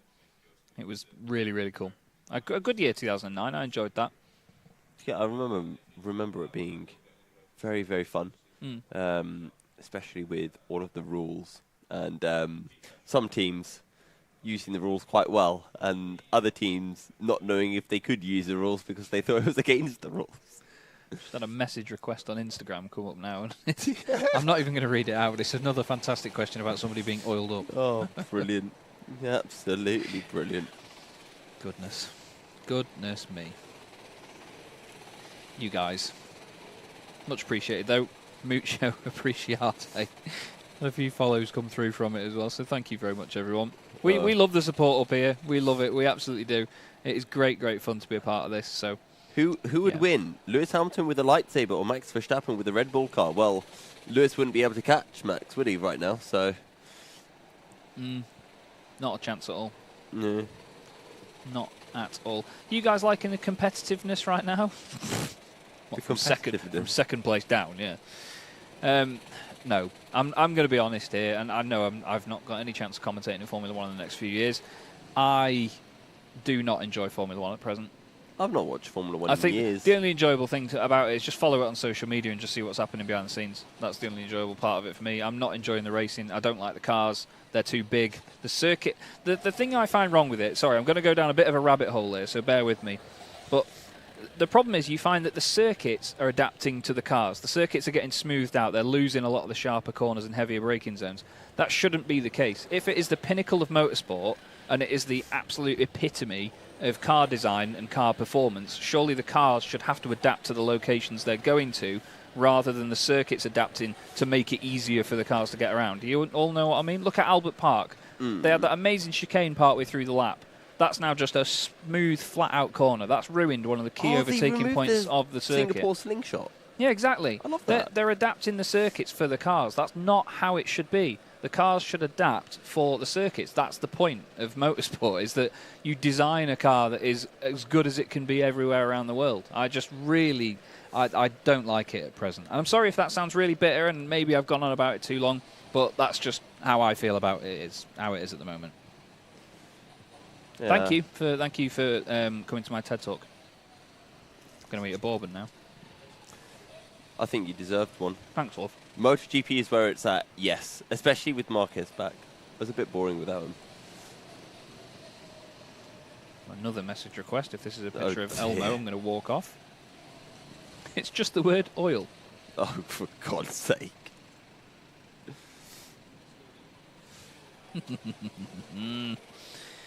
Oh, wow. You lot are good. Why haven't we got our 103 yet? I need to sleep.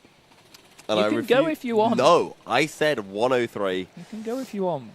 No. Well, yes, but no. We've got a 104.7. Close. 104.7. Yeah.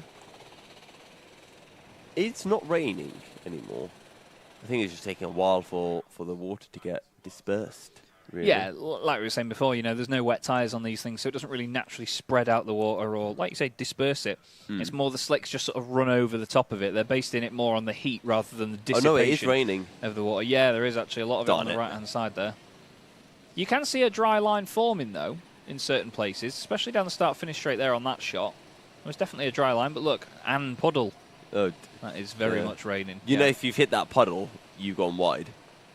I mean, yeah, there's a very high chance as well that you probably end up in that barrier. Almost certainly. Track limit 1 in there for the number 8 machine, Burrow 11 NFS. They're currently running in 8th position as well, quite fittingly. Yeah. But they've just had another warning added. There was a contact warning a few minutes ago for the Only Ways Brentwood and the 1322 Racing North East team. Thank you very much, Deceased Duck, for the donation, with just the word oil, of course. That's a random question from Chris, actually. You guys have favourite helmet brands? Taking that seriously, I'm going to have to say Arai. I just think it's a very safe bet. I've wanted a GP6S for so long. I don't do any driving, but I really want my own lid just for the sake of it. As someone that's a fan of James is awake. Oh, I mean, he looks like Emperor Palpatine right now. But he's awake. Just need some electricity coming out of him. I've got an Arai SK6. It's in the other room. Just safe bet. It looks a little sleeker than the Bell, I think, so I quite like it. I like how choice of words here, Chaz. Careful. The words bell and helmet are on the table. Dear Lord.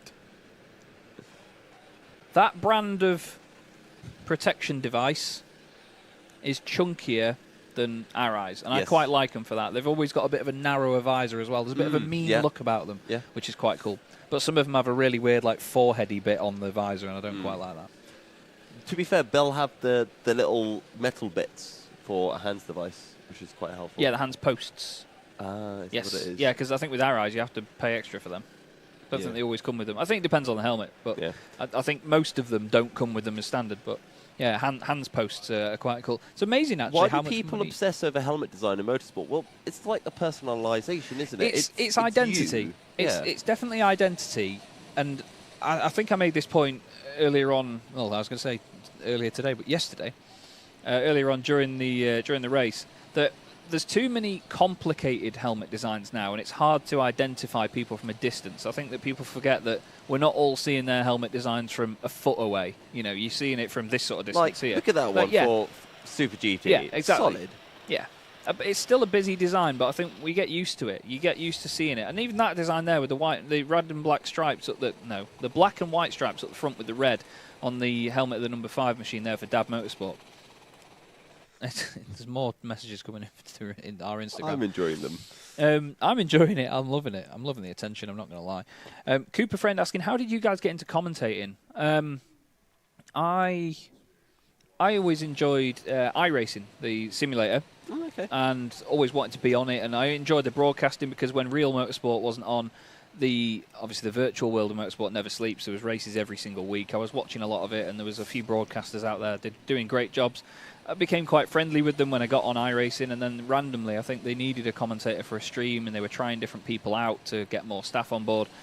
And one of the guys just said, do you fancy doing it, Chaz? And I mean, from when I was a kid, even playing with toy cars and whatever on my bed, I'd always sort of provide a bit of like narrative to a race of what was going on. I would commentate. Oh, yeah. I grew up with Murray Walker and Martin Brundle, and I loved it, absolutely loved it. Not personally, I watched them obviously, but I grew up getting used to that narrative, and I don't know, it just stuck. And I did that first commentary, and people said it was really good. They enjoyed it, and then from then on, I worked for them for a long time, and then started doing my own broadcasting as well.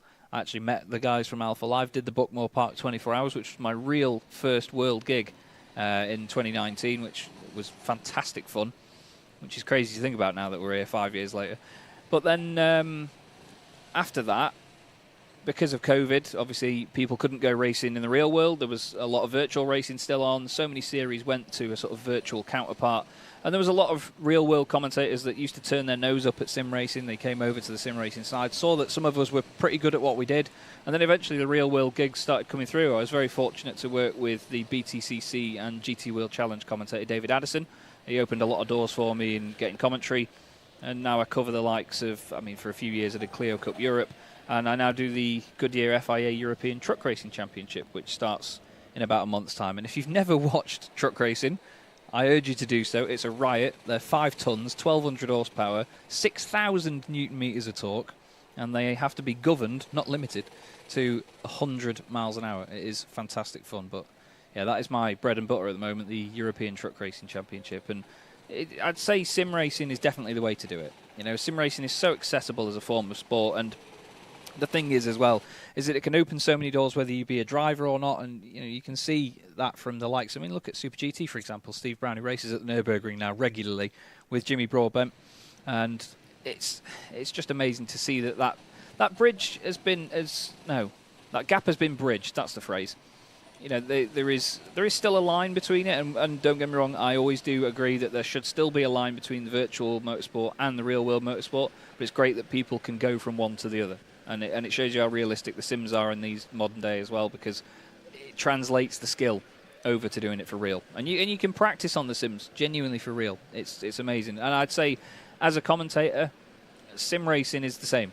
You can transfer those skills. It's actually more difficult a lot of the time to commentate on sim racing, because sometimes it's a little bit harder to know exactly who's who. It's harder to follow the background of a driver, what they've done before, where the teams come from, for example.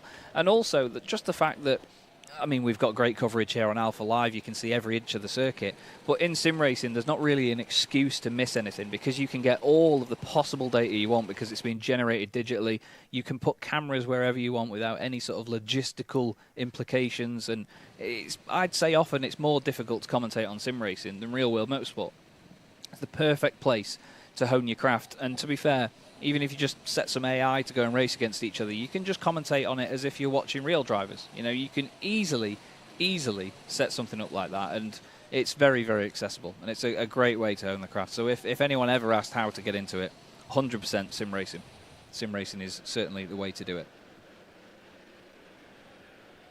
Just looking back through some questions now, because I know that I've warbled on for a long time. There was also the follow-up question, what was your original career path? I didn't really have one. I just sort of floated from job to job for so long. Ended up in the world of insurance, which is a very enthralling industry, just through love of cars and knowledge of cars, basically. And and yes, Benny Boy, now I'm commentating on Oiled Up Gorillas. What did I think of James Hunt as a commentator? I think I briefly covered James earlier on, but my goodness, what a bloke as a commentator. Said it how it was. He had, experience in the cars of recent. He had experience with a lot of the drivers that he commentated on as well. And he hated many of them. But I think the story I told earlier, I will repeat it, so apologies if you heard this earlier. But in Murray Walker's book, unless I'm very much mistaken, he explained that for one Belgian Grand Prix, James Hunt turned up about 20 minutes after the start of the race and said that he'd been in bed with a stomach complaint. And Murray very calmly explained afterwards that's the only time he's heard 2 Belgian nurses described as a stomach complaint, which just sums up James Hunt so fantastically, because bless him, what an entertainer. What an entertainer. So, yes, TT is the time since they were last in the pits. For those asking, I think Megan posted that earlier. Yes, it was. Drew Fletcher in the chat. Morning, mate. Good to see you. Where are you flying today, Drew? You've got to be up at this time to do some flying, surely. Boffle saying truck racing is wild. It absolutely is. It's brilliant. Like I say, 5 tons, 1,200 horsepower. It's very, very fun. I'll be at Misano for the start of the season at the end of May, and I cannot wait to watch it and be there in person. We actually stream it on YouTube as well, but obviously I'm not going to get too into that because I'll get a massive slap off Alpha Life. James is making very intense eye contact with me. Still. Right, let's have a look at some questions. Big interest in commentating and love hearing the story. Thanks for sharing. You're doing great. Thank you very much, Mr. Kitty. Much appreciated. I'm glad that you're all enjoying the stream. Yusuf just stepped away for a minute because he's having to just try and just perk up, let's say. Perk up, I'm sure. He's very tired, boy, bless him. Who's the best commentator of all time, asks Eros. That's a very good question. The best commentator in my eyes, most in terms of entertaining and informing and be able to talk quickly and accurately, is a gentleman, an Australian gentleman, used to be a racing driver called Charlie Cox. He used to work on the British Touring Car Championship. He was colossally entertaining, a very, very funny man. He once described Jason Plato trying to hold off Ivan Muller as fighting the Terminator with a water pistol, and used to come out with all sorts of jokes. There was I think he was a Norwegian driver called Roger Moen. Used to race in the British Touring Car Championship, and he had a big off and went across the grass, and he said, "Would you look at that, Moen's mowing?" It's one of the funniest things I've ever heard. He says stupid things like a car trying to get out of a corner is like a dog trying to wipe its arse on lino, which James doesn't approve of, so we'll move on very quickly. George Perez saying, it's seriously been a good laugh with the comments. You guys are doing a great job. Thank you very much. Enjoy how you switch back and forth from silly to serious. That's one of my favourite things about the job. And you know, I've one of the funniest things with a couple of, and I'm going to say this, I do have friends, but one of the funny things with friends is whenever they watch one of the broadcasts and they see me in a professional environment, maybe not as unprofessional as I may be being here, but they say that there's definitely a switch between when I'm just being me at home, and I swear like a trooper off air as well. Even the guys at Alpha Live will attest for this as well. James knows me very well. I do swear like a trooper when I'm not commentating, and somehow I just turn it off for the comps, and I don't know how. But it's that switch between being serious and then having fun. It's as long as you're conscious of it, you've just got to have a good laugh with it. At the end of the day, I really enjoy my job. I really, really do love my job. It's fantastic. Fantastic fun. And it's great to have you all here with us. As you can see, it's getting a lot lighter here now. It's currently 5:45 in the morning. 8 hours and 47 minutes remaining of the race. Bit of side-by-side action here with karts 29 and number 4. That being the Senior Frogs. And then before machine, the Accelerate Kent Brewery Racing Machine. I'm delighted to say that Mr. Kieran McGinley has just walked into the room. Ready to begin his stint shortly with moi.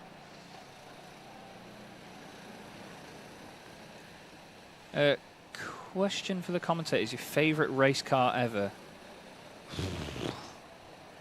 Oh, goodness me. Cameron saying, I imagine the commentary box is like an episode of The Office with producer man looking into the camera every time something risky is said. Yeah, think that, but the camera is my eyes. It just makes very intense eye contact with me with no facial expression. James has also said, actually, he's back on producing duties now. Thank you very much, Jack, by the way, for your fantastic stint. What's your favourite car, James, then? Are they going to hear you say this? No, they're not going to hear. He said Alan Menu's Renault Laguna, and I agree, but also have a follow-up question. Are we talking 96 car without the rear wing or 97 car with the rear wing? Both are amazing. I think you will all agree with that. I don't know why I have to look at the chat when I speak to you as if I'm addressing you like that. Ferrari P3's up there. Absolutely gorgeous machine. Lola T70 looks very similar to it. There's a kart backwards there, look. Got his hand in the air, and oh, it won't go. Oh, heck. Oh, heck. I'm going to address you now. I can speak to you now. Look, I've just seen the camera come up out the corner of my eye. Hi. Look who it is. Mustard Man. Kieran McGinley back in the box. I'm so sorry. How are you? I'll do that for you, love. Oh, I'm very well. Thank you very much. Yes, good to be back. Yeah? Very good to be back. It's been a while. Yeah, it has. Good kip? Had some good sleep? Yeah, well, I mean, as good as it can be. You look like you wanted to say no then. Almost. How many hours, roughly? I would say 4.5. Which is not bad for a That's 24. not bad. That's no, not bad that's going. Too bad. So. That's not bad. And what time did you finish your stint last night? 11. I was just falling asleep then, I think. I think I got 2 hours in the quadrant bus. Yeah, I was going to say, you were on before me. I was loving life. Yeah, you were. This stint's gone rapid. That's good. He said Englishly. It's gone rapid. This has gone rapid, bruv. I was actually looking for my water bottle because I've put it around here somewhere, and it's gone MIA. Would you like a perfectly timed can of Coke? I would love a perfectly timed can of Coke. There you go. Thank you very much. You're very welcome. Other zesty drinks are available. How are Like zesty these drinks doing anyway?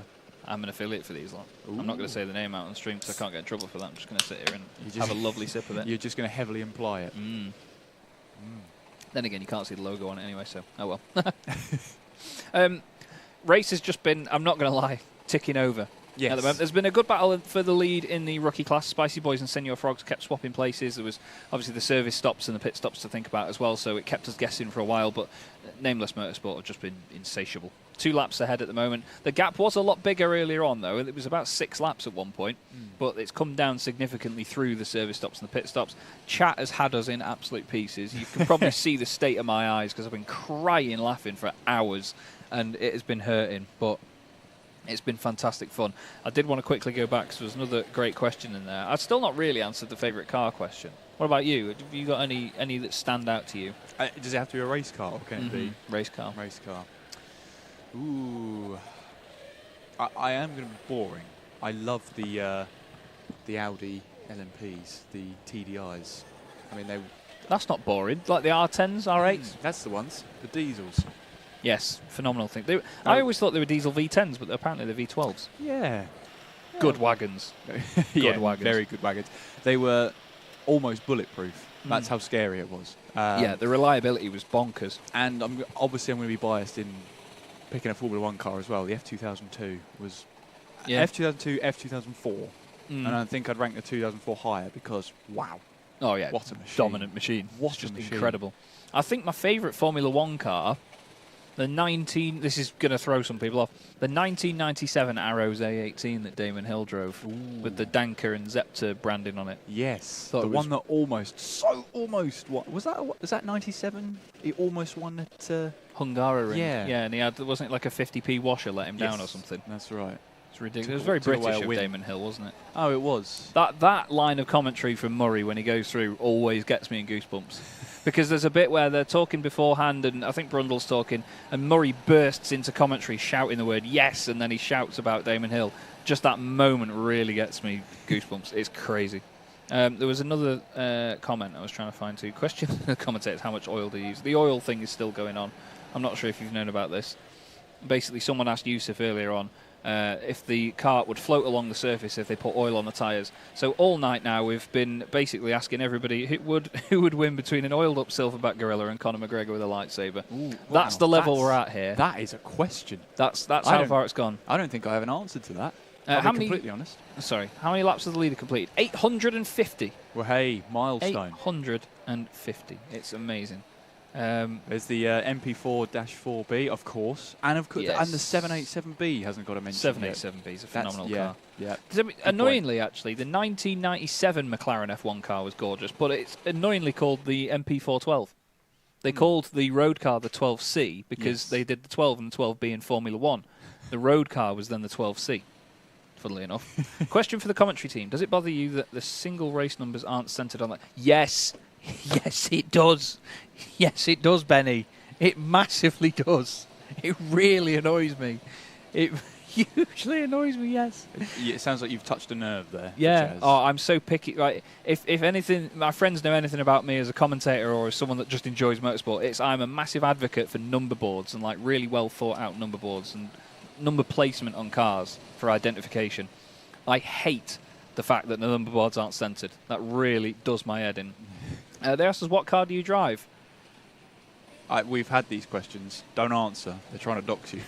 Oh, Chad trying to dox you. I've got a BMW 318D estate at the minute. Well, it's a shed. Well, Yusuf and I were asked these questions. We were asked about what cars we drove, then what colour they were, then where they were parked.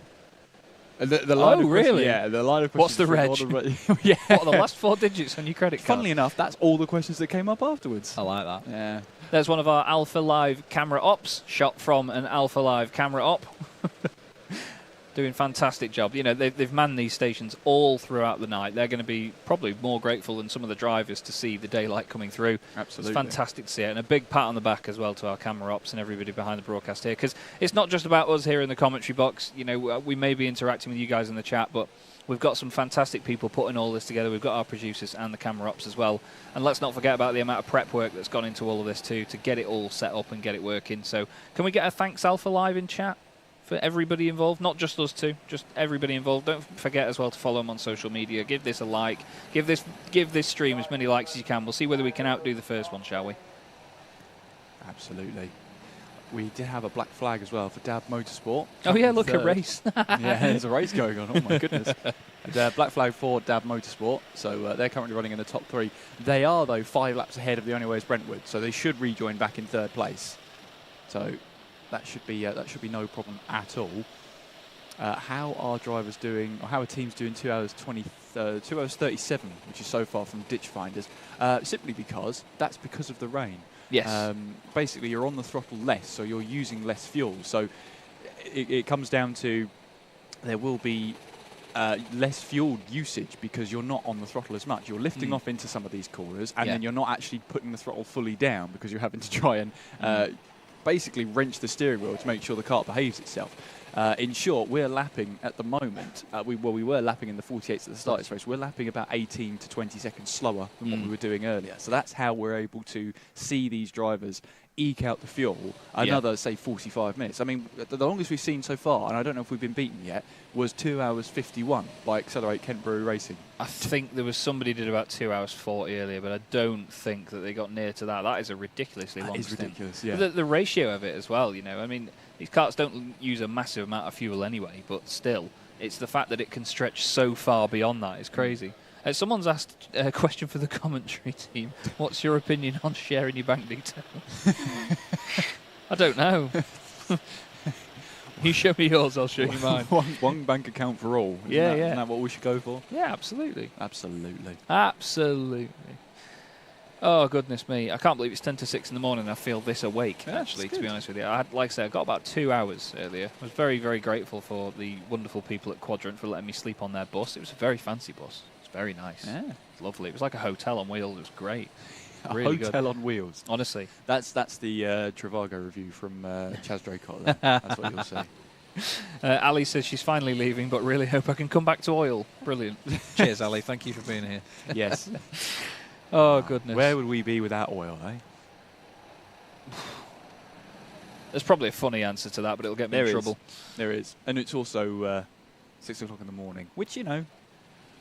Crazy hour. Crazy hour. It's what it is. I used to work in a hotel and do 11 p.m. to 7 a.m. stints. That was not fun. 4 o'clock was where it always kicked off.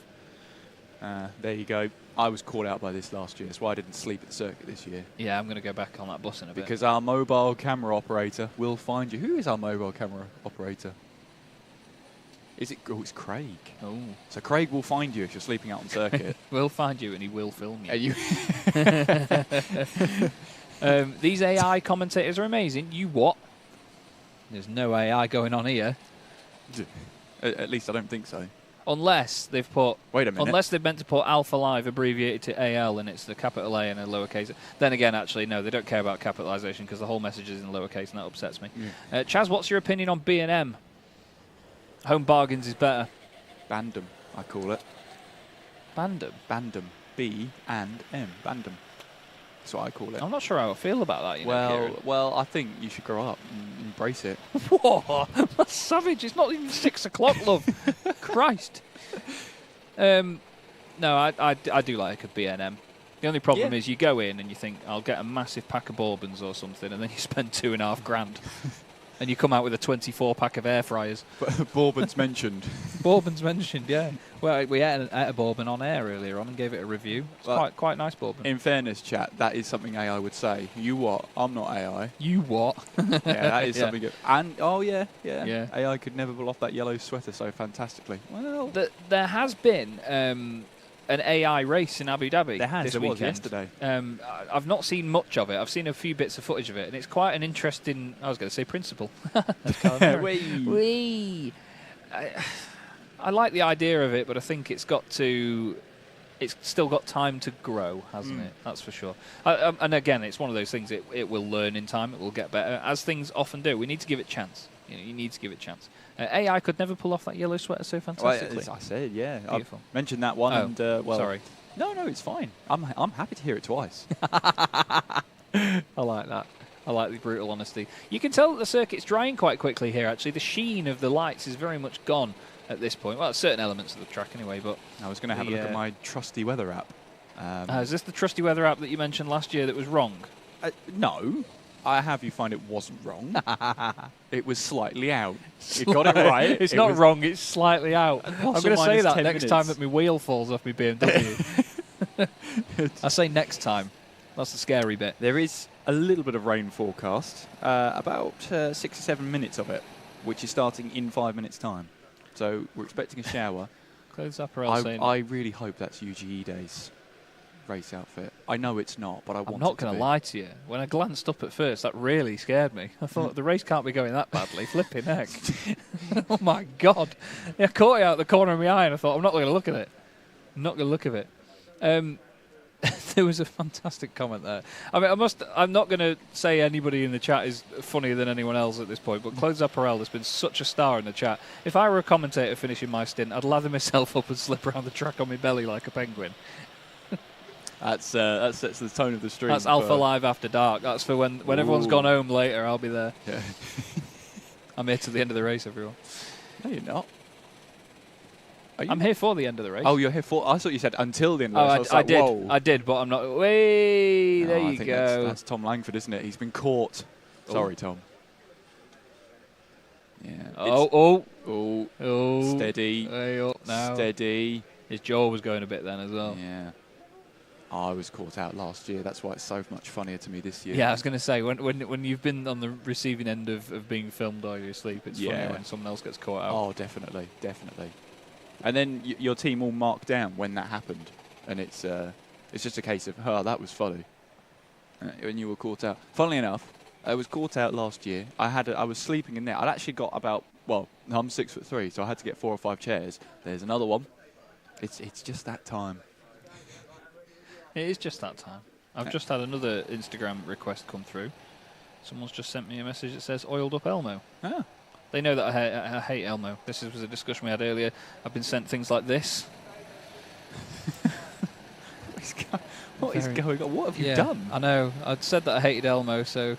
Well, and that's a crime that's punishable. So by many strange memes that I'm being sent on Twitter right now. Well, you did say that you hated Elmo, and that is a crime that's punishable by meme. So that is unfortunate. But I'm being punished. All I see on my phone screen is Elmo, so I'm going to close Twitter. Oh goodness. Well, it's been fantastic entertainment all through the night, and to be honest, I'm glad that I've not had a breakdown and started crying, laughing again, because you should have seen it, Kieran. For a good hour, I couldn't keep it together at all. I think in the last hour, I've maybe just behaved myself a little bit. Just a bit. Just a bit. I had a bit of a rant and a ramble about how awful Formula One is, and then I spoke about how we got into commentary. I'm glad I wasn't there for the ramble, because I would have been straight on your case. No one can talk about F1 that badly except for me. And if you talk about it badly, I will defend it. That's how I feel. Yeah, I can't stand it. It's a great race for second place. It's what it's always been. The thing is, though, I mean, there is an element, we're into it now, there is an element of rose-tinted glasses when you look back on the likes of Formula One in the 90s. I think it's more just that the cars were a bit more exciting and a little bit more lively, because you look at some of the results and it's like Jacques Villeneuve, and then a minute later Michael Schumacher, and then everyone's a lap down and only 4 of them finished. There will always be a sense of rose-tinted glasses where, oh no, my era was better than your era. That will always be the case. 100%. It depends what you've grown up with, doesn't it? Because that's when you have that childish love for it and that fondness for it. Yeah. But if you look at today, the new regulations, apart from a certain Max Verstappen, who is just unbelievable. On another planet. Absolutely. The fact that he was able to win by such a big points margin was proof that at some point you had Aston Martin last year, you then had Mercedes, you had Ferrari, all battling away for that second place. And because it was so topsy-turvy in that battle for P2, and with Max Verstappen winning, was it 19 of the races? Something ridiculous. 19 or 20, wasn't it, chat? You'll correct me. It was the fact that everybody else couldn't score that consistent points that made him that points gap even bigger. And if you had a look at the racing, it was pretty good. And I think this year, when you look at Q1, I think we've had a couple of races this season that the whole top 20 has been separated by a second. Now, that is Q1.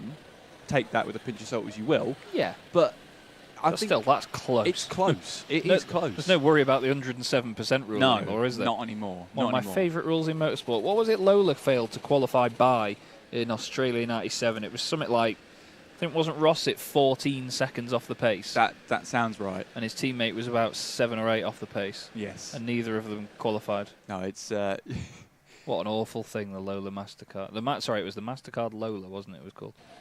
Awful car. It looked like it was made of Lego. Yeah. Okay. He's been doing this. Okay. Thank you for the donation, is all I'm going to say out loud. Much appreciated. I believe that's the Aussie dollars, isn't it? It is, so that's The about Aussies. 4 pence, that. Yeah. But either way, better than nothing. We appreciate it. Thank you. Oh, dear. Oh, Christ. See, the chat become delinquents when you're around. For me and Yusuf, they were just trying to I feel like I've been very much an associated delinquent here. Wow. Very much so. It's been a bad influence, the chat. Oh, dear. Very bad influence. Oh, I love the different views and whatnot. It's the early morning. We've got some racing underneath us as well. We've had the EKS All-Stars into the pits then, in the number 10. And I believe that was Luke Battersby, who was about to take over. It looked like Luke Battersby, but I've said that before, and I will definitely be corrected if I'm wrong. Time at Buckmore Park is 1 minute past 6. It's just gone 6 o'clock. Yes. Good morning. good morning if you are watching on. Although if you're watching in Australia, it's probably the evening right now. That's how it works. Yeah, indeed. Wherever you may be around the world, 6 a.m. 6 a.m. Can't believe how quickly that's gone, actually. It's great, because I was back on air at 2 o'clock. And that only feels like it was about an hour ago. Well, we're approaching the final James third. will disagree. He's had a sleep. Yeah, we are. 8.5 hours left. Good question. Who will win the Piston Cup this year? Well, Jackson Storm, I mean... What a guy. Formidable. What a guy. I mean, Yeah. yes, he's got an ego about him, but you have to be a champion, I think. You do. Reminds Yeah. me of, the early Lightning McQueen.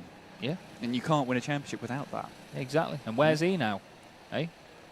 Well, Cruz, good prospect, raced under the McQueen number, which is legal, by the way. Yeah. So it is. I quite like that. Good story, that one. Yeah, it was. Cars 3 was good. Yeah. And I'm of the volition that Cars 2 never happened. What are you talking about? What? I love Cars 2.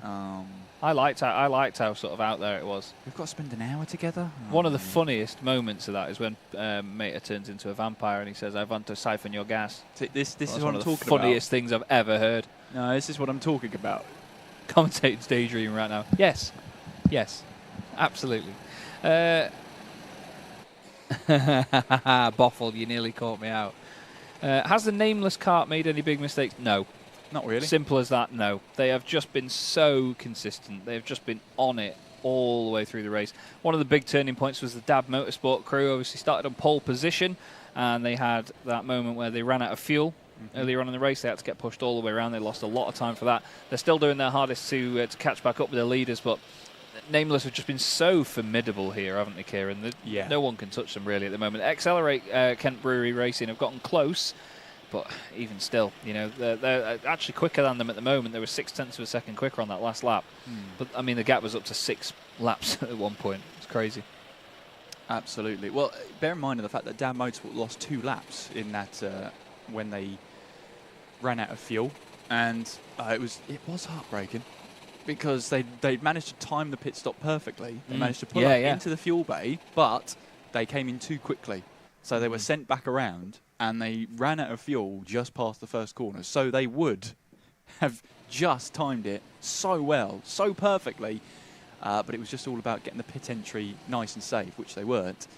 And that's what led to them running out of fuel. The fact they've managed to recover to P3, brilliant stuff. They're 4 laps ahead of the only way is Brentwood, so they're in a comfortable place right now.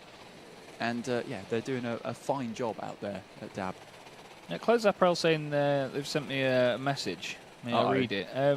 It wasn't you that just sent me the words "oiled up Elmo," was it? Because if he has, he's already mentioned that. Yeah. I there's nothing in my requests or anything else at this moment in time, I'm afraid. Over on Instagram. Instagram. Oof. Thank you, those of you that have followed off the back of learning my name. Much appreciated. Really do appreciate it. Well, at the end of the day, if anything, I want to be as entertaining as can be throughout a broadcast like this, and that's why we're here, not just to inform, but to entertain along the way as well. I'm enjoying myself up here in the commentary box. Kieran beside me, we're having a good time, and we want you lot to have a good time as well. Absolutely. And obviously, keep our eyes on these drivers and teams having a good time as part of this big event. It's great. Yeah, and the whole part about 24 hours is that I'm always reminded of Martin Haven, because he's the only one who could get away with saying what he did. At the twilight hour at 2:30 in the morning. He got a telling off. I mean, a mighty telling off. Mate, yeah. Rightly so. But you know what? WEC funny. Still have him, yeah. Funny. Yeah, funny. Fair play. Because you know what? That was a real example. You hear the phrase about letting the intrusive thoughts win a lot these days. Absolutely. That was, I'd say, the epitome of letting the intrusive thoughts win, that was. It was just amazing. I wish I could repeat it for those that don't know what I'm on about, but we're not going to. Yeah, we can't. We're not going to. We can't. It's such a shame. But you know what we're talking about. I received a very suspect message from Chris Bridle saying that he's behind me. Ooh. Hello, darling. I'm going to go and speak to him. Yes, sounds good, Chaz. And I'll have a look at the standings then. Well, we'll have a look at the top 3 then. It's Nameless at the top then in the pros. Accelerate Kent Brewery Racing in second place. Then it's DAB Motorsport who round off the top 3. The only way is Brentwood have just emerged from the pits then. They're in 4th place. TRX Motorsport Elite in 5th. Ditchfinders then in 6th place. With EKS All-Stars in 7th place. Toby and the Bandits in 8th, with Zesty Drink Racing in 9th, Slideman rounding off the top 10. All the top 10 are pros. Then we have our leaders of the rookies, Spicy Boys, in 11th place overall. Then we have 12th place overall. It's Loughborough Legends and Neil, they're in pro. Team ARD in pro, they're 13th place. 14th place, Borough 11 NFS, they're also in pros. Then we have 2nd place in the rookies class, 15th overall, is Senor Frogs. And rounding off the top 3 in the rookies class is the 1322 Racing North East. And I think Chaz said he wanted an interview with Chris Brado. He's about to get it. Is indeed. Hello, everybody. Chris, welcome back to the booth. A bit wetter than you were last time we spoke, obviously out there in the rain overnight. How's it been? It was pretty torrential. I got in at, I think, 3:30 in the morning and then did 2.5 hours near enough. And it started to rain pretty heavily whilst I was out there. But, yeah, all good fun. I made the complete rookie error. I would have thought... Another one? Another one. I thought I'd have learnt by now, but on lap 4 I decided I'd clean the inside of my visor with my sopping wet glove, which doesn't really help your anti-mist visor. So then I drove around for 2 hours, not being able to really see how I was going. But apart from that, it was all good. Didn't crash, didn't get any more black flags, which is a bonus for me. Yeah. So, yeah, it makes a change. How have you been for sleep throughout the race? Have you managed to get much kip at all? Because it's a tough challenge. Because your mind is racing anyway, isn't it? From regardless of trying to quickly switch off and then sort of wake back up again. Have you managed to get any kip at all? Got a couple of hours, yeah. Amazingly comfortable, the front seats of Mercedes, I've learnt. But it was freezing cold. But no, managed to get some sleep. It is a big thing, like even in races like this, which obviously there's some people who are taking it fairly seriously, but a fun race. But actually, if you have to get in a car for 2.5 hours and you haven't slept properly, it does really start to take its toll. So, yeah, I managed to get a couple of hours kip, which was nice at least. And what's it like at this point in the race now where it's going lighter outside? You know, there's that light at the end of the tunnel vibe, as I've described it. You feel like the end is in sight, do you? Yeah, I mean, I think at Le Mans we call it golden hour. Yeah. Not quite. It wasn't quite the same this morning. It was grey hour, grey and wet hour. But no, it did certainly. Even when I was out there, the sun was coming up. It does make a difference because you just sort of know you're getting into daylight. Obviously, visibility gets a bit easier. Yeah. You can actually start to see where you're going on track and the lines you want to be taking a bit more. So, yeah, it's a big thing. And for the teams, you're through the night now, and it's only 8 hours or so to go. But I was just saying to my team, I think this, what's so difficult with this is if you do like any big car races or anything, endurance racing in that, there's going to be cars that fall off and then they're not in the race. Yeah. Where in this doesn't happen. Yeah. So there is still 30 karts going around. Like there's no sort of there's no attrition, which makes it really, really challenging. But yeah, I think I jumped to about 18th. We're up to about 9th now, so it's a solid stint from me. And we're just sort of clawing away. I think we'll be happy with the top 10. Really, we had a few issues, karts cut out in the night a couple of times, just with the rain, which is expected. It's it's no fault of the karts with the amount of water we had last night.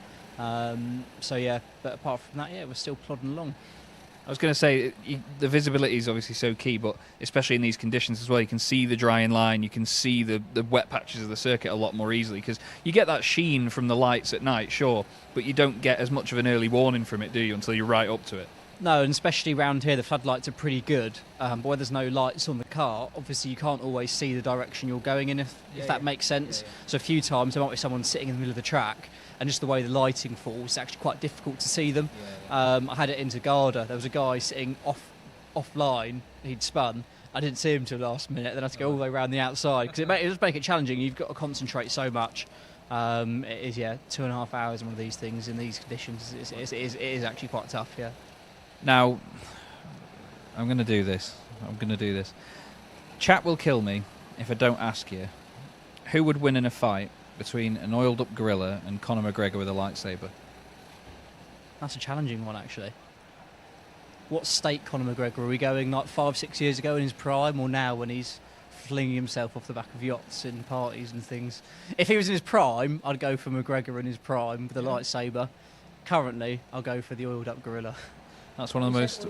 Yeah, oiled-up gorilla, yeah. What do you go for? I don't dare answer at this point. I think chat would kill me regardless of what I go for. That's the state we're at here at the Buckmore Park 24-hour race. But it's been great to speak to you, Chris. Thank you very much for coming back on. No problem at all. Pleasure as always. And yeah, 8 hours to go. I want to go and get a coffee and a bacon roll of some description. Yeah, they call it a roll down here instead of a butty like we do up north. We'll throw back to Kieran, though. Thanks very much, Chris. Rolls are the best. Yes, that's for Chris Brada there, who earlier on was saying he was retiring at 24, was it? Yeah. Yeah, we all heard that, Chris, by the way. We all heard that 8 hours ago. Tut tut. Yeah, always great to hear from Chris. And yeah, we are here at the Buckmore Park 24 Hour. If you're just joining us in the mayhem of the commentary box, we just missed a track limit warning for slick and tired. I mean, of course, you won't have missed it because it would have been on the screen, but we won't have mentioned it because Chaz was having a lovely little chat to Chris Bridle there. And Senior Frogs in second place right now. I'm just having a look at gaps up and down the field, and actually, Loughborough Legends and Neil and Spicy Boys, yes, they're in different classes, but the number 9 of Loughborough Legends and Neil are only 2 tenths behind right now. And Neil. And Neil. It's still a great game. I love that. I love that. Absolutely love it. Oh, great to hear from Chris Bridle again. Having a fantastic day at the office, let's say. He's here for a good laugh. Is Chris. He's one of the... I've mentioned them a few times that their team are here just to have a good time and enjoy the race for what it is. You know, they're not too worried about the results. They're just here for a good crack because it's a very, very competitive race. You know, it really is very, very competitive, and you have to still be able to take it on and throw yourselves at the results, but at the same time, you've got to enjoy yourself along the way, haven't you? Yeah, absolutely. Absolutely, and that's what it's all about. Even if you're not in the battle for top 3 in class, you get to the end of a 24-hour, and it's that not relief that it's over, but absolute exhilarating that you've actually made it to the checkered flag. Yeah. You know, you might have gone through a couple of trials and tribulations, and it might not have been your day, but the fact that you made it to the checkered flag, you can then say, oh, we finally finished the 24. Thank goodness we made it to the end. Oh yeah, and it's just an amazing feeling. Whenever you finish any endurance race, you think we actually made it. We made it, and then it's even better if you manage to place highly. You know, top 3. If you manage to win the thing, it's even better. Absolutely. I mean, you know, regardless of where you finish in the field, as a team, you will massively celebrate just crossing the line, because even if the result hasn't gone your way, it's still such an enjoyable feeling to know that you've done it. You've completed it, regardless of where you finished. And I've mentioned sim racing a lot at the moment, but it's the fact that I've done a few 24-hour races in sim racing, and even just sitting there at your desk with your friends online, you know, completing the race. I think we finished 8th in class in one of the Daytona 24s that we did years ago, and it was one of the best feelings because you've got that relief of you've done it. And it's hard to describe, it really is. But when you've been through it in a real-world event like this that's so physical, you go through the elements, you have the G-forces and all of the strain put on you as a driver and as a team. You've actually logistically got to be all in the same location and get together, feel the buzz of the event. It's such a massive thing to complete, like I say, regardless of results. And I'm really jealous of the feeling that the teams will have actually when they complete it. But we've put in some mammoth stints of our own, it's safe to say. So I know that we're going to feel a similar sort of, I don't want to say relief as if it's, you know, as if it's a big mental strain, but you know what I mean. Yeah. We'll feel that same sort of completion, that sense of achievement. Let's say. We get over the line. We make the checkered flag as well. That's even better. In fact, I'll be the part-timer. I won't make it to the checkered flag. Oh. It's unbelievable, you know. But hey-ho, I'll do the best I can, plod along until 11, and then I'll have to up sticks and go. But there we go. It happens, mate. Yeah, it does. It happens. It does. But there we go. A little bit of a moment there for the number 28 kart, and that is Slick and Tired. And they just recovered there, and there are the Senior Frogs, who are second in rookies at the moment as they make their way through the S's. I've said it before, and I'll say it again. I love this track. Oh, it's beautiful, honestly. It's such a beautiful karting circuit. Like I've been saying, so many of them are so flat and so, I don't know, just they come across a bit boring sometimes. Don't get me wrong, I don't mean to slate any karting circuits because the venues we have in the UK are brilliant. But Buckmore just stands head and shoulders above, I think, just because, especially the undulation here. I mean, that shot there, you can see them going over a crest, you can see them coming down another hill in the background, but you've got the greenery around the circuit as well. The way it sort of eats into this valley at the top end of the circuit, you know, it's completely surrounded by these hills and trees. It's just so awesome. It really is. I love it. It's a great venue. And I'm totally not biased because I used to work here. In fact, this was my first job working here. So I'm totally not biased at all. But no, it's great. I love it. The laps I got to go, there weren't many because I was quite slow I also had a lot more timber on me when I was working here. So I was slow and slow. It was not good. I've gone the opposite way. I think the timber you've lost over the last few years has been attributed to me. I do apologise for that. It's absolutely fine. I'm living my best life. I can eat what I want and get away with it. Oh, you loved it. I love it. I love it. Which reminds me, after this, I'm going to eat like a pig for the rest of the day. I can't wait. Sounds good. There's a cart facing the wrong way there, just trying to rejoin, nearly getting clipped, and then back up to speed. I love the sing-song of that. Yeah, it's just that moment of, oh, God. Buckmore 24 Hour, the musical. Yeah, the Buckmore, 24 hours, we said earlier. Yeah, that's it. Yeah. Oh, that's a throwback from 10 hours ago. Jesus, it feels like it was about 2 weeks ago. Yeah. Oh, it's a long old thing, this. Long old thing, but it's good. Clothes apparel, I don't know where you've messaged me, but I can't see it. I'm sorry. You've got the wrong Chaz. Some random bloke is going to receive a very, very weird message somewhere. And it's all your fault. Oh, I've just seen it. Thank you very much, mate. Thank you very much. Really do appreciate that. Honestly, we love the kind words that we're getting up here from the commentary box, everyone. It is fantastic, fantastic fun, all of this. I guess to get the positive feedback is a joy, so thank you so much. Oh, yeah, yeah. And we're the ones that are just, waffling. There's a whole production team beside us. Oh, yeah. Absolute bits. There's a whole I thought camera you were going crew to say out there. absolutely nothing. Yeah. Yeah. They've done there was a bit of fear in James's eyes as you went through that. I said absolute, and James was like, no, don't do it. Where's Yusuf? Yusuf did have to go. He was absolutely shattered. He tried to do an extra hour beyond the end of his stint, and he was absolutely shattered. He went to pray, and then he was just like, look, I'm done, boys. I'm done, bless him. And what a mammoth stint he's done as well. He's done the real graveyard shift, I'd say, throughout the night. My stint has not been, if you got told what hours you were working, the most desirable hours wouldn't be 2 a.m. to 7 a.m. But you know what, I've felt fine throughout. I can power through, and I've really, really enjoyed myself. I mean, I think probably from about 2:30 till about 4 o'clock, I don't think I stopped crying the whole time, just laughing constantly. I was going to say, I thought you were just wailing into chat for 2.5 hours. Oh, yeah, it became like a therapy session for me. Oh, I see. No. Can you hum the Formula One theme song? No, we'll get copy striked. It'll be that good. We'll be copyright striked, so we can't. I'll do as many notes as I can without getting copyright striked. Duh. Yeah. Okay. Yeah, that's true. I went a bit far then. Yeah, you did. Sorry. Very, very Sorry, risky love. there. That's all we can get, unfortunately. Yeah. That's all we've got. Glad we could keep his company, says Close Up Ralph. Thank you very much. Yes, the chat did really break Yusuf early on. He had quite a stint on his own as well, where he had to try and keep chat at bay.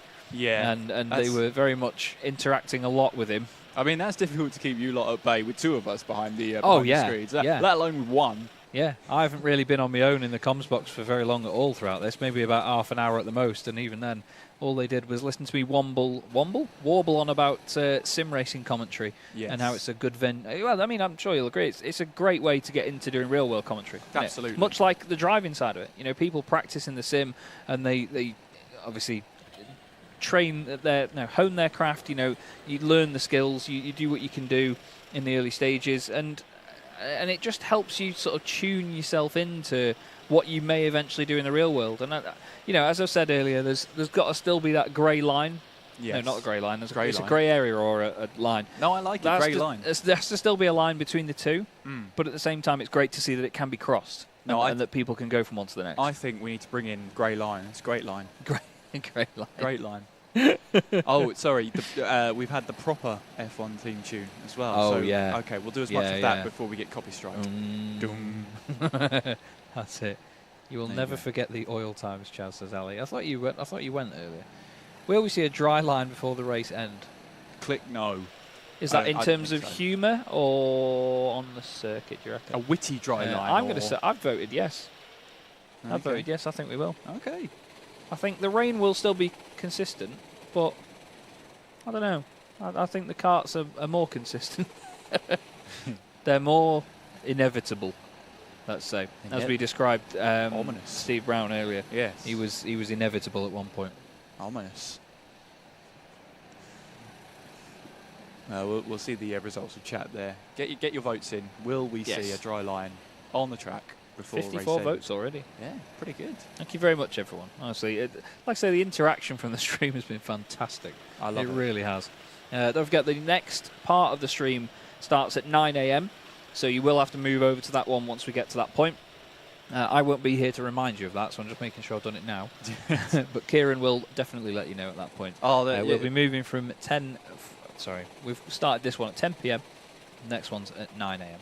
Yes. That's UK time as well, so just for reference, that's in 2 hours and 40 minutes. And what I will say, I definitely didn't make a hash of the changeover last time, and James can back me up on that. I definitely didn't make a hash of it. No, I didn't, James. No, I think you'll find everything went perfectly. I think James wanted Kieran to hear that he said yes then. Yeah, didn't happen. No, I don't know what you're talking about. It's all good. Thanks to Phoebe, by the way, for the updates from Quadrant. Steve is pitting, and Arava is to get in for an hour now in 5 minutes. JG Karting saying, I haven't been able to sleep tonight. I've enjoyed partaking in late night delirium. It's been very delirious up here in the box. There's no other better delirium, really, is there, than other than late night? It's been fantastic fun. Absolutely fantastic fun. Can you tell me what that is in Central Time? Are they 5 hours behind us? I've got to find the code for that. Central what? No, I'm thinking Eastern Time. Is that CT, is it?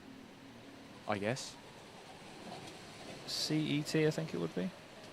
Or is that Central That's European Central Time? European Time. Oh, God. Or CDT, perhaps? I actually don't know my three-letter time zones. Central Time would be midnight, apparently. Oh, nice. You've got your own night stint to do. Ooh.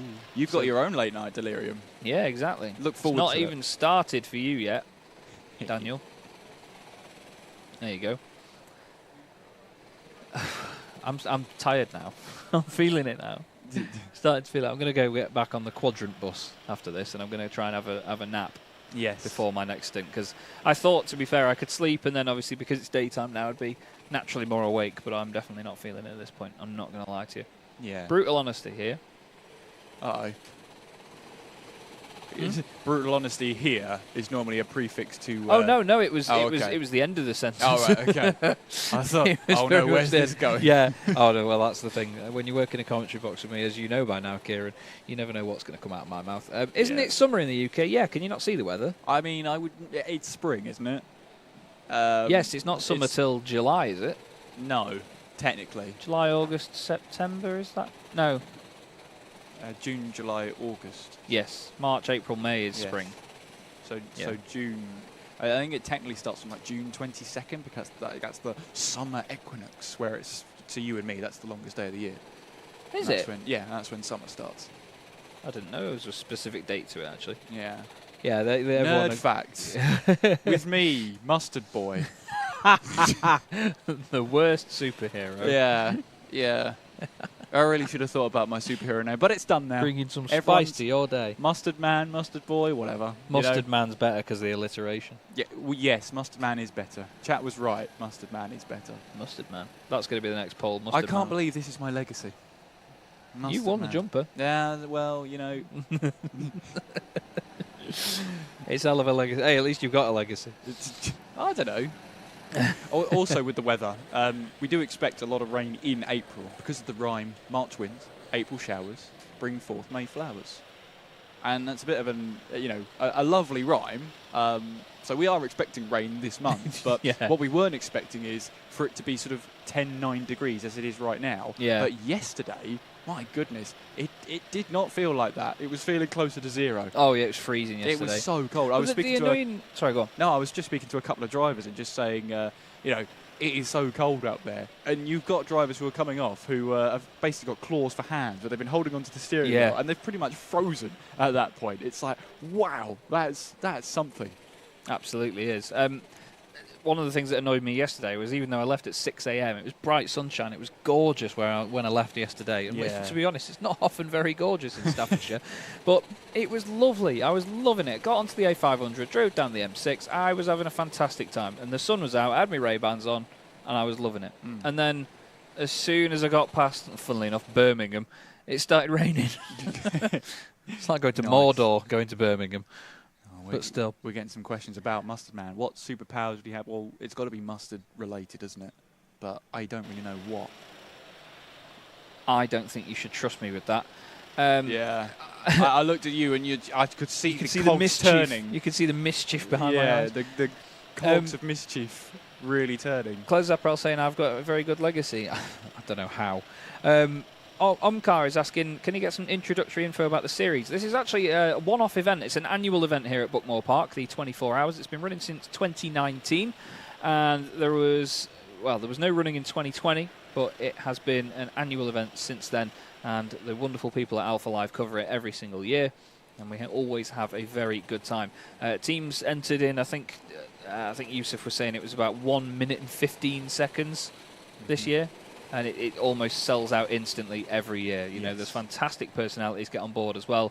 We always have a really strong mix of teams, whether there be teams that are completely serious about winning the thing or whether they're just here to have a good time, but everyone still ends up having a good time anyway. You know, there's such a great buzz about it. As soon as I got asked to be on the broadcast team for this, I was so excited because in 2019 it's one of the most fun broadcasts I've ever done. It was my first real world commentary, and even now it's still one of the most funny things and most fun events I've ever covered. And this year has not disappointed either. It's been just as fun, and it's been brilliant. The added interaction of extra chat has been even funnier. Oh yeah, definitely. I mean, it's just been great. I feel like we've had good as you can commentary anyway. We've nailed it, mate. Come on, let's get slightly confident for a sec. We have nailed it. I think. That's where it goes wrong. I feel like we've done all right. And I'll be the first to admit if I've ever done commentary or covered a race and I've thought, oh God, I really mucked that up. You know, I didn't do very well there. I feel like we've informed and entertained, and as long as we've done a bit of that and had a good time, the chat's enjoying it. That's what matters. Yes. Our employers haven't kicked us out. No, that's not true. yet. That's true. James thought I swore before. A few people thought I did, but it was a combination of a very badly placed syllable and then starting with the word it. Oh, I must. So have we got a timestamp on that from earlier on? I must hope not. Find that. I hope not. You must tell me what the timestamp is. Because I messaged him I messaged James from here saying I'm really sorry. Right. So then James will have an idea of when that was. Okay. Yeah. Daniel Henry saying, are there any prizes for winning, or is the prize the oil we got along the way? Connor Eagleton asking a more important question. Has everyone had their maintenance break? Yes. The service stops were all completed during the night, and they have all been done now, and there will only be pit stops for driver changes and fuel from this point, unless there's penalties, of course. So, we'll see. Yes. Yeah, or for fuel. You won't make it to the end on fuel from this point. No. You'll need at least, if you nicely divide it up into 2-hour stints, which is not possible right now, you know, you've got 4 stints left. Is that? Yeah, that's right. Yeah, that's not bad going as well, actually. No. And it's probably, you know, we've seen teams do over 2 hours easily at this point. So if you did want to just play it safe, you could literally just count it to the hour and then bring them in at this stage, couldn't you? I would have said there's at least 3 stops. People might try and go for 2. Might. Yeah. But that's going to be very, that's very going to be a big push. That is, especially on fuel saving. So it's the opposite of a big push. Yeah. A big pull. A small pull. There you go. That would be the opposite of a big push, wouldn't it? Well, Chaz, we are, in race terms, at the top of another hour. Oh, my goodness. We have 8 hours to go, and that means we are in to the last third of the Buckmore Park 24-hour. Here it is. We're into the last third. Oh, I felt everything change. Hour 17. Hour 17. Oh, that hurts my head. Whoa, a spinner on the start-finish line. Oh. That's a new one. Yeah, I mean, I was just talking earlier about that curb on the right-hand side, actually, how, you know, you sort of prop the front right wheel up on it and it affects the balance of the car. You get these beautiful slides as they come across the line. They just glide their way through. It's amazing, but I suppose having too much of that is very easy to do in these conditions. There are a few puddles on that inside line still, but you can see them there. Look, they just clip it, and in the way that the cart sort of settles back down, you get that little kick of oversteer. It's fantastic to watch. It's one of my favourite parts of the circuit, actually, because when you stand up on the balcony as well and look down from it, you get everybody floating below you in terms of turning left at Cafe Corner. They're on the opposite lockdown there, and then the added weight transfer of hitting that curb, throwing it the other way. Really, really cool bit of the racing circuit, that is. Oh, yeah. Yeah, I mean, Symesweep, Pullman's is such a demanding circuit, part of the circuit, I should say, in the dry. And it used to be quite bumpy. They've done some resurfacing work there to try and ease off the bumps a little bit. But it's still a very challenging corner to keep your foot in there in the dry. In the wet, it becomes a completely different corner because it's almost like you have to try and find where the grip is. And that normally means taking an outside line, although as we see drivers, as I say, take an outside line, most of them are sort of kicking the back end out, trying to catch the curb on the inside there. And then look at that. Yeah, and then that leads them to try and take a wider line going through in towards Pullman's there. But they're all staying quite close to the inside there.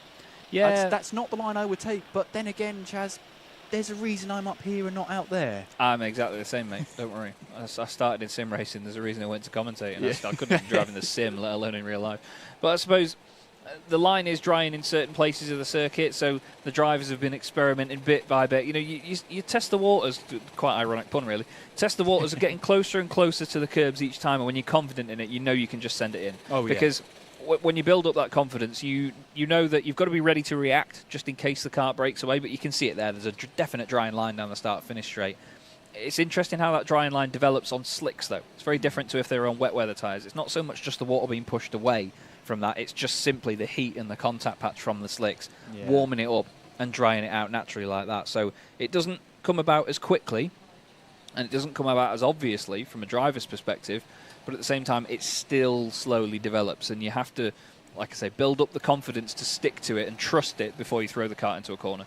Yeah, and if you're a pro driver, you do have to have that almost sixth sense about how much grip there's going to be up ahead of you. Yeah.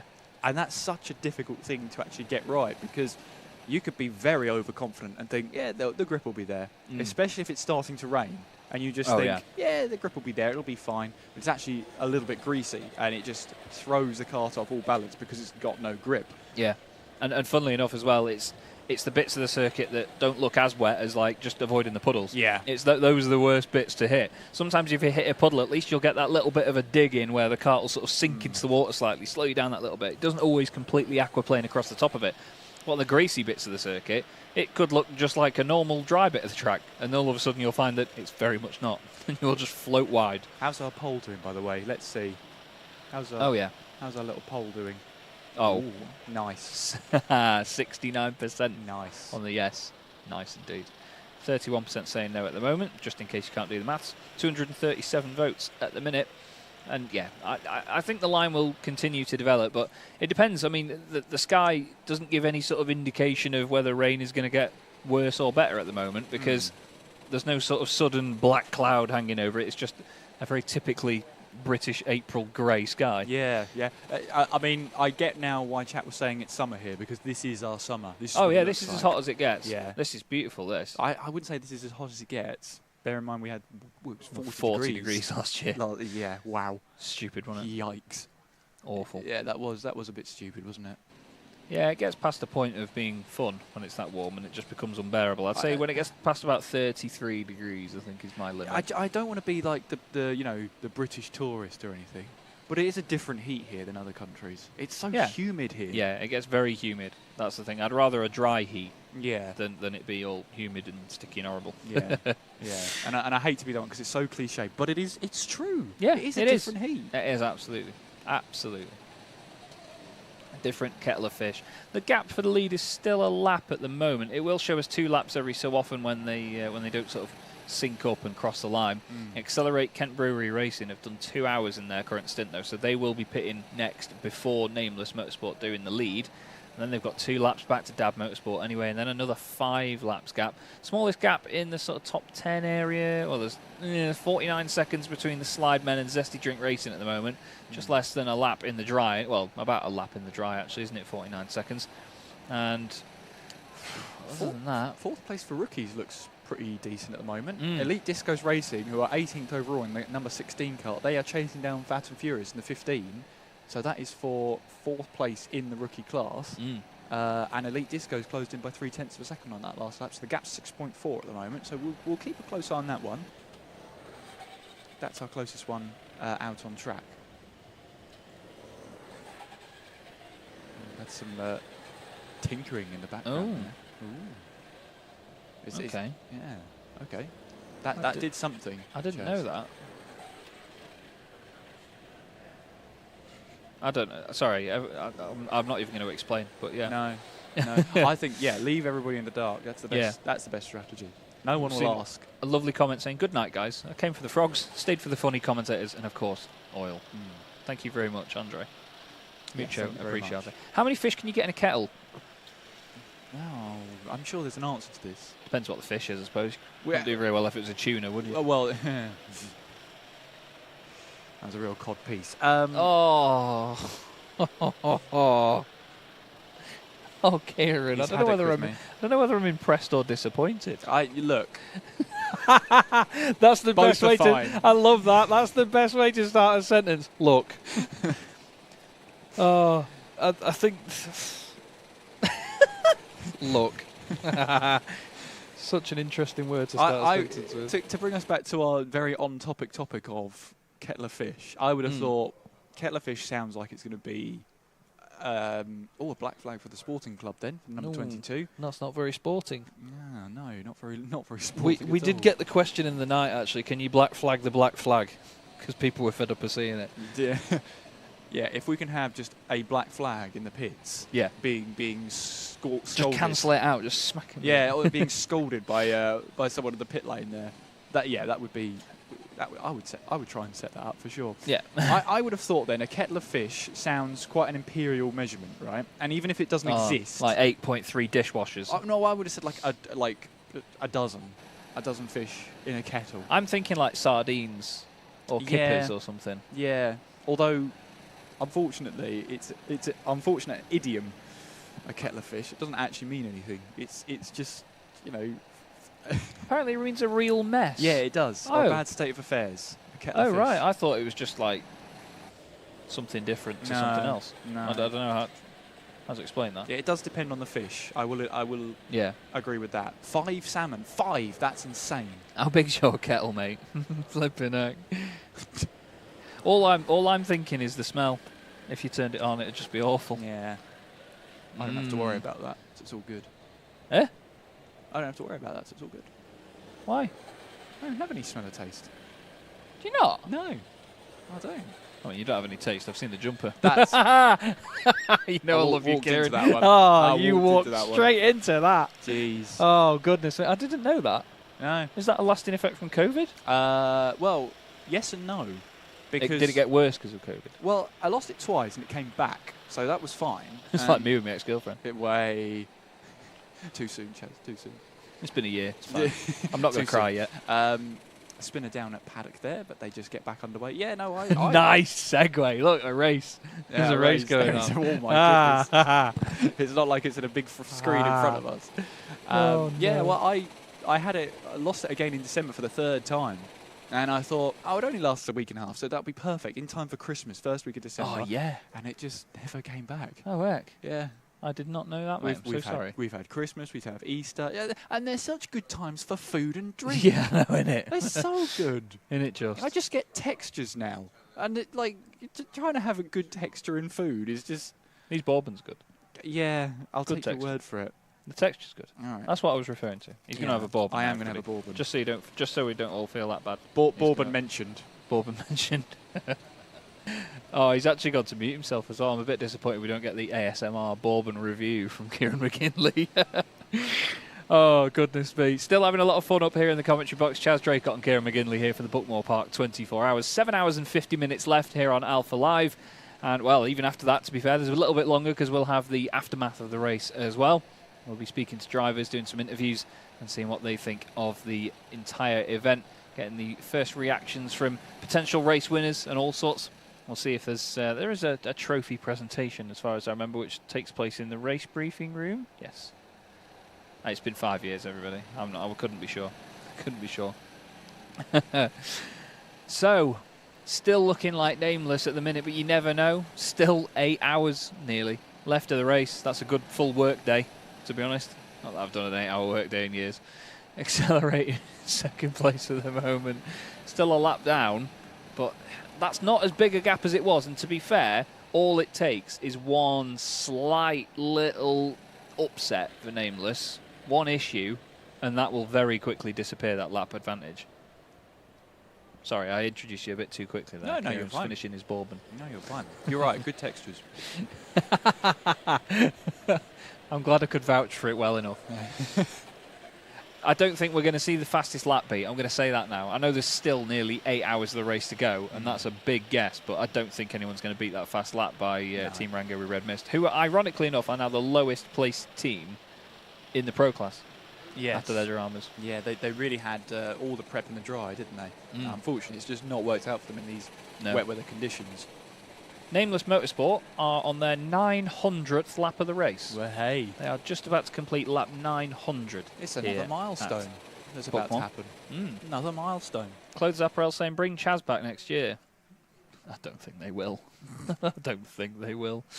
I can only apologise. I'm digging myself in this hole. They will not bring me back for the following year. You just keep digging as well. I do, yeah. You just keep digging. Yeah. It's funny to watch. It's a hell of a shovel. Yeah. It's beautiful. I paid a lot of money for it. Contact warning for Formula Non. They're currently running in 19th place outright. Are they on the same lap as Elite Discos? They are. They're half a minute behind them. So they need to be careful with those contact warnings, because if they're that close to them at the moment, it could all come undone, and they will, well, drop off by quite a lot with that, and they'll have to do all the hard work again, which they won't want to do. Who's the highest placed team that hasn't had a black flag? I can't answer that. That's a good question, It is Benny. a very good question. I don't think we have that info. I think... Yeah, because there's also as well, myself and Chaz haven't been here the whole time, so we might have missed. No. And I think every team's probably had a black flag at some point. I think it's very likely. I would go as far as say it's probably impossible to go through an entire 24-hour race without one black flag. Yeah. Because it's the accumulation of 3 warnings over a 3-hour period, and then the slate gets wiped clean. So it's possible in theory, but in one of those 3-hour slots, there's definitely been a black flag for at least one of the teams. Exactly. So I'm not saying there probably hasn't been. There might be a team out there that's kept it as clean as possible, clean as a whistle. No and if they have, we do apologise for not picking up on it. Yes, but with the changeovers we've had and just trying to keep on top, and then we've gone to sleep as well. So we've missed at least a 2 to 4 hour period, depending on how much sleep you've got. Can literally use that horrible phrase, I've slept since then. Yeah. I hate that. Yeah. It's like, oh, do you remember this? No, I've slept since then. Oh, shut up. Hate that.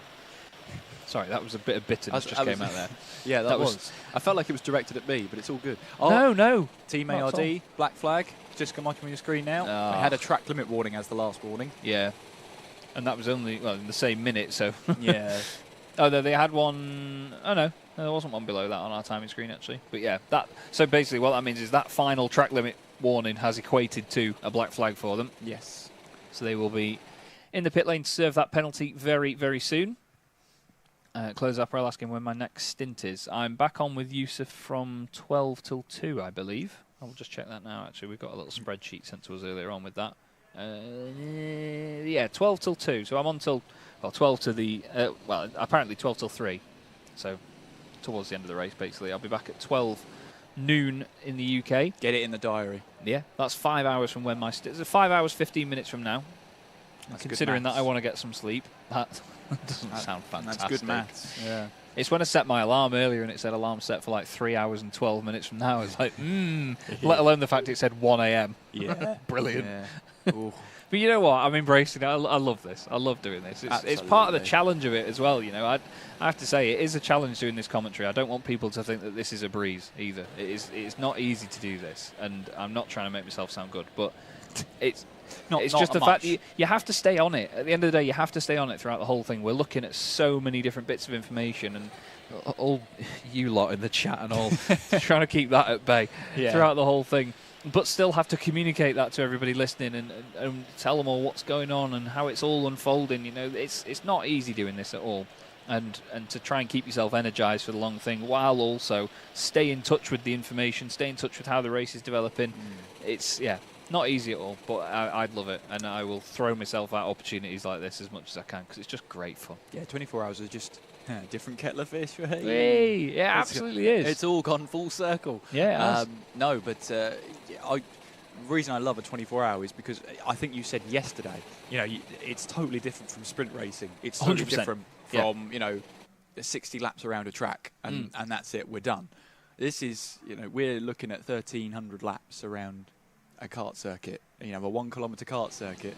And that's at the minimum. In 2022, the winning laps were, I think, in the 1600s. Wow. We've had a lot more rain this time around. Yeah. So I slows expect the that. pace. Yeah, exactly that. So, and we're lapping at sort of 64 to 67 seconds across the entire field. So even if you have a best guess of a lap a minute, basically, it is a lot of maths to do. But I think we estimated earlier on, guesses came in about 1,300 laps, which I don't think would be too far off. I think 1,300, maybe we might be just touching into 1,400 laps, I would say. And that's probably a good guess. Yeah, I'd say so. It's looking very likely at the minute. What are we on now? 9:04 for Nameless Motorsport completed so far. They've just started their 905th lap of the race. 7 hours, 43 minutes to go.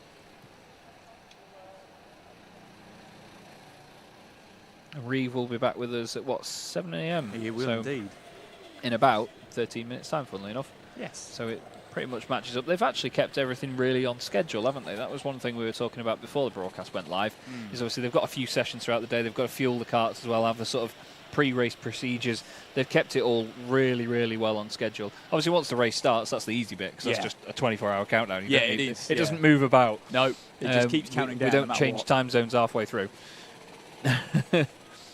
Jay Krill saying, we appreciate your ability to commentate and incorporate chat. There's another layer of complexity. I think complexity is definitely the word I'm going to use for you lot. Yeah. It's been fantastic. But that's why we're here. We want to articulate the fact that we're enjoying ourselves up here and obviously want you guys to enjoy that too. I've said it enough times now, you should know. You'll never hear it again now, that's it. Oh, no, they will. They've got me for another 3 hours later. Of course I'm going to say it. Of course I'm going to repeat myself. Oh dear. Oh, you're in for a good time, chat. That's for sure. I'm glad you think so. Yeah. I have to think so. It's all good. It's the positive thinking. A visor warning. I've not seen one of them come up. There's been a couple. It's surprising how often a visor warning is actually going to be used, because when you get out of the pits, the adrenaline rushes through you of like, I've got to get out on track. You completely forget you've left your visor open. Yeah. And you would think, especially with the amount of water out there, you would get the splashes of water in. You would think, probably You'd my think visor. there'd be an easy indicator, something obvious. It's almost like you get tunnel vision. You're focused on the carts in front, the carts behind, and you just need that visual reminder of, put your visor down. Yeah. And you can have, I always said it was a finger's width gap to allow some airflow in to the lid. To avoid misting. Sure. Exactly that. So, but that would have been someone who's probably running around with a visor all the way up, which is, there's no point of a visor at that point if you're doing that. Would they get a visor warning in case they think it's too fogged up trackside? Because I suppose it's not really down to them to judge. But well, the ironic thing of that is if you've got a visor warning out for someone who's fogged up too much in the visor, they might not actually see it. Yeah, that's a very good point. That's a double-edged sword there. That's a really good point. I wish this bloke could just get a room with this barrier. Honestly, well, why don't they just nail it down? Whoever's smashing the blocks. I was going to say, we'd nail it down. Can you imagine hitting it with a cart? Well, that's clearly what's happened. It would have been that would have been real Monty Python then, wouldn't it?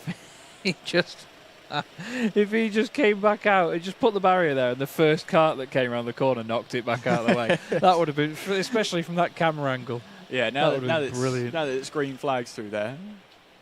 Yeah, they've actually they've kept him stationed down there. He's just behind the standings right now. He's keeping a good watch of those blocks. Absolutely. I don't know if he'll stay there for the time being. It's a long time, 7 hours 40 minutes, to just stare at a bunch of blocks and make sure nobody else hits them. I don't know. I've built Lego with my son. Spent 7 hours 40 minutes staring at blocks. I see. Oh, that one went over. Sorry. No, what? Into row Z. No, that's fatigue. I'll blame that on fatigue. You're more fatigued than me, but I will blame it on fatigue. I'm very fatigued. Bless your God. Bless your soul. It's one of them where it's like, when someone says, "Are you okay?" and then suddenly it hits you that you're not okay. I'll just ask. No, I'll just that not moment ask you. of you're very fatigued, aren't you? Yeah, I am. I'll just tired. I'll not ask you from now on. We'll forget. Oh, about mate, it. I'm vibing. I'm loving life. I'm not gonna lie. I'm having a great time. This is what I'm here for. This is why I do this job.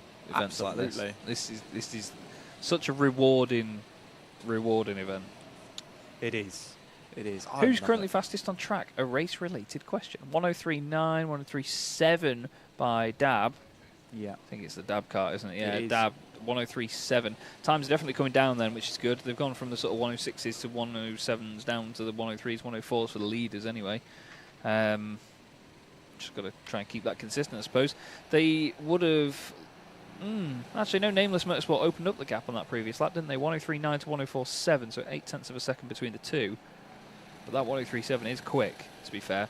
I think that's more and more proof of the dry line. There was a kart or two there moving off the dry line on the straight. I'm not sure if that was to sort of lap somebody or overtake, but there's a lot of standing water on the inside of the start-finish straight there, and it looked like somebody actively wanted to try and drive through it, which is an interesting one.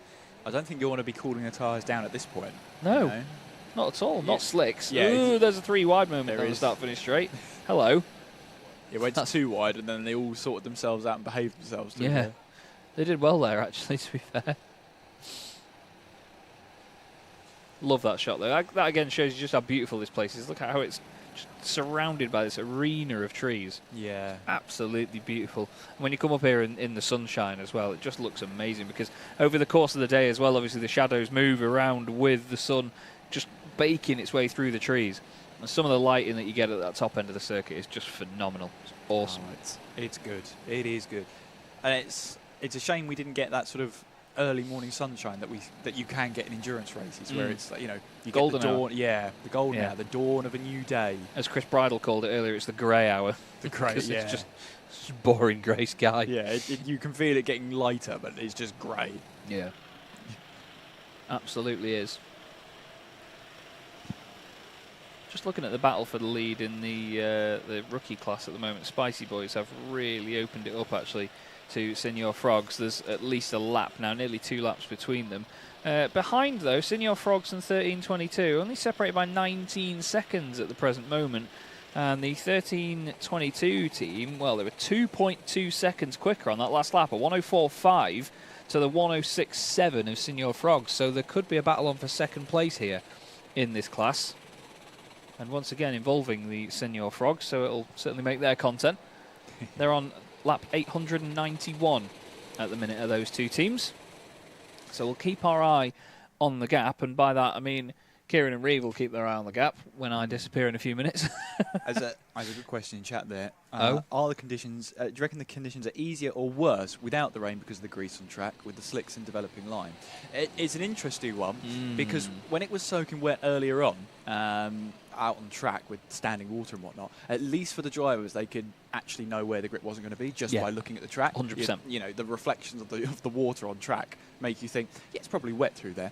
But now we get to sort of this greasy stage. When it goes from wet to dry and you have that bit of grease in between, I don't think it's that bad, because it's more frustrating, because you know the track is getting drier, you know the grip is starting to come back, but it's not quite there yet. I think it's more frustrating and more difficult when it goes from dry to wet.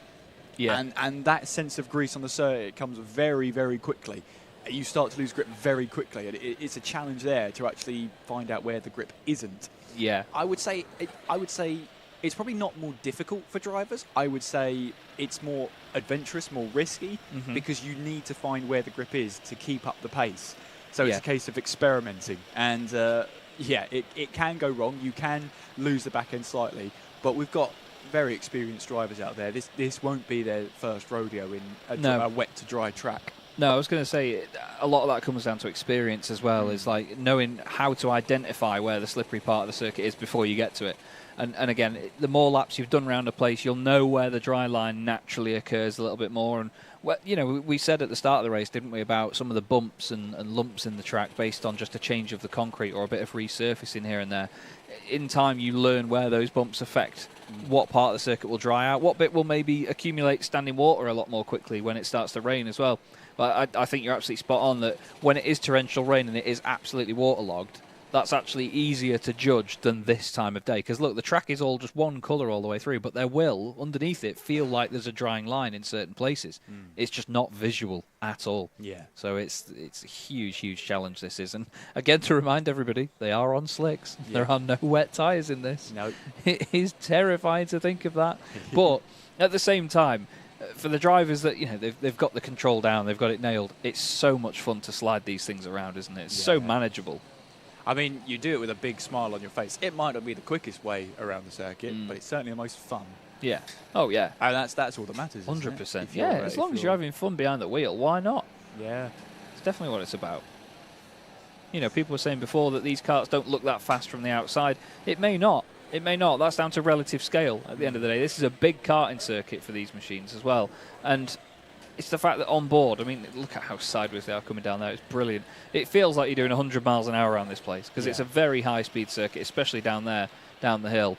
It is such a wild ride. And you're so low to the floor as well. Yes, yeah, that does add to it, definitely. And, I mean, you're so out there in the elements still as well. Sure, you've got the kart around you, but it's only really protecting sort of below the waist, isn't it? Well, obviously protected. They are very protected. They're very safe karts, but I just mean, you know, in terms of being encapsulated in the machine, it's literally just below the waist, and other than that, you're with the elements. Black flag went out to Loughborough Legends and Neil. Oh, Neil. Oh, Neil, what have you done now? And we also saw Accelerate Kent Brewer Racing. They've just emerged from the pits now after their fuel stop, so they've rejoined, filled up on fuel, and they're back out there. I believe they're still in second place. We'll see when they get to the timing line next time around, see how far they are behind. It looks like they're going to be 2 laps behind Nameless Motorsport at this time. And of course, the top two are slightly out of sync with each other by about an hour. So at 1 hour, one team pits, then the next hour, the other team pits. So it's a little bit, you know, back and forth at the moment. And it won't be until we get to sort of the last hour and a half, 2 hours, that we'll start to see those two teams actually start to sync up again. And then that's when we'll see the relative, you're actually this far behind.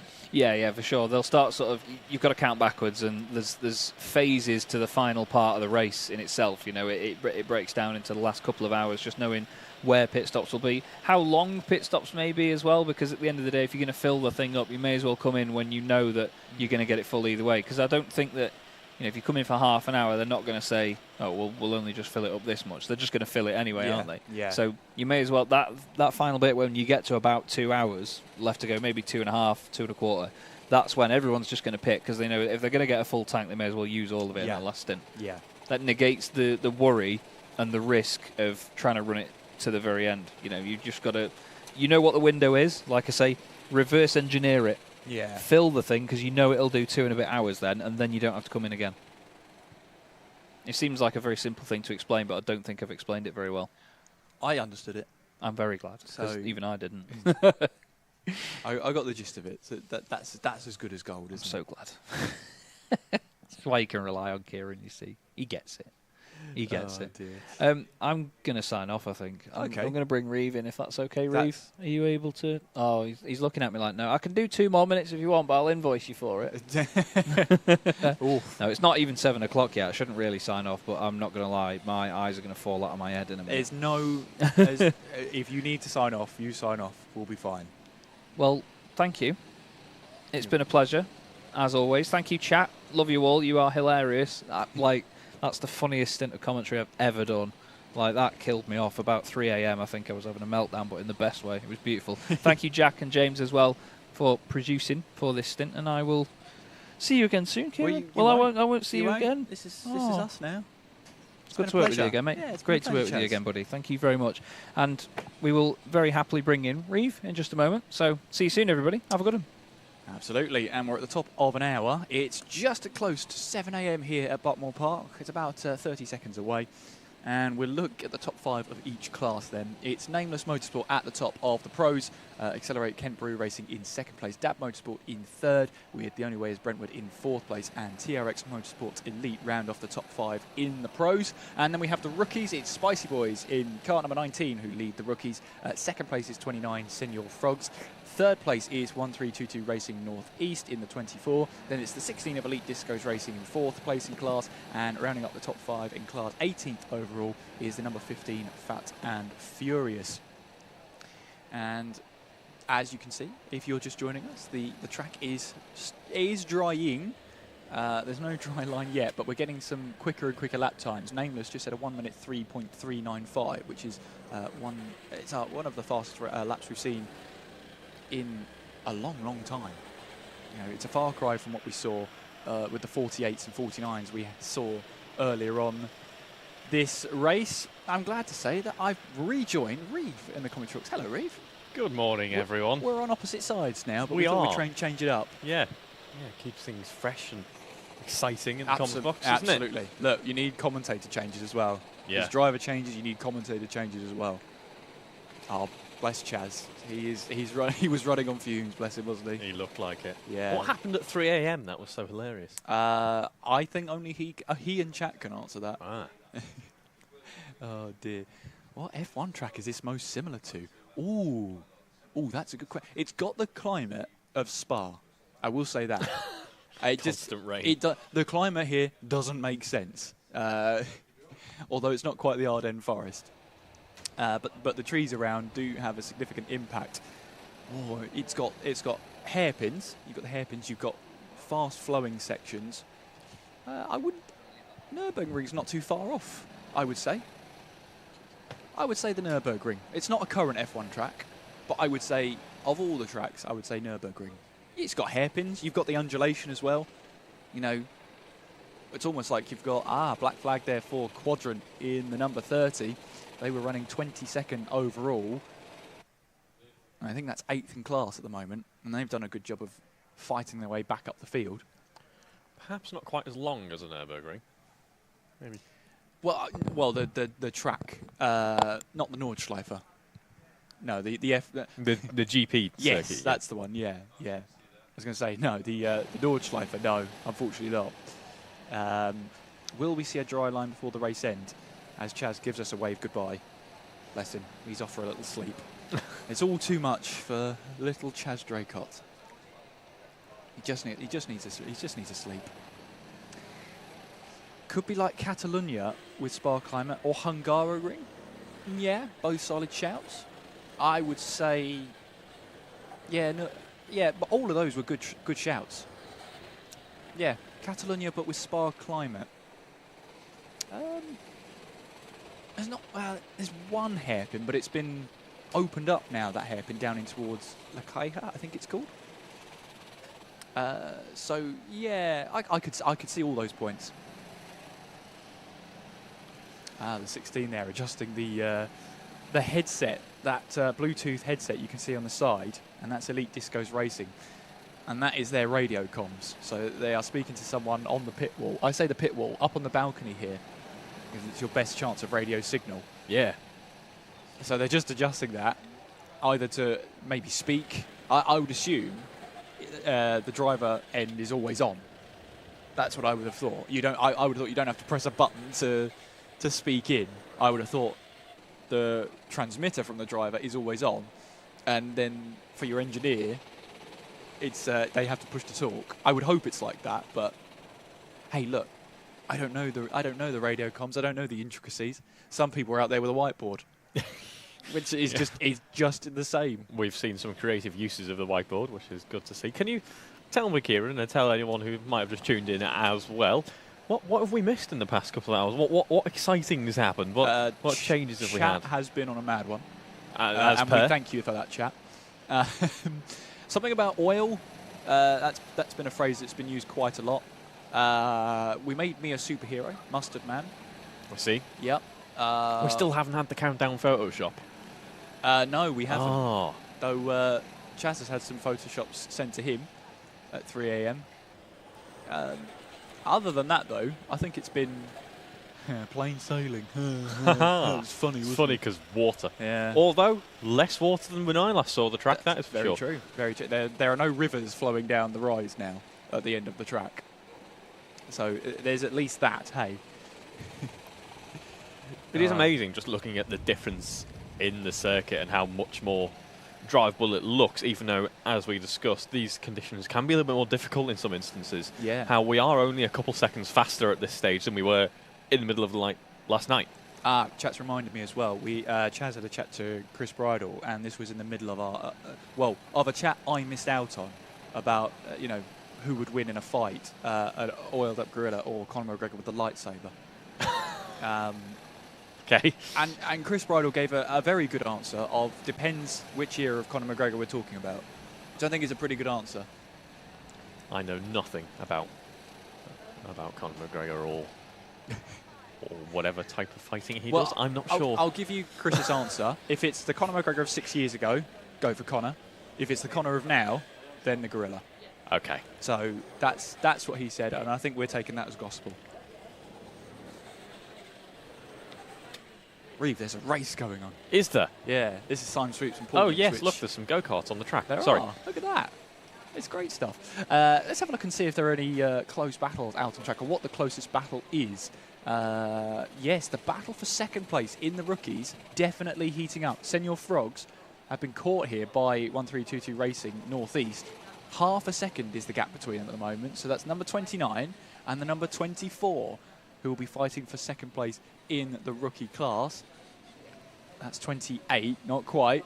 Not quite. We both looked there like, oh, ominously on, ominously on. So I take it that during the night, the Spicy Boys had, after starting to show some good momentum earlier on in the evening, have now carried that through and are looking relatively confident out there in the lead of the rookies for now, at least. Yes. So there are the Senor Frogs who are out there right now, and you're looking for the 24 in that pack. So yeah, they have been passed now. So 24 has now moved ahead of Senor Frogs, and that's reflected on the timing screens. So Senor Frogs now down to third in class. The next car behind them is Elite Discos Racing, and they're ahead by 2 laps. So there's a bit of a gap there. So we're looking at about 2 minutes 6 seconds at the current rate of pace out on track. So a bit of a gap there. Still a long way to go. And I know I keep saying it, and I'll say it again. There's always a long time to go. But look at the traffic there. You're just trying to pick your way through the crowd as we see some of the pros get through. Dab Motorsport in the number 5 there, who are third at the moment. They are currently 2 laps down on Accelerate Kent Brewery Racing, although Chaz and I were sort of touching on earlier on that Kent Brewery Racing are out of sync in pit stops with Nameless and Dab at the moment by about an hour. So we'll get to the sort of final 90 minutes and then we'll have a better idea of where they actually are relative to each other out on track. That was actually quite a good camera shot then. We were able to look at this battle going on for second in the rookies, but also the leaders running through the pack as well. Nameless there just picking up a contact warning, running in the 103s at the moment. Make that 105s actually, as they just completed that last lap. They have to be careful there, because I think that's their second contact warning now for Nameless in this stint. If you don't know, in 3-hour stints the warnings go from, which means at every 3-hour interval, so we're talking 21 hours to go, 18 hours to go, etc., etc., the slate of penalties, not the penalties, the slates of warnings gets wiped clean. So you start a new 3-hour stint with absolutely clean slate, no warnings to your name whatsoever. So that won't be refreshed until the clock reads 6 hours to go. And Nameless have 2 contact warnings. If they make another contact warning and it's deemed to be a contact warning, that's a black flag. And that will bring Accelerate Kent Brewery and Dab Motorsport back into it. It will. Speaking of black flags, Borough NFS in the pit, or about to be in the pits to serve that penalty there. Speaking of the pits as well, 1322 Racing Northeast, also in the pits at the moment, coming to the end of their 2.5-hour stint. And 1322 Racing Northeast have just entered the pit lane. So Senor Frogs have that position back for now. But again, these are 2 teams out of sync with each other. They're separated by an hour in pit stops. So again, slightly out of sync. So there will be position changes out on track and then probably a pit stop. But in any case, it's just making sure the strategy is as good as it possibly can be. There's the 22 of the Sporting Club and the number 2 there of TRX Motorsport Elite. They are not battling for position. In fact, TRX Motorsport Elite currently running 5th place at this moment in time. They are 2 laps down on the only way is Brentwood. And as we've seen, if problems do rear their head, 2 laps becomes no gap at all. Oh, there's a little bit of contact there as the number 2 tries to go down the inside. Of course, when you go down the inside on a damp circuit like this, on a greasy circuit, you do tend to understeer slightly. I'll tell you what, though, they're not letting them have that. The Sporting Club are not letting them pass. And there's no obligation to sort of cede the position. You can fight it if you really want to. There are no blue flags. You're well within your right to unlap yourself and try and push on. Yeah, exactly that. We don't need blue flags. It's proper racing here. Proper racing. There was a huge lunge down the inside there. That looked like Toby and the Bandits. That might have been. I'll just have a look and see where they are. No, it wasn't Toby and the Bandits. They're a little bit further down the road. There are Toby and the Bandits. I'll have to try and work out who that was. Put on my best detective cap. Checking back after an hour. Welcome back. Track has dried up quite a bit. Yes, it has. We've shaved off about 4 or 5 seconds per lap since I left the commentary box at 11 o'clock, and it was chucking it down with rain now. It was absolutely hammering it down. It was. I mean, you sort of took us into the witching hour, the graveyard shift. I did, yeah. I stayed around till about midnight. And at no point did the rain ever let up, really. Yeah.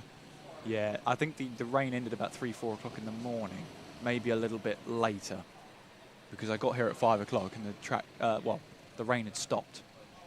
And I was having a look at trusty weather apps, which I see you're doing as well. Yes. And as far as I see, no rain expected for the next 2 hours at least. Oh, hang on, no, that's changed since. Apparently 20 minutes. Oh. There might be a little bit of rain. Just enjoy the track while it's like this now. Yeah. Enjoy the challenge of the greasy circuit. Trying to find that slight, I'm not going to call it the dry line. I'm going to call it the slightly drier line. Yeah, the greasy line. Yeah. The greasy line. Super GT chap did do a good stint, especially early on in the race, because he was lapping on par with the top runners in the pro class. So, yeah, he was doing a fantastic job out there. In fact, the whole team have really done well. It was a tough start for them. They were down in 30th. They've now got up to 22nd place overall. And I'm just trying to work out here. That's 8th in class at the moment. They are a lap behind TRX Motorsport Pro, who are a team that have been now put into the rookie class. So that will be a battle for class position. And they are 5 laps ahead of MPMC Racing. So, Reeve, you muted me. Sorry. How dare you? The colours have changed since I was last here. And I was accidentally muted. Oh, no. I went to go for a cheeky yawn. And you broadcast the yawn and muted me. Yes. Yeah. Professional Reeve. Yes. I love it. I love it. Anything of note happened overnight? The rain stopped eventually. We had a couple of black flags, as you would expect, for the track limits, the contact warnings, etc. A lot of questions, and chat being an absolute menace to Chaz. He loved it though. Chaz loved it. He muted the right one this time. Yes, successful yawn. Very good. Don't worry, it'll catch me out too. Afternoon from Australia. Wow. Yes. I imagine it's looking slightly different there than it currently is here. I would have thought so. It's more your autumn now, isn't it? Around about this time, so it's hopefully starting to cool down for you. Although cool down is probably still in the mid-20s. Because I know the summers there get very, very intense. What happened to 1322? Yep, scheduled pit stop for fuel. So they've brought the kart in, had a driver change, fueled up the kart. They're back out there. Someone who might be starting to struggle to see anything is Belly Boys Racing. Now I'm trying to figure out who that could be in the kart. They've gone for the quick windscreen wipe tactic, haven't they, where they've lifted the visor, made themselves a couple of little... Although hopefully it's not anti-fog, otherwise that sort of smear mark where you've tried to wipe it clean just stays there for the rest of your stint. Yeah. If you can look past it, great. But not really. Not really.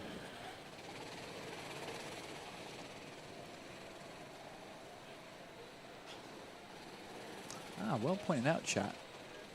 Just having a look at 1322 Racing Northeast. It was a scheduled pit stop. They were meant to pit in. They've rejoined, though, in 19th place overall. So they've fallen behind Elite Discos, Fat and Furious, and Formula None. And they're 1 lap behind Formula None. So well spotted, chat. See, fresh eyes are a real help. So thank you, chat. Yeah, we'll keep an eye on that one, see what the pace is like. They're matching rookie pace at the moment. So nothing slow pit stop, I presume. Yeah, potentially. I know I am actually speculating at this point, so don't take this as gospel. but there are occasions where there's a slight miscommunication in terms of pitting in. Sometimes if you put the board out to beckon a driver into the pit lane, you want them in on the next lap. But sometimes that little bit of fatigue just sort of says to the driver, no, they meant this lap, we'll pit in this lap. So, of course, your teammate who's jumping in the cart thinks they've got, maybe a minute more to sort of get to the pit lane, get myself ready. No, actually, here's the cart already. That so easily can happen. And it's one of those things in endurance racing. You will get those moments. We've got yellows there going into Conways. So potentially a spin, potentially a bit of track work going on. It's been cleared now, so whatever was in there has now been sorted out. Yeah, let us know where you're watching from as well. It'll be interesting to find out where you are. We've got Finland, brilliant. Australia, India. I did see another location in there. I'm going to have to look through the chat and see. Yeah, there was Adelaide. Barbados as well. So brilliant stuff. Malaysia. Oh, amazing. All places with more interesting weather than what we currently have. Well, I don't know about interesting. That's a harsh word to put. Oh, what, the good old monotone British summer grey? No, when you put it like that, you have more of a point. I'm sounding very cynical this morning, aren't I? You are. I'm very happy to be here. You are. Maybe I just haven't had quite enough caffeine yet. New Zealand, US, Latvia, Germany, Estonia, from the moon. Wow. Very good. I wondered when we were going to get the first one of those. Denmark. Oh, brilliant. So many countries coming through. Brilliant, brilliant. Good to see that we've got so many locations watching from. It's brilliant to see. And thank you all for watching. Someone watching from England. There you go. There you go. Local track, I bet. Yes, if you're watching from these fantastic countries, someone's watching from Buckmore Park. Brilliant. If you're watching from these countries, who are you here to support? That's what we'd love to know. Let us know. If there's a particular driver you're supporting, if there's a team you're supporting, or if you're just a fan of 24-hour racing here at Buckmore Park, we'd love to know.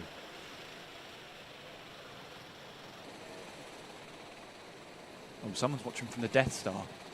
What, the first or the second one? Either way, that's not good. We've got incoming bad news. Bad news. The Death Star. It's delayed.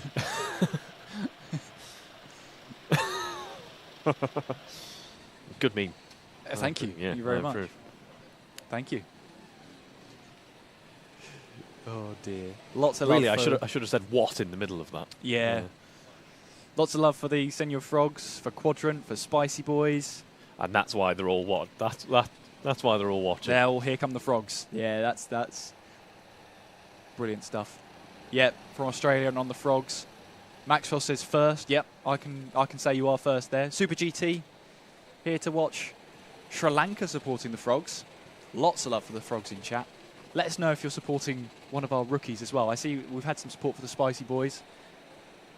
Anyone here supporting one of the pro teams as well? We've got Nameless Motorsport at the top. We've got Accelerate Kent Brewery Racing in second place. Dab Motorsport in third. We've got the Ditch Finders who were promoted up into pro class. They're doing a fine job in sixth place there. Perhaps you're here for Zesty Drink Racing. Ah, the Isle of Wight supporting Toby and the Bandits. Fellow DJ Motorsport lads. Fantastic. Good support there.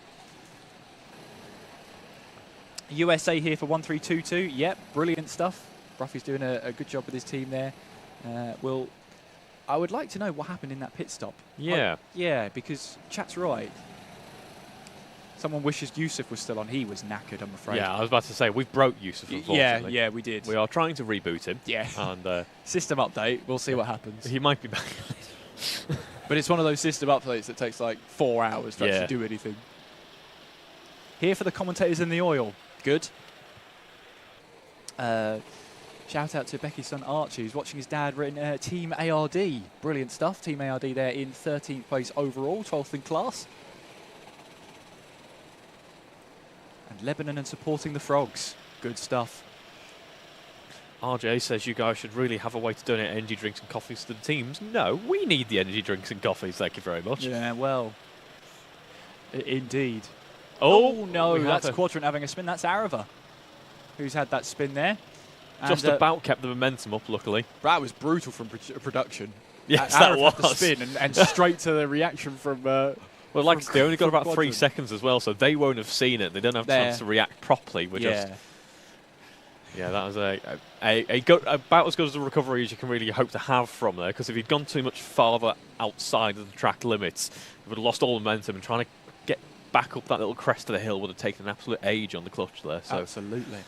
Someone support from Australia found this on the recommended part of YouTube. What's happening? Well, you're here at the Buckmore Park 24-hour. We have 7 hours and 8 minutes left of the race, and we're currently watching Arava here in the quadrant kart, making his way through in towards hairpin 1 and towards hairpin 2. Greeting from Guerrilla Country, first time oiler, long time lightsaber fighter. Yeah. What have I missed? yeah, you've missed a lot. That's all I'll say. Oh, dearie me. Gasly definitely spun Arava there. I think Ericsson hit him. I did, yeah. But Arava can just not avoid Gasly in any career mode he does. It's just not possible. It's not possible. Quadrant, it was a tough start for them. They found themselves about 20 laps down at one point on the leaders, but they have fought back really well. And speaking to Super GT, the whole point of this quadrant team is to make sure everyone gets a fair shout. And there are different abilities in there, and Super GT was quick to say that. But they're all out there. Most of them haven't done sort of this hard endurance racing before, so it really is sort of a baptism of fire for them. Senior Frogs, meanwhile, they are second in the rookie class right now. 2 laps ahead of Elite Discos Racing as they power their way through. What's their lap times looking like at the moment? 105s at the moment. 105s flat. Considering our top rookie and Spicy Boys are 104.3s. Elite Disco's 104.6. So they're there or thereabouts on pace, which is good to see. We are about 17 seconds away from what would be traditional dry pace, really, aren't we? Yeah, we are. And I think we're a long way away from any sort of dry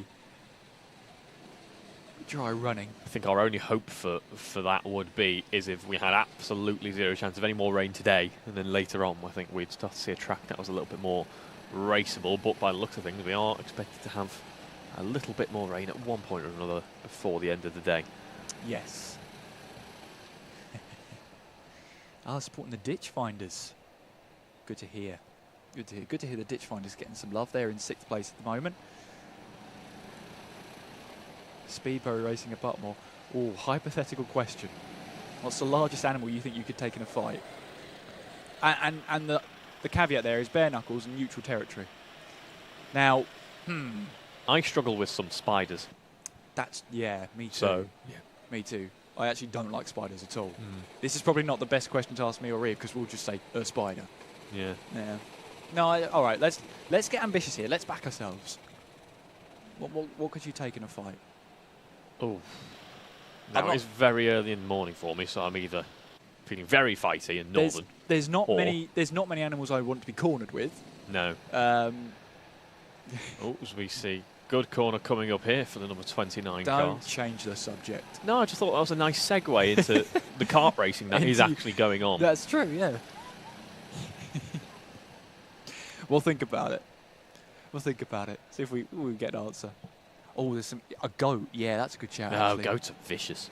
Goats are vicious. So are rams. There's very realistic simulators about how vicious goats are. A horse? No. No. Horse. As soon as a horse turns its back on you, you're done. Yeah. That's game over. Morning. Is this track still greasy? Yes. Very. It is very greasy out there. There is a drier. I mean, you can tell.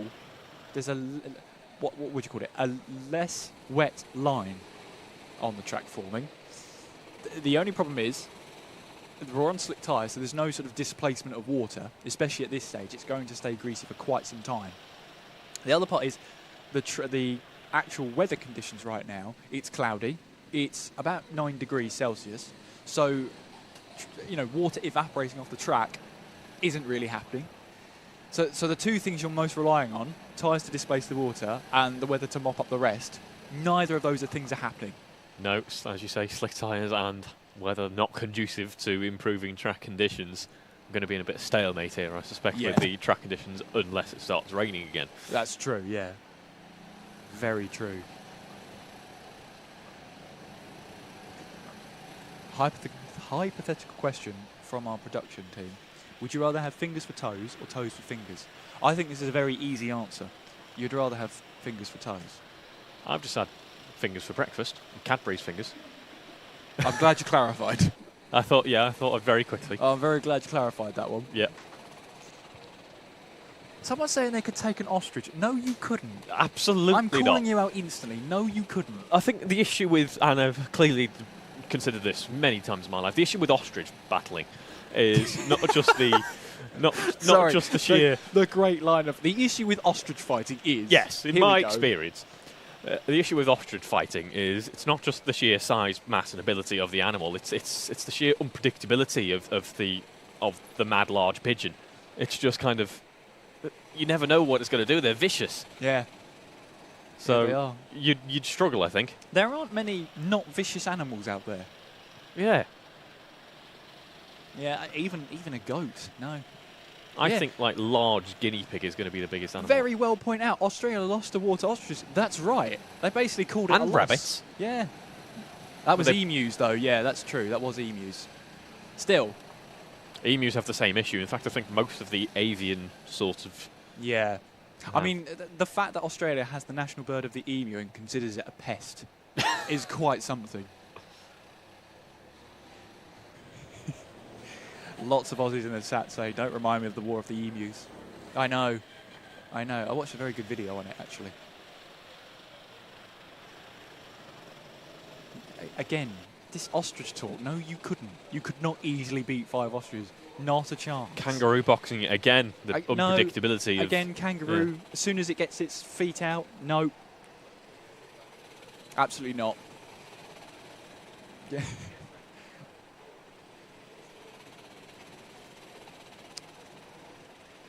I mean, yeah, it just shows you.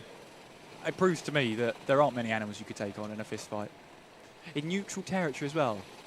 So we're talking, you can't use the environment to help you. No, you can't. But on the same point, the animal jump in a car or something. Yeah. You start winning against a lot more. Oh yeah, if there was, yeah, you would. You could take a whale on land. You know what? Good answer. Good answer. An ostrich at sea. Now, okay, if there's an ostrich at sea, you might have a point. But this is a neutral territory, so I'm assuming... Is an ostrich at sea not just a very brave duck? I don't know, because ostriches can't fly. So... You don't need to fly at sea. Yeah, but ducks can fly. That's the point I was trying to make. What do you mean ish? They can fly. All the ducks I've seen have eaten far too much really to fly properly. No. I would destroy a Do you reckon an ostrich in the sea from a really long distance just looks like a duck? You could not beat a hippo. A hippo can run at like 40 miles an hour. You are not beating a hippo. And they are brutal. Oh, apparently I'm being told by production it's currently raining out on circuit. So we've got more rain. Sorry, there is a race going on. More rain out on circuit. So we'll keep an eye on it, see how heavy the rain actually does get. I don't think it's meant to last too long, this rain. I could be wrong on that. I will have a look. Yeah, it's not meant to rain for long. Maybe about 10-15 minutes. Then again, we're looking at my trusty weather app, and as we all know by now, if you haven't heard, Buckmore Park pretty much has its own climate. The weather could be completely different to what's on the motorway on your picture on the right-hand side. It can be completely different, and I love it. I love it for that. We are quite close to the coast here, which can certainly amplify some of the interesting weather conditions that we get. Yeah. We're at the top. Crofty and Nico vibes from the commentators. No, we're getting along. I want to say, who's Nico?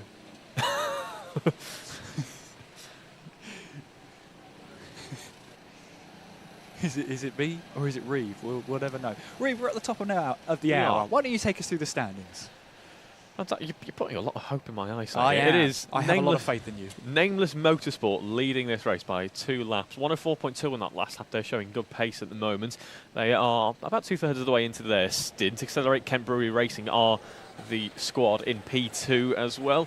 Third, currently running in that fight for the podium, is Dab Motorsport. Then we have The Only Way is Brentwood and TRX Motorsport Elite. Then it's Ditchfinders, EKS All-Stars, Toby and the Bandits, the Slide Men, Bureau NFS and Zesty Drink Racing are top 11, which I've accidentally read out there. And then if we have a look at the rookies, it's the Spicy Boys leading that rookie battle in the 104s as well, so some good pace there. And then we have Senior Frogs and P2, Elite Discos P3, Fat and Furious P4 and Formula None P5. Good stuff.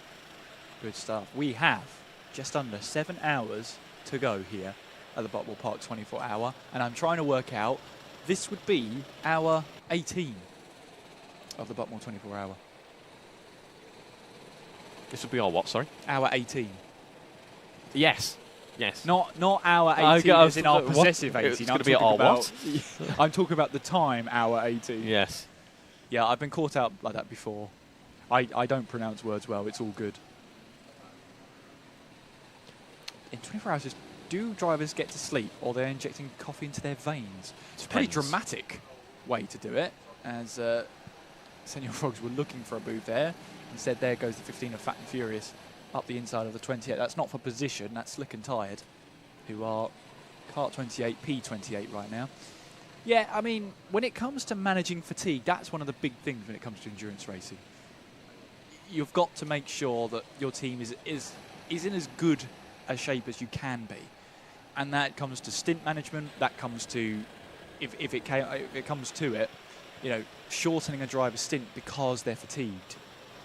And that takes real management. It's a gutsy call when you call someone in and it hasn't been their full stint, because you might have a few strong words from the driver saying, I was fine out there. But you've got to look on. You can see the pace. Yeah, you can see the pace start to drop. You can see the head start to drop. You can see, you know, that fatigue come in. And yeah, some might use coffee, some might use energy drinks, some might use nothing at all.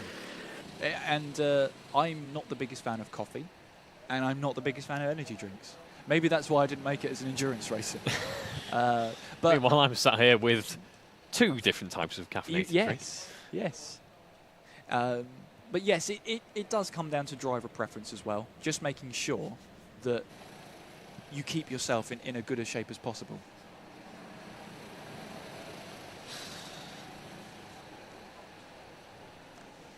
So uninhibit the ribbit. Are you all right over there? I'm just reading out one of the. Oh, I see. I thought you just dropped that in like out of nowhere. I was like, where's this coming from? Tea has caffeine, not as much as coffee though. No. It's a common misconception. I thought he was going to mute me again. He hasn't. Well done, Reeve. I've learnt my lesson now. You have. Well done. I will say though that on our little control pad here, and it's taken some getting used to, the orange light that flashes at us means we're muted. And normally I've been in some studios where the red light means you're live. So trying to get out of that habit of like, oh, the yellow light actually means you're not live. That sounded funnier in my head. I'll leave it there. I'm just going off the audio indicator there to tell us that we're actually making sound, little green LEDs. Yes. Also a good way to check we're live. Yes. There is a third way, but it's a way James won't like, so I won't mention it. Oh. It'll be... Yeah, there is that. Screw with it, he can't hear us.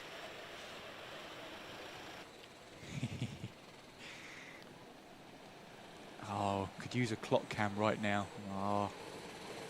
That was 12 hours ago? Yeah, 12 hours ago since we had the last clock cam update. I think. I don't know. Maybe. I'm not going to answer it because I'm not in control of those cameras out there, but... Oh, a spinner going down through Symes and into Good Pullmans. spot. There's a clock cam update. Clock cam. Will we reach 45 seconds? Oh. No! Oh, no! No! Ah! No! Ah! Oh, no! That is painful. Painful. That's it. We never can't carry on. We never saw 45. How can we possibly know what time the race is at the moment? How can we possibly know how much time there is left in this race? Unbelievable. Carnage ensues. Yeah. Hello to Jackson, who points out that at last year's 24 Hours of Le Mans, there was the Garage 56 entry, of course, that V8-powered NASCAR, and crews nearby couldn't sleep when it was constantly diving into the pits for its required kind of services. And we had a similar experience in the demo runs before the race started with that magnificent V8-powered Cobra. That was the loudest thing in Christendom. That was, you could hear that from miles away. I know. It rumbled.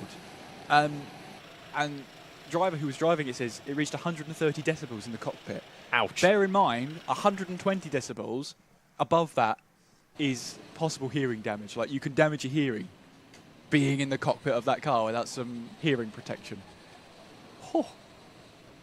Someone's saying, what is the cameraman doing there with the clock cam? It wasn't the cameraman's fault. That was our evil stream director. It was who cut away. Unbelievable. We got strolled. We did get strolled there. That's a very good reference. I'm a fan of that.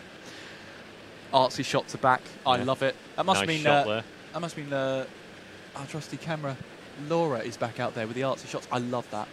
Laura's been smashing it with the artsy shots. There was a shot. It was you and me. It was the bench, wasn't it? The water in the bench. Yes. And someone waved through the reflection on the bench. Perfect. Yeah, Loved that was brilliant. Driver change then for the number 27 machine, and that is Bandito Delito. Who Still setting the record for most pit stops. Yeah, we did hear from Gareth Allen earlier on that that's what they're going for. They're 32 they're up to, by the way. 32. Their strategy, though, is they're doing half-hour stints. So they're just doing a driver change every half an hour. And I think at 2 hours, they'll put in some fuel as well. So that's why they're 32 pit stops. They are down in last. But you know what? They've accepted that. They've said, you know what? That's fine. We're pretty much here just to see how it goes. Trial by fire. And that is pretty much a pit stop every half an hour. They are nearly at 2 pit stops per hour. That's quite a few pit stops. Quite a few. Yep, you're absolutely spot on there. Has River Buckmore gone? At the moment, yes. Yeah, there's no river flowing down the rise before Calf Curve anymore. Let's accelerate. Kent Brewery Racing in the number 4. They're second at the moment overall. And running a good race so far. That's the team of Alex Jones, Dan Brown, Tom Langford, Ryan Horton, Mark Puxty, Mike Smith, Ollie Smith, and Michael Whitaker. So they have, I think, they don't have the biggest team roster. That goes to BN Racing. Yes, plenty of drivers. They're in one that away, squad. yeah, they were one away. BN Racing just didn't mess around, did they? They brought 9 drivers here today. Just to make sure everything runs as smoothly as possible. But Accelerate Kent Brewery Racing have 8. Have 8 drivers in there. You're missing the commentators, Cam. You're not missing much. And we'll be honest with you, you're not missing much. 2 very tired individuals. Hello, everyone. Hello, everyone. Good to see you all. And unfortunately, you've seen us, so that's terrible, isn't it, really? I hope you're not having your breakfast or anything. Yeah.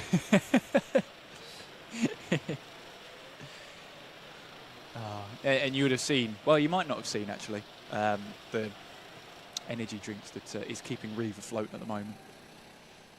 To be fair, he's just entered into commentary books. He's not been here for long, 39 minutes. And you're here till noon? Yes. Yeah, okay, 12 o'clock noon. Is there any reason as to why the kart is a bit offset? I'll answer that because there's race direction, there's race control, and almost in constant communication as to watching out for the track limits, the contacts.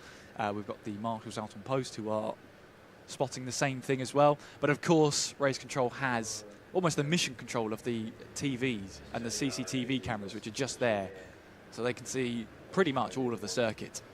So they can always have a look and see if all of our drivers and teams are behaving themselves. Now, to answer the why the kart seat is slightly offset, that's because you need to fit the engine somewhere, and it's on the it's on the right-hand side of the kart. So you have to fit the engine somewhere, and to make sure the karts are shorter, it's put next to the driver, not behind. So it just saves a little bit on the length of the kart.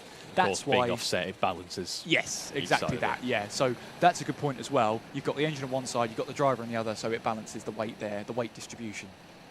That's a very good point, Reeve. I didn't think of that. Thank you for pointing that out. Being berated for my choice in energy drink. Well, which is standard. And someone pointed out, yes, I still have my coat on. The coat has been off at one point. Fear not. I did start commentating with the coat off, but I found it too cold in here. Yeah. So the coat's come back on. Thank goodness you left your hat on though. Dry line. My hat? 1,000 votes in our poll. Will we see a dry line before the end of the race? 70% saying yes. I like the optimism. Yes, that is optimistic. I love the optimism. Do drivers have a minimum weight limit? Yes. The driver minimum weight is 70 kilos. And if you're under that, you can be randomly called by race control to have a weigh. And if the driver is found to weigh less than 70 kilos, even if it's by 1 gram, that is a 10-lap penalty the first time it happens. If it happens again to you, a second time, exclusion from the race. It is not worth running as close to 70 kg as possible. No, especially in conditions like these where a kilo or two there is not going to hurt things, really, is it? No. In this type of weather. Someone's No. asking, can they have your mustard jumper? No, you cannot. But if someone doesn't take it from you, you're going to turn up to the next 24-hour wearing the mustard jumper. Look. Again. Look, if I've started a trend, I will have it. Don't, because I will. It will be my legacy. And yes, there's a couple of ways you can add the ballast if you're under 70 kg. You've got the line jackets there. There's a bit of a spin there. Oh, picture in picture. RC clock cam. There you go. There's clock cam. I doubt that's going to be there for the whole race. But despite our petitions. We didn't get to see 30 seconds of doing it again. Yeah. Yeah. Unbelievable. Can't even end on a 0 or a 5. Disaster. Oh. Yes. Senor Frogs changed for position on the road. I know that's not who we're looking at the moment. We're looking at the number 27 cars. Bandito Delete. So it's a gorgeous livery on that lid. Same as well for the number 24. And 24 being 1322 Racing Northeast. Oh, there's someone in the wall. Facing backwards at the very least. And that is, I think that was at Henry's Bend, that looked like to me. But it was the 17 kart, Formula None. So that might have just piqued the interest there of 1322 Racing Northeast, who are a lap down. Now there is a black flag going out to The Only Way is Brentwood in the 13, who are 4th at the moment. Ah. They've got a black flag, and we'll find out when they head into the pit lane if it's a penalty or if it's sort of a safety thing where they quickly rectify the problem and then send them back on their way. I would assume it's more likely going to be a penalty.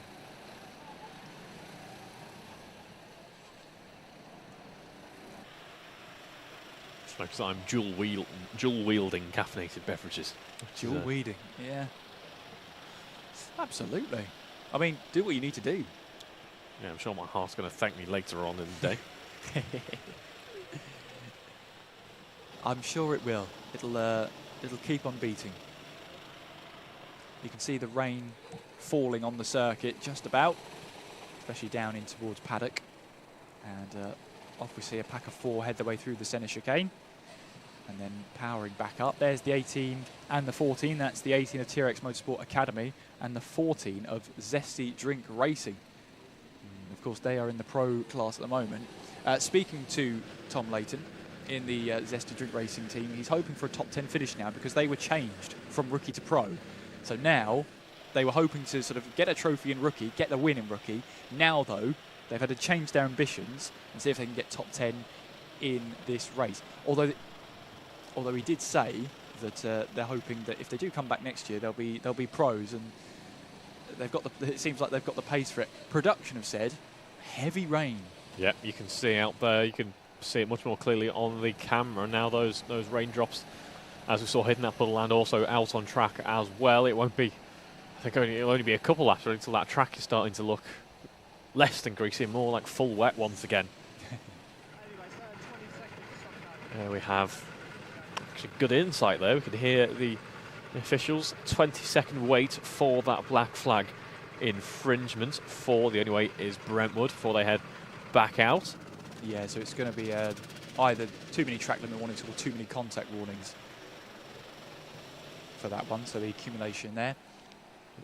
Track limits for Senor Frogs there. Uh-oh. No, I haven't seen many warnings for Senor Frogs. So I think they're okay for that.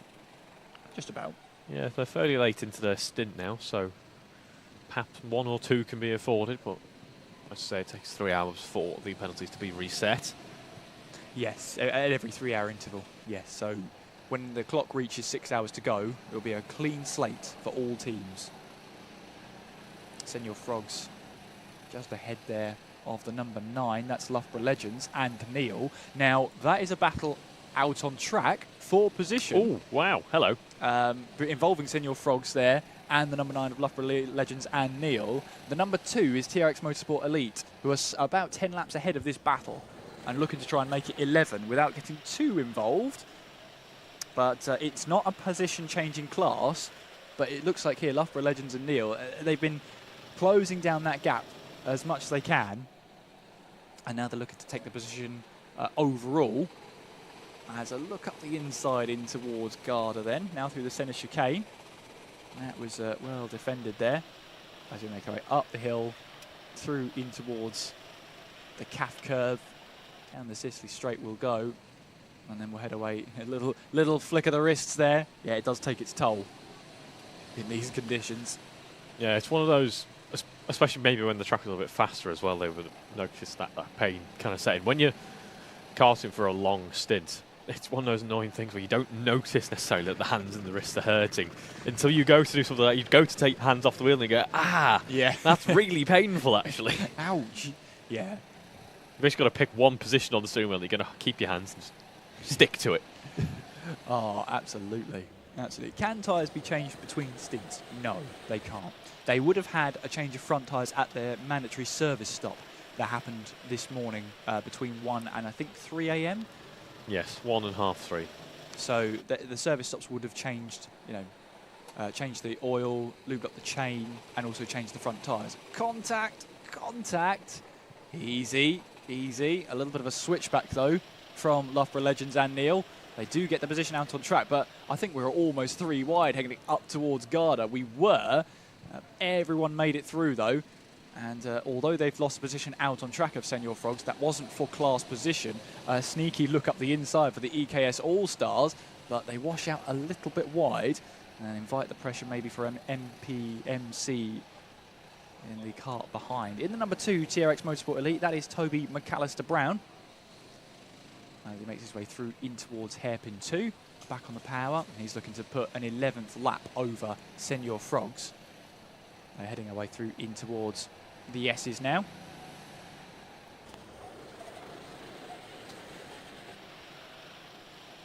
We had yellow flags going through the S's there because we've got a green flag on the run down in towards Symes Sweep. So something happened maybe just out of our picture. Maybe a little bit of track repair as there goes Toby McAllister Brown down the inside of the Senor Frogs to put another lap on them. Good move, that. Yeah, and not too much concern there for the Senor Frogs, although it looks like they weren't letting that battle go too swiftly. They wanted to battle a little bit more. Yeah, and perhaps their way through. And yeah, Toby McAllister Brown with the universal sign of tap the lid and point forward. That means work together. Don't go for moves on me. Senor Frogs have ignored that though. So, they want to go for moves. But in any case, in fact, no, that wasn't Senor Frogs. That was the cart right behind them. Was that number 18? Or it could have been... Oh, it was number 10. Yes, EKS All-Stars. Who fancied the move on Senor Frogs as well. Again, not for class position. EKS All-Stars, though, have just unlapped themselves from TRX Motorsport Elite, so they're now 1 lap behind. But there you can see Toby McAllister Brown can easily try and move to get that 2-lap gap back over, as it will head away up the hill then through in towards Garda, and then we'll head away across the line to start another lap's worth of racing. We're on lap 964 if you're Nameless Motorsport. And we had some predictions earlier on at when we had 6 hours in, and now we've got roughly 6 hours left.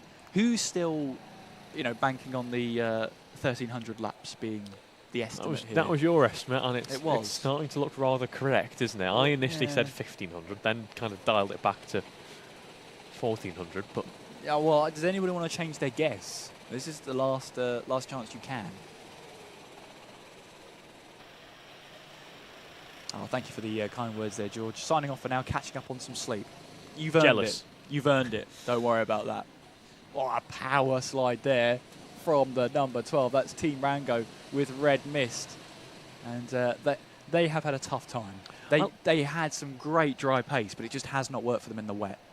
I feel like there's a story behind that team name. It's like they were just Team Rango. They were Team Rango last year. They must have come down with the Red Mist. Yeah, the Red Mist descended at Team Rango. I wouldn't know what caused that Red Mist. Did they just feel like they weren't angry enough in the last 24-hour race?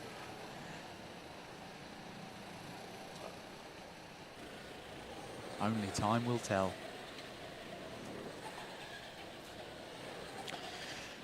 Hello to Daniel who asks, how many frogs can a frog?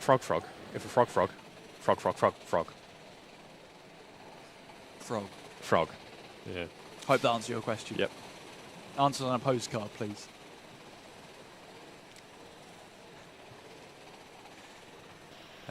You can submit guesses for, if you haven't submitted a guess for laps there. 13:22 laps. Do reference Raymond. Yeah, we're joking. We had a few people saying that before. We were joking about it, but it's on the cards. Yeah, it is on the cards. That would be hilarious. If what would I bet on this?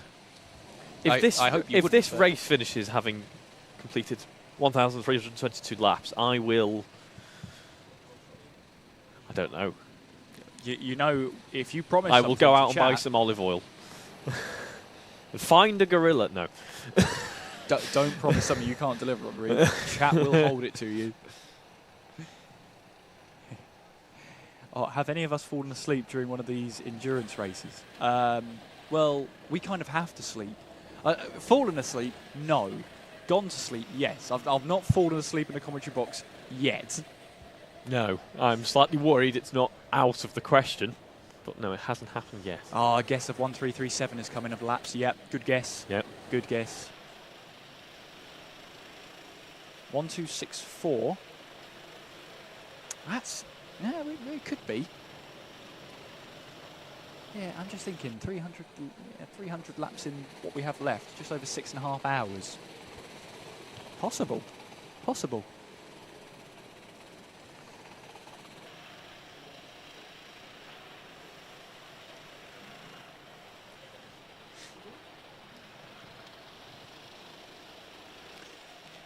So, Nameless Motorsport. 3 at laps. The top. Yes. And they've been out on track for 2 hours now, so we're expecting them to go at least another half hour before pitting in again. Same with Dab Motorsport. They've been out on track for 1 hour and 55. So I would give it at least another half hour, 40 minutes before they start to pit in. It's all right, Reeve. 6.5 hours to go. Hang in there. You're doing well. You're doing great. We're all doing great.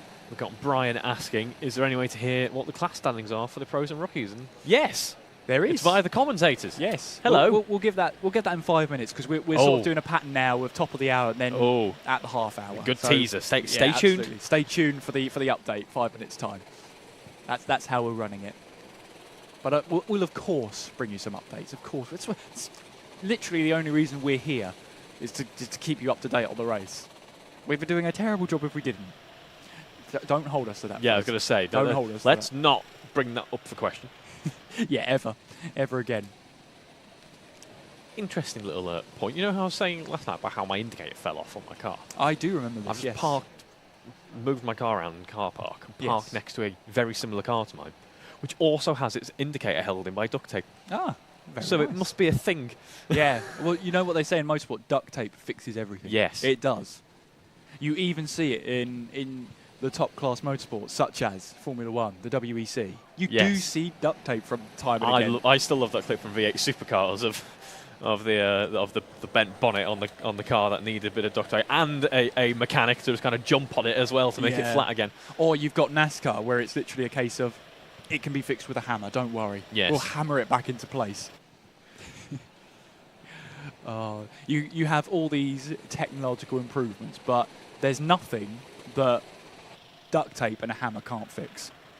No, and that's not advice for the mechanics down here at Buckmore. Not that they need it; they're doing a cracking job out there of keeping this squeaky clean, brand new fleet going, and I think it's been a good introduction to the world for this fleet of RT10s, hasn't it? They've performed admirably. Absolutely. Did someone just get fastest lap? No, that's the indication that Rango and With Red Mist have the fastest lap at the moment. The fastest lap was set on lap 51. For context, we're on lap 969. I think for a little while it's been fairly clear now that Rango, your Red Mist was well placed. You will probably take away the award for fastest lap from this race. Zesty Lemons on the table with a zesty, lemony tablecloth. Protecting their eyes, of course, very important if you're a lemon in a grey, rainy Buckmore. Absolutely. Although I don't know what the sunglasses do against rain. It's supposed to keep the water out of your eyes, but there's a way in through the top, so I don't know. To be a lemon.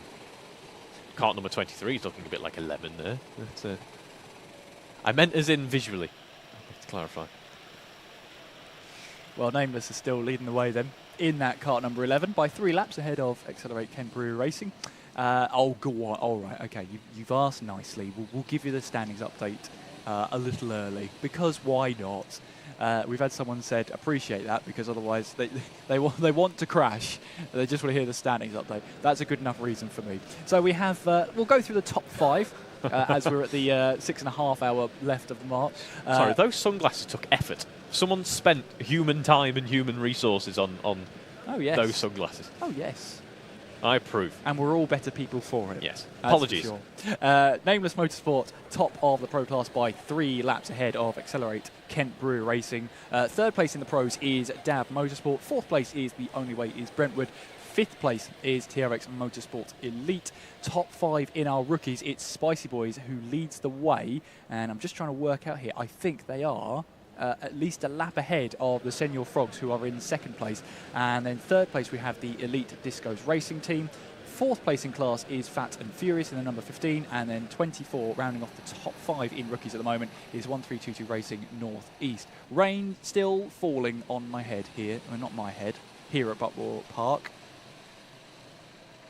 And that doesn't mean our eyes will soon be turning red. Yeah, they are some cool lemons, RJ. That's I wish I could be as cool as those lemons.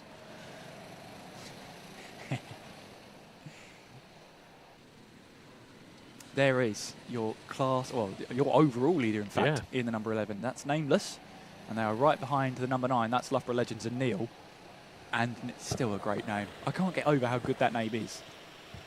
I did see before I jumped into the comms box, I saw a couple of black flags, a couple of unfortunate phase of the race, and all I have to wonder, and it was for the Loughborough Legends and Neil, and all I have to wonder is, was that Neil? Is that why it's Loughborough Legends and Neil? Did we get clarification on that? I don't think we ever did, unfortunately. But if anyone from the Loughborough Legends and Neil are watching along, please do get in touch. Write to us. Send a carrier pigeon. Yeah, send a carrier pigeon to Buckmore Park, England. It might make its way here. Who knows? And that's a pigeon, not an emu. Yes. Or an ostrich. I don't feel like fighting one. Oh dear. Oh dearie me. What I love about it as well is that obviously the teams will have set schedules, or at least they'll come up with a schedule at some point, just to say, like, here's where we want our drivers to drive at these times. But of course, the weather changing up doesn't help the fact that they then have to readjust and make sure that, you know, all the strategies will still work. They want to get to that start-finish line, completing the most laps, and if that means saving some fuel, extending some stints here and there, you've got to be thinking on the fly, and that's so difficult to do when you're, you know, at this stage of the race, I think we've gone past what we call it the graveyard shift. It's that stint Final of a race. push now. Yeah, because we're past the midway point now. That's probably the toughest part of any endurance race. You reach the halfway mark. That's when most sort of incidents can happen. A little bit of lapses of concentration. You've got your nighttime drivers out there who would have done a great job, no doubt. And you do have nighttime drivers. That's the great thing about endurance racing. You have drivers who love driving in the pitch black. They do. And you will get those drivers who love it, who relish that. And then you take that all into account. You make sure everything tries to work to a T. And at the moment, it is going very well for the likes of Nameless Motorsport, who are leading the Pro Class, and the Spicy Boys, who are in the lead of the rookies. And that is after, of course, 13:22 were leading for quite some time. But we do have confirmation on what happened. Thank you to Mr. Benny Boy in the chat. And very useful information there. It looked like it was due to a transponder issue, the long pit stop. So that is an unfortunate part of endurance racing sometimes. Yeah. Those little issues. As we have a bit of a battle here, elbows out, side by side, nearly 3 right at one point on the exit. Good move to take the corner back from the 25 kart there. Yeah, just about. Just about. It was great stuff. That's Ditchfinders in the 25, making their way through. Do the karts have lights, or is the track lit? Track has lights. We don't have to worry about that. We don't headlights need lights because the track is always lit. There you go. Although in the middle of the night with heavy rainfall, the visibility can still not be totally ideal. As soon as I say that, people in the chat with the same meme. Absolutely. I wouldn't have expected anything less. Yeah, Good job, everyone. We're doing great. We've got 6.5 hours to go. You're doing great.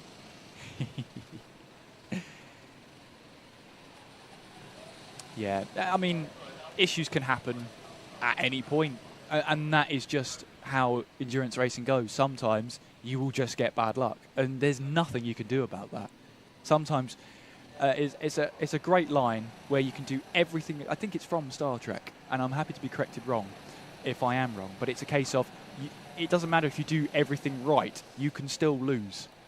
You know, it is that heartbreaking thing. You could do everything right in your stint, and a mechanical issue will just take everything away. And that's even more of a kick in the gut, because there's nothing more you could have done. It is one of the big differences between sprint racing and endurance racing. You may well be the most capable, talented crew of drivers out there, but if for a multitude of reasons, whether that be mechanical luck or just how you string together the stints, you might not come out on top. It's a very different discipline of racing. It is endurance racing. Alfie Sheard said he fell asleep watching this. He's woken up watching this. That is good. It's a good way to watch it.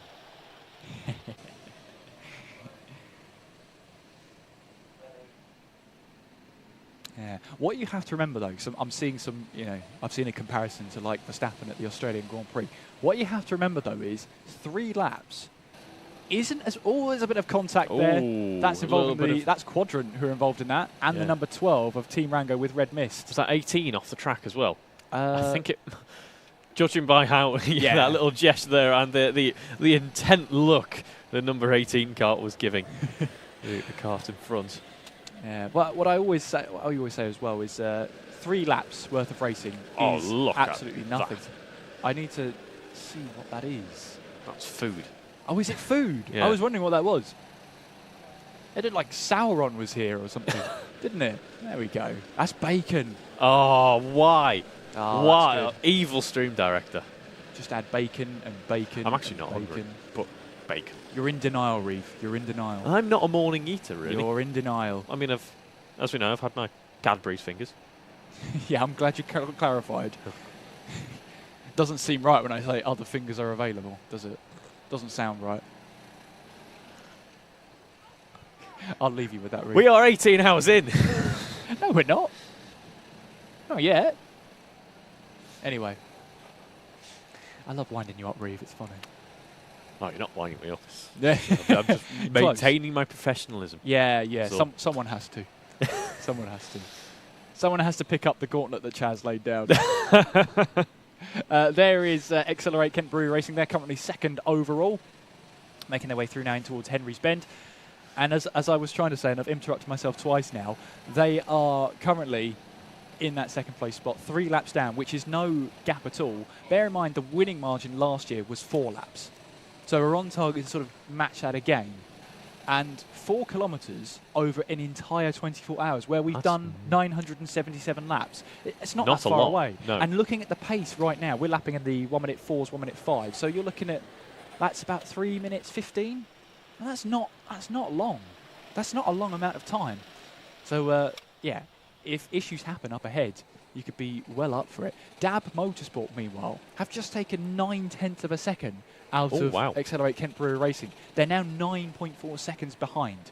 So keep an eye on that battle right about now. You're looking out for the number 5 of Dab Motorsport, which I assume they're just making their way through towards Garda. And they'll make their way back out onto the centre chicane. But yeah, Dab Motorsport, keep an eye on them then, because they are closing in at a rate of knots right now. They'll be due a pit stop within the next sort of half hour or so. Nevertheless, they'll be pressing on. A 10th of a second taken out of Accelerate Kent Brewery Racing, so the gap's now down to 9.2 seconds. So keep an eye out for that number 5 of Dab Motorsport. Viewers, you are lucky you don't have smell-o-vision, because not only did you get to see the bacon, but now we can smell the bacon. It smells delicious. And our producer James just walked in with 2 bacon rolls. Yeah. We Senor Frogs then, that's going to be, that's Plum jumping in. And I can tell you, Matt Plum, I have no idea how I know that. I definitely didn't look at the lid.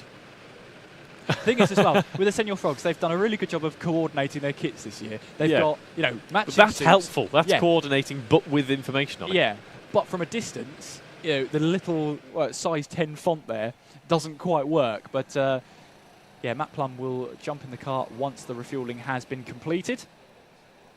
And he'll be beckoned over, will Matt, into the cart to get himself out onto track. A little bit of a debrief here, and I think we did talk about previously about how that driver debrief, in that 10 to 20 seconds you have. Oh, that looked painful. Hard landing, but you know what? They're away. Matt Plum rejoins the race then. Good stuff. Nice pit stop as well. As, Matt Plum instantly into the deep end right now, because he's got the ditch finders right behind and the number 7 car of the Slideman up ahead. As they make their way now through out of hairpin 1, now into hairpin 2. We'll have a quick look and see Senor Frogs. They should have rejoined in front of Elite Discos Racing because they were 2 laps ahead. Yes, so they should have rejoined in second place with no issues there. Things still looking bright for the Senor Frogs squad. CC of the carts here, 390 cc. We reckon about 13 brake horsepower, there or thereabouts. 4-stroke engines, of course. 4-stroke Honda engines running on Dunlop tyres. In a brand new kart. Exactly, the RT10, a new fleet here at Buckmore Park. And there's no better way really to break them in other than a 24 hour, is there? Just imagine now, you're a fresh, new kart, ready to, am I going to enjoy some little sprint racing? You think, no, immediately. Go and do 1,000 kilometres. Yes, absolutely. Get 1,000 kilometres under those odometers, for sure. Hello to MG Motorsport asks, have there been any official retirements? No. It's a race of attrition and endurance, and it's a challenge that everyone has risen to. Yeah, I don't think we've had a Buckmore 24 hour where someone hasn't withdrawn or a team hasn't withdrawn. So it's good running so far. I think it gets to a certain point where you get that second win and you just say, look, we've got to get to the checkered flag now. We can't not. Yeah, as I was discussing when I started my evening commentary stint yesterday, so much of the joy out of 24-hour event can come from just finishing it, just getting to the checkered flag, just being able to say, yeah, we did that. Yes. As a team. It is a brilliant feeling. Absolutely. So you don't want to be retiring early, especially at this place, especially at this point in the evening. In the day. Sorry, Accelerate Racing lost 2 seconds on that last lap alone. So Dab Motorsport are now 2.8 seconds behind in that battle for second place. That is maybe not completely watching over your shoulders distance just yet, but it's maybe the occasional glance now. Yes. And if you've still got your wits about you, which is a big ask at this stage in the running, you might go, that's a number 5 kart. Yeah, I reckon both We're karts, racing them. I reckon both karts are in the final sector, probably about to make their way through towards the final corner at Calf Curve, take the start-finish line. And we'll keep an eye on their deltas then as they cross the line. Let's see what the lap times are like for both karts. 106.4 from Accelerate, 104.8 from Dab Motorsport, another 1.6 seconds. Oh, we need to find that one. The gap's now 1.1 seconds right now. A race for the podium in the lead pack is on the cards here. Yeah, battle for second place. Yeah, we're heading on the hunt now. Through the S's by the looks of things. Is that them there? That could well be. If our geography's right. Yeah, our geography / tracker. If we it could well be. The number 30 of the quadrant squad there. It is indeed. It might not look like it, but some really good running from them actually in the past few stints. They have recovered a number of positions, as we see the number 20 and 21 karts running through the first corner there. That looked like a Ben Daly driving that kart. It looked like the helmet livery of Ben Daly. I could be wrong, but I'm happy to be corrected by Quadrant. That, I think, is our 2 front-running. And they have, in fact, had a change for position. It's Dab Motorsport now ahead of the Accelerate Kent Brewery squad as we started that next lap. Yes, you're absolutely spot on there. Dab Motorsport now ahead of Accelerate Kent Brewery Racing, so that's a change of position for second place. We do have to remind you, there they are then. There is that battle. And there you can see Dab Motorsport have the position and already starting to try and build a gap. So it's a case here where Dab Motorsport are rapid right now. They are matching the pace of Nameless up ahead. So very quick in that.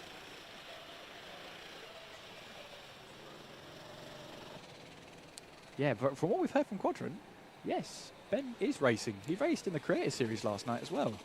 And then came back to the track to then do another stint here. Impressive work there from Ben Daly.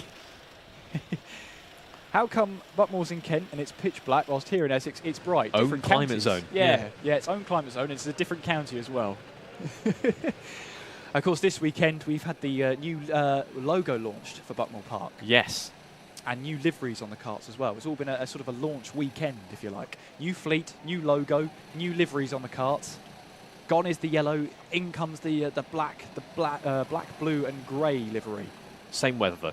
The same weather, yeah. We're treated to the same weather every year.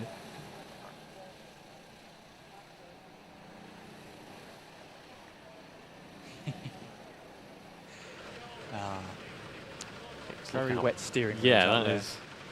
You want to make sure you got some good gloves. Try and avoid some of that dampness. You want to make sure you got good gloves anyway in the 24, lest you end up with calluses all over your hands. And I had blisters all over a hand once, and that just comes from a combination of gripping the steering wheel way too tight, and you just have the palm of your hands. You start to feel it. I think I did a 6-hour endurance here at Buckmore before, and they were 2 1-hour. Was it 2 1-hour stints? I think I did. Either way, it was a case that I had to get back into the kart. I didn't think I had to, until I was told yes, you do. And I had blisters on my hand already, and then I had to put back on the gloves to then go back out there. And you just think, oh no. Once the adrenaline kicks in, though, it gets a little bit better. Yeah. And then after that adrenaline fades, once you've got out of the car, you just think, oh no, why? Why did I do that?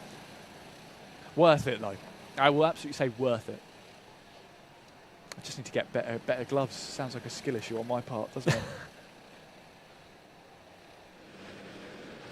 Constant communication then. Radio. Quite a few teams have radio comms this weekend. Some of them, like the number 3 kart, have the whiteboard. Toby and the Bandits have the whiteboard just to notify. Both work in their own lovely ways. And soon, I'm sure we'll start to see the UOK boards out very shortly. getting a couple of people asking what's going on, how do we tell who's pro and who's a rookie, and what are the colours meaning on the carts? Well, both the same answer really. The blue numbers are for the pros and the black numbers are for the rookies. We did have a change at the 6 hour in mark for a few teams being promoted into the pros, a few being changed into rookies, and that is determined based on their pace around the race. Absolutely. One team changed into rookies, 2 teams changed to pros. Yes. So it was a bit of a shuffle around. And the teams that benefited from that, Ditch Finders, who are currently 6th place at the moment. Zesty Drink Racing also promoted up into the pros. They're currently 11th at the moment. The team that was put down to rookie was TRX Motorsport Pro. They are currently 21st overall. I'm just looking at class here. They are 7th in class in the rookies. And that is all done by pace, just to make sure that everyone has the fairest steading of all. It's not just a couple of people, or I say a couple of people in a 24-hour. It's 6, 7, 8 people who all make their way through and just want an easy trophy. We don't do easy trophies here. You've got to work for your trophies here. Otherwise, I think we'd have literally everyone trundling around in, exactly. in qualifying, and a fleet full of rookies. Absolutely. Yes, Super GT's not experienced at all. No, it's his first time out. He is very much a rookie, obviously. That's true. That is very true. That's what I heard. He never races around here in Club 100 ever. No, ever. No, so doesn't know a single apex of Buckmore. No, not at all. Too wide through a corner in the wet. Yeah, it is mad. Believe it or not, we've seen 4 wide at one point in this race. Wow. In the wet. Which was mad. That was just up Damon Hill we just saw there. Lovely shots. I like the fact that Laura's back with the arch shots. Love them. Keep them up, Laura. They're brilliant. I love them. It's a good bit of naming from the Buckmore crew, though. The fact that Damon Hill is slightly uphill. Yes. That's a brilliant little touch. I like that. It's good, isn't it? That is good. I agree. Yeah. You would think as well. I would probably know the corner names around here, and I hope I do. And Yusuf, remember he called me out for the centre chicane? Yeah. Yeah. Yeah, that was a good time. I was right, though. Of course you were. I was backing you up on that one as well. I was in research mode at that point, googling my nonads and my octets. Anyone else been here since the start? You know what? Reeve and I have been around. We haven't been in the box since the start, if that makes sense. We've been around though. We've been watching on. We've been having a chat to teams early on. James, our stream director's been here pretty much. It's not just the start of the race. Yeah. James, you've been here the whole time pretty much, haven't you? In and out slightly. It's about last year, really. He's been yeah. Have you had any sleep at all, producer James? 45 minutes. Wow. Record. Did Herman Tilke design the circuit? I can't tell if that's a... No, there's overtakes. Wow. You went there. I'm joking. You went there. There are some good Herman Tilke tracks. Come on. There are. There are. Malaysia. Bring back Malaysia. Yeah, Malaysia was a good one, wasn't it? Yeah. Absolutely. No, it was built in the 1960s. Originally, this was the top half of the circuit. This was the only circuit, which was around 600 metres at the time, which then just out of your shot, and if you had out of the S's there, you'd then go turn right, which is now the national circuit, but that is what the circuit used to be. That's how it was built in the 60s. And it wasn't until the new millennium, really, that we started to see, or in the 90s at least, we saw the extension to roughly 850 metres, where the track went down through Symes Sweep and then went right again. So you might see there, before Pullman's where we go left, you used to then turn right up around that loop. So that was about 800 metres there. And then in the new millennium, in the 2000s, we then completed the upgrade to the 1,000 metre circuit with with Damon Hill, with Paddock Corner, Garda as well. And yeah, you can tell that the circuit has had a bit of time between development, because the top half of the circuit is flat. It's pretty much flat when you make your way around there. You get to the second half of the circuit where you go down Symes Street into Pullman's, then in towards Paddock, then you start going up Damon Hill, through Garda, down the crest, through Centre Chicane, then climb back up. I mean, it's such an undulating circuit. It's a circuit that offers a little bit of everything, really. Very much been in historian mode. Yeah. The stream, haven't you? I have. I'm thoroughly enjoying it. Thank you. Number 25 there. That is the Ditch Finders squad. Nice little move up the inside. Oh, that's a good one. Look at the Belly I boys. like that sticker of the French dog. Yes. And the burger as well. You can't miss the burger. Baguette and some red wine. Yes. That Belly sounds boys nice. in the 21 there. I wonder who's going to be next. The number 10, I would think that it's sort of like 10 minutes to go of your stint. Yeah. I would have thought. It won't be 10 laps. It'll probably be 10 minutes. Or maybe that's just how many strategies they've got. But they've sat. You know, they've done the Ferrari thing of we got plan 1, plan 2, plan 3, plan 4. Yeah. What do you think? No, it's going to be laps. I wouldn't be able to remember all those plan numbers and letters. Yeah, exactly. It's amazing that drivers actually can. We're going to plan F. What was that again? Remind me. No, I can't remind you over the airways. Oh, please, just please remind me. But usually, in some cases, shall we say, it's the other way around. It's the drivers reminding the that's true. The pit crew. Oh, get that hot drink down you. There's steam. What do you reckon? Tea, coffee, hot chocolate, maybe soup. I'm going to say. Let's analyse how we drink. Coffee. You think coffee? That looks like a coffee drinker to me. Okay. I'm not good on tea or coffee drinkers because I don't drink any, so I can't pick up on those nuances. I can't pick up on those nuances at all. That's what makes it so fun. It just looked like it was a little bit too quick to consume to be soup. Yeah, that's a good point. I mean, the fact that it was steaming hot still, and it was just drinking it. I can't. I only really have hot chocolate, and even then I have to wait till it's warm chocolate. Can't have boiling hot chocolate. Yeah, I'm with you on that one. And by that point, there's like a 20-minute window where it's just warm enough to drink and it's not too cold, where everything starts to sort of the granules then start to the opposite of dissolve. Coagulate. Yeah, that's it. Congeal. Yeah, that's a good word Coagulate. for it. I was trying to think of the word, and you've given me 2 as a free pass, so I very much thank you for that. Got comments saying that was so I can maybe someone saying vodka. Vodka? What? Boiling hot like that? Yeah. Maybe. Hot vodka. I hope they're not driving then, if that's the case.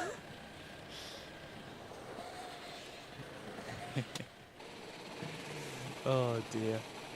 It's been great. Has it been wet the entire race? No, we had about, would you say 50 minutes, maybe an hour of dry running at the very start of the race? Might have been a bit more than that. I'm going to say a little bit over an hour of dry running at the start, with mixed in with some spitting, but the spitting was so infrequent and so light that it didn't really affect track conditions at all until it had really been going for quite a while. And then while we haven't had dry running, we had a bit of a lull around the 7 a.m. mark, and then it picked up again at about 7:45, and it seems to have died off again for a little bit now as we jump into our lovely cafe here at Buckmore Park. They are back on the case, providing us with some lovely refreshments. Absolutely, and making sure you stay topped up on all that good food and drink. Love for Legends and Neil up the inside of the 27 there. I still need to meet the elusive Neil. Well, yeah, we do. I wonder if we can get Neil up here. Again, we've already given you one call out of the Loughborough Legends and Neil. Yes. If you are watching along, please do. send Let us know Neil in the up. chat. In fact, don't even bother letting us know in the chat now how the name came about. Bring us the and Neil. Yeah, bring us Neil. That is Neil Vincent, I believe. Yes, Neil Vincent, who's in that cart with the Neil. And I want to know why he's not a Loughborough legend. Why is he just Maybe Neil? he transcends Loughborough. Maybe it's a positive thing, actually. Yeah, everyone's been thinking about it too negatively. Maybe he outranks it. Is it always raining around this time of year, or is it just usual for this area? Both. Yeah. Whenever we've run a 24-hour, there's always been rain, and that is without fail.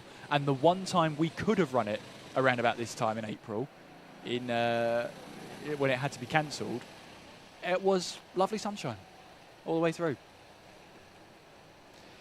which was a bit annoying, wasn't it? It was, yeah, aye. All good fun though. All good fun. The wet weather adds that little bit of element of you've got to have a little bit of skill underneath you as well, because slick tyres on a wet track, most of these drivers are making it look very easy, and I can assure you it is far from that case. No, I think overall, all the drivers out there have done an impeccable job given the track conditions. We've seen very few in terms of instances. We haven't had any prolonged yellow flag running. Yes, absolutely. There was a quadrant there just running through the final corner. And we're picking up there the number 20 car. So that's Science Sealed and Delivered. Great name, great team name. Oh, yeah. Science Sealed and Delivered. Isaac Owen, Ben Gleeson, Ben Townend, and Mike. Just Mike.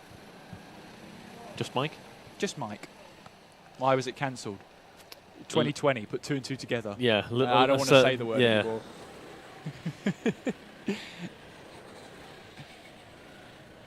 Got a good question coming in. How did we both get into commentating? And I believe it was a similar background for both of us, wasn't it? Yeah, well, I did a bit of sim racing commentary. I did started in 2017, and actually, my first motorsport commentary gig was here. 2019. I gave Chaz Draycott and Anthony a little bit of a 90, well, not a 90-minute break for them both, but 45 minutes each. And they really appreciated it. And that was it. I got 90 minutes in a commentary box, and for everybody else, apart from me, it's been all downhill from there because you heard my voice. But nevertheless, that's how I got into it, and I've thoroughly enjoyed it. I'm into my, what's it now? I think it's my 7th year of commentary now, and I've just loved it. Absolutely loved it. So how about you, Reeve? Yeah, similar story for me. For me, it was 2020, and it was it was the Alfa Romeo Owners Club had set up a racing league. And I was part of that club, and they were after someone to do a little bit of commentary for them. And so yeah, sim racing for myself during 2020 when we were a little bit unoccupied, shall we say? Yes. We had some free time on our hands, and from there, they were looking for an extra commentator for the karting championship for universities that happened to be British, shall we say. And that's been the majority of my commentary work up until now. I've done other little bits here or there. Yes, there's plenty of events going on at Wilton Mill, as our stream director James just said. Wilton Mill Car Club. We've done a little bit of Club 100 cadets there as well. The cadet racing's brilliant fun there. Tiny little go-karts, lightweight, and they are absolutely going at it tooth and nail all day. It's brilliant fun, the cadets. I will say, James, every time he sees me in the commentary box, his shoulders drop like, no, not this guy again. Not him again. I can't believe, not another year. The mustard jumper. Yeah, just your luck. Just your luck. Another commentary question. What other sports do you do? I've done one football. Have you? I have done one football match, and it was like an alternate stream, if you like. So it's an alternative commentary. There's Zesty Lemons jumping in. Not hard landing, that one. No, that looked a lot more comfortable. I don't think too much time was lost either. I don't think the hard landing's worth it, ladies and gentlemen. particularly the gentlemen. Yeah, I've done one football match, and it was, I believe, 2022, and it was a group stage match between Rangers and Liverpool. And it might have been 2023, actually.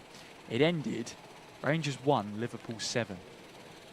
So I don't think Rangers fans are big fans of me in the commentary box. I think I'm supposed to be. I had a question for. I know quite literally nothing about football, but I'm from Liverpool, so I think I'm supposed to support Liverpool, because that makes sense. Well, it's either Liverpool or Everton, really, isn't it? Oh, no, that's just wrong. What do you mean that's wrong?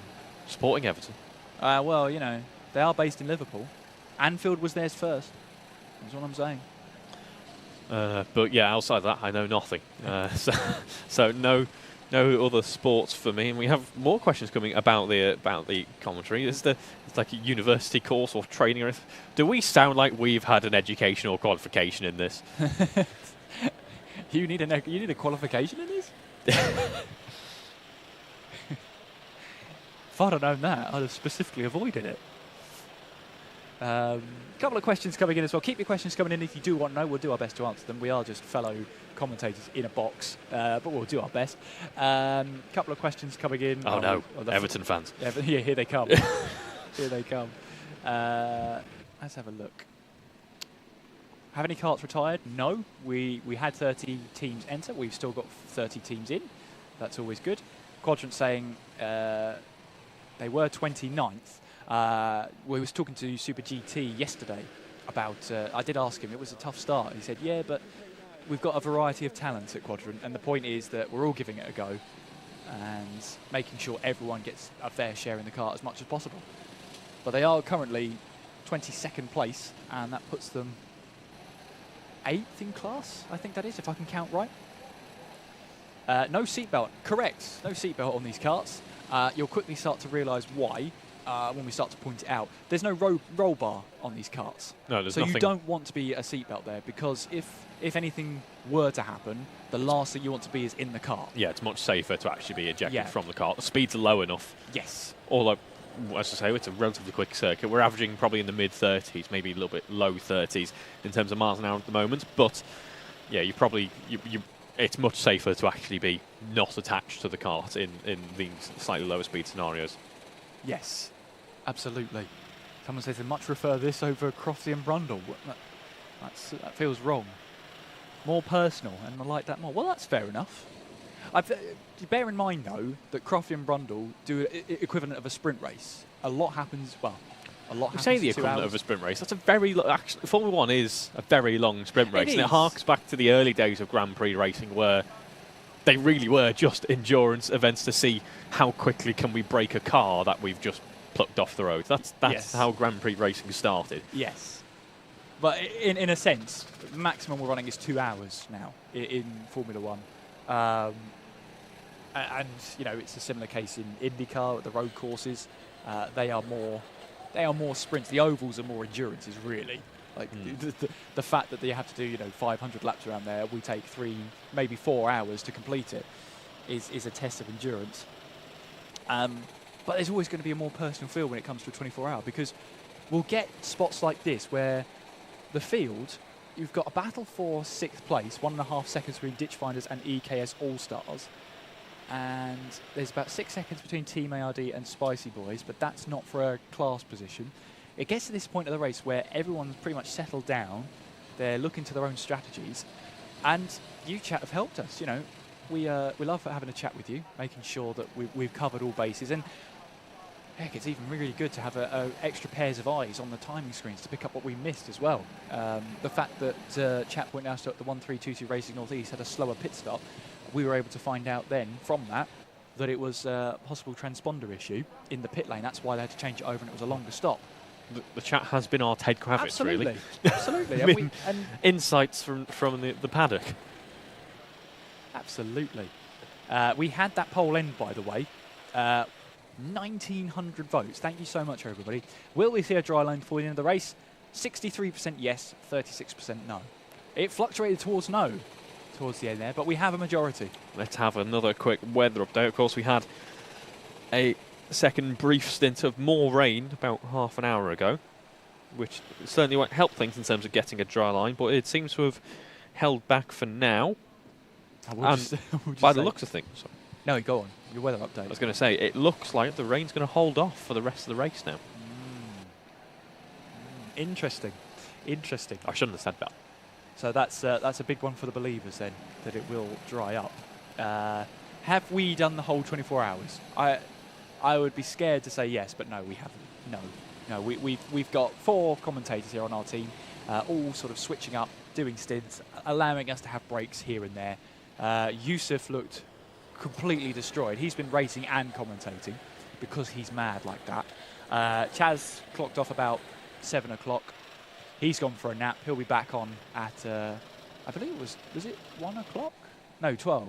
It was, yes. Wasn't it? 12 o'clock. 12 you're due to get rid of me, and then it'll be Chaz to see us out. MG Motorsport says, never compare us to Ted. I'll down tools and be off. No, stay. Please stay. I'm sorry. Sorry. Someone asking, have we ever do we know much about the motorsport of banger racing? And personally, I was around it quite a lot when I was a kid, so yes, and I'm pleased to say we haven't had banger racing out here on track for most of the 24 hours. It's actually quite scary seeing you look back on like Demolition Derby or banger racing. It's one of those things that makes you realise just how old you're getting. I remember as a kid the type of cars you'd see in banger racing. You know, we're old 70s British tap. Yes. But that's all gone now. We've all ran out of that, and now cars that you see banger racing today are cars that I remember being on the road as a kid in ubiquity. I love that. Laura, who's on our remote cameras, is now doing up some shoelaces. Is there anything Laura cannot do? I was about to say, Laura. Brilliant. That is brilliant. You know, it's called the Jack of all trades. I vote to call it the Laura of all trades. Yes. Someone asking, how full is my Monster? Good question. Quite, actually. Quite. Yeah, I've got a can of Pepsi Max as well, just in case I want some caffeine, but all of the caffeine. There's a new poll in our chat, by the way. Yes, there is. Will Senior Frogs get a podium? And you've got a choice. You can pick first, second, third, or the ominous no. Make your voices heard. Will Senior Frogs get a podium? They're currently second in class right now, and they are a lap ahead of Elite Discos Racing at this moment in time, who are behind them. So do with that information what you will.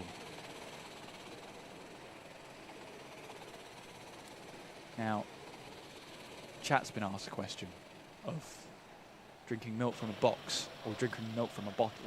Now, I drink milk from a glass. Well, this is the thing. If I'm drinking milk. Pasteurised milk here is normally sold in bottles, the plastic bottles. The only ones that are really sold in boxes are the UHT milks. Ooh. Yeah, so for us to answer that question, it's probably going to be bottle. Yeah.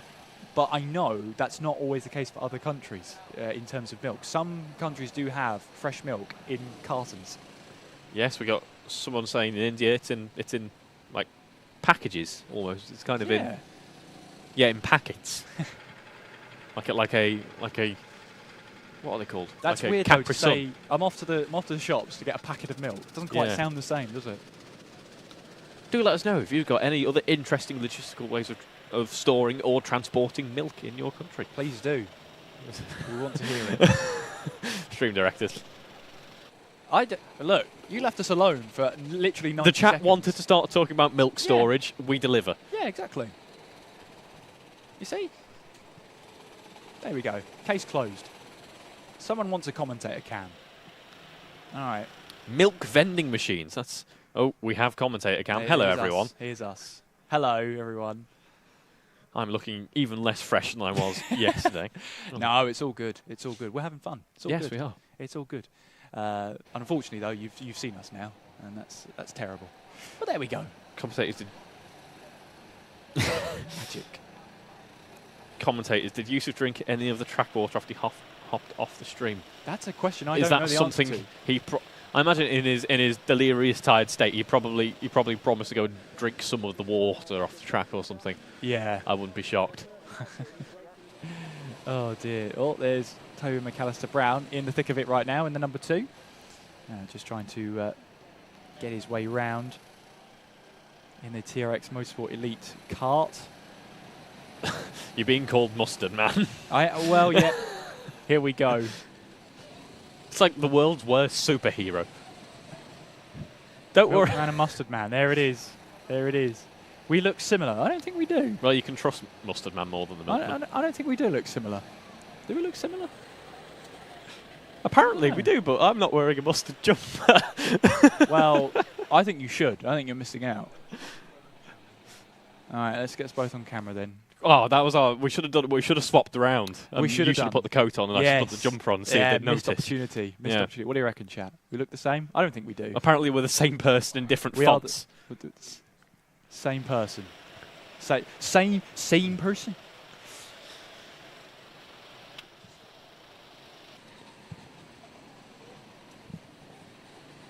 Right. Bacon cam. Someone's asking for. But I don't want more bacon cam because that smelt good. And yeah, I can't have breakfast until at least noon.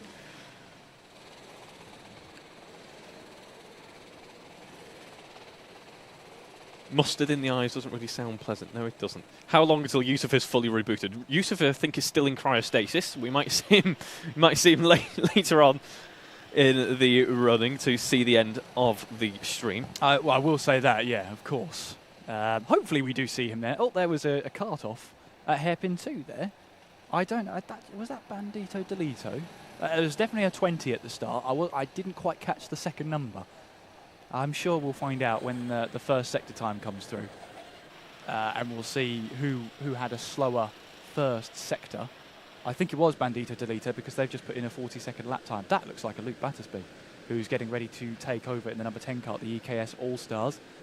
And great to see the wetsuit out there, just to make sure. Jumping in, getting away for the EKS All-Stars. So that's actually Luke Battersby out of the kart then. So a stint complete. A stint complete then, as we make our way through. And watching on here, still just trying to see if anyone can really, get out of here. Look, we don't look the same, I don't think. Second opinion, we don't look the same. No. I don't think you should have mentioned that. I think we should have just let the camera sit there and see how long. Look, we don't look the same. Case closed. Isn't that right, Reeve? We don't look the same. Absolutely, Kieran. You're absolutely spot on. We don't look the same. All right, good. I can see what you mean, by the way, about this jumper being a small. It fits really well. Yeah, thank you. It's quite big for a small. Yeah. What are you saying? What's that supposed to mean?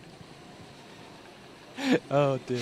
Senor Frogs though, getting a visor warning. I do want to swap back though. we will swap. I will give you your jumper back. I feel, without being mustard man, I feel nothing. Nameless though at the top of the order, by 3 laps ahead of the Accelerate Kent Brewery Racing. Dab Motorsport in 3rd place, and the gap between them. See now, since we've talked about the likes of Accelerate Kent Brewery Racing and Dab Motorsport, they were in a battle, and it was a case where Accelerate were in a sort of, basically, they were a pit stop out, if that makes sense. So they had stopped an hour before or after Nameless Motorsport and Dab Motorsport had. So it put them slightly out of sync. Now, though, it comes to a case where they are now pretty much on the same strategy by, give or take 10 minutes at that point. So they are running similar stints right now. So we can see roughly then, we know roughly what their pace is. And currently, Dab Motorsport 16 seconds behind Accelerate Kent Brewery Racing, and they lost 0.07 of a second on that last lap. Thank you for the brilliant little rundown there, Kieran. I believe you might be jumping off for an interview in just a second. That was a very necessary transition, and that was a good use of our time. I'm glad we decided to change outfit halfway through the stream. Doesn't look like too much of the two bros swapping clothes in a box. Normal 24-hour commentary things are taking place here. Did Yusuf grab his olive oil before he hopped off? I'm not sure. I have a feeling, I'm hearing that Yusuf's promised to drink track water to get some olive oil. Who knows what he was promising to do in his tired state. We are looking at the run up to turn 1 here, following the MPMC kart, followed by the number 14. That number 14 being the Zesty Drink Racing Squad.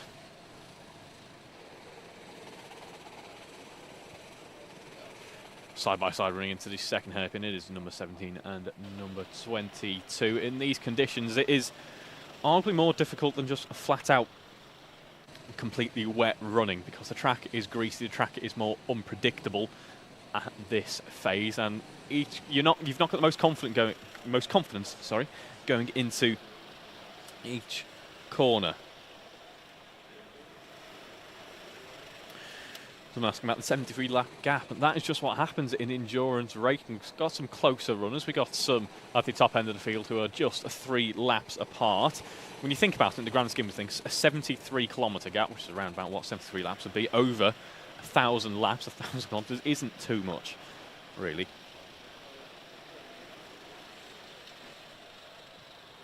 Jackson asks, is this our full-time job? Not for myself, no. This is something that I just really enjoy doing, as we have the number 17 car diving off track there. A little bit of a track limit excursion. Very easy to do in these conditions.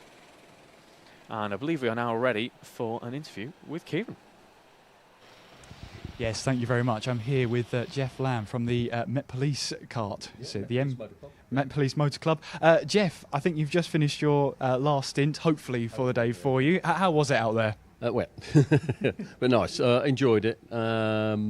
Struggling, I'm a bit overweight, so struggling against the lightweights on the out of corners, but really enjoyed it. The driving standards are pretty good. Not really encountered anything too bad. There's some good drivers out there, and putting in some good times in the wet as well. So yeah, it's good. I think I was passed by about 3 or 4 karts during my stint, and they were all blue plated, and stayed with them for a lap or so, and then off they went. But apparently we lost our comms, but apparently I was putting in good lap times, 3s and 4s. So happy with that. But yeah, it's good. Been around here a lot, and been around here a lot in the wet as well, so I do know it, so enjoy it. Oh, that's great stuff. And of course, I think you're running 8th in class at the moment. 23rd overall, I think it is. Yeah, we'd like to be a bit higher, but we got some good drivers. We've got a nice team. We've got 6 of us, 5 serving officers, and me, the old git who's retired. And we got 2 ladies in that team as well. One's her first race with the Met Police Motor Club, and they're all doing really well. It's great, and you know, I'm probably the quickest in the wet, but certainly not in the dry. And you know, the ladies are probably quicker than me in the dry. But it's, you know, there's no I in team. We're all in it together, and we're enjoying it, and that's the main thing. Great stuff. And we're into the sort of the last quarter of the race now. We're almost there. How are you feeling, and also what's sort of the aim for the rest of the race? Well, we'd like to make 1 or 2 places, I think. I'd like to beat Steve Brown. He's an old sparring partner from the elite days of Club 100 here, back in 14-15. We always seem to be in the same same bit of tarmac, but he's got quicker and I've got older. So I let him go last night when we were out in the wet together. I love that, because importantly, you didn't say you got slower, you said older, so you've kept the same pace. No, well, I'd like to think so, but I probably have got a bit slower. But yeah, I enjoy my karting. This is, I think, my 37th 24-hour race. I've done a lot of owner-driver. I've done Pro Karts, Rotex Max. Obviously, the TKMs when the Club 100 were TKMs.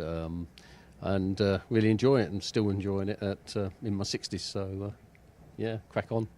And I just love to, just a final question, I'd love to know more about this Met Police team that's been set up. So if you could explain it to us a little bit. Well, the Met Police Motor Club team, there was one many years ago, and it sort of disbanded. There was a couple of karts, in fact, tucked away in Hendon in the garage there, which we got rid of. We gave them to the, I think, the Army in the end. But I came along in the Met probably about 20 years ago now. Joined the Met Police Motor Club and said I wanted to do a bit more with karting. At the time we were running a karting event each year where we get teams from all over the Met. Spoke to the Met Police Motor Club, became a member, and then set up the karting section of the Met Police Motor Club. And it's thriving. We're taking 2 teams to Le Mans. So we'll be over there with the Teesside lot. Bob and that lot. But you know, mainly it's just the hire karting. We're not doing any owner drive at the moment, although I am tempted to dig one of my Pro Karts out and take it up to Teesside. But we'll probably do it at hire kart if we do it at all. That's great stuff, Jeff. Good luck for the rest of the race, and good luck for Le Mans as well. Hopefully the weather treats you better out there. Yeah. Oh, I don't mind the wet. I enjoy it, but yeah, it's better when I prefer the wet out in Le Mans, wet stint out there to when it's blistering hot sun, because that's uncomfortable. I'd rather be wet. Fair enough. Thank you, Jeff. Thank you for the chat, and I'll hand it back to Reeve. Thank you very much, Kieran. That was a cracking interview. I enjoyed hearing about the background behind the 23 kart, the MC team there. I'll pronounce that correctly. Yusuf update. Yusuf's alive again. Hello, Yusuf. Okay, he's not alive. He's present. Yeah, Yusuf's in safe mode, as Jim's saying in my ear. Just want to have a quick look as well at the Senior Frogs squad. Running on quite nicely. Matt Plum driving for them at the moment. Running in P2, 105.7 on their last lap. A lap down from the Spicy Boys, still leading that rookies battle. Quite far on into this are the Spicy Boys, as we said before, a little bit out of alignment with everyone else in terms of the pit strategy at the moment. The frog emojis are getting absolutely hammered in the chat. I think a lot of the Senior Frogs fans have just woken up, as the chat is, apart from one message, nothing but frogs. And now that I've said that, in about 10 seconds, it's only going to get worse. Oh, I've just had an interesting offer from Stream Director there. If we get shown a load of frogs, which we already are, we will get the Senior Frogs on screen for you. Yeah, just keep spamming those frogs, and we'll show you where the frogs are out on track at the moment. As I say, running in P2 at the moment in that rookies battle, 22 laps off the lead, but in the 104s now, really flying along that track, looking a little bit more drivable by the second. It's been a while since we've had a bit of rain now. I left you alone with chat for 2 minutes, and it's just a flood of frogs. I didn't even ask for that.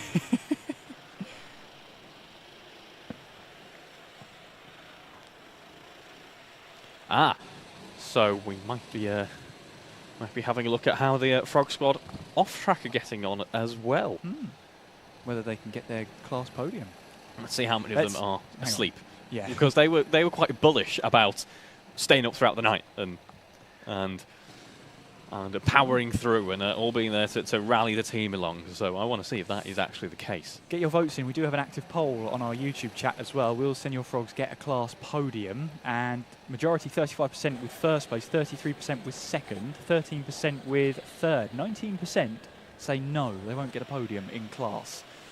That's pretty evenly divided between first and second and third and none.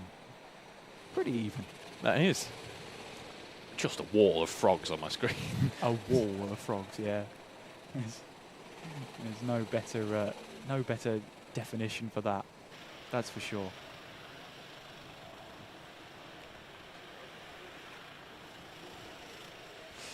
So Nameless Motorsport do lead the way at the moment. Who are we expecting in the pits soon? Elite Discos Racing, they've been out on track for an hour and 50. Spicy Boys, our rookie leaders, have been out on track for an hour and 53. Ditch Finders as well, they've been out for a while. Yep, an hour and 55 out on track. So they're probably the most likely we're going to see in the pits next. So we'll keep an eye on that then.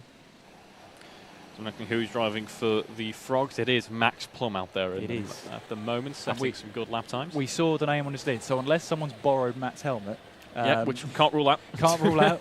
You can't rule out the David Coulthard of Monaco borrowing Michael Schumacher's lid.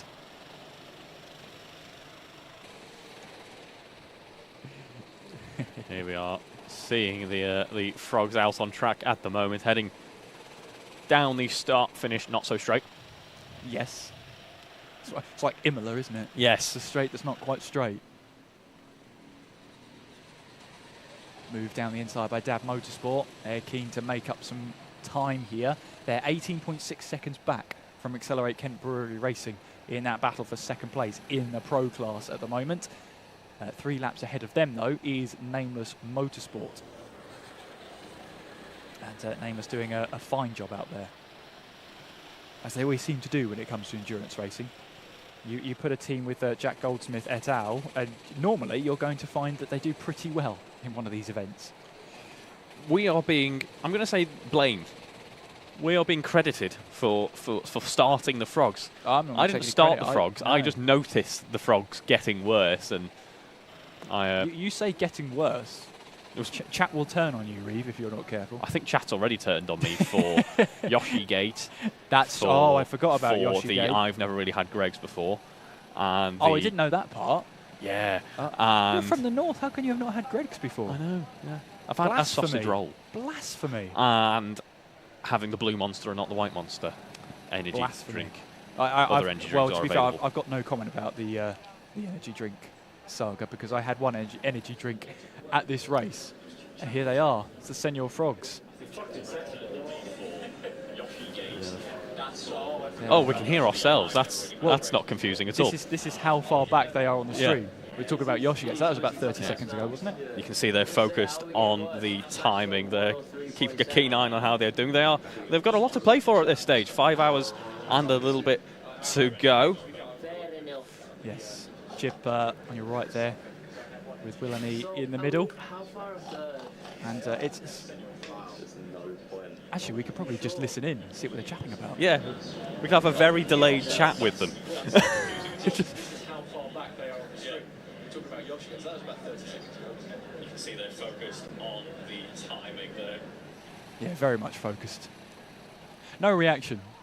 They're pretty much in the zone at this point. Yeah, is it in the They zone? were concentrated faces. They were. They're concentrating on the timing. There's a lot to play for. There is. How are they doing up against Spicy Boys?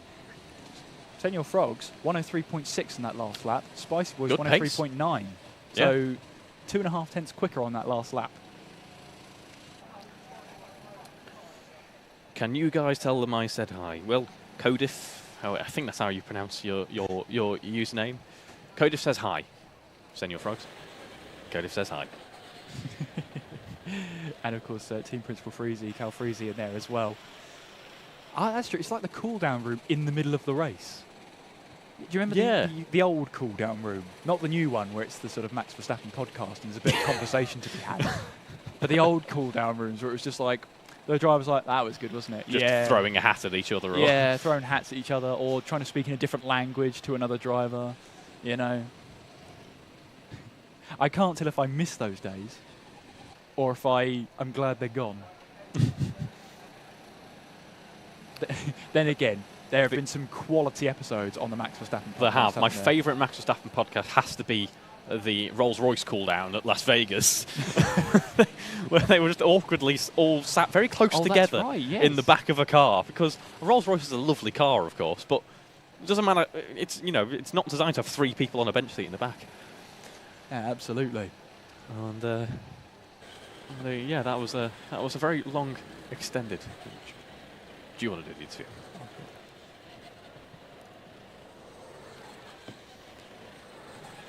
So we've got an upcoming interview there with Kieran once again. I think I'm just too tired to do the interviews. I mean, I was faltering in my first interview in the previous evening. Still got plenty of frogs coming in. We've done what you asked. We've shown you the sidemen.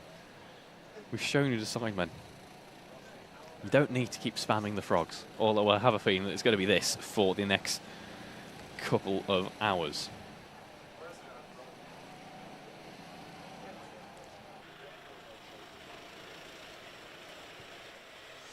Just a quick update for the leaders. There it is, Nameless still out with a fair margin, 4 laps. That last lap, a 102.5.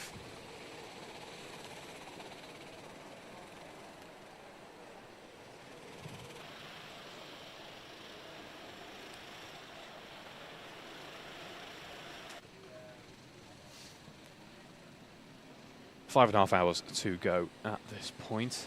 A couple of contact warnings coming in. That was actually for the quadrant car, that last contact warning. We have to keep showing us the frogs. Don't worry, you're about to see a lot more of the frogs in just a moment.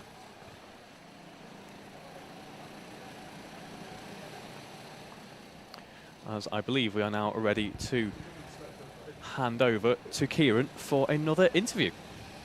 Yes, thank you very much. And I'm here with Team Principal of the Senior Frogs, Calix. Calix, how's it going out there? Calix is good. No, I think he is at home sleeping right now. But he was here earlier in a frog costume, so we do miss him, and that's maybe why we're not first. Because when he was here, I think we were first. And how are you doing? And me, I'm doing well. I would love to have had some sleep, but as team principal, I had to step up and make sure everybody was awake for their stints. So I probably look a little...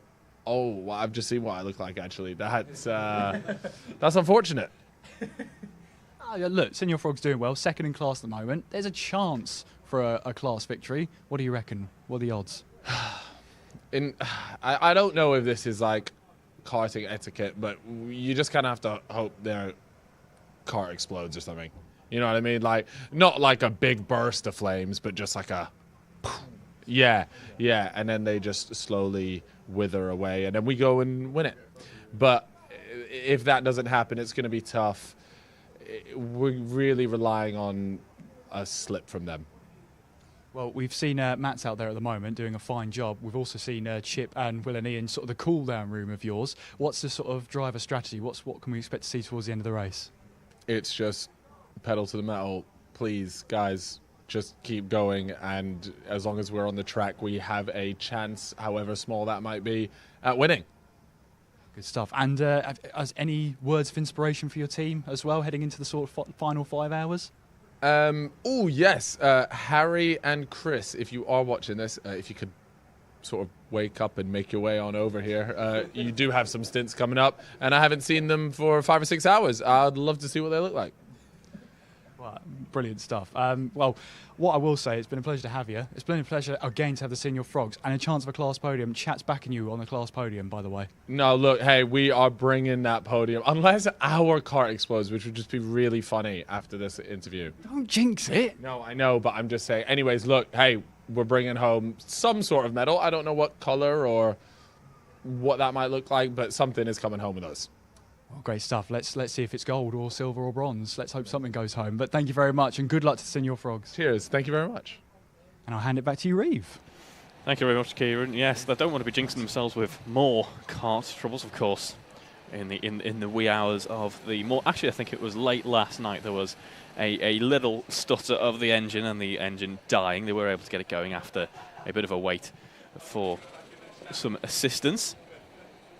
Oh, yes, running very nicely indeed, the Senior Frogs. I do like the use of the stream to as a bit of a call to action to get some of the squad back ready to go. It's Harry and Chris coming up next for the Sidemen crew.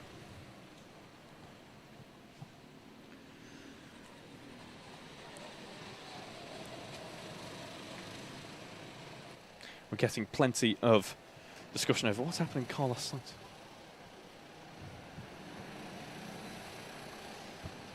So I'm back. That was an interesting interview. I've had weirder interviews today, even. I spoke to a frog. I wanted to know how Calix was doing, because he's definitely the mascot. Who did they interview? I was looking at the muster jumper. I'm so sorry, but I'm also not sorry. Cal Freezy, we were having a chat to there, team principal of the Senior Frogs, of course. Words of inspiration were had there about waking some drivers up. How much more inspirational can you get than that? Yeah, no, it's I was saying it's an effective use of the stream to make sure you've got all your squad there. Absolutely. You've got the opportunity, why not use it? They've been called out as well. That's the most important thing. They have been named and shamed. But Matt Plum is in the kart at the moment, and looking at his lap times here, 105.1 from him last time out, 104.1. I assume there's been a little bit of traffic for Senior Frogs on that last lap. They are a lap down on Spicy Boys, but with 5 hours 25 on the clock, one lap is relatively nothing. If you can catch in by a couple of tenths of a second per lap, you start to chip away at that gap bit by bit. You never know towards the end of the race what might happen. But I think there's a case where they don't want to get ahead of themselves, and I think that's the right way to go about it. Here I am saying, oh, come on, the win's on the cards, but Cal Freezy knows they've been here before. They've been a chance of a top 5, and it's gone wrong. So now they're just it's cautious optimism. Yeah, let's see what we can come home with. Let's come home with something. Let's see what it is first, though. Yeah, they're still in a comfortable position at the moment, so no need to sacrifice all their hard work so far, because it's been a really strong day out for them. We started the race thinking, it's going to be Quadrant versus the Senior Frogs, and that battle just hasn't come to fruition. Really, it's been I'm not going to say easy for the Senior Frogs out there, but it's looked good. Well, yeah, it's I would say as well, Spicy Boys doing some good lap times out there as well, leading the rookie class. Elite Disco's racing rounding off that top 3. Formula 1 question related. Where do you think Carlos Sainz will go? I think he's already here. Sainz delivered. Yeah, that's true. He is already here. Yeah. I think he'll go to Sauber for 2025. Then that becomes Audi for 2026. That's your guess. It seems like, whoa, that's the 13 clattering the curb. They're the only team that have got a curb warning in this race. The only way is Brentwood. I wouldn't be surprised if we see another one there, perhaps. But, the curb warnings here are rare, but if they're going to happen, that's the exact curb they will happen. I think Carlos will probably go to Audi. That would be my call. I can't really see anywhere else that would have Carlos Sainz. Would he go back to Red Bull? I'm not so sure. Then again, that second Red Bull seat is as much as up for grabs as anything else. Of course, Nico Hulkenberg will be driving for Sauber next year. So he will be part of the Audi team for 2026, which makes sense. We've got a German driver, solid German driver in the Audi team with a new powertrain on the grid. Good. Carlos Sainz to Mercedes. That's an interesting call. I wonder if they try and fast-track Antonelli into that seat. Be interesting to see what they do in that soon. But, we'll keep an eye on that. Obviously, it's a big transfer market. Fernando Alonso tying down his deal, multi-year contract for Aston Martin, so he's there for the foreseeable, as I believe that's Jake Taplin now out in Dab Motorsport. He makes his way up the hill, and we will see what happens there. And I believe now I can throw over to Reeve for an interview. Thank you very much, Kieran. I'm joined now by Sean from the Dab Motorsport squad. Dab Motorsport obviously have been in that mix at the front end of the field for quite some time, qualified well. It's been up and down for everyone really at the top end of the field. So how have you been finding it out there? It's been okay. Conditions have been interesting, but I think they favoured our team. I think it's been alright, to be fair. Yeah, it's not been easy conditions for anyone, I would say. We've had so much inclement weather, and of course it's started to change up a little bit and now getting a little bit greasy as we head into the final 5 hours. So what is your squad's plan going into this final part of the race? We are literally just hunting down Accelerate. That's all we can probably really achieve. We've got Jake out there now just trying to catch Ollie and try and nick second off him.